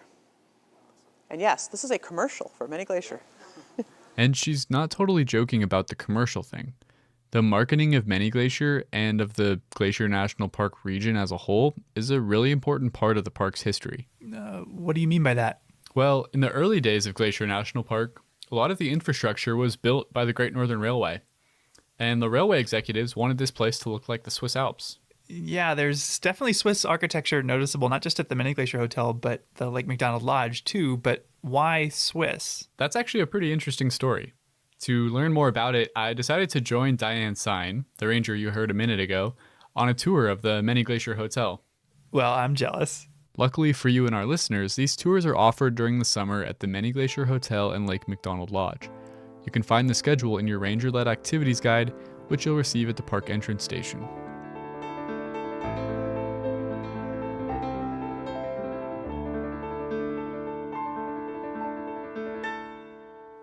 Well, welcome.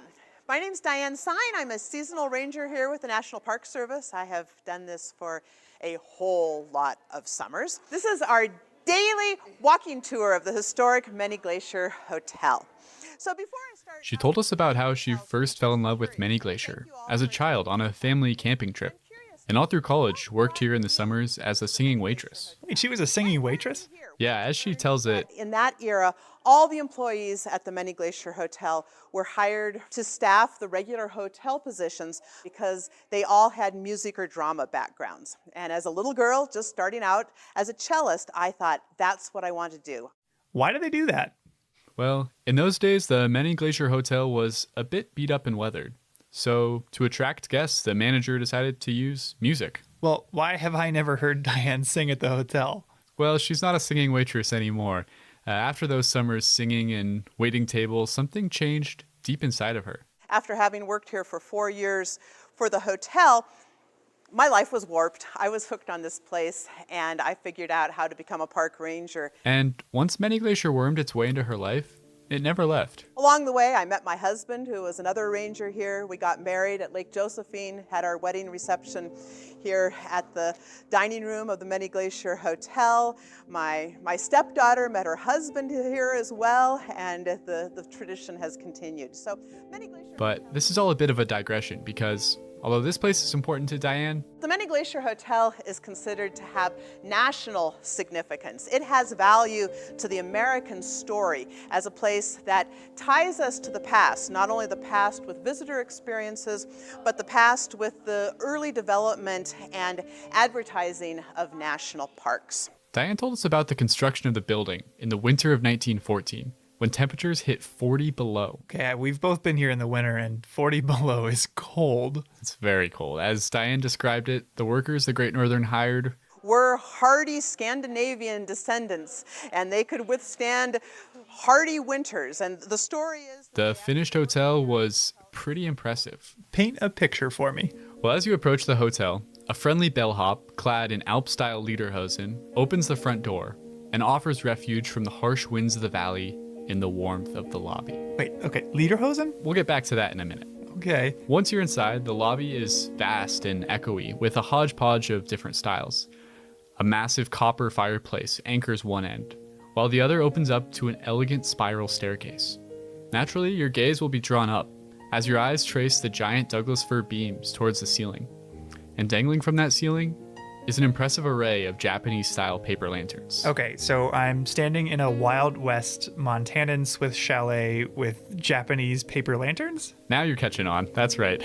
But even though there's a lot going on, the thing that really pulled me in was those giant Douglas fir beams. And according to Diane, this was their intended effect. The idea behind the design of both this Many Glacier Hotel and the Glacier Park Lodge at East Glacier, they were originally referred to as big tree lodges. The idea is that you can be down here in the lobby and you can actually feel like you're in the forest with the trees rising above you. That makes a lot of sense having stood in them, but you still have not addressed the lederhosen thing. Okay. Well, part of it is actually an accident of history. In 1914, as construction was just about to begin for the Many Glacier Hotel, World War I cut off Americans from some of their favorite European vacation destinations. The Great Northern saw in this an opportunity to put the American West on vacationers' radar, and they started to market this area as a replacement for the Swiss Alps. Okay, but people go on vacation to Spain or to Germany. Why Switzerland? Well, as Diane tells it, Louis Hill, who at the time was the president of the Great Northern Railway, just really liked Swiss architecture. He had a home outside St. Paul where his family would go for winter getaways and ice skating parties, and that home was designed as a Swiss chalet. But he also had a winter home at Pebble Beach, California. In fact, his home became part of the golf course there. The design for his Pebble Beach home was also Swiss architecture. So the guy just had a thing for Swiss chalets. How'd the Great Northern get word out about the area? Well, they decided to do this big advertising campaign called See America First. See America First. Huh. And the idea there was to try to convince Americans that vacationing in the national parks was the patriotic thing to do. They also gave artists free trips out here. And as you can imagine, once those artists saw this place, they took the idea of See America First and just ran with it. One of these artists was the writer Mary Roberts Rinehart. She was a very well-known writer of the time. She went on to write a couple of books about her experiences in Glacier Park. She said, "I have traveled a great deal of Europe. The Alps have never held this lure for me. Perhaps it is because these mountains are my own in my own country." So that was her idea. Be a patriotic American, see America first, come to the Switzerland of North America, come to the Many Glacier Hotel.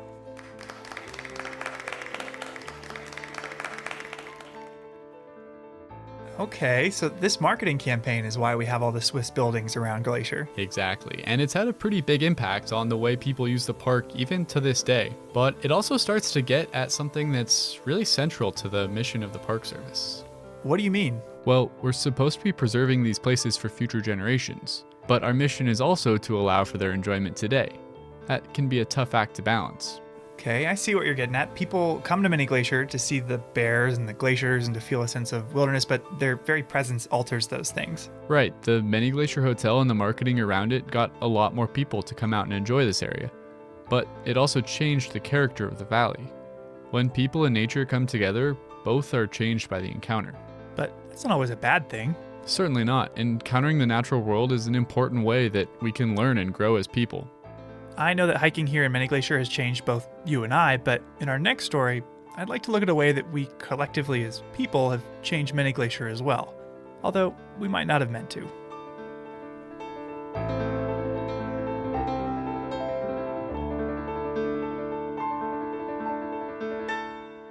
So, you know how we've been talking about doing a hike in Many Glacier?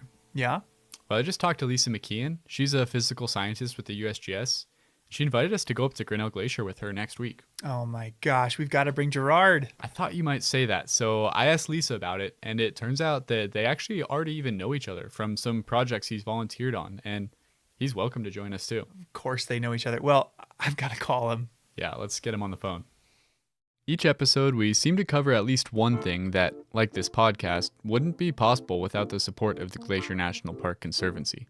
With the help of some friends over there, we got the number of Executive Director Doug Mitchell and decided to call him up out of the blue to ask about these projects. For this episode, we wanted to ask about the restoration work done on the Many Glacier Hotel.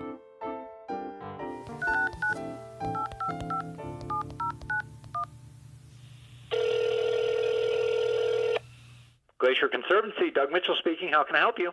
Hey Doug, it's Andrew and Michael. How you doing? Hey guys, great to hear from you today. Likewise. We wanted to call because for this episode, I had the chance to go on a tour of the Many Glacier Hotel with Diane Sign, and she pointed out a staircase to me that she mentioned you might have had something to do with. The famous double helix staircase. To be able to bring that back here in the 21st century is really a treasure, and those people who haven't seen it ought to definitely get out there and take a look. Yeah, it's pretty remarkable, this magnificent, as you said, double helix, like kind of DNA strand staircase. Yeah, you know, we joked a little bit around here that they need a T-shirt for the lodge that says history, it's in our DNA. And history really and historic renovation is in our DNA here at the Glacier Conservancy. as well, and that is a property at Many Glacier that had fallen in disrepair, and actually some had talked about tearing it down, and what a great decision not to. Absolutely. Has the Conservancy had a chance to be involved in any other historic preservation projects in the park? We really have spent a lot of time and focus on that because really our future is part of celebrating our past. There's a lot of different kind of places that we've been able to help, like the Wheeler Cabin and the Sperry Chalet, of course, and the Walton Ranger Station. And those kinds of historic preservation projects are ones that we've been very proud to be involved in over the years and really, we think, add to the fabric of this great tapestry that makes up Glacier National Park. Well, thanks for making the project possible in the first place, and thank you for taking some time out of your day. Absolutely. Thanks, guys. Call anytime. All right. Bye, Doug. All right. Cheers. Before the break, I found out that I had a chance to get Gerard back to Grinnell Glacier for the first time in 30 years. So I called him. Naturally, Gerard's a busy guy, so I didn't get a hold of him the first or second time I called. Hey, Michael, Gerard here. Yeah, I haven't forgot about you. I had you on my list. But after playing voicemail phone tag, I reached him and invited him to join us. Well, we're going on Tuesday with Lisa McKeon, so you're certainly welcome to tag along on that if you want. I would love to. I'll have to look at my calendar to see what's on there, but that would be a wonderful invite. Thank you. The next day, he shot me an email. He could make it. So we had everybody meet at park headquarters and wasted no time getting going. Because if you're headed to Many Glacier, you should plan on an early start. Whether you're looking for a parking space or a campsite, everything fills up early. Like, really early. And on top of that, it's not especially close. It's the farthest main entrance from the airport, and from the west entrance alone, it takes about 2.5 hours whether you go into the Sun Road to St. Mary or Highway 2 under the south end of the park. But we found a spot and set off on one of the crown jewels of Glacier's trail system.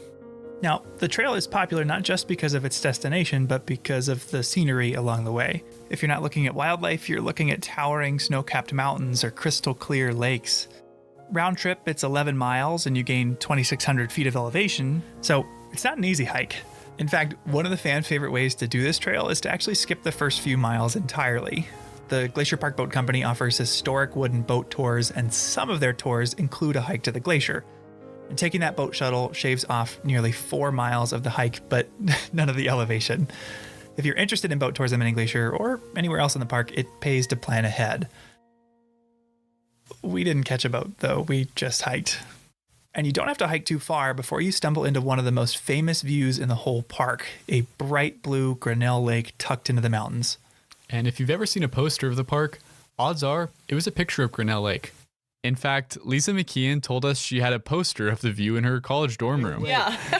I've been up this trail so many times, I never thought about that. Oh, good. But, the classic Grinnell view. Good right story. Here. Yeah. When I worked for a different agency in a different state, that same poster was on the wall in the office next to me. And I had a funny experience with this view as well. When I got hired, I was in college and I was so excited about it. I'd never been here before. And so I Google image searched Glacier National Park, downloaded some cool pictures for my phone background. And I didn't ever really look up where it was, but I was hiking up here for the first time and I'm like, oh my God, this is the view from my phone. Yeah. I took my own photo from that spot and I still have it as my That's still your background? Yeah. This whole time. Good story. So, that's great. I was like, oh, this is it. This is why I came here. And it is so easy to get swept away by the beauty of this trail, by the wildflowers, by the wildlife, whether it's mountain goats or bighorn sheep. But the entire time I was distracted, wondering how Gerard was going to react once we finally saw the glacier. And the trail does a really good job at building that anticipation because you can't really see it until the very end. But after a few hours and a few thousand feet, we made it. We crested that final hill and were able to look down at Grinnell Glacier. And it was the first time any of us had seen it that year, but for Gerard, it was the first time seeing it since the 80s. All right, Gerard, what's the big reaction to this big view? That's our producer, Daniel. There was just more snow and ice here. Right here, there was no snow. Gerard's a guy who always has something clever to say. I had never seen him at a loss for words, but he stood there for a minute, stock still, staring out at the ice in disbelief. Holy cow.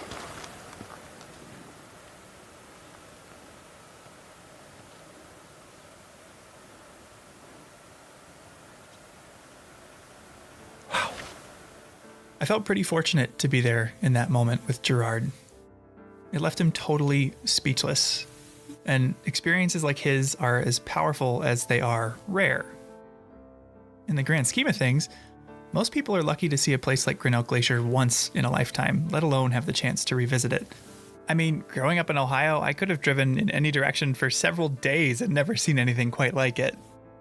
And that's where Lisa's work comes in. Lisa McKeon is a physical scientist with the USGS, or United States Geological Survey.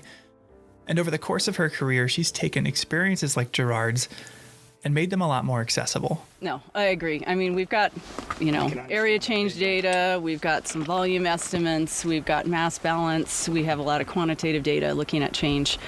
Most people can't relate to that, and they can look at a pair of images and go, wow, something's happening there. Yeah.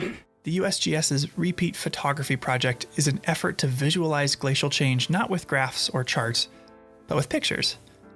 By retaking historic photos of glaciers throughout the park, you can see the change that's happened in the intervening years with your own eyes. And Lisa's been involved since it got started in 1997. I got swept up into doing repeat photography right at the very beginning. Jerry DeSanto had brought in this repeat pair early in the spring and showed Dan, and we had decided, oh yeah, let's do some of this. Let's document glaciers in the park with photography. And then later that summer, Vice President Al Gore decided to come out and have a little event here at the glacier. And he was talking about climate change.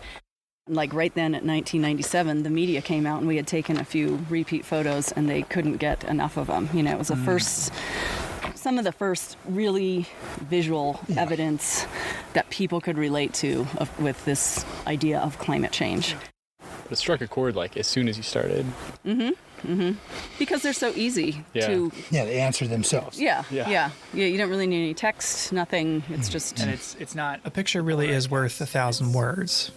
Because I could read through statistics about how Boulder Glacier's area today is 35,298 square meters when it used to be 829,577 square meters. Or I could show you a picture. Well, not really, this is a podcast, but you could find the photo from a 1932 horse packing trip to Boulder Glacier, where 80% of the frame is filled with ice, and 4 people stand there staring into the mouth of a towering ice cave. When Ranger Jerry DeSanto took that same photo just 50 years later, the frame was empty. The ice had receded, revealing only barren rock and the distant mountains. These repeated photos have made it possible for people, no matter where they are or when they are, to make sense of this change. But while these repeated photos are easy to understand, they're quite difficult to capture. Some of them take quite a while. Some are, much harder than others, but it's been amazing. Sometimes when you think, oh, I know where that one is, and you go, oh no, I guess that's not it. Oh, it's up here. So then you climb up. Oh, wait, no. It was down quite a bit. And it can go up and down, up and down. We've gotten better at it for sure. They don't physically mark any of the sites, so they rely purely on perspective to initially find the right spot. And one thing that's helped a lot is technology. It's been really helpful with Google Earth now because you can kind of go in the landscape and line up the peaks pretty well that way before you get out in the field. The next part of our day was actually taking a repeat photo. And while Lisa had taken this repeat photo before, had seen it on Google Earth, even had the GPS coordinates, she gave us the authentic experience. Using a printed photo, we had to line up what we could see, boulders in the foreground, mountains in the background, with the landscape in the picture, which was easier said than done. Over that ridge. So I think we gotta go further that way. Yeah. We knew from the picture that we'd have to go up, so we started up this moraine or hill of loose rock, feeling pretty good about it until it dropped off, and we had to climb down the boulder field and scramble around until we saw this snow patch, and then we had to go over the snow patch. Needless to say, it took a while. And as we were searching, we had to be very mindful of timing, because a lot of factors go into a successful repeat photo. The time of day can cast shadows off the mountains that make it harder to see the ice. And on a larger scale, the time of year is important. Seasonal snow is a huge obstacle to taking a good photo. You have to wait so long. I have people in June asking if they can come to the park and take some photos for me. And I have to say, well, you can't really until the end of August at the earliest, maybe, or in September. So You got to we wait for the snow to melt so you can see the actual margin. So are we seeing snow there on top of the... Yeah, it's mostly. And even we were cutting it close, right? Yeah, quite honestly, our trip was really more about getting a behind-the-scenes look at the process, and not necessarily because Lisa needed to repeat this particular photo. The thing is, though, we don't have the moraine in front. No. Because that's going to be... Once you finally find the place where the photo was taken, your last step is to get the camera set up and line up the shot. Yeah, so I'm just putting the camera on the tripod, and then I'll just kind of start lining things up and slightly overshoot it so I can crop it down a little bit, but I try to match it as closely. I haven't taken any photos all summer, so half the battle is remembering how to use this camera.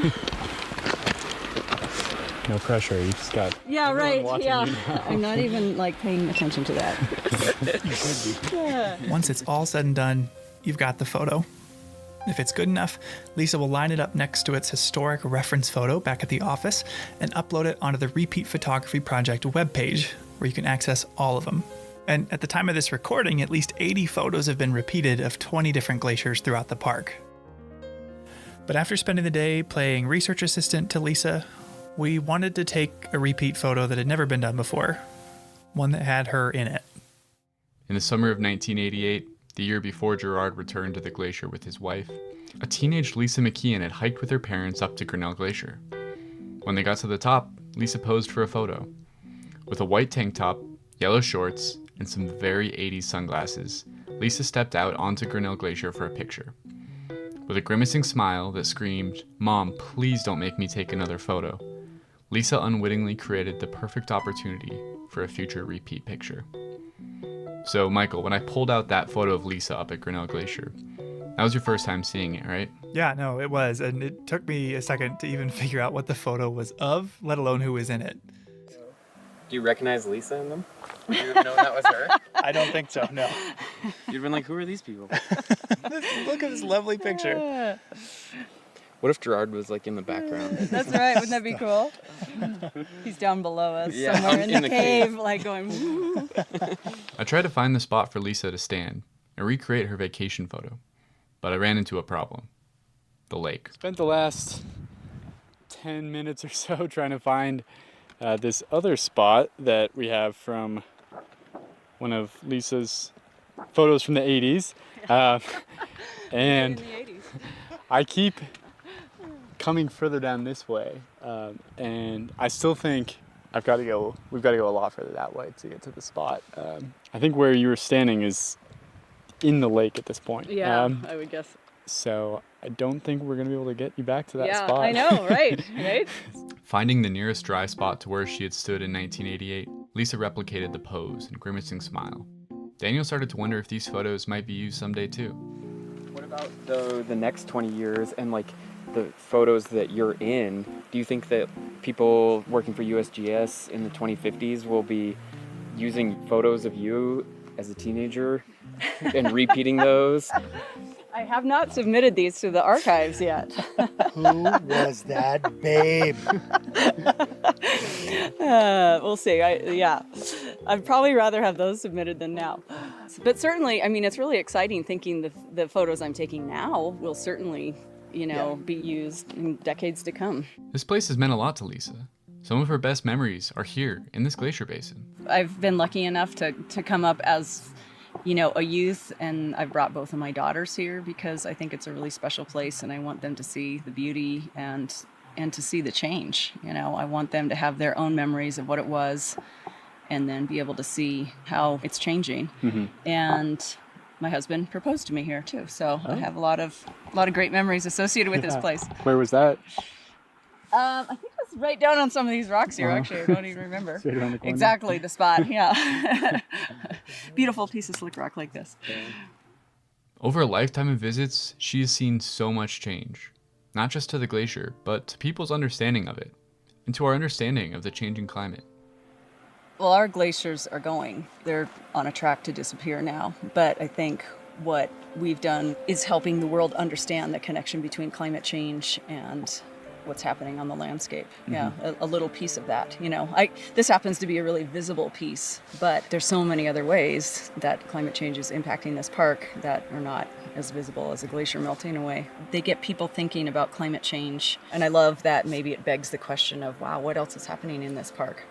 And there's scientists out there figuring that out, and there's people maybe looking a little more closely for it in their own experiences here. It made me wonder, when did Gerard learn that the changes he'd seen up here were part of a wider, global phenomenon? Yeah, that's something I was wondering too. And I asked him, were you aware of climate change when you made that trip up to Grinnell? I was aware that something was taking place because of humanity or how we were living. Because when I come back that 3 years, I was like astounded. I was just so impressed that we could get underneath a glacier at that time. And I told my wife, I said, oh, honey, we got to go back in. I got to show you this. This was the coolest experience. And so I wasn't really aware of it at that time. It was 3 years later. So it sounds like you noticed that something was going on just from your experience here. But later, did you read in the paper or hear on the news about climate change science and realize, oh, that's what I saw at Grinnell Glacier? Yeah, then the pieces started fitting the puzzle, and I was like, wow, yeah, I witnessed something there that was pretty profound and didn't know it at the time. With all the good memories from this place, but also all the evidence of melting, I wanted to ask Lisa how she felt about Grinnell Glacier on the whole. Does she have a good or bad feeling from this place? Yeah, I think what you described, bittersweet, is exactly what it is, because it's always a stunningly beautiful place, but the glacier's shrinking. And I mean, that's one of the main comments I get back from the repeat photos is people feel loss. But when I asked Lisa if she still had hope, she perked up a bit. I do have hope. Yeah. I mean, like I said, I don't have hope that these glaciers are going to last here, but I'm hopeful that climate change is not going to be the end all for this planet. Before we left, Lisa wanted to walk up to the glacier itself, to let us see what was happening to it with our own eyes, hear it with our own ears. As we approached, the sound of melting water rushing off the glacier turned into a roar. I had to shout just for Lisa to hear my question. So Lisa, where's all this water coming from?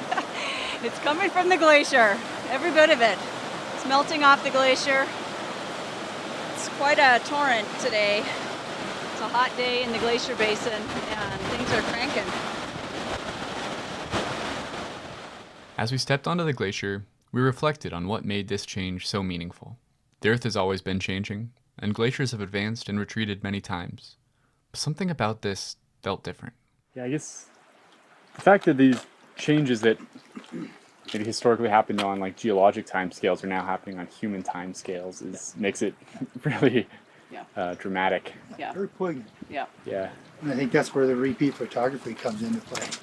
That's very visual. You can see that. You don't need to be one political party or the other, old or young. You can see that in the blink of an eye right there. I think for me, I feel part of this change. There's something major going on. That's climate change. And, ice melts when it gets warm. And we're part of that equation. I'm part of this. But I also feel like part of the solution to not necessarily changing the trajectory for these glaciers, but in a larger sense, this brings awareness. It's pretty stark. It's raw. Well, it's such a quick change in geological time. And there was change in the past, but it was thousands of years. I mean, what I've witnessed in just my little lifetime here is incredible. Your grandkids, your great-grandkids won't see this. It's brought an awareness to me for just being present. This is all we have. Tomorrow's not here, yesterday's gone. This is all we have. We're just fortunate to be able to witness the last part of Grinnell Glacier.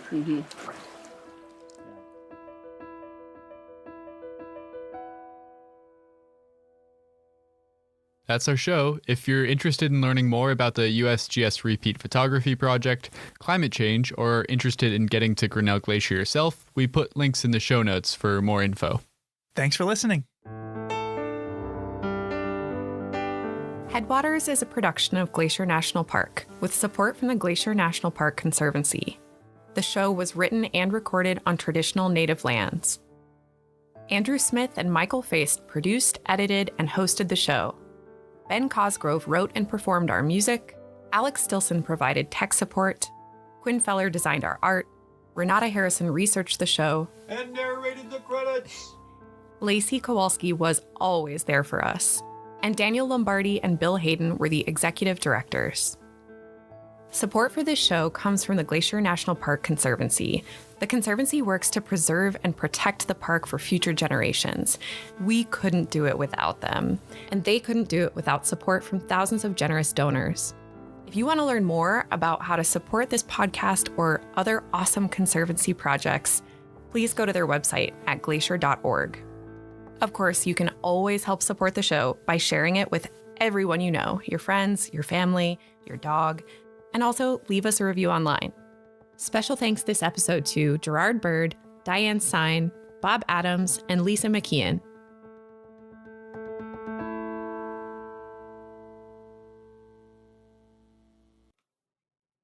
Hello again, you rockin' Rockyites. We are not going to do any announcements this week. We are going to get right into that sweet, sweet podcast action. If you have ever visited Rocky, chances are you've interacted with a volunteer. And even if you haven't interacted with a volunteer, I can almost guarantee that you have enjoyed the fruits of volunteers' labors in ways you might not even be able to imagine. So many projects and things that they're involved in here at the park. And they're so involved, in fact, that we couldn't do what we do without volunteers in this day and age. It would not be possible. They are absolutely essential to preserving and protecting Rocky and providing for the enjoyment of it by visitors like you. We could not do it without them. And we have to have somebody, or actually multiple somebodies, who coordinate all the volunteers, who wants to volunteer for what positions, all the hiring. It's not hiring, it's volunteering, but there's still paperwork. And then just making sure people are well trained, that they're coordinated, that needs are being met. There's so much that goes into it. And so on today's episode, you're going to learn all about our volunteer program from the viewpoint of its director, Lindsay Lewis. Lindsay is super positive, super professional, always fun to work with.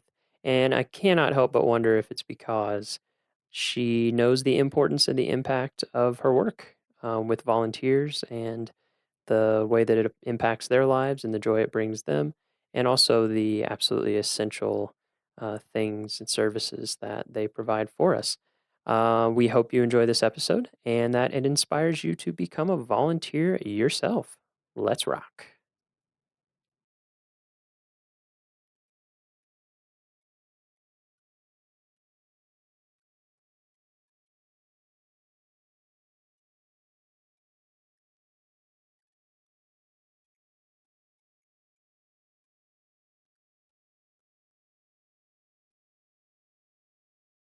Sounds great.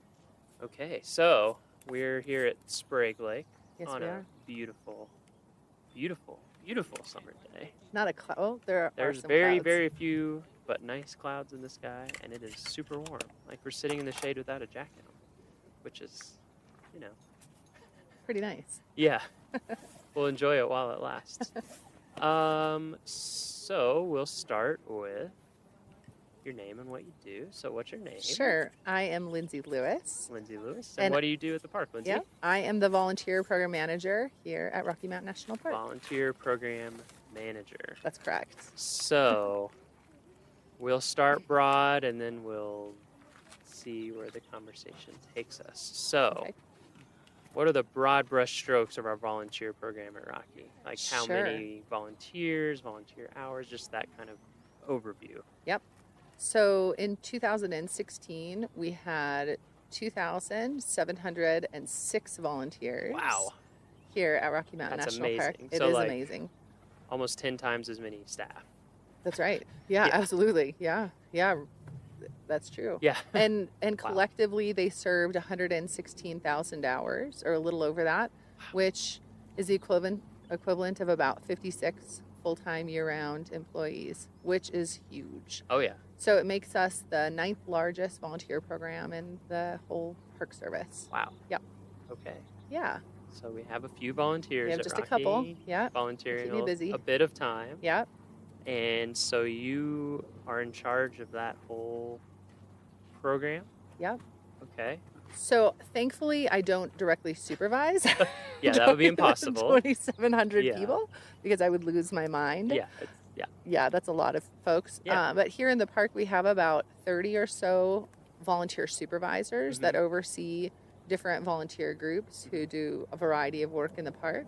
Mhm. And so I kind of consider myself like HR for volunteers. Okay. And so there's a lot of different policies and things that are related to volunteers that don't apply to staff and vice versa. So my job is to kind of be the subject matter expert on the volunteer program policies of the Park Service. Mm-hmm. And then also I do a lot of recruiting for those volunteers. Mm-hmm. I do volunteer recognition. We have big parties for our volunteers, which is fun.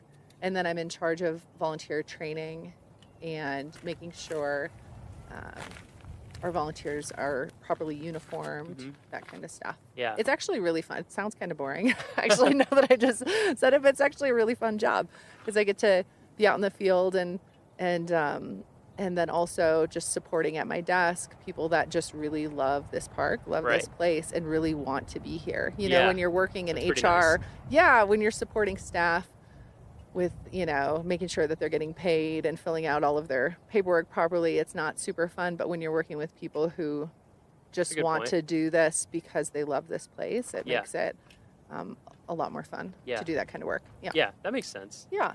Yeah, I think it's hard. It's hard to even describe, I feel like, to people the extent of the volunteer program here. Yeah, it's pretty huge. It seems nonstop. Like there's always stuff going on. Exactly. We're really lucky. This park, not every national park or national public land has neighbors that adore it like Rocky does. So we have over the years really harnessed that and have taken advantage of and really benefited from neighbors who, live in Estes Park, Lyons, Longmont, Loveland, Boulder, Denver, Grand Lake, Granby, who love this place and have some time on their hands and want to donate it back to the park. So of the 2,700 volunteers, about 700 are individuals, like a lot of retirees and a lot of interns who donate their time to the park. So just last year we had about 40,000 hours served by residents of Estes Park. Wow. Which is incredible. Yeah, that's amazing. I know. And 4,000 hours served by the residents of Grand Lake, which again, I mean, that's incredible too, considering the size of the population. Yeah. And so then they do a little bit of everything from, we recruit for volunteer positions like we recruit for paid positions. So we have really specific openings. People, that have an interest in science can go out and support scientific researchers in the park. They can work at visitor centers if they like that sort of interaction. They can go out and count elk for us or monitor raptors. Yeah, there's like or something work in the for greenhouse. everyone. Yeah, there really is. Depending really on your is. skill Yeah, set. you can work in the depending on library. You can work whether in or the not you want to be archives. inside or outside, whether or not you want to interact with people or not interact with people. What kind of whatever part of the park you want to be in, even to some Absolutely. degree. Yep. Yeah, that's true. It is kind of awesome how specific some of the roles get. I mean, I know that one time we recruited for like a digital asset management person and had multiple people apply that all had database skills I know. and photography and all these specialized skills. And it's I almost feel like there's a culture in Estes Park of some people, like they retire so that they can come here and be a volunteer, like at least half-time, some of them full-time. Yep. That's what really blows my Absolutely. mind is I people know. I meet and I'm like, you're working full-time. I know. You're volunteering full-time job. One of our volunteers, amazing. it is amazing. One of our volunteers, when he moved away, and before he moved, I calculated his hours, and he had served on average of 43 hours a week for an entire year. So I know it is pretty wild. It's amazing. I know we are really lucky. I had in 2012, my first year here, one of my funniest phone calls here was from a prospective volunteer who called and he said, "Hey, I am retiring in 2018 And I'm just wondering how I can get involved Already in planning. volunteering in the park. And I thought, oh my word, 6 this years man out. either hates his job or he loves Rocky so much Or both. that he's or a little A and a little B, that he is planning 6 years ahead. out. Yeah. So I was like, well, contact me in 2017 and let's see what we can do. So Right. maybe this is the year I'll get a call back. Yeah, from that maybe guy. you will. I'd be like, yes, I called you 5 years ago on. They'll give you the exact date and time. Yeah, and probably. Took notes. Yeah. Yeah, it really. The first time I ever came here was to make the map, our brochure map. Oh, yeah. And so we kind of got a grand tour of Rocky to get a feel for the whole place, to figure out what we want to put in the brochures to give people an overview of the park. And yeah, that was one thing that I was very struck by, is everywhere we went, there were volunteers in a lot of times pretty key positions, and how just smart and interesting and dedicated and, I mean, incredible people. Like, I feel like every person, if I talk to them enough and get their story, I'm just like, what? Your stories? What? Yeah. Oh, yeah. I mean, I'm sure that you know that Oh, yeah. way better than me. Tons Yeah. of people. Maybe we can touch on some of that in a little bit. So how did you get into volunteer coordination? That is a great question, and Yeah. I'm so glad you asked me.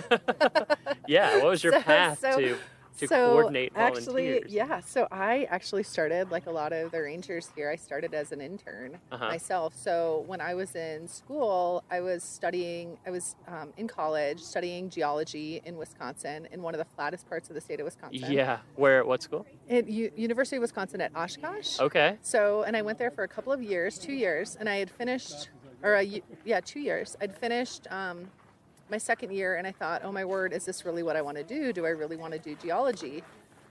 And so I started looking into internship programs and ended up very last minute deciding to do an internship at the White Sands National Monument in southern New Mexico. Nice. I made a map for that as well. Did you really? I did. Oh my word. That was Just all fun. the dunes. Did you get to map the dunes? Actually, yeah, it's a 3D. It's like a bird's eye view, and so it's looking to the west from the east.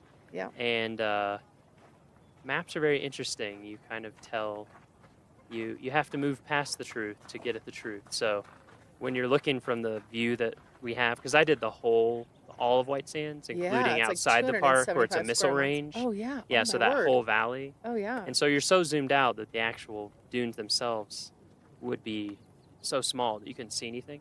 So what I did is I took a LiDAR, which is a laser. Basically, you shoot a laser out and you measure how long it takes for that laser to come back to where it came from. And since the speed of light is a known constant, you get the distance. Wow.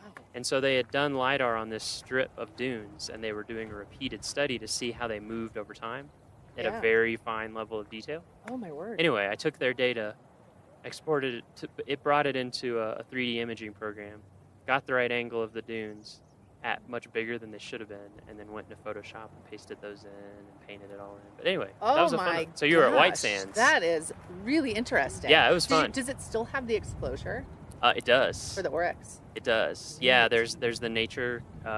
Is it Nature Conservancy? I don't know who owns it, but in there behind, to the west of the park, that is closed to public access. Wow. And yeah, I think it's for. I don't know if it's Oryx. Keep the Oryx Yeah, out. yeah. They introduced a bunch of African antelope into the Tularosa Basin back in the 60s and 70s, and they just did really well. But Yeah. So how long were you there? So I was there just for 3 months, In the but summer? I had the time of my life. In the actually, I moved there in January. Perfect. Or February. It's the time to be there. It was the perfect time to be there, actually, in southern New Mexico. Yeah, in so the for dunes. 3 It was months. great. So that was your for first 3 months. internship. First internship. Yeah, what was that like? It was great. It was my first experience out of Wisconsin. I was in my Are you from early Wisconsin? 20s. Yeah, I'm from Wisconsin Where? originally. Where I in was born in Eau Claire. Okay. And then when I was 10, my folks we all moved to Neenah, so south of Green Bay. Okay. Kind of in that area, in the Fox Valley. Uh-huh. Yeah. Yeah, I know. Really close to Hope. Yeah. Oh, I'm sure we have Wisconsin listeners. Yeah, there's a lot of Wisconsin. I always ask people, specifically where they're from, Yeah. so people can Yeah, rep the so I'm hometown from- pride. Yep, So that's exactly. so you went to White Sands on this internship. Yep, just like and on it was this- the first time. My first time. So, had the time of my life. I lived in a single wide trailer with a rattlesnake that lived underneath the trailer. Nice. Did it have a name? And it did not, Okay. but it freaked Terror? kind of freaked me Fear? out. But Yeah. it was you know, it was definitely, for a Wisconsin gal living in southern New Mexico, it was definitely a really, what a change. Yeah, it was a change, and I absolutely loved it. I worked in the visitor center and gave tours. I did the sunset stroll. So I did a walk in the dunes with folks, and then the stroll ended with the sunset and the white sand dunes, which was magical. Yeah, I was about to say. It really that was. Sounds magical. It really was. And so I had such a good time that I ended up applying for more internships for the summertime, that coming summer, and ended up moving to the Petrified Forest National Park, where I did yet another internship. In Arizona? In Arizona, yep, in northern Arizona, kind of in the between Albuquerque and Flagstaff. Yeah, I stopped in there one time when I was driving, or driving as much as you can of Route 66. What's left. And went right through there. Yeah. That's a really interesting place. It was really unique. The Petrified Forest stuff is interesting. Yeah. For sure. But I was surprised at just all the other stuff there, like Blue Mace. What's it, Blue Mace? Yeah, well, there's all the different Pueblos formations too. Yeah, exactly. I mean, it's a really cool place. And so my job there was I did interp as well. So I worked in the visitor centers, and then I also did half-time with resource management and helped to do a little work on some endangered plants in the park. But then also they had me going out and trying to catch people that were stealing petrified wood, which is a big problem there. Yeah, and it is. So I would go. Did you scare them with the curse? Well, or? you know, I would go out hiking and I would never find anybody that would be stealing petrified wood because, you know, they were I don't know. I think they're kind of sneaky.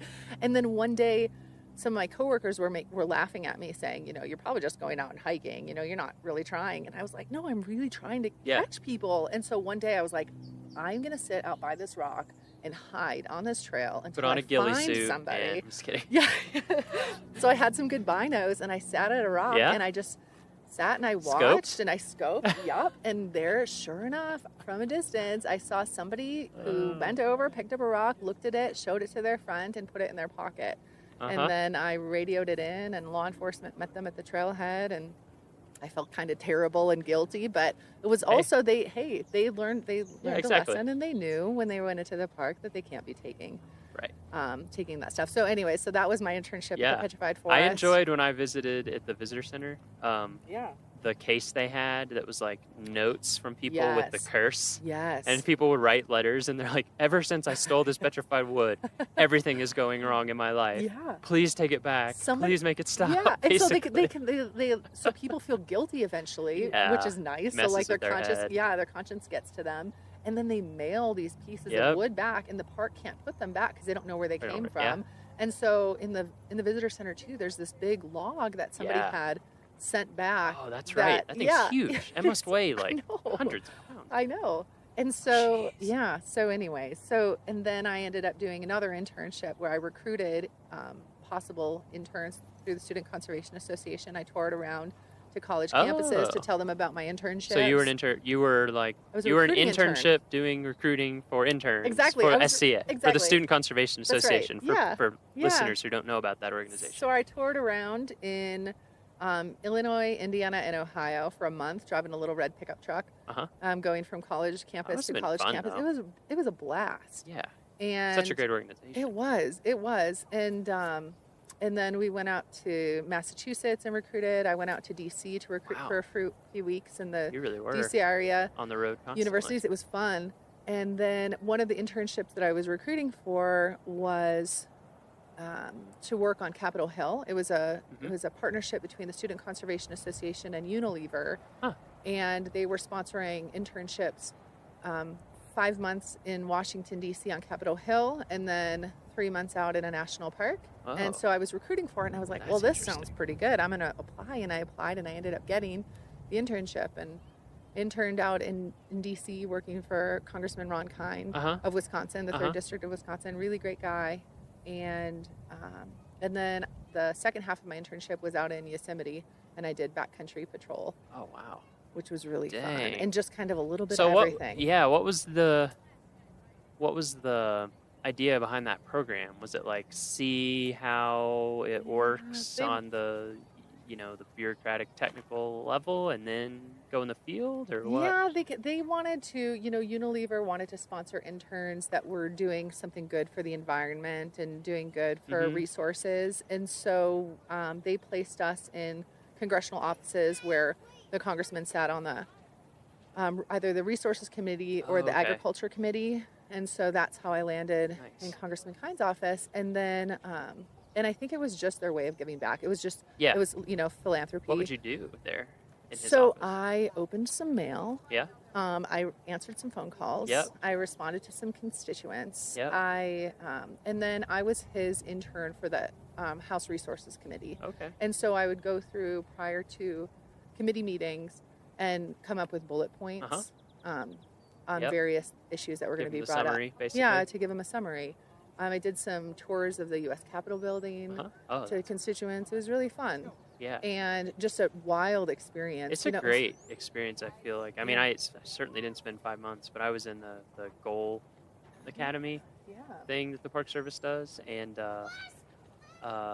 you do a short stint in D.C., but they kind of give you like the fastest tour ever of sitting in on committee meetings and sitting in the House and Senate and just basically seeing how the sausage is made at that level. Yeah. And for me, it was great context, because when you're like, why are things like this, or why are things like that, and then you go and you see it and you're like, oh wow, okay, this is crazy complicated, and things are slow, and there's a reason they're slow, actually. Like, we're a democracy, and that must have been good perspective. It was. And plus exciting, like moving to such a huge metro area. It was really a blast. I bet. It was really a blast. So there were 4 of us. We lived in a National Park Service house in Battery Kimball Park, right across the street from American University, right in DC.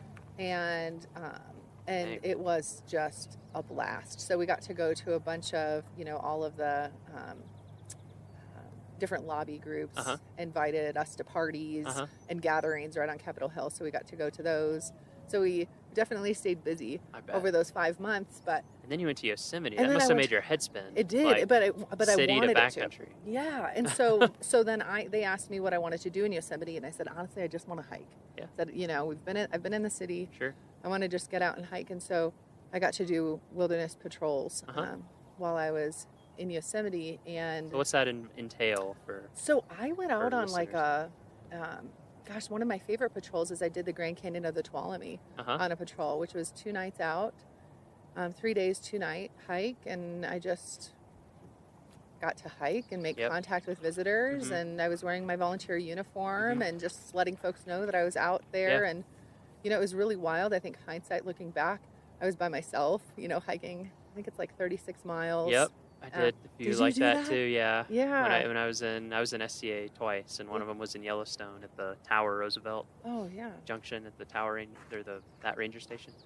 And so I did a 3-day, 2-night thing, something like that. Yeah, I mean it's great, but you're right. It is where you're like hindsight. You have a radio and everything. Yeah, so if something went wrong, I did. And there were checking backcountry in crews the morning, out, but still, Yeah, isn't that kind of funny? Yeah. Look back on that kind of stuff, and we don't really have volunteers that do that kind of work here. Yeah.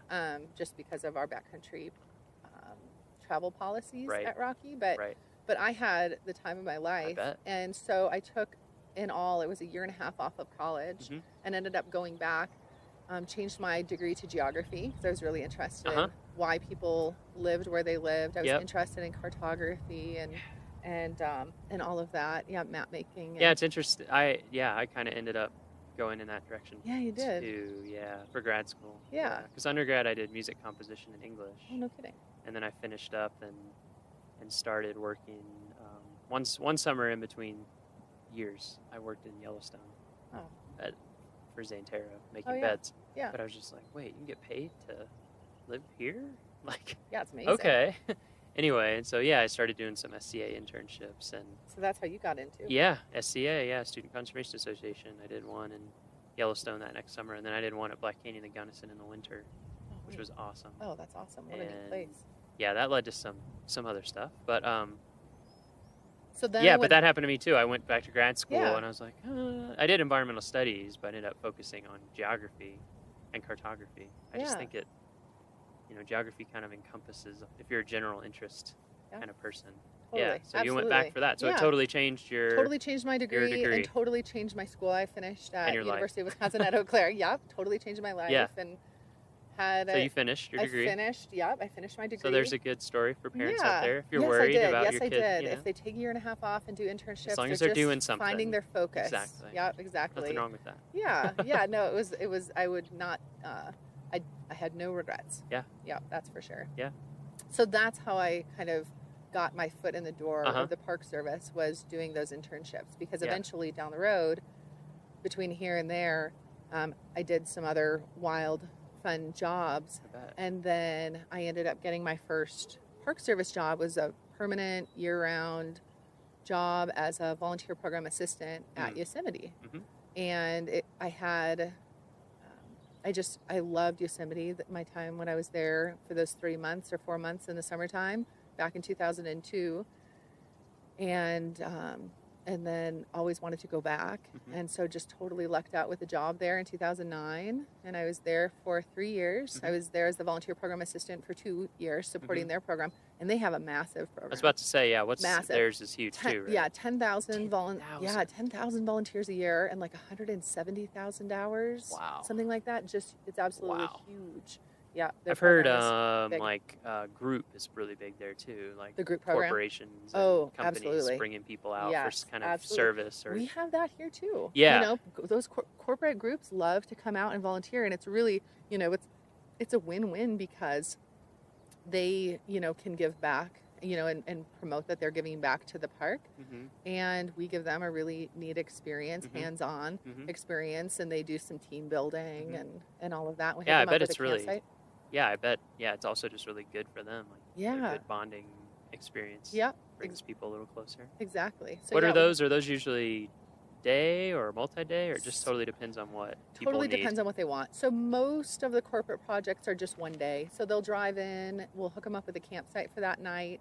So they'll get free campsite in Moraine Park Campground, and then in the morning they'll wake up and meet a ranger to do a service project. So they'll do, a full day service project, or a half day in some cases, and then they can spend the next night there too, and then pack up and leave, and just have a really great experience. Totally hands-on with our staff. They get to choose what kind of project they want to participate in, so they could work on trails projects, rebuilding some of our trails, or just doing tread work or whatever. Right now they're doing a lot of projects on horse trails kind of behind Moraine Park Campground with volunteer groups.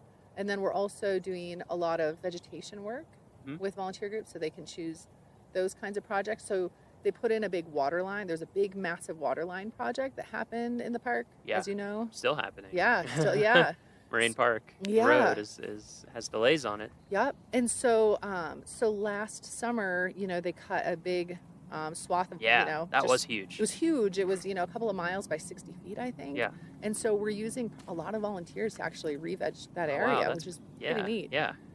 And so they're doing that, or they can build, the big burn piles that look like big, huge teepees in the park. Yeah, actually, that's a good one to bring up, just because I know a lot of people wonder about that. So for our listeners, when you see these big stacks of wood out in the woods, big piles, they look like big teepees or like huge campfires or something.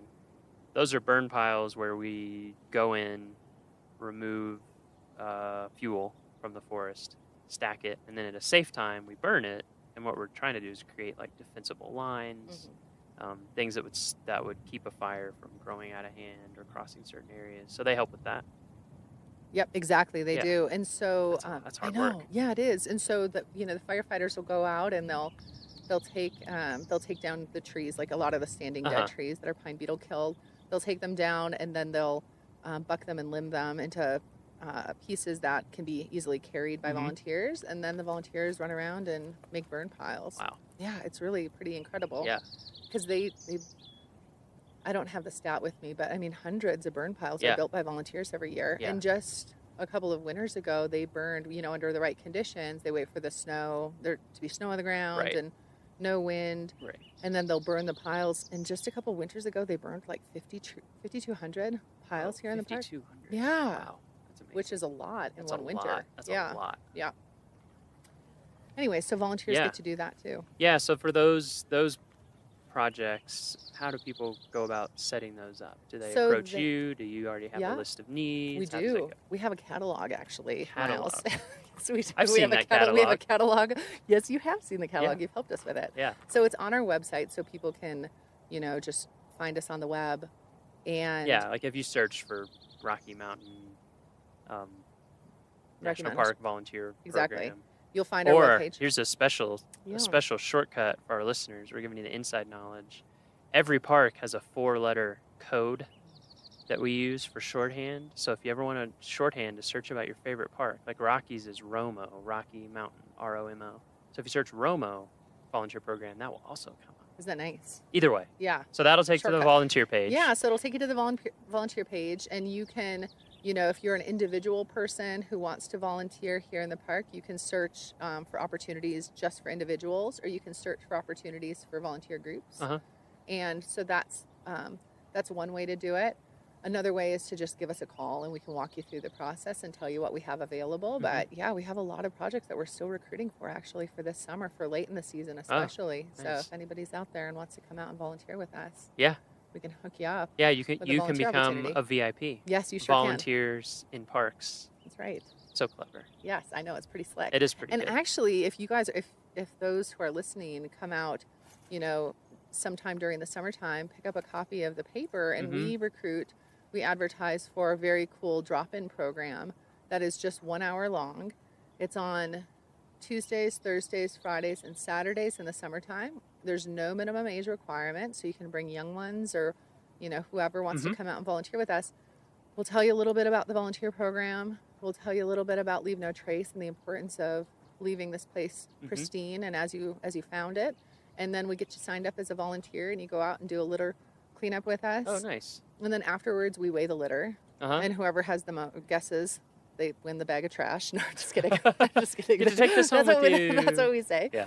And anyways, then they get a little fun giveaway gift. Yeah, everybody as a gets a thank little you gift, right? Yeah. Yeah. And then you can go on with the rest of your vacation Yeah. to the park and feel good that you were able to give back a little bit. It's pretty nice. Yeah, it's a great program. I've heard from people who've done it that they really enjoy it. Yeah. I think some people are like, oh, why would I go work for an hour? But you get to learn a lot. You get to Yeah. meet other visitors. Yep. If you have kids, you get to set that great example of like, we're here enjoying this. We're going to give back just a little bit. Absolutely. Make it better than when we found it, which Yep. is a big thing. Yeah, just on the And you get a little swag. Yes, you do. Yes, you do. And this year, it's some really cool sunglasses. Ooh. Really cool. They're called Risky Business sunglasses, and they say Rocky Mountain National Park VIP on the bow. They're really Whoa, cool. That's pretty They're awesome. pretty slick. So you'll have to come out and Yeah, volunteer there's with only us, one way to Miles. get those. That's Gotta right. volunteer. Exactly. Show your cred. Yep. And actually, so just this 4th of July, this past Tuesday, I led a volunteer group doing the litter cleanup at Beaver Meadows Visitor Center. And we had 11 people show up, including a 1-year-old with his family. Really? That's great. Yeah, and so he got to wear a little safety vest and go out with his mom. He held the bucket while she held the litter picker and cleaned up. It was really cute. I have some really cute pictures. That's awesome. And then there was another gentleman who was out there with us who, I shook his hand afterwards, and I was like, oh, thank you so much. I thank them over and over. And he's like, no, thank you guys. He said, I've had such a great trip out here. It's the least I can do is to give back. And so that's pretty cool, that people have such great experiences out in the park and feel like they want to do something to give back to this place. And so it's really fun to help them find that avenue to give back. Yeah, for sure. Yeah. So you were in Yosemite for 3 years, you said. Yep. And then here? And then here. And then I moved out here in 2012. Yeah. And I've been here since. So I've been here for just a little over 5 years. Wow. Now I can't believe it. Yeah. I know. So this It's is a long time in one it's- place. It is. It's the longest I've been in one Yeah. place, and it pretty much since I lived at my parents' house. Yeah. Honestly. Yeah, I was the same way. I think that map making job I had, I was there for like 3.5 years. Yeah. Wow, this is the longest I've lived in one place in a long time. Yeah. But it's a nice place to be. It is a nice place to be. Yeah. Yeah. How does the so it sounded like the Yosemite volunteer program was bigger. There's a little muskrat over there. Oh yeah, we got a Right? muskrat in the lake, I think. Right? Maybe. What is that? No, he's Oh, it's a lure. Oh. the muskrat. I thought we had a moment. I thought we were having a moment. We might still, we might have a moment. Here, I'll keep looking. Is that a submerged moose? It has to be. It's gotta be. It's just doing the famous submarine technique. This is a good place to see moose. It so we is. might luck out, actually. That would be nice. If we're out, keep looking. So Yosemite's program a bit bigger. How does Rocky So in compare, comparison, Yeah. So so Yosemite is a really strong group program. So a lot of groups come out to serve in the summertime. So they'll serve for a day or two or even a full week, and they have a volunteer campground, specifically a volunteer campground in Yosemite Valley, which not a lot of people know about. And so it allows them to, bring in and accommodate a lot of volunteer groups.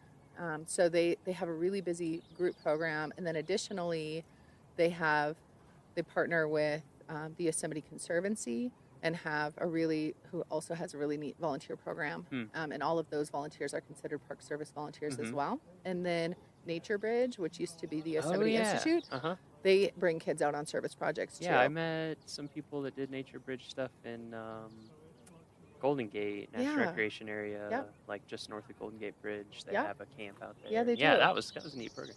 It's a really neat program. And then they have a lot of interns. And so again, their group program is massive. And then here at Rocky, it differs in that we have a lot more individuals that serve. So of the 2,700 volunteers, we have 700 individual volunteers who are retirees and interns, and collectively they served over 99,000 hours just last year. And so it's just our individual program is massive here. It's huge, and it's just those people that drive, they commute literally an hour and a half one way. We have a volunteer who she lives down in Denver, and she drives up to Bear Lake every Saturday to be up there at 8 a.m. Wow. So she leaves her house, depending on the weather. She's up there year round too. Wow. Every Saturday. That's dedicated. Yeah, so we have some really dedicated individuals that serve here. And so tough spot. We're so we are really lucky. So a lot of volunteer programs in the Park Service, probably wish that they had the situation that we have here, and I take zero credit for it. It's the program that I inherited and just the neighbors that love us. Yeah. And give Yeah, back. I think working at different parks, that's one thing about Rocky that does sort of stand out to me is that we do have these gateway communities and metro community that's so close. Yeah. It's, I worked at Yellowstone for a while, I worked in Denali for a while, and there's just not. No, it's remote. Hardly anybody lives around there, or even if they do, it's a long drive to get into the park and get anywhere. Whereas here, we have so many people. Yeah. That I think that's great. Yeah, we're in a really unique situation, just being a Western park, like a big Western park, and having neighboring communities that are just right there with amenities. Coming from Yosemite to get to the nearest big grocery store was, the Pioneer Market in Mariposa, California. That wasn't really that big. That was, a 45-minute drive down the canyon. Yep. And so when I moved here, and it's like, you have a grocery store? I have a grocery store that's 6 minutes away. What? Yeah, exactly. I couldn't believe it. Way. Or coffee shops and restaurants, and so it's a really unique situation for Park Service, especially the employees who get to work, for the Park Service in this wild place with a ton of wilderness, a ton of wildlife. Yeah. And then we also have, we can go out for Thai food if we want to that evening. Multiple Thai places. Exactly. Exactly. Yeah, I think, a lot of our listeners probably live in larger communities than 6,000 people. But if you're a Park Service person, a 6,000 person town is whoa, this is huge. Yeah, if you do the big Western Park thing. Yeah. Yeah, and Denali is like 2.5 hours one way for groceries. It's just or Yellowstone. I don't even remember where we'd go. A long way. Yeah, a long drive. Yeah, so here you can even be at the airport. Yeah. So I feel like that has to have a major positive influence for the volunteer program for sure. Yeah, it does. I think also one of the reasons I want to talk to you is just to let our listeners know how key volunteers are for Rocky and for the entire Park Service. I just don't think we could do it No. Otherwise, it's just not possible. No, I agree. We've had to rely on it more and more over time, too, I think. Yes, we have. Yeah, so we say that our volunteers kind of augment the work of the staff. There's a lot of visitors who come here to the park and have no interaction with a paid staff person, but will see a volunteer or two or three even. And so their only interaction with a staff member is that of a volunteer. And so it helps, park staff, paid and unpaid. It furthers our reach. It helps get the word out to help educate folks because, not all of the 4.5 million visitors that come to Rocky know all the rules of the park. And so it's important for not only the visitors, but also the resource of the park to have those volunteers out there providing visitor information, collecting data for us that we wouldn't otherwise be able to collect, putting plants in the ground, rehabbing trails. They do a lot of work that we simply don't have the resources to do, money or staff. Yeah. I mean, even aside from specific jobs, like you're saying, like trails or vegetation or research projects, is just like Bugle Corps, who are out in the meadows, not in the meadows. Yeah. You don't go in the meadows in the fall; they're closed, but they're on the periphery, basically just letting people know that the meadow's closed, letting them know why. Yeah.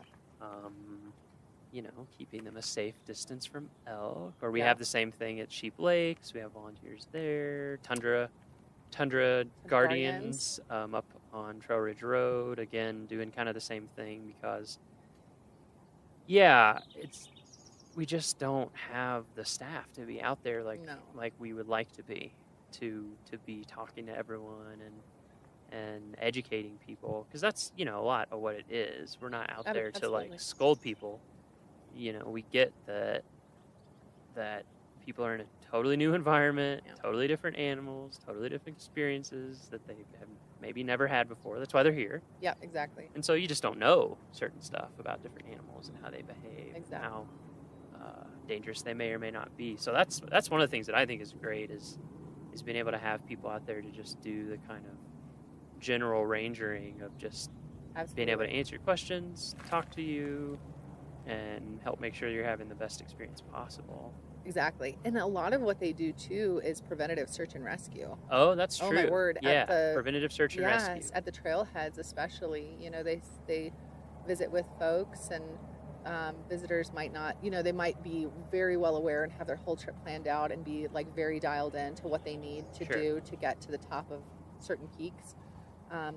Other times they might not know. And so volunteers out there just talking with them, having conversations about how much water they might want to take them on a hike up to Flat Top, or what time they should maybe start their trip up Long's Peak. They're helping the paid rangers prevent potential search and rescues. And so volunteers here are saving lives, really. It's hard, you can't quantify that. Sure. But it's, they're educating folks and helping them to make some really good decisions when they're out there on the trail. Yeah, that's a huge one. Yeah. I've mentioned it before on a couple other podcasts that we're working on, like a preventative search and rescue, or we call it PSAR. We like acronyms, and the NPS. Yeah, we do. Preventative search and rescue, for like longs and just generally at every trailhead. Yeah. Because like you said, just saying like, hey, do you have water? Yeah, exactly. Or do you have a way to treat water? Don't just drink it. Those are some nice looking flip flops. Where are you going? Yeah, exactly. Like, oh, I'm going to Sky Pond in these flip flops. It's like, wow. Okay. Yeah. Are you really big into barefoot running, or? Yeah, because you never know. Are you a hobbit? Maybe. Do you stand on nails in the evening? Because otherwise, it might not work out. Oh, so there's snow. Yeah, that's still. True. Yeah, that's true. Yeah. Yeah. That's another big one too. I think is. A lot of our volunteers, they just love the park, and so they're out in the park. Yeah. Like I feel like a lot of times they have more time to be out in the park than we do. Yeah, they do. The staff, and so a lot of times they can answer people's questions so well about like, what is this trail like, and they'll tell you exactly. Because they hiked it like yesterday or 2 days ago, and they do. And they can tell you exactly what the snow is like and what to watch out for, which is super valuable. Yeah, that is. I agree. Just got a mosquito. Good work. I haven't gotten it yet. Yeah. So, anything else about the volunteer program that you want to mention or want make sure people know? I feel like we've hit a lot of the Yeah, highlights, we've hit group, a lot. individual. Yeah. It's important how big it is. Yeah. Go to our webpage Yeah. to find out more. I feel like we covered a lot of it. Okay. I mean, yeah, no, the park is the volunteers are vital to the operations here at Yes, Rocky. I absolutely. mean, like they are in a lot of national parks, and so we're just really lucky. I feel like I'm really fortunate to have this job and Yeah. to be able to support the volunteers and support the staff who rely on volunteers to Mhm. assist them in the different operations. Mhm. And anyways, it's been a treat. So to end or to move towards the end, Sure. we'll Uh-oh. talk a little bit more about you again and just general life Yeah, stuff. sure. So as we talked about, you had a certain path going. Mhm. You're from Wisconsin, Yep. born and raised, Yep. never left Right. until that yep. internship. Yeah. Was your family big outdoors family? Were you Nope. outdoor stuff? No, not at all. We would go camping. Every summer we would go to this really cool campground that was like on a bike trail in Uh-huh. Wisconsin. It was called the Sparta Elroy Bike Trail Whoa. Campground. Yes, you know it. That's a great spot. Yeah. And anyways, and so it was really fun. So it was once a summer. We'd get together. My mom is from a family of 11 kids. Whoa. I know. Okay. Yes. You have a few And cousins. I know. and- So I have a few cousins. I have a lot of cousins. A little bit of family. Yeah, Okay. a little bit of family, and so we'd all get together Wow. and camp out for a weekend and ride our bikes through these old tunnels, these old railroad So it was all tunnels. on bike trail? Yeah, so the campground was right on the bike trail, and so you could, if you were. Oh, I if see what you're you're like, saying. So you could pull up in your car. Yeah, if camp, you're like but 7 then- years old, you could make it to like the Okay. first tunnel. Sure. And but yeah, so it was really fun, and so that was kind of my experience in the outdoors growing up. We I had was a similar. nice Like I didn't, yeah. Yeah. I would do like a Boy Scout camp out once a year, and that was Yeah, pretty much it. we had a yard with kind of woods, and so we had a little fort, and so we loved to spend time outside. I mean, my parents encouraged us. We spent a lot of time playing outside. I mean, those are some of my favorite memories growing up with my siblings and my cousins, is running around playing out in the yard and going swimming and ice skating. My Mhm. dad would flood part of our backyard and Nice. make an ice rink and Yep. and snow blow a mountain in our backyard, a mountain, quote Uh-huh. unquote, for For you to us sled kids. on? Yeah, for us to sled on. And so we spent a lot of time in the outdoors, playing Yeah, outside, right, but not right. really, out hiking trails Right, and that kind of right. stuff. That I didn't really get to until I was a little bit older in my Yeah. 20s. But yeah, I was the same way. I was in my 20s. yeah, and in terms of like family vacations, we would take our first. The first national park that I remember going to was Mount Rushmore. Oh, okay. And so living in Wisconsin, we would go. Our vacations were like wherever was in a day's drive of Yep. Wisconsin, which a day's drive could be like Florida for my Sure, dad who sure. loved to road Yeah, trip. it's less than 24 hours. So it's Exactly. a day. Yeah. Or it's like, yeah, pretty much. That's Yeah. right.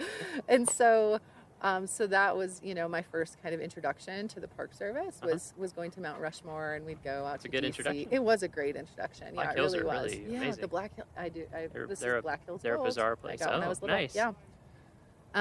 Anyways, and so we, so that was Yeah. our family growing up was doing Uh-huh. our annual camping trips and So what? playing outside. When you did these internships, Yeah. was there like a moment when you're like, yes, this is it, or was it just kind of No, this is fun, and you just kind of kept doing? It was really fun. I Yeah. mean, it was really fun. Yeah, I like think what? each one What drew you was into just, it, or like I'm gonna keep doing this, for like to keep doing the internships, or just to keep doing park stuff? Yeah, well, so I loved being outdoors. I Mhm. loved just the idea of traveling and Mhm. having a new home every 3 months. Yep. It was just a wild fun for a while. adventure. Mhm. Yes, absolutely.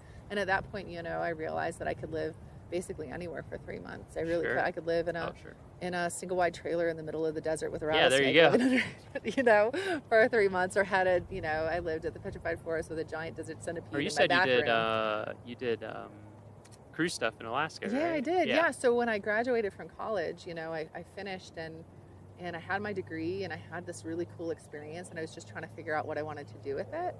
And when I lived out in Washington, D.C., I had a really good, one of my fellow interns, Jeffy P., who he went off to do all kinds of fun adventures as well, and he worked for a cruise company, and it was like a pocket cruise company, so small cruise Really ships that small. had between 30 to 60 passengers. So you could really get up into Yeah, you can get up into all the those stuff inlets down there and in stuff. Southeast Yeah, it had Alaska. just a 7-foot draft, so Wow. 7 feet of the boat was underwater, so pretty. Wow. So we could sneak into some really cool Yeah. places.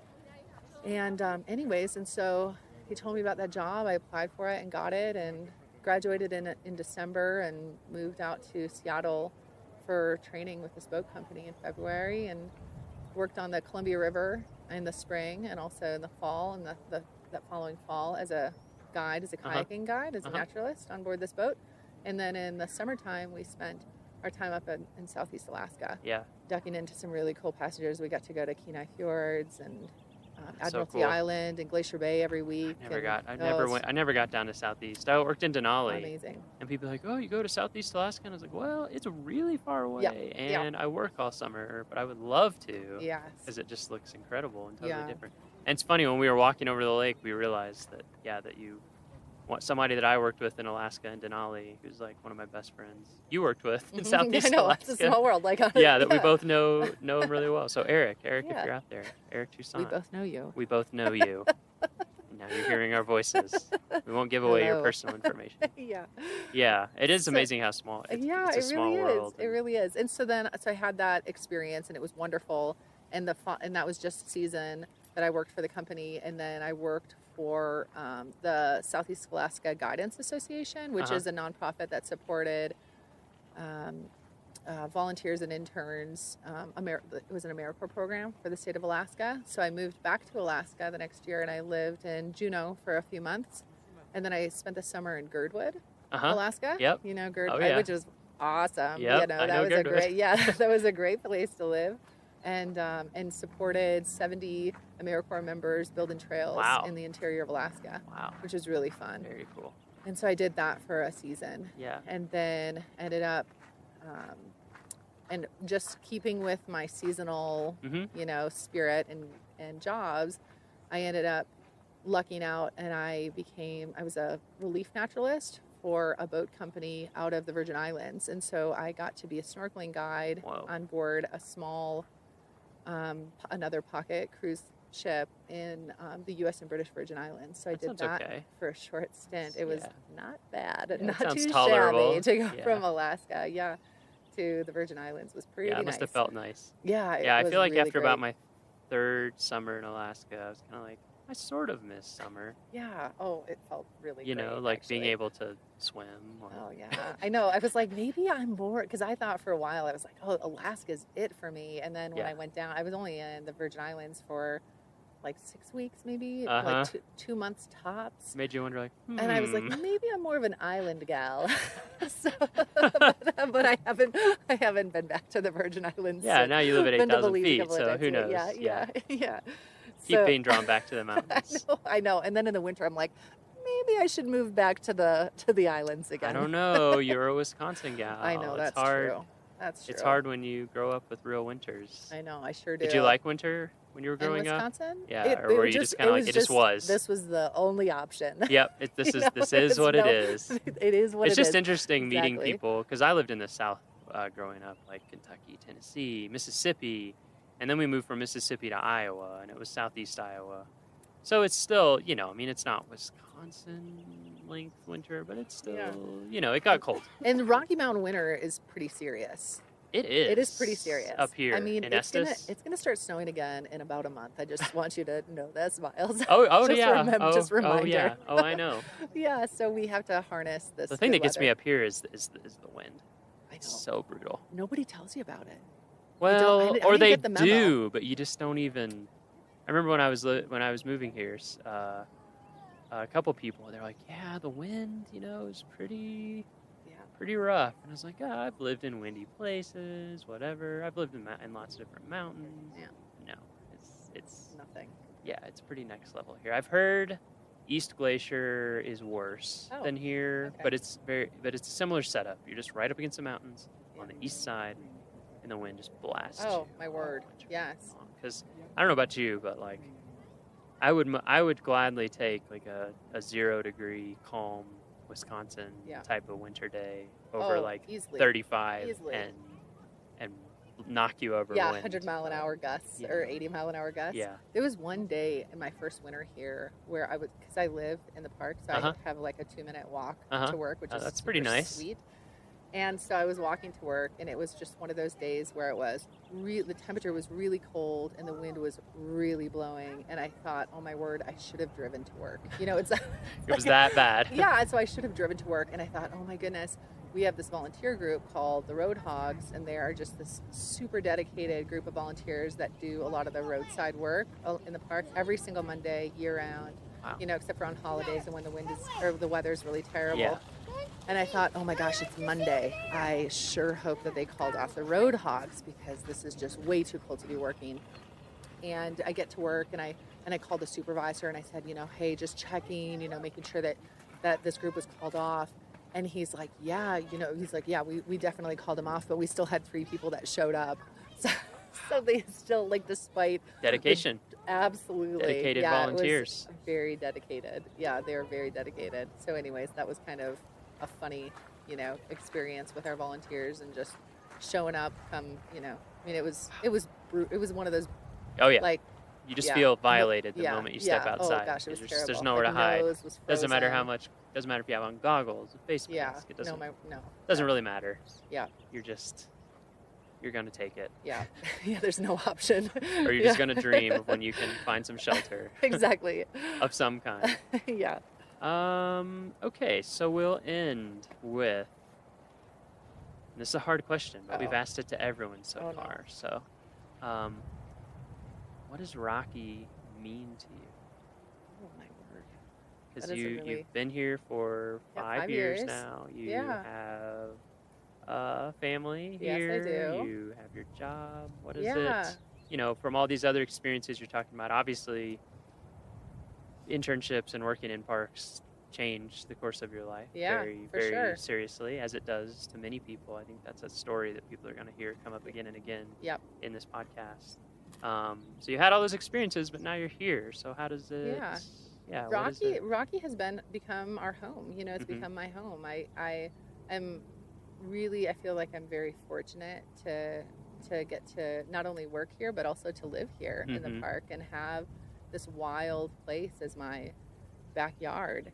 And so this is the place where, you know, my husband and I were engaged. I got engaged here at Lawn Lake, you know, and we started a family here.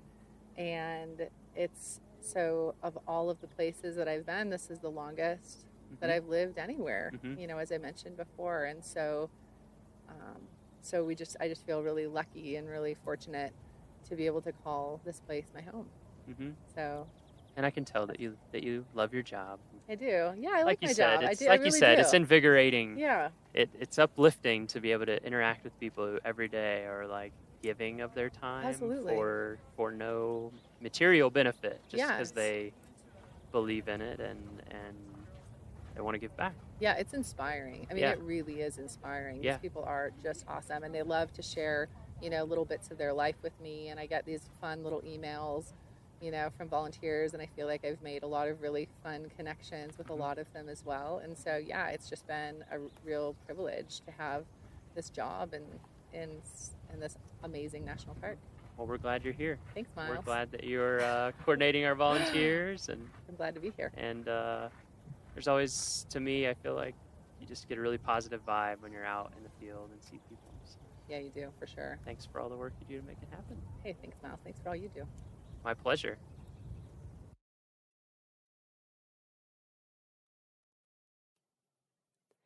Our next episode will be released on Friday, September 8th. For show notes, transcriptions, and to learn more about our show, visit our homepage at go.nps.gov/RMNpod. That's go.nps.gov/RMNpod. When you go there, there will be a blog post for each episode where you can leave us comments. You can also leave us comments on iTunes where you can give us ratings, leave us feedback, all that kind of stuff, and we appreciate it. The Rocky Mountain National Podcast is a product of Rocky Mountain National Park, one of 417 units of the National Park Service that preserve America's heritage for all, forever. Stay classy, Rocky Rangers.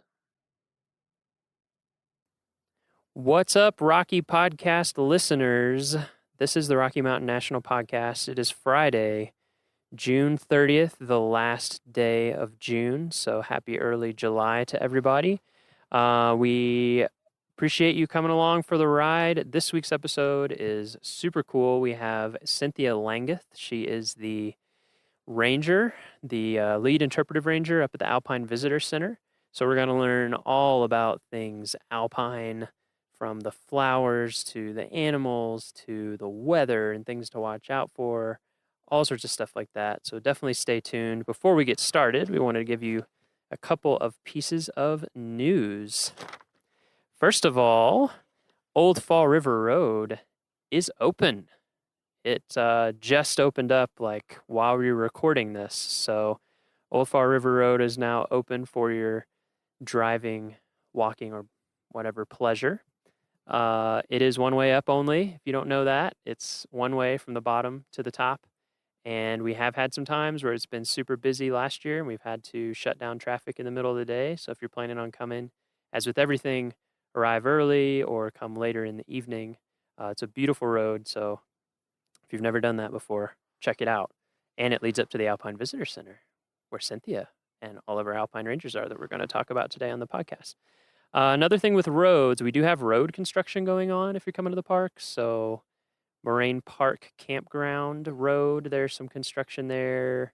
It can be like 5 to 15 minute delays pretty soon after you turn off Bear Lake Road. And then we also have some pavement preservation stuff, keeping our pavement in good shape throughout the park. And that's just in various areas. So if you come to an area where cars are stopped for a little bit, that's probably what it is, unless everybody is stopping in the middle of the road and looking at elk, which you should not do. So hopefully that gets moved on. But otherwise, it's probably pavement preservation. We've got a program coming up that we want to tell you about. It is Climbing Longs Peak. So this is going to be some of our climbing rangers that live and breathe Longs Peak every day as their job, talking about climbing Colorado's favorite 14er, Longs Peak. They're going to talk about climbing and hiking routes, lessons learned, how to prepare and manage for risks, and all the things that are involved if you're thinking about a climb. This program is free and open to anybody, and it is going to be at 7:30 p.m. on the evenings of July 5th and July 21st at the Beaver Meadows Visitor Center. So again, 7:30 p.m., July 5th and July 21st at the Beaver Meadows Visitor Center Amphitheater. So come and check that out. And one last shout out before we head into the podcast, the Rocky Pledge. So we've been putting this on our social media, and we also have it on our website. We have come up with something this summer called the Rocky Pledge. It is a pledge that you can take by yourself, with a group, out loud, in your head, whatever, however you want to do it. We just ask that it be meaningful to you. So if you go to go.nps.gov/Rocky Pledge, you'll see our Rocky Pledge logo, you'll see the pledge itself, and you'll see ways that you can join in. We just have so many people coming up to the park now. And actually, in a future episode, you're going to hear about that very soon. We're going to have Kyle Patterson, the public information officer for the park, here, and we're going to talk about the pledge and what you can do to help keep Rocky beautiful and protected. So go there to learn more about that. We're also encouraging people to take shots on social media. You'll see our logo is like two hands lovingly encircling a bighorn sheep.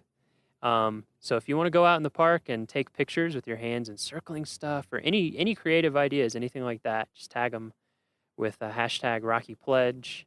And we go through and look at that hashtag and we repost shots. And we have a bunch of followers. So, win-win for everybody. All right, we are going to head into the podcast. Again, this is Cynthia Langeth, the Alpine Visitor Center main interpretive ranger, and you're going to learn all sorts of stuff about her and the Alpine.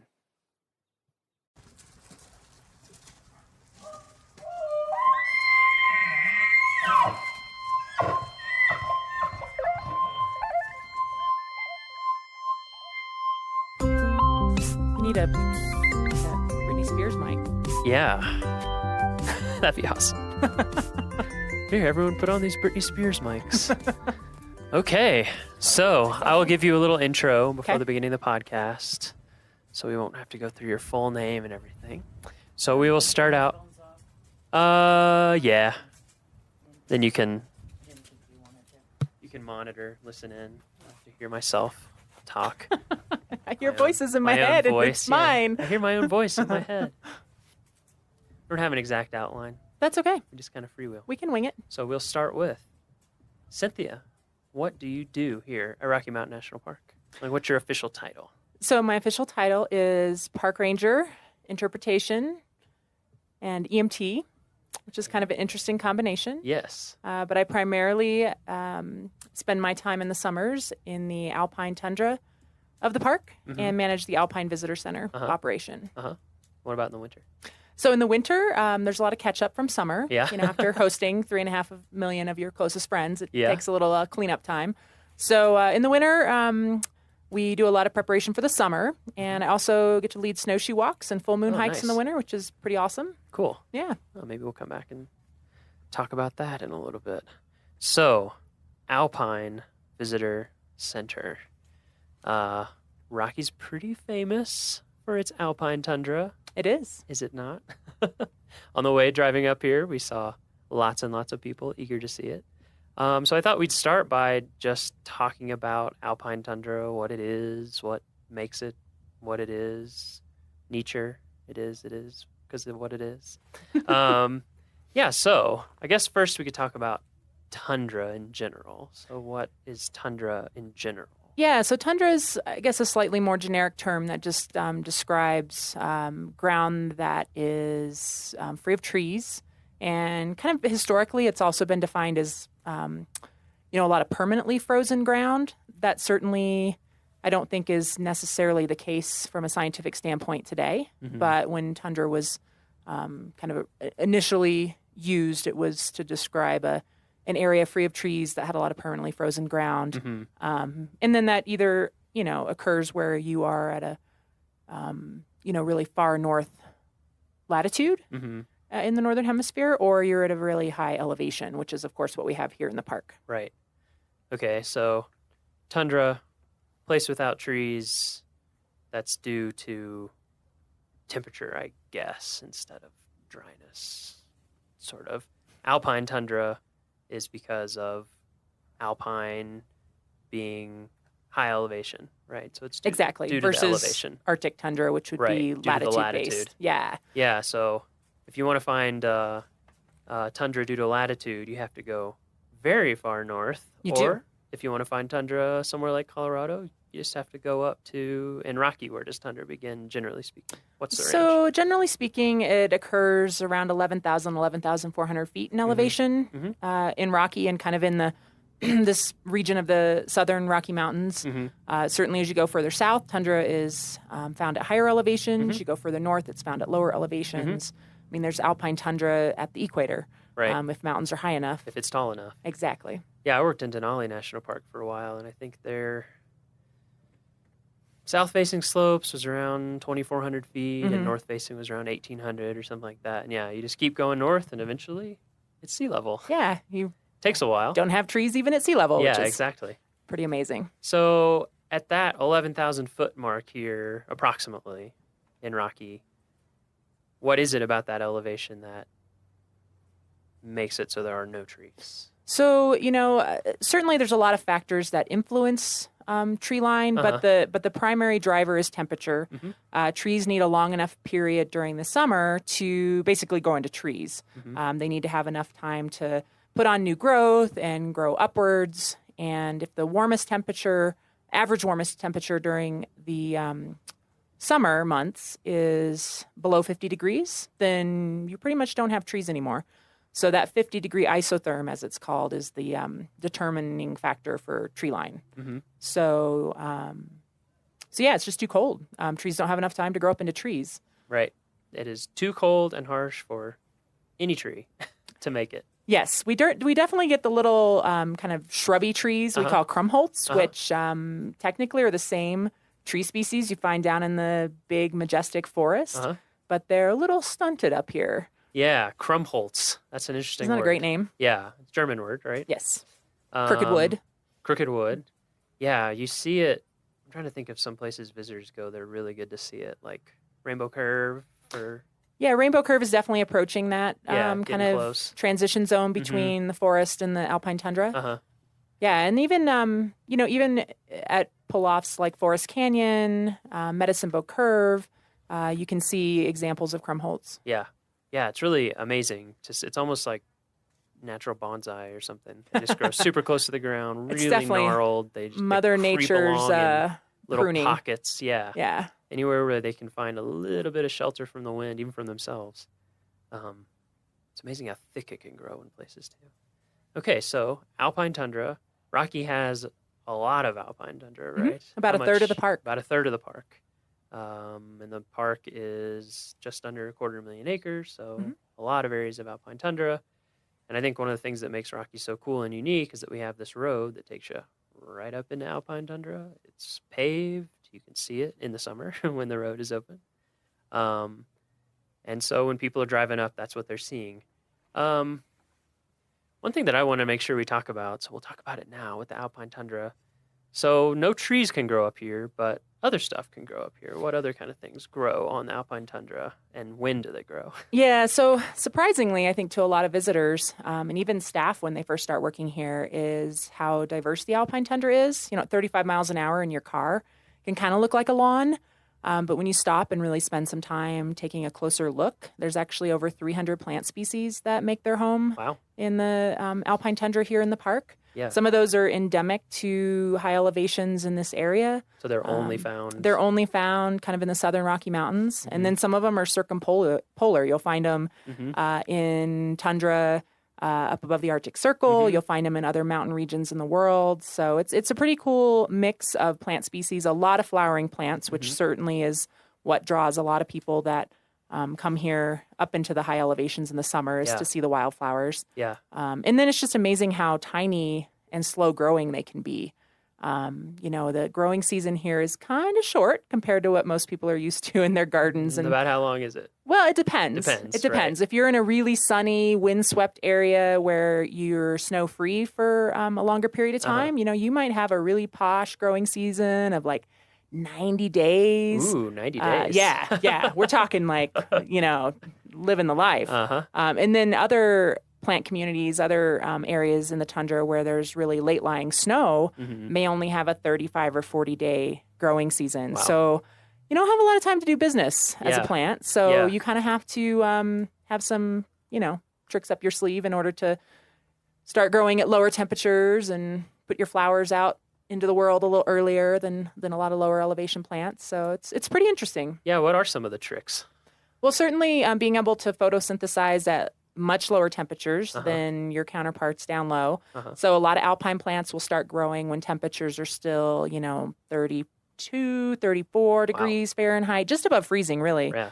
And then just growing quickly and putting a lot of energy into flowering right away because it's actually more energy intensive to make seeds. So you want to have a longer period of the summer where you're putting that energy into making seeds for the next generation. So a lot of plants up here flower pretty early.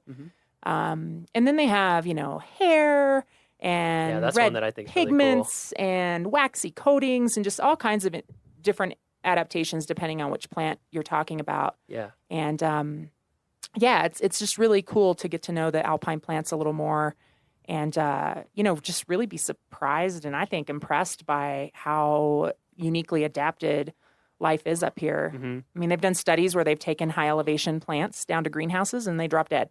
Really? They're like, life is too good. I just can't take it. Yeah. So it's kind of cool. It's kind of cool that some of these plants only can grow here in this what seems like impossible, harsh environment. Yeah, I remember, when I first started working up in Alaska and we would, be out and just to see all the different kinds of plants. And that was another thing, like you're saying, circumpolar or just tundra in general plants. I recognize so many plants here. Some of them are the same species, some of them are really close, even though it's so far away, which I thought was amazing. Yeah. Same thing with the hair and all those different adaptations. And I also think the diversity is amazing. I guess, is that because, like you're saying, conditions vary so much from place to place, and it is so on the limit of where it's possible to grow, that just small changes in, like you're saying, snow freeness or sun exposure or moisture retention or soils, is that what drives that amazing amount of diversity that you can sometimes see? I think so. It's really interesting up here. You can walk just a short distance and transition from one very kind of specific plant community into another that's very different, from a super dry, rocky, windswept fell field into a more lush meadow. Another 100 yards down a trail, you might come to a wetland.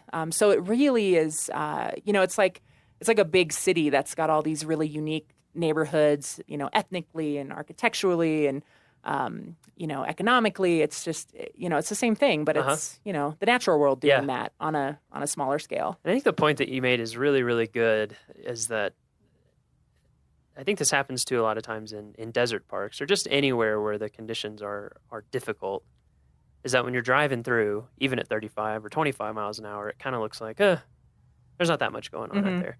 And then if you stop and you actually start walking some of our trails, which we can talk about, and you look closer, you realize, whoa, there's so much stuff. You almost have to get your nose down in the ground. If you ever see anybody with their nose in the ground and their butt in the air, they're probably smelling or just taking pictures of their flowers. We call them belly flowers. You have to get on your belly to actually appreciate them. Exactly. Yeah. This is one thing I want to make sure that we cover, is that I want to talk about our tundra protection areas that we have in the park and why those exist. And so let's talk about that first. So we have tundra protection zones in the park areas. Could you talk about that a little bit?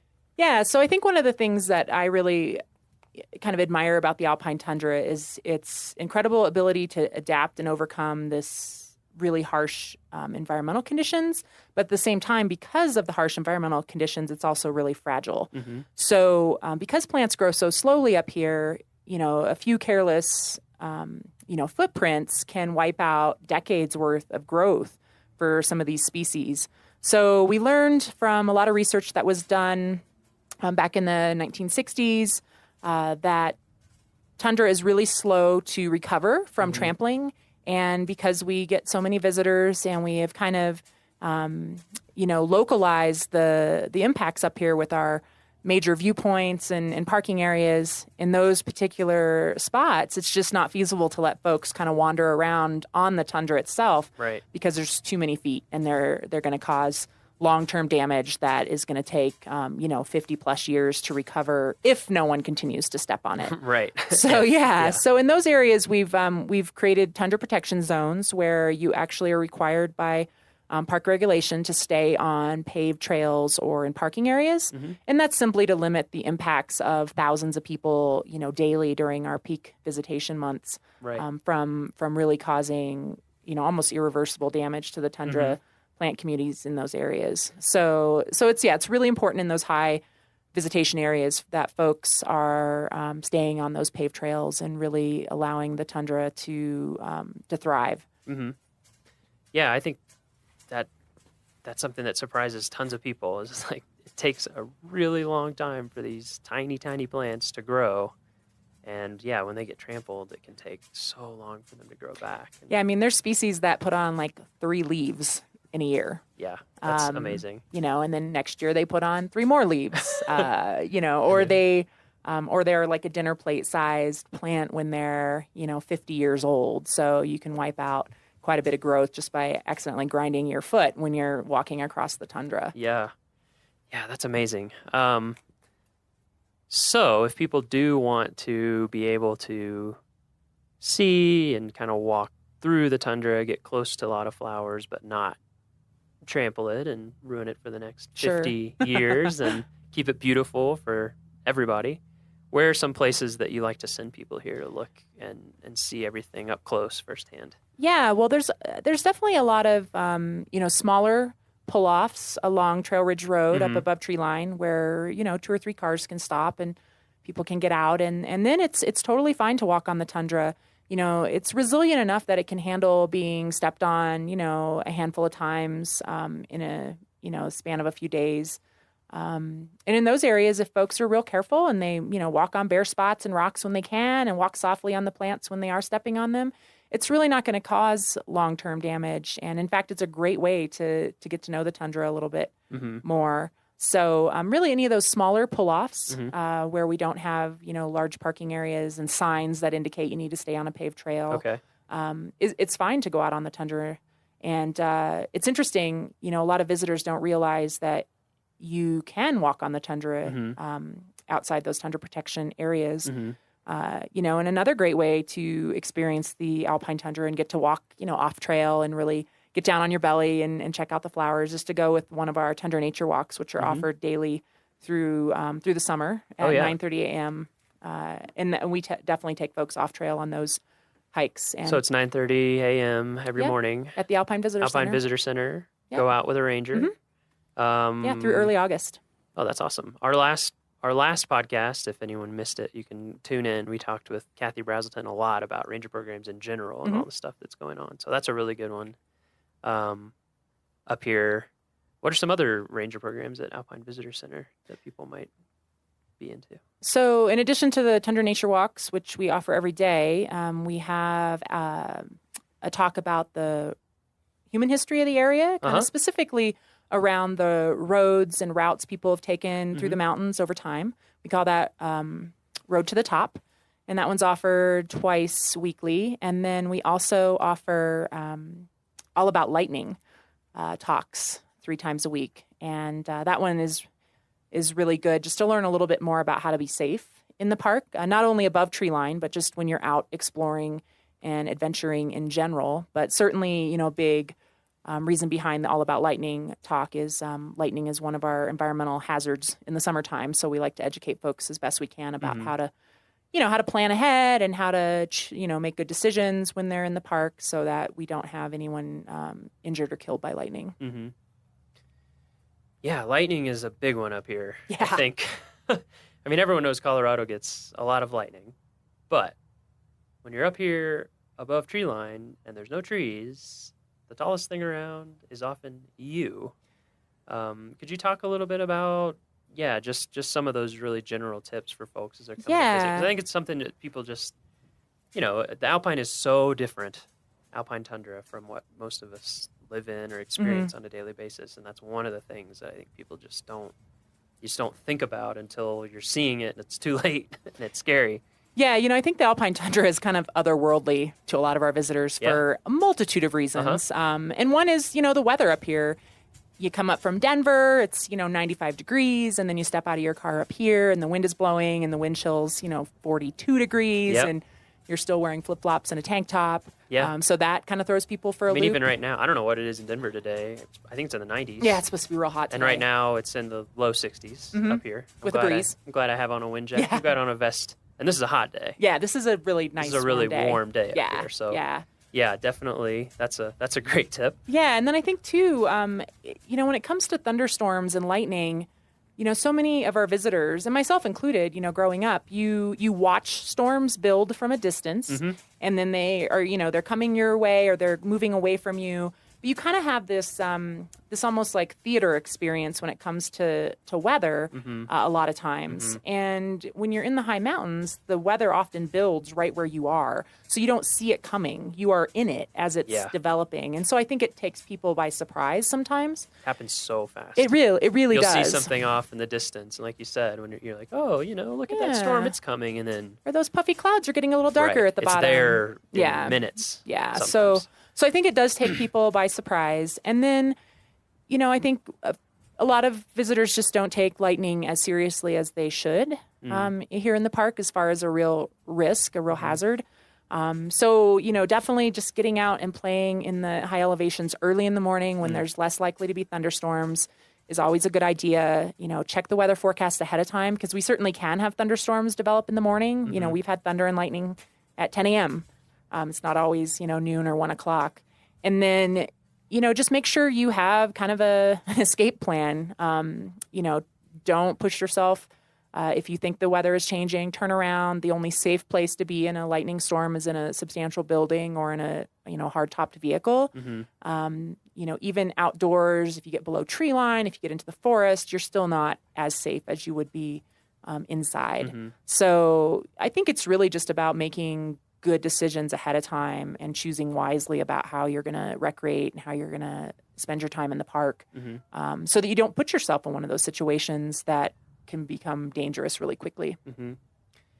And then I guess since we're on the topic of safety, the other thing I wanted to talk about, make sure that we hit, is altitude.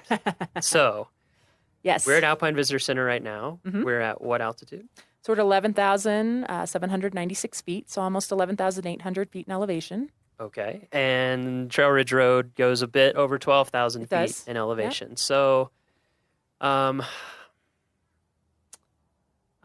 tee you up for a question. So is there less oxygen at altitude?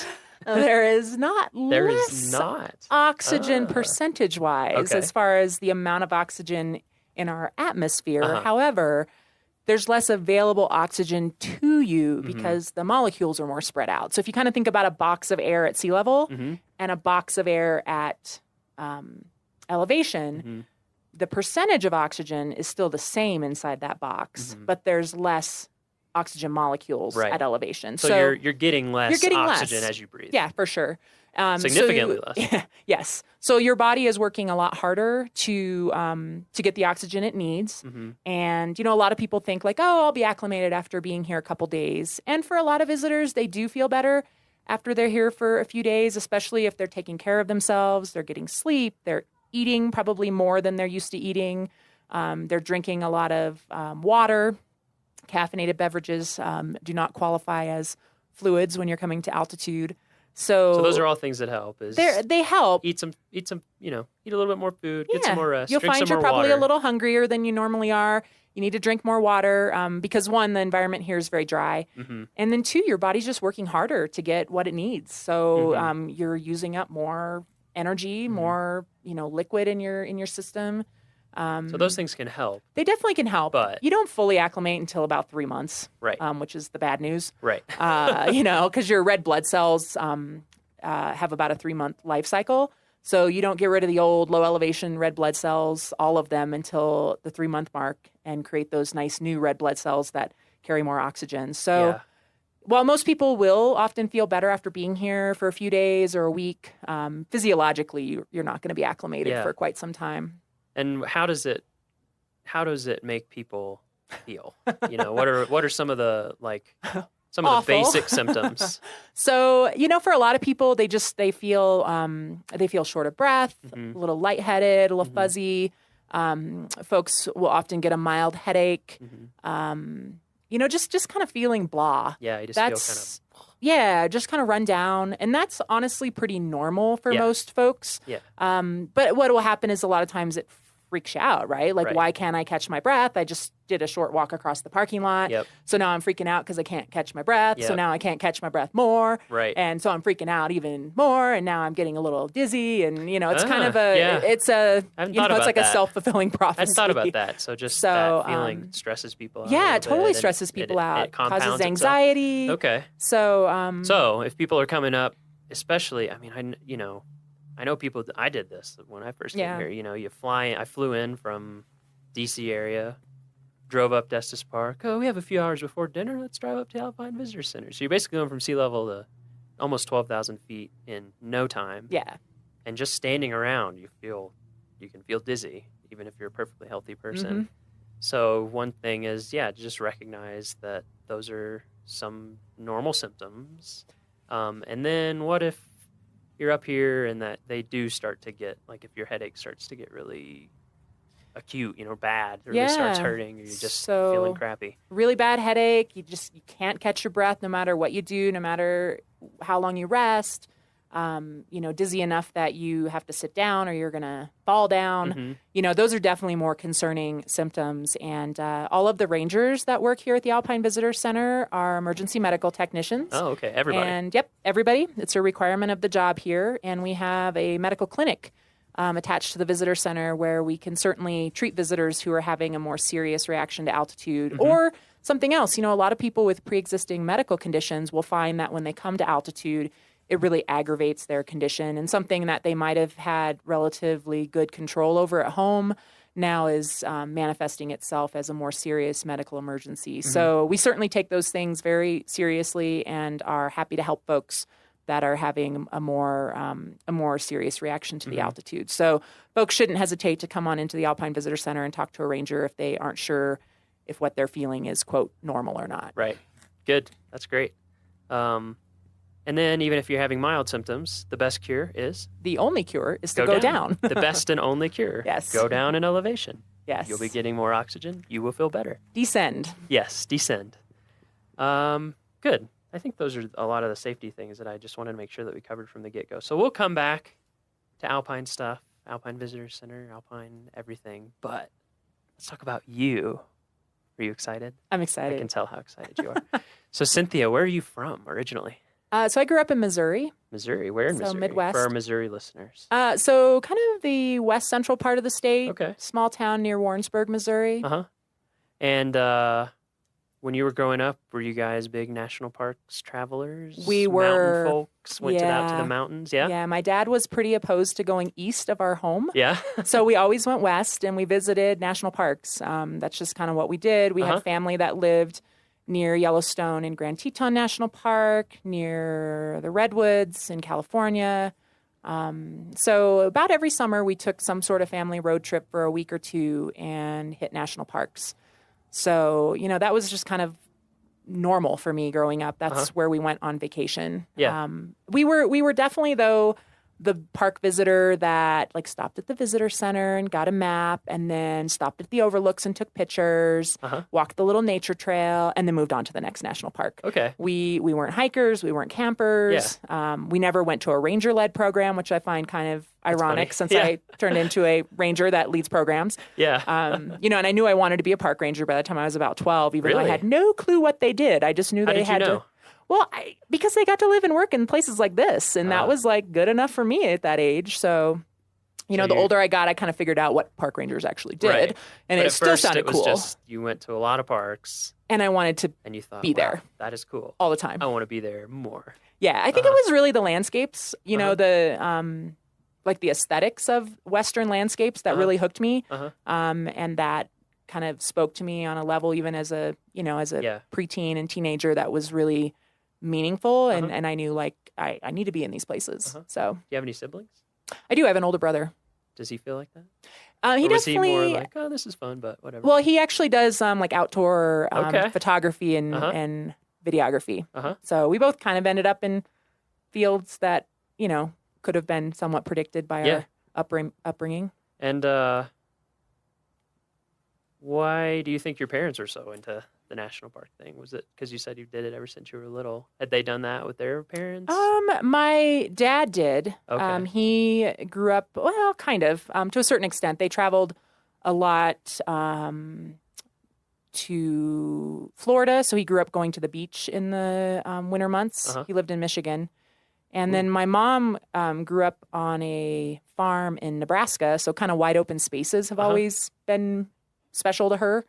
And I think that was just kind of their thing. Yeah. And then I think a lot of it had to do too with where some of our close family lived and was situated as well. It was like if you go to Jackson, Wyoming, of course you're going to visit Grand Teton National Park and Yellowstone National Park, and You would that's where I had relatives and right. So I think they both just were really drawn to the same kind of Western landscapes. I remember them really being into photography. And what's the first park you remember visiting?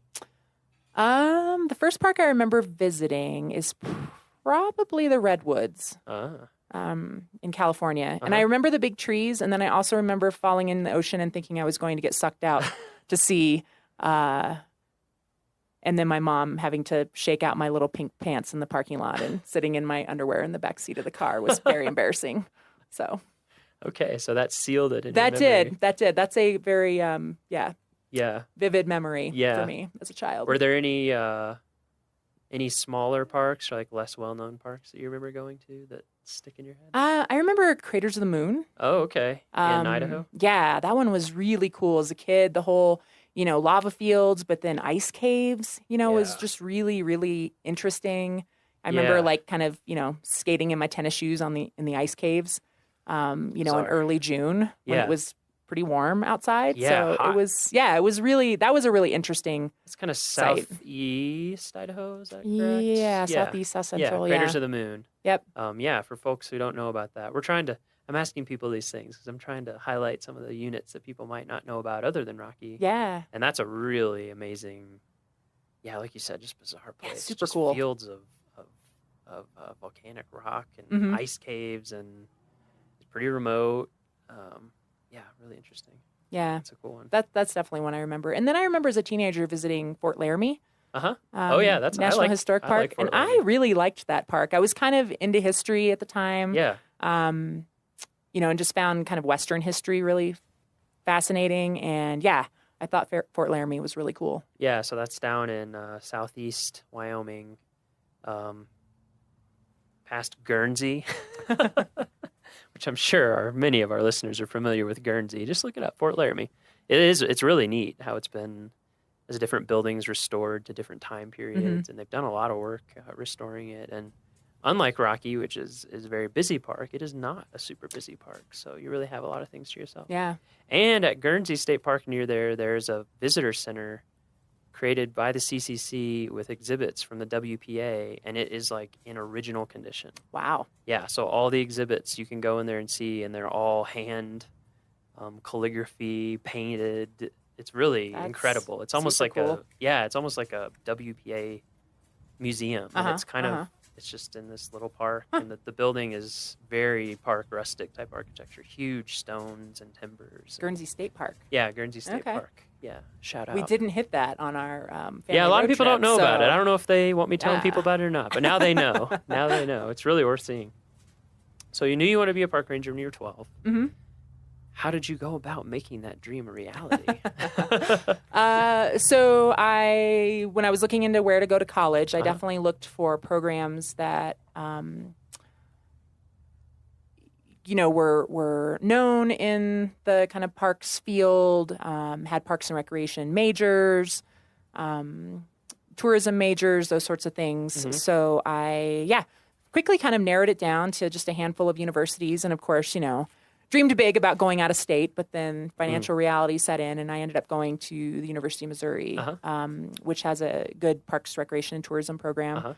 And so I kind of went into it not knowing exactly what I would focus on, but pretty quickly realized kind of the interpretive educational side of things was what I was most interested in. And why did that interest you the most? I think I definitely was an extrovert in high school, loved drama and, kind of being in the thick of things all the time. And so that appealed to me, like being the educational ranger, being the one giving the programs, kind of, entertaining visitors to a certain extent. And just also learning about these places.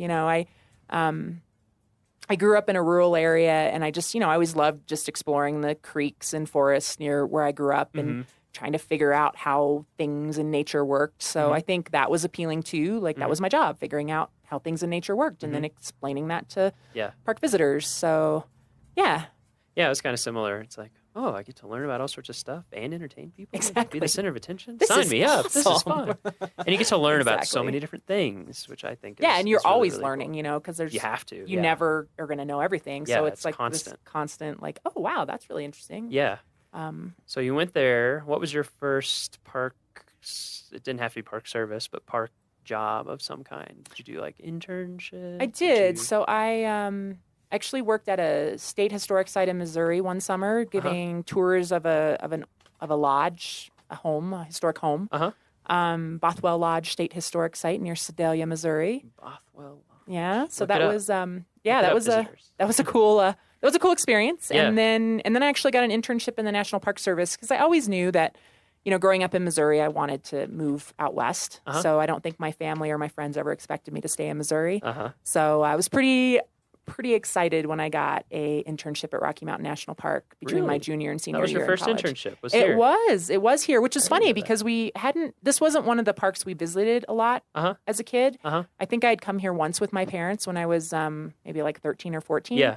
And I remember thinking it was beautiful, but it wasn't one of the landscapes that was kind of burned into my memory as a kid growing up. Yeah. Like Grand Tetons and Grand Canyon and Southwest Utah. Right. Was kind of burned into my memory more. So I found it kind of ironic that I ended up here, and then this has become obviously a really special place to me over time. Yeah, what were you doing with that internship? So I was doing interpretation. Okay. So working at the visitor centers and leading nature hikes. And since it wasn't burned into your memory, what did you come away from that summer thinking? Like, did it?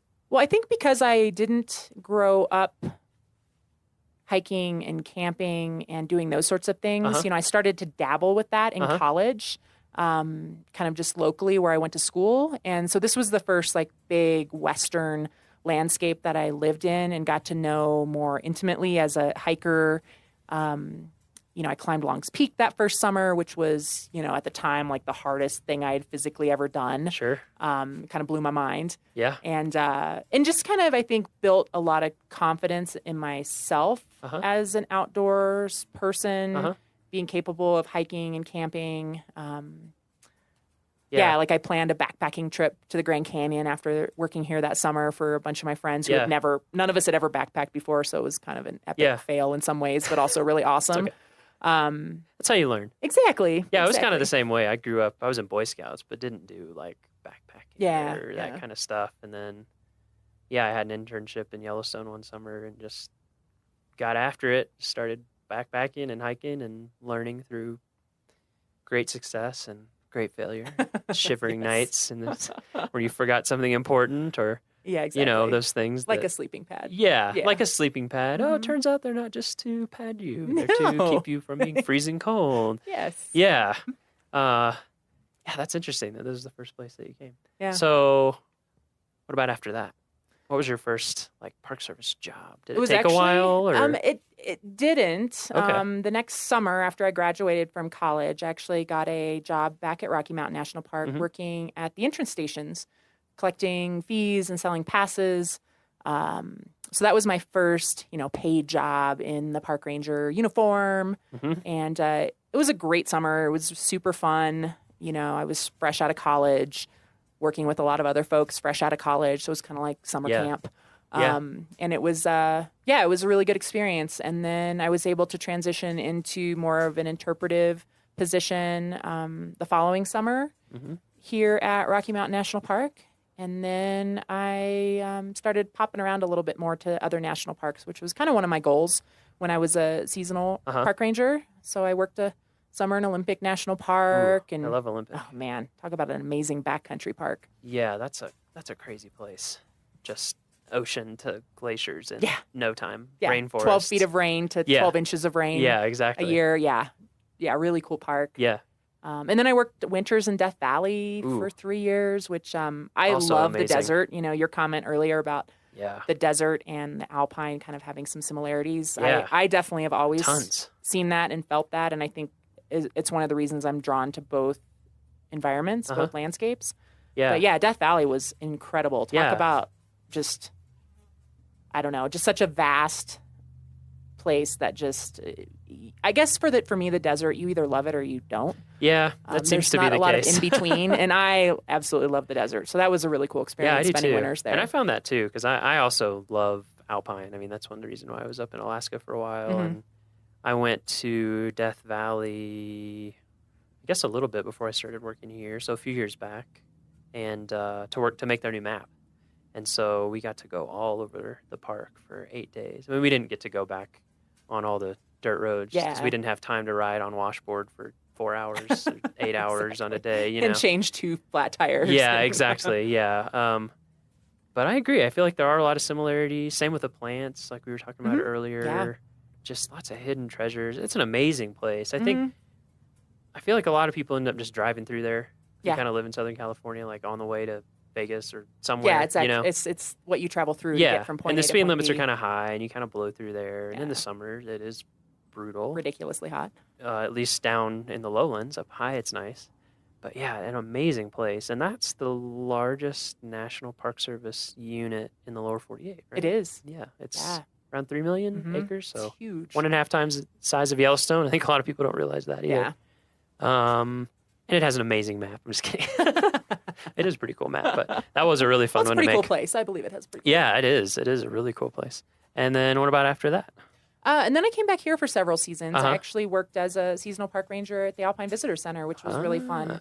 And then eventually decided that, if I was going to make a career of this, I, needed to have year-round work. Yep. And it took a few years, but I eventually got a permanent year-round job with the National Park Service at Point Reyes National Seashore, which was a really cool change from working in desert parks and mountain parks to go to a seashore and learn marine mammals and marine weather and pelagic birds and, all of the really cool things about, kind of coastal California. Yeah. And I was there for a couple years, and it was really a neat area to live, to visit a lot of other National Park Service sites, everything in the San Francisco area.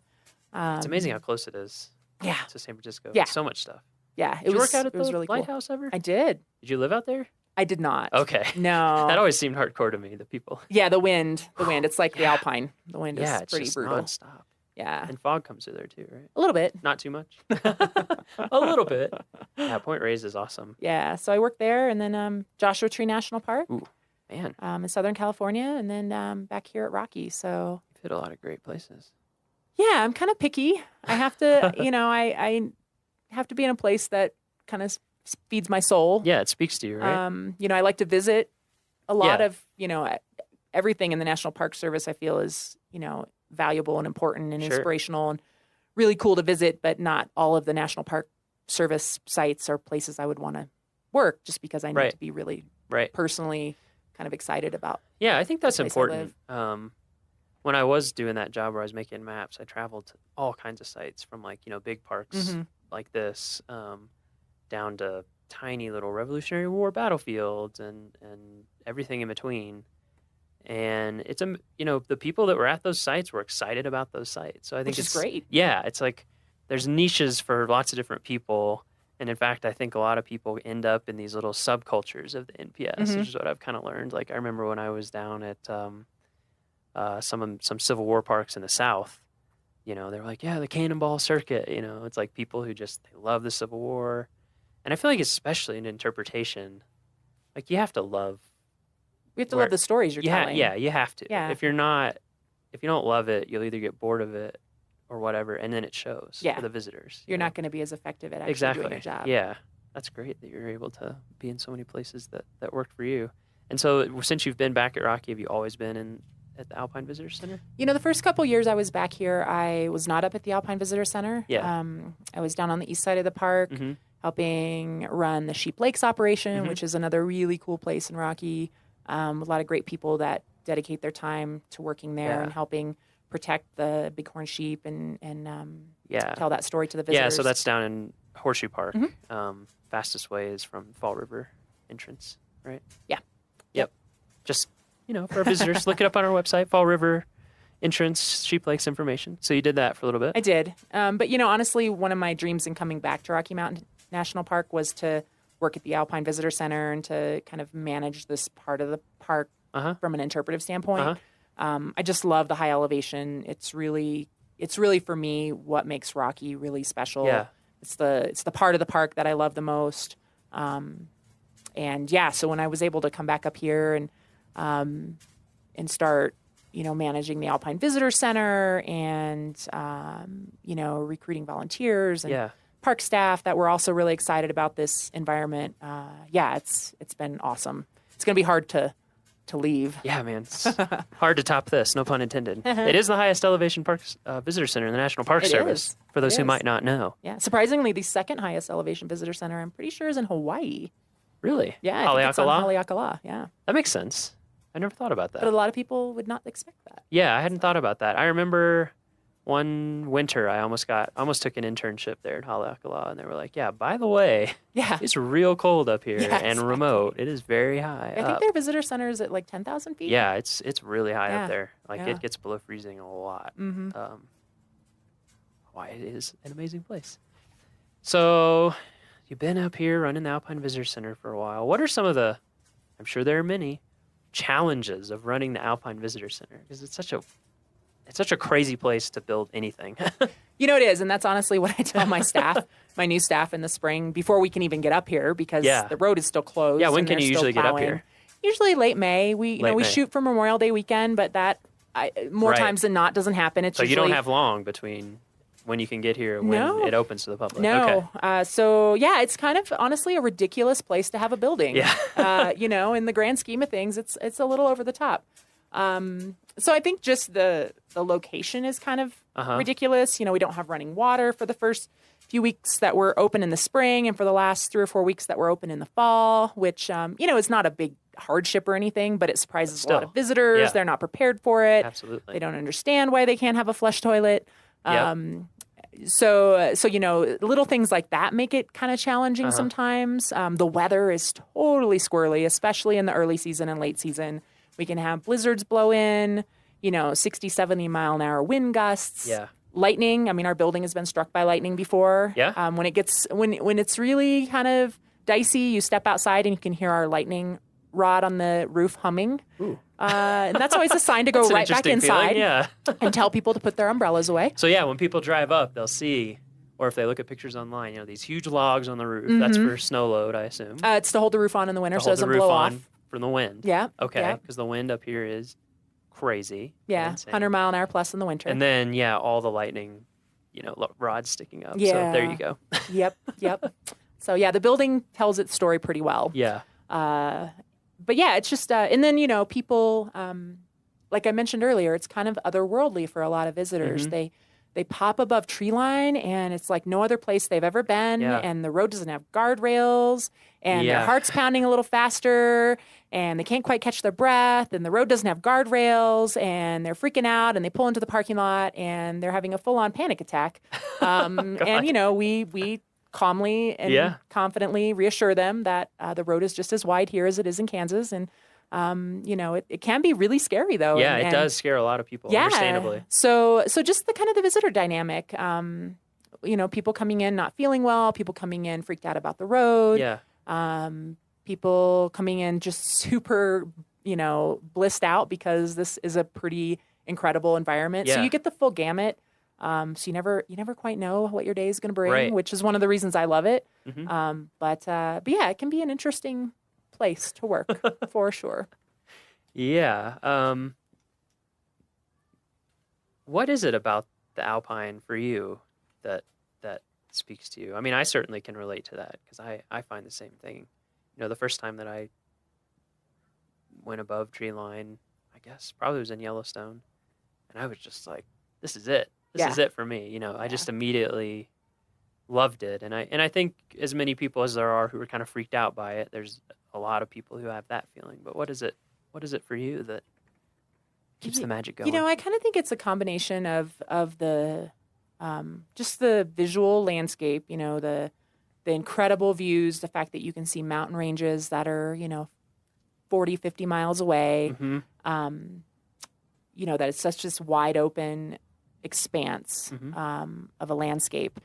And that kind of combined with the really hardy, cool, quirky adaptations to the plants, interesting animals that are only found in the high elevations. I'm definitely a plant person, so I geek out on me the too. alpine flowers, totally. And just the fact that it's like such a harsh environment and the weather and the climate really shape it on some super in super nuanced ways that I just find really intriguing. And I'm always discovering something new. And it's just an incredible landscape. It's my happy place. It's where I go in my head when I need to be in my happy place. Yeah, that's a good point about one thing I always like is kind of the rawness because things are so on the edge that you can see natural processes fairly clearly compared to lots of places. There's not trees covering up or there's complexity, of course. There's a lot of complexity, but there's also a certain straightforwardness about it. It's pared down a little bit. Yeah, you can just see how, even looking out here, you can see how on steeper slopes, grasses will kind of shift down and you can see how frost affects things and you can see how slope affects things. Right, exactly. That's a big one is, seeing north facing versus south facing or east or west and how that has an effect. And you just see all these natural things kind of laid out in front of you. And then, too, the power is you can't ignore it. You can have no illusion that you're in charge. It's just because every day that illusion will be shattered by something. Yeah. And to me, also, it feels a little bit like going into space, because it's like you get a little bit of the year where you can come up here and be relatively comfortable as a biological human. And then most of the year is just completely unsurvivable for a person. Basically. Super harsh. Yeah, I mean, it's just crazy. One thing I wanted to come back to, because you mentioned a little bit earlier, and I think a lot of visitors may not know the kind of human history of Trail Ridge, and before it was a road, just Trail Ridge. Can you talk about that a little bit and what it was used for, and the role that it played for different cultures? Yeah, so the human history here goes back at least 12,000 years. Wow. We found archaeological evidence in the park of people using the high country, especially, way back. Yeah. And, kind of seasonally, of course, just like you just mentioned, it's not the kind of environment that humans can live in year round, but, it's a very rich environment in the summer as far as animal migration. Of course, 12,000 plus years ago, there was different species here than there is today. But, prehistoric people used this area for hunting, for gathering, for travel between kind of intermountain valleys. And the routes that they used continued to be used down into more modern native peoples. The Ute people used this area for a long time. I think at least 500, 600 plus years, and they used those same travel corridors that the prehistoric people used. There wasn't this big break. It was kind of a continuous use of this area. And once again, archaeological evidence of camps in the high country, of spiritual significance, and places of really powerful religion for the native people. We found archaeological evidence of that, as well as areas where animals were captured and butchered for food. So there's a incredibly rich human history in this area, and even today we're learning more about that human history and how different spiritual sites in the park might be tied together and might have ties to the seasons or to astronomical events. Or to other sites at lower elevation, and how they might be linked. And then kind of the late arrivals on the scene, the Arapaho, in the 1800s came into this area. And, the Arapaho and Ute are still consider this a very significant place in their culture. A lot of spiritual significance still here. The rivers in particular here, the fact that so many rivers start in the park is really significant. And then these high elevation areas, some of the kind of spiritual sites are still considered really sacred to Ute and Arapaho even today, which I think is cool. I think, a lot of our visitors feel a spiritual connection to this landscape, and that's not something new. That's not like, oh, they made it a national park, and now people can, have this incredible spiritual experience and connection to this place. This has been a significant place for humans for a long, long time. Right. Yeah, it's been speaking to people for a long time. Yeah, and I think that's really cool. We're very latecomers on the scene in the grand scheme of things as the National Park Service goes. Absolutely. And I think it's interesting too that, just when people come to visit, or if you're not coming to visit but you want to look online, go to our park website, see a map, or look it up on any map, and just look at Trail Ridge, not Trail Ridge Road, but just Trail Ridge, and you'll see it just makes sense as a place to travel. And so we have the Ute Trail that you can hike on that follows pretty closely the foot trail that was used, and even Trail Ridge Road doesn't stray too far from that. It doesn't for many miles. Trail Ridge Road follows that route that was used by prehistoric and Ute and Arapaho people. Yeah, it's just I always enjoy thinking about that when I'm here. That like you said, the park itself It's been here now over 100 years, which seems old, but is a very small drop in the bucket that people have been here for a really long time. What are the most common visitor questions that you get up here? Well, certainly about the building. Yeah. Why are the logs on the roof? Okay. It's So kind of an we've- interesting architectural Yeah. component. Yeah. And So we covered that. We covered to that. keep the roof from getting ripped off Exactly. by insane wind. Yep, keeps the building Okay. from blowing away. We get a lot of questions about the poles along the road. Oh, yeah, that's a good the one. snow poles. Yeah. Yep. A lot of people think it's to measure the depth of snow, when in fact they are put there so that the plow drivers can find the road in the spring. Yeah. Which is pretty mind-boggling to think about. Yes, if we've been for the past few years posting pictures every spring when the road crew are up here. So go on our Facebook and scroll back a little bit into May and look at some of those pictures, and you'll see why the snow poles exist. Yeah. You cannot see the road. It's so pretty that's what those are impressive. for. Yes, that's what those are for.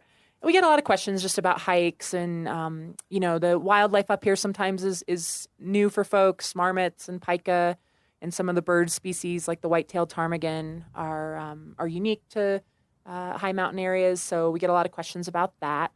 And then because people have traveled, from the low elevations of the park to get here, they'll make note of things along the way, and we'll get questions about the dead trees that people see from the insect outbreaks that we've had in the last couple decades due to warming temperatures and longer summers and warmer, shorter winters.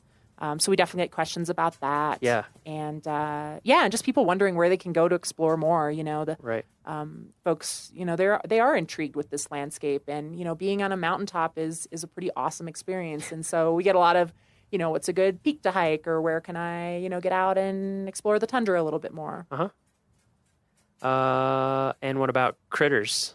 What are the critters people wonder about? Well, people definitely wonder about the marmots, the Okay. yellow-bellied marmots. Even though they're not exclusively found in the alpine tundra, people seem to notice them and see them more up here.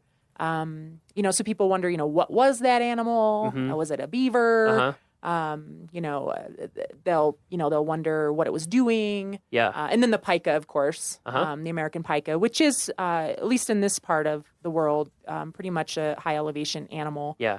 And an animal we're definitely really watching. We mentioned how this is such a harsh environment. It's kind of like life on the edge. And, because things are so fine-tuned to the environment up here, changes in the environment definitely can have significant ramifications for some of these species. And the pika, because they're so well adapted to cold, but not so much to warm in the summers. And then they of course, can't be too cold in the winters. We're concerned about changes in snowpack affecting them in the winter, and then warmer temperatures in the summer affecting whether or not they can gather enough food to make it through the winter. Right. So people ask about the pika, and it's a good opportunity to talk a little bit about some of the research that's ongoing in the park and some of the things we're learning about this environment as it does change with the changes that are happening in our climate. Yeah, any changes to averages you can start to see pretty quickly up here a lot of time. I mean, on the decade scale, which is enough for people to be able to actually notice, even people who visited here or worked here for a long time. Well, even something as simple as a snowfield. We get a lot of questions about the snowfield right here from the Alpine Visitor Center that we're looking at. And, we used to consider it a permanent snowfield because in the history of the park, at least, no one had ever seen it melt. And then I believe it melted for the first time completely in 2003. It was gone. And it doesn't melt every year now, but, I wouldn't consider it a permanent snowfield anymore. Right. And so, that's one of those changes that people who have visited, over the years might witness themselves. So it's not always a change that a scientist has to do in-depth research to determine. Sometimes it's as simple as noticing that, wow, I've never seen that snowfield as small as it is, or wasn't there always snow here in late August and this year there's not? What's going on? So the alpine tundra definitely, has a lot of, I think, important lessons about changes that are happening and then what that might mean for the future. So we'll end with two questions. Okay. Second to last question, penultimate, whatever the word is. If you could give, we've covered a lot of tips about safety, where you can see things, animals, questions, things like that. So kind of apart from that, more general, if you could give people one piece of advice or just something to keep in mind as they come to Rocky, they come to the Alpine, maybe come to the Alpine Visitor Center, what would it be? It can be practical, or it can be more not practical, I guess. I mean, I guess I would just say, take the time to really notice the little things. A place like Rocky, the landscape itself can overwhelm you because it's just like yelling at you in your face. Like, look at me. This view is amazing. Yeah. How can you notice anything else? Sure. And I think, that alone is very powerful. But I think when folks kind of zoom in on a more more micro scale, they can really discover some true treasures, whether it's noticing how an animal is behaving or noticing that teeny tiny, alpine flower at their feet that they almost stepped on because they were enjoying the view. Or just noticing, something down at lower elevations with, a rotting log in the forest and what's growing around it. Sometimes those little things, I think, sometimes can layer on top of the overwhelming landscape pieces of a place like Rocky Mountain National Park and just add an incredible richness to your experience. So take the time to notice the little things, whatever that might mean, wherever you are in the park. That's great. Take the time to notice the little things. And finally, so your first internship was at Rocky. You worked here before, you worked here now. What does Rocky mean to you? Hard question. Wow. Tough question. That's a hard question. What does Rocky mean to me? Kathy had a hard time with it too. Probably everybody will, but I'm going to ask everybody anyway. I think it's changed over the years. When I first came here as kind of a, wide-eyed intern, it meant, just this really wild landscape, that I had to kind of prove myself in and figure out, how to be confident and capable in. And I think now, having worked here for a long time and having explored a lot of other Western landscapes as an adult, backpacking and, really, really getting to know places. I think now I see it more as a place to introduce people. Like, it's not as wild to me now that I've spent time in other places that are, bigger acreage wise and less visited people wise and, maybe a little more remote. Like, I don't feel kind of that sense of real kind of wildness and almost, an edge of danger to it as I did when I first came here. So now I see it as like a really cool place to introduce other people to like wildness. So I kind of see it as like the baby pool for our visitors. And, and I see a lot of our visitors experiencing it that way. This is the first place they've really hiked very much. And, this is the first place they figured out how to pee in the woods and, how to use a water filter. Sure. And so I kind of see it now for visitors. It's what it was to me, a long time ago. Right. It was the place I kind of like got my wilderness legs under me and really learned to love wild places and exploring them on a more intimate level. Yeah, I think that's a great point. I think about that a lot with Rocky and with a lot of national parks in general, is that, there's a lot of public land other than national parks, and a lot of it is really remote and out there with little to no visitor services, certainly no paved road that goes up to 12,000 feet. But this is a place where you can come with your family, or you can come regardless of your experience level and see what, the Southern Rockies can be, what Alpine can be. And then when you look at a map and you see all this stuff that is so hard to get to, you can have a personal appreciation and connection for it and understand the importance of it. I think that's a great point. Yeah. Well, thank you so much for talking to us. You This are very has been welcome. super fun. Yeah. And anytime I can talk about the high mountains, I'm happy. Yeah, exactly. When people come up to Alpine Visitor Center, maybe you'll see Cynthia. If you do, say hi. Yeah, stop in and say hi. And we hope we'll see you soon.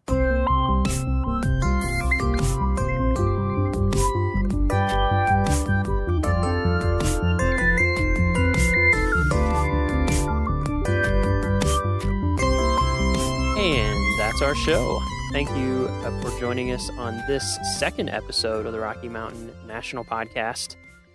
We have got a ton of great episodes in the works. We've been scheduling things left and right. So, again, our public information officer, we're actually going to ride one of our shuttle buses up to Bear Lake and walk around Bear Lake and talk about the Rocky Pledge, talk about just general tips for seeing the park, and learn what a public information officer does at a park. It's actually a really, really interesting job, and Kyle has a ton of cool experience to share with you. We're going to be talking to our volunteer program coordinator, our museum curator. We're going to be talking to backcountry folks, climbing rangers. We have all sorts of stuff lined up for you. So we encourage you to subscribe for all future episodes for sure. And go on iTunes and give us some reviews if you like our show. We have a couple up there already, which is great. We appreciate those. And those just help people find our podcast and help it grow. You can also go to our homepage, which is at go.nps.gov/RMNpod, where you can get show notes. You can see a few pictures. There's a transcription available. And you can actually leave comments for any of our episodes. There's a little comment section at the bottom of each post. And we would love any feedback you have for stories you would like to hear, ways the podcast could be improved, anything you have that can make this be the best it can be. So we appreciate all your feedback, and we look forward to seeing you in 2 weeks. The Rocky Mountain National Podcast is a product of Rocky Mountain National Park, one of 417 units of the National Park Service that preserve America's heritage for all, forever. Thank you so much, and we'll see you in a couple weeks.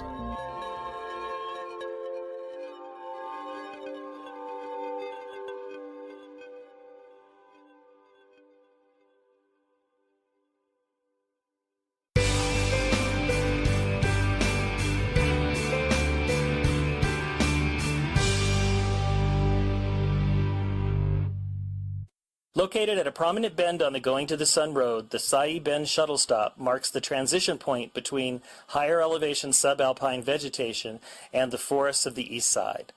Mount Sai towers over the area with Going to the Sun Mountain to the right and Cataract and Piegan Mountains to the left.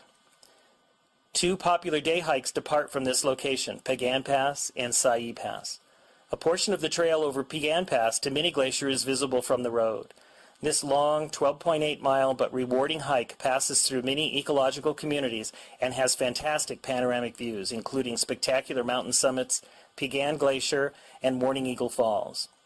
The 10.3-mile Sai Pass Trail climbs through wildflower-carpeted Preston Park to the rugged saddle of Sai Pass, with views across the St. Mary Valley as well as peaks south along the Continental Divide.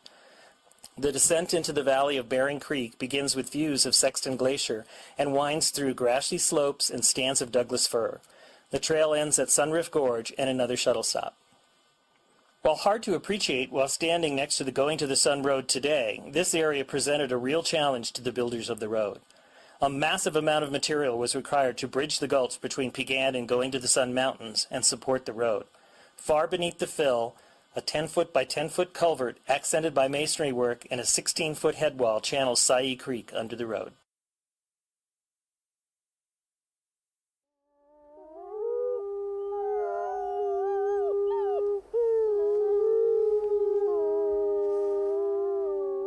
From Yellowstone National Park, this is what we do. I'm Brett Rayburn. And I'm Ashton Hooker. All right, Ashton. First of all, it's great to see you. How's it going? Good to see you too, Brett. I'm good. How are you? Good. I'm awesome. So I have a question for you. Okay. Have you ever hitchhiked before? You know what? I don't think I have, honestly. The way your face went, I thought you were about to tell me an epic hitchhiking story. No, I'm actually surprised I haven't done that though. Well, I did some research in the superintendent's compendium. And hitchhiking is legal within Yellowstone National Park as long as you follow some certain rules. So one of those rules, which is in Section 5, Part 4.31, which I'm sure you read by heart, all the time, says that you can hitchhike as long as a sign isn't bigger than certain dimensions. Oh, wow. Do you know what the max dimensions for your hitchhiking sign would be? Wow, this is a very niche question. I honestly have no idea, but I'm just going to take a random guess. I'm going to say it can't be bigger than like 5 by 5 feet. So 5 feet. That's a really big sign.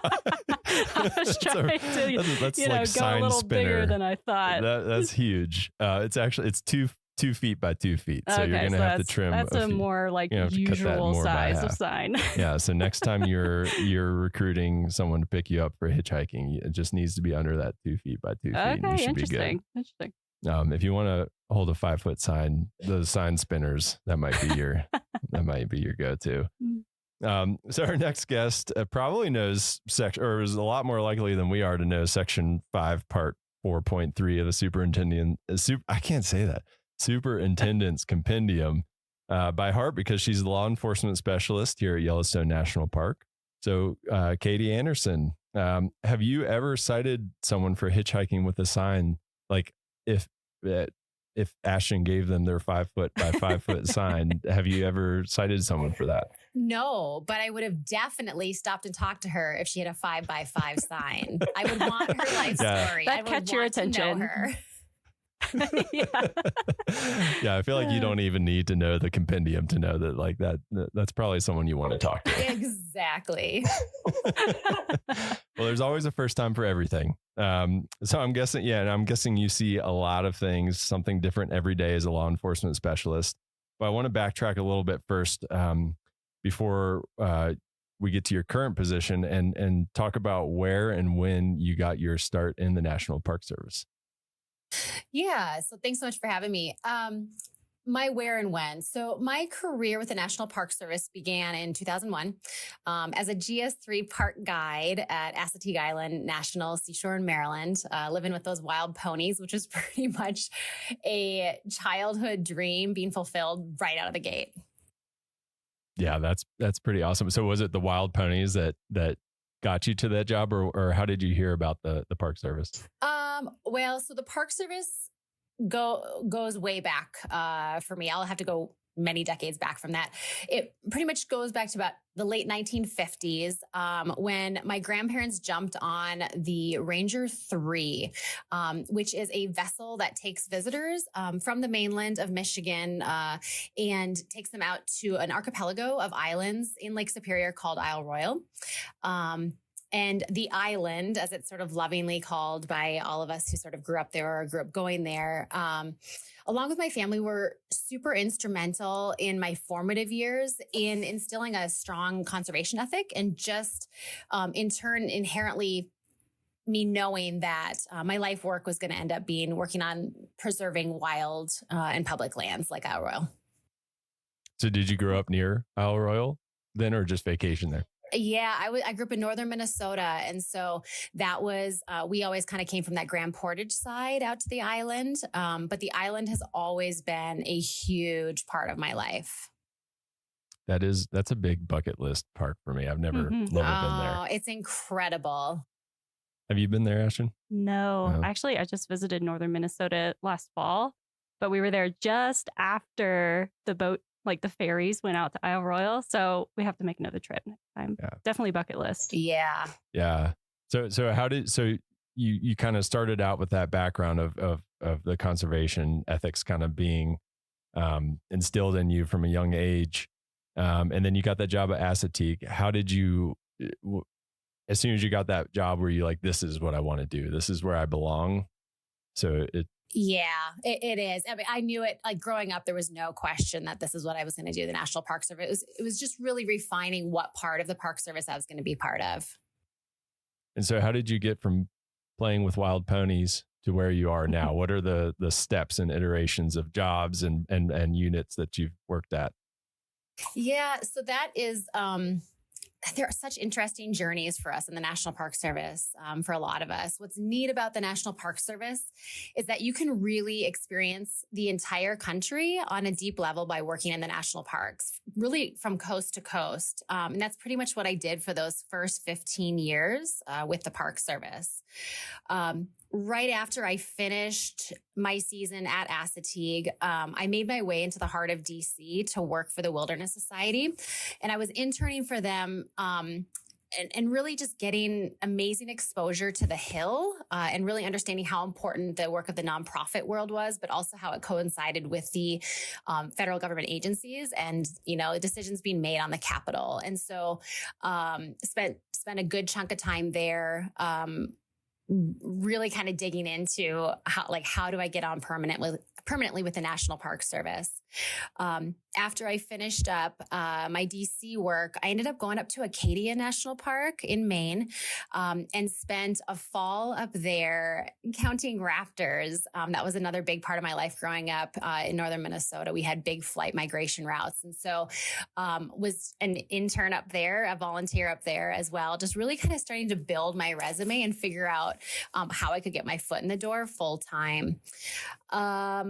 As I learned about the different types of rangering, sort of the longer I got in, I made my way to the Apostle Islands National Lakeshore, another archipelago of islands in northern Wisconsin. I used to live in Bayfield. Yes, and exactly. So the Apostles well. And I dipped my toes in interpretation and lived out on Stockton Island. And it was an amazing experience. And from there, I put myself through a seasonal academy, which was kind of the norm in how to get permanent in the law enforcement ranks. And so put myself through that academy because I really wanted to be running more of like the adrenaline junkie calls that were kind of coming with rangering. And I really wanted to get in on some of the craziness. And so then I spent the next 5 years of my career seasonally at Rocky Mountain National Park as a seasonal law enforcement ranger, doing the front country side of things and then also the backcountry work. I was able to jump in on the search and rescue operations, really got my first experience working fatalities and working the family liaison roles. And then also starting and really integrating the other side of my life that had always been so strong for me. And that was having a horse component in my career, and started my mounted patrols at Rocky Mountain National Park. Oh, cool. Wow. Yeah. So you've done like a lot of things. I have, and that was the seasonal days. And I'll make it brief on the permanents, but the permanents were really neat because that Rocky experience, in my off season, I had been doing ski patrol work full time and had some avalanche background. And so Yellowstone picked me up permanently to be working on Sylvan Pass and be doing avalanche control up there as well. So I sort of could bring a skill set of the rangering skills as well as sort of my other life loves into one job. And then ran down to Grand Canyon for 5 years and got some crazy experience down there. And that experience on the South Rim, being a South Rim Ranger for about 5 years, really built the core of who I am as a person and ranger and supervisor at this point in time. And then returned to Yellowstone to the justice operation and the law enforcement office as the court liaison, and which I can say is now definitely one of the best jobs I've ever had. And into the role that I have now full time as a law enforcement specialist for Yellowstone National Park. That's awesome. And I guess we should mention to folks that you're joining us remotely from Glacier National Park. So you're on a detail currently at Glacier as well, right? I am. Yeah. Within the National Park Service and just federal agencies in general, we're able to do either temporary promotions or details, kind of where a park unit will borrow you for a period of time and let you get some really good experience. So right now I'm the acting chief ranger in Glacier and filling in a period from when the old chief ranger retired and when they get their new chief ranger in. Yeah, that's an awesome opportunity to have some of those. Mm-hmm. So do you have a typical day in your position at Yellowstone? I'm guessing not, but what is a normal, if you had to, I'm doing air quotes for people listening, what's a normal day for you look like? completely not normal. So, it's really interesting. The Yellowstone Law Enforcement Office is super unique in the National Park Service. We've got a full-time federal magistrate, so a judge right there. We've got a United States attorney right in the building. We've got a United States marshal who works on all of our arrests with us and our warrants.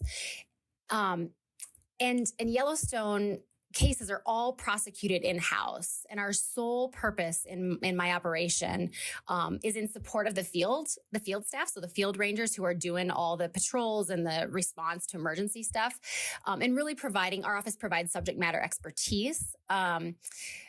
We assist with, search warrants and blood draw warrants on DUIs and filling out criminal complaints, and really just supporting our partnerships in and out of the house. Yeah, that's a lot of different things going on. And I'm guessing it's that like variety that you're seeking. I mean, you talked about being an adrenaline junkie. Obviously, you don't seem like you're the type of person that just sits down often. Yeah. You're always out doing stuff is the vibe I'm getting from you. Yeah, the operation is a dream for me because it's super dynamic. There's a ton going on. It's slightly out of control. There's a lot of stuff happening. And there's always just like kind of big balls or big issues floating up in the air that need to be tackled. And I like that. That's definitely the energy that I like dealing with stuff at. Yeah, for sure. And that's something, not every person is going to thrive in that type of environment. Like, what are some things that you do that helps you, juggle all those things that you say is up in the air? Like, what qualities do you need to have to enjoy a job like that? I think there has to be sort of a natural comfort level with multitasking things. And I'm not sure if that's an ADD portion of my universe or something else, but being able to ride the waves of chaos a little bit and be okay with that, and take a left-hand turn when you were supposed to take a right-hand turn that day, like that is absolutely critical. I think it's also super cliche, but communication, like literally being able to communicate with everyone from defendants who are sitting in your jail, prisoners, to the chief magistrate judge and beyond is it's completely mission critical in our operation. I'm sure 90+% of my day and my job as a law enforcement specialist is just building trust and bridges with the field and all of our partners through just so much. Like, you cannot over communicate in this job. Sure. Yeah.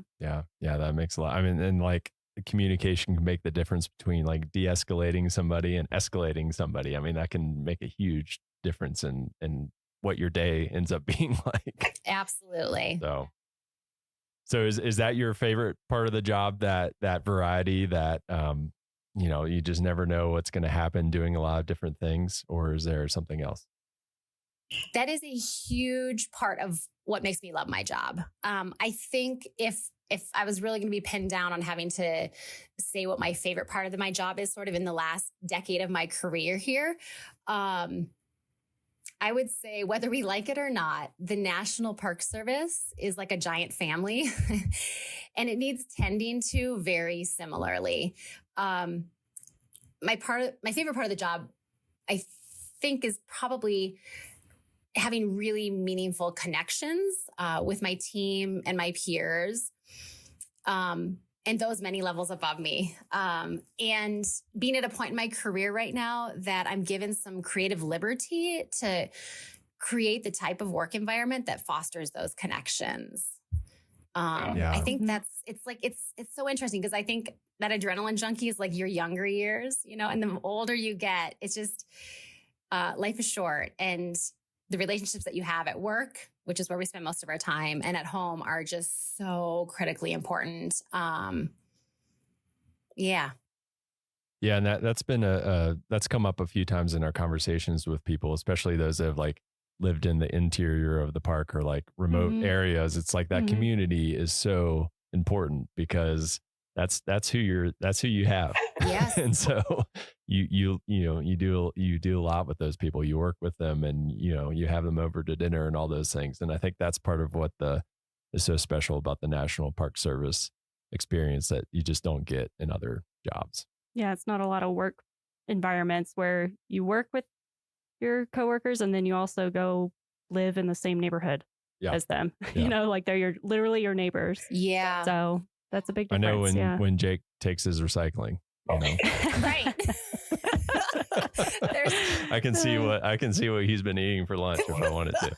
Perfect. That is a perfect example of how this works. Yeah. So on the flip side of that, what's the toughest part of the job? Similarly, I think I went the first 2/3 of my career here, I have gone full-blown energy. Like I've done things at 1,000% and really kind of gone full send on everything. But it takes a toll. Like this career is not for the faint of heart. We see a lot of the underbelly and the darker sides of society.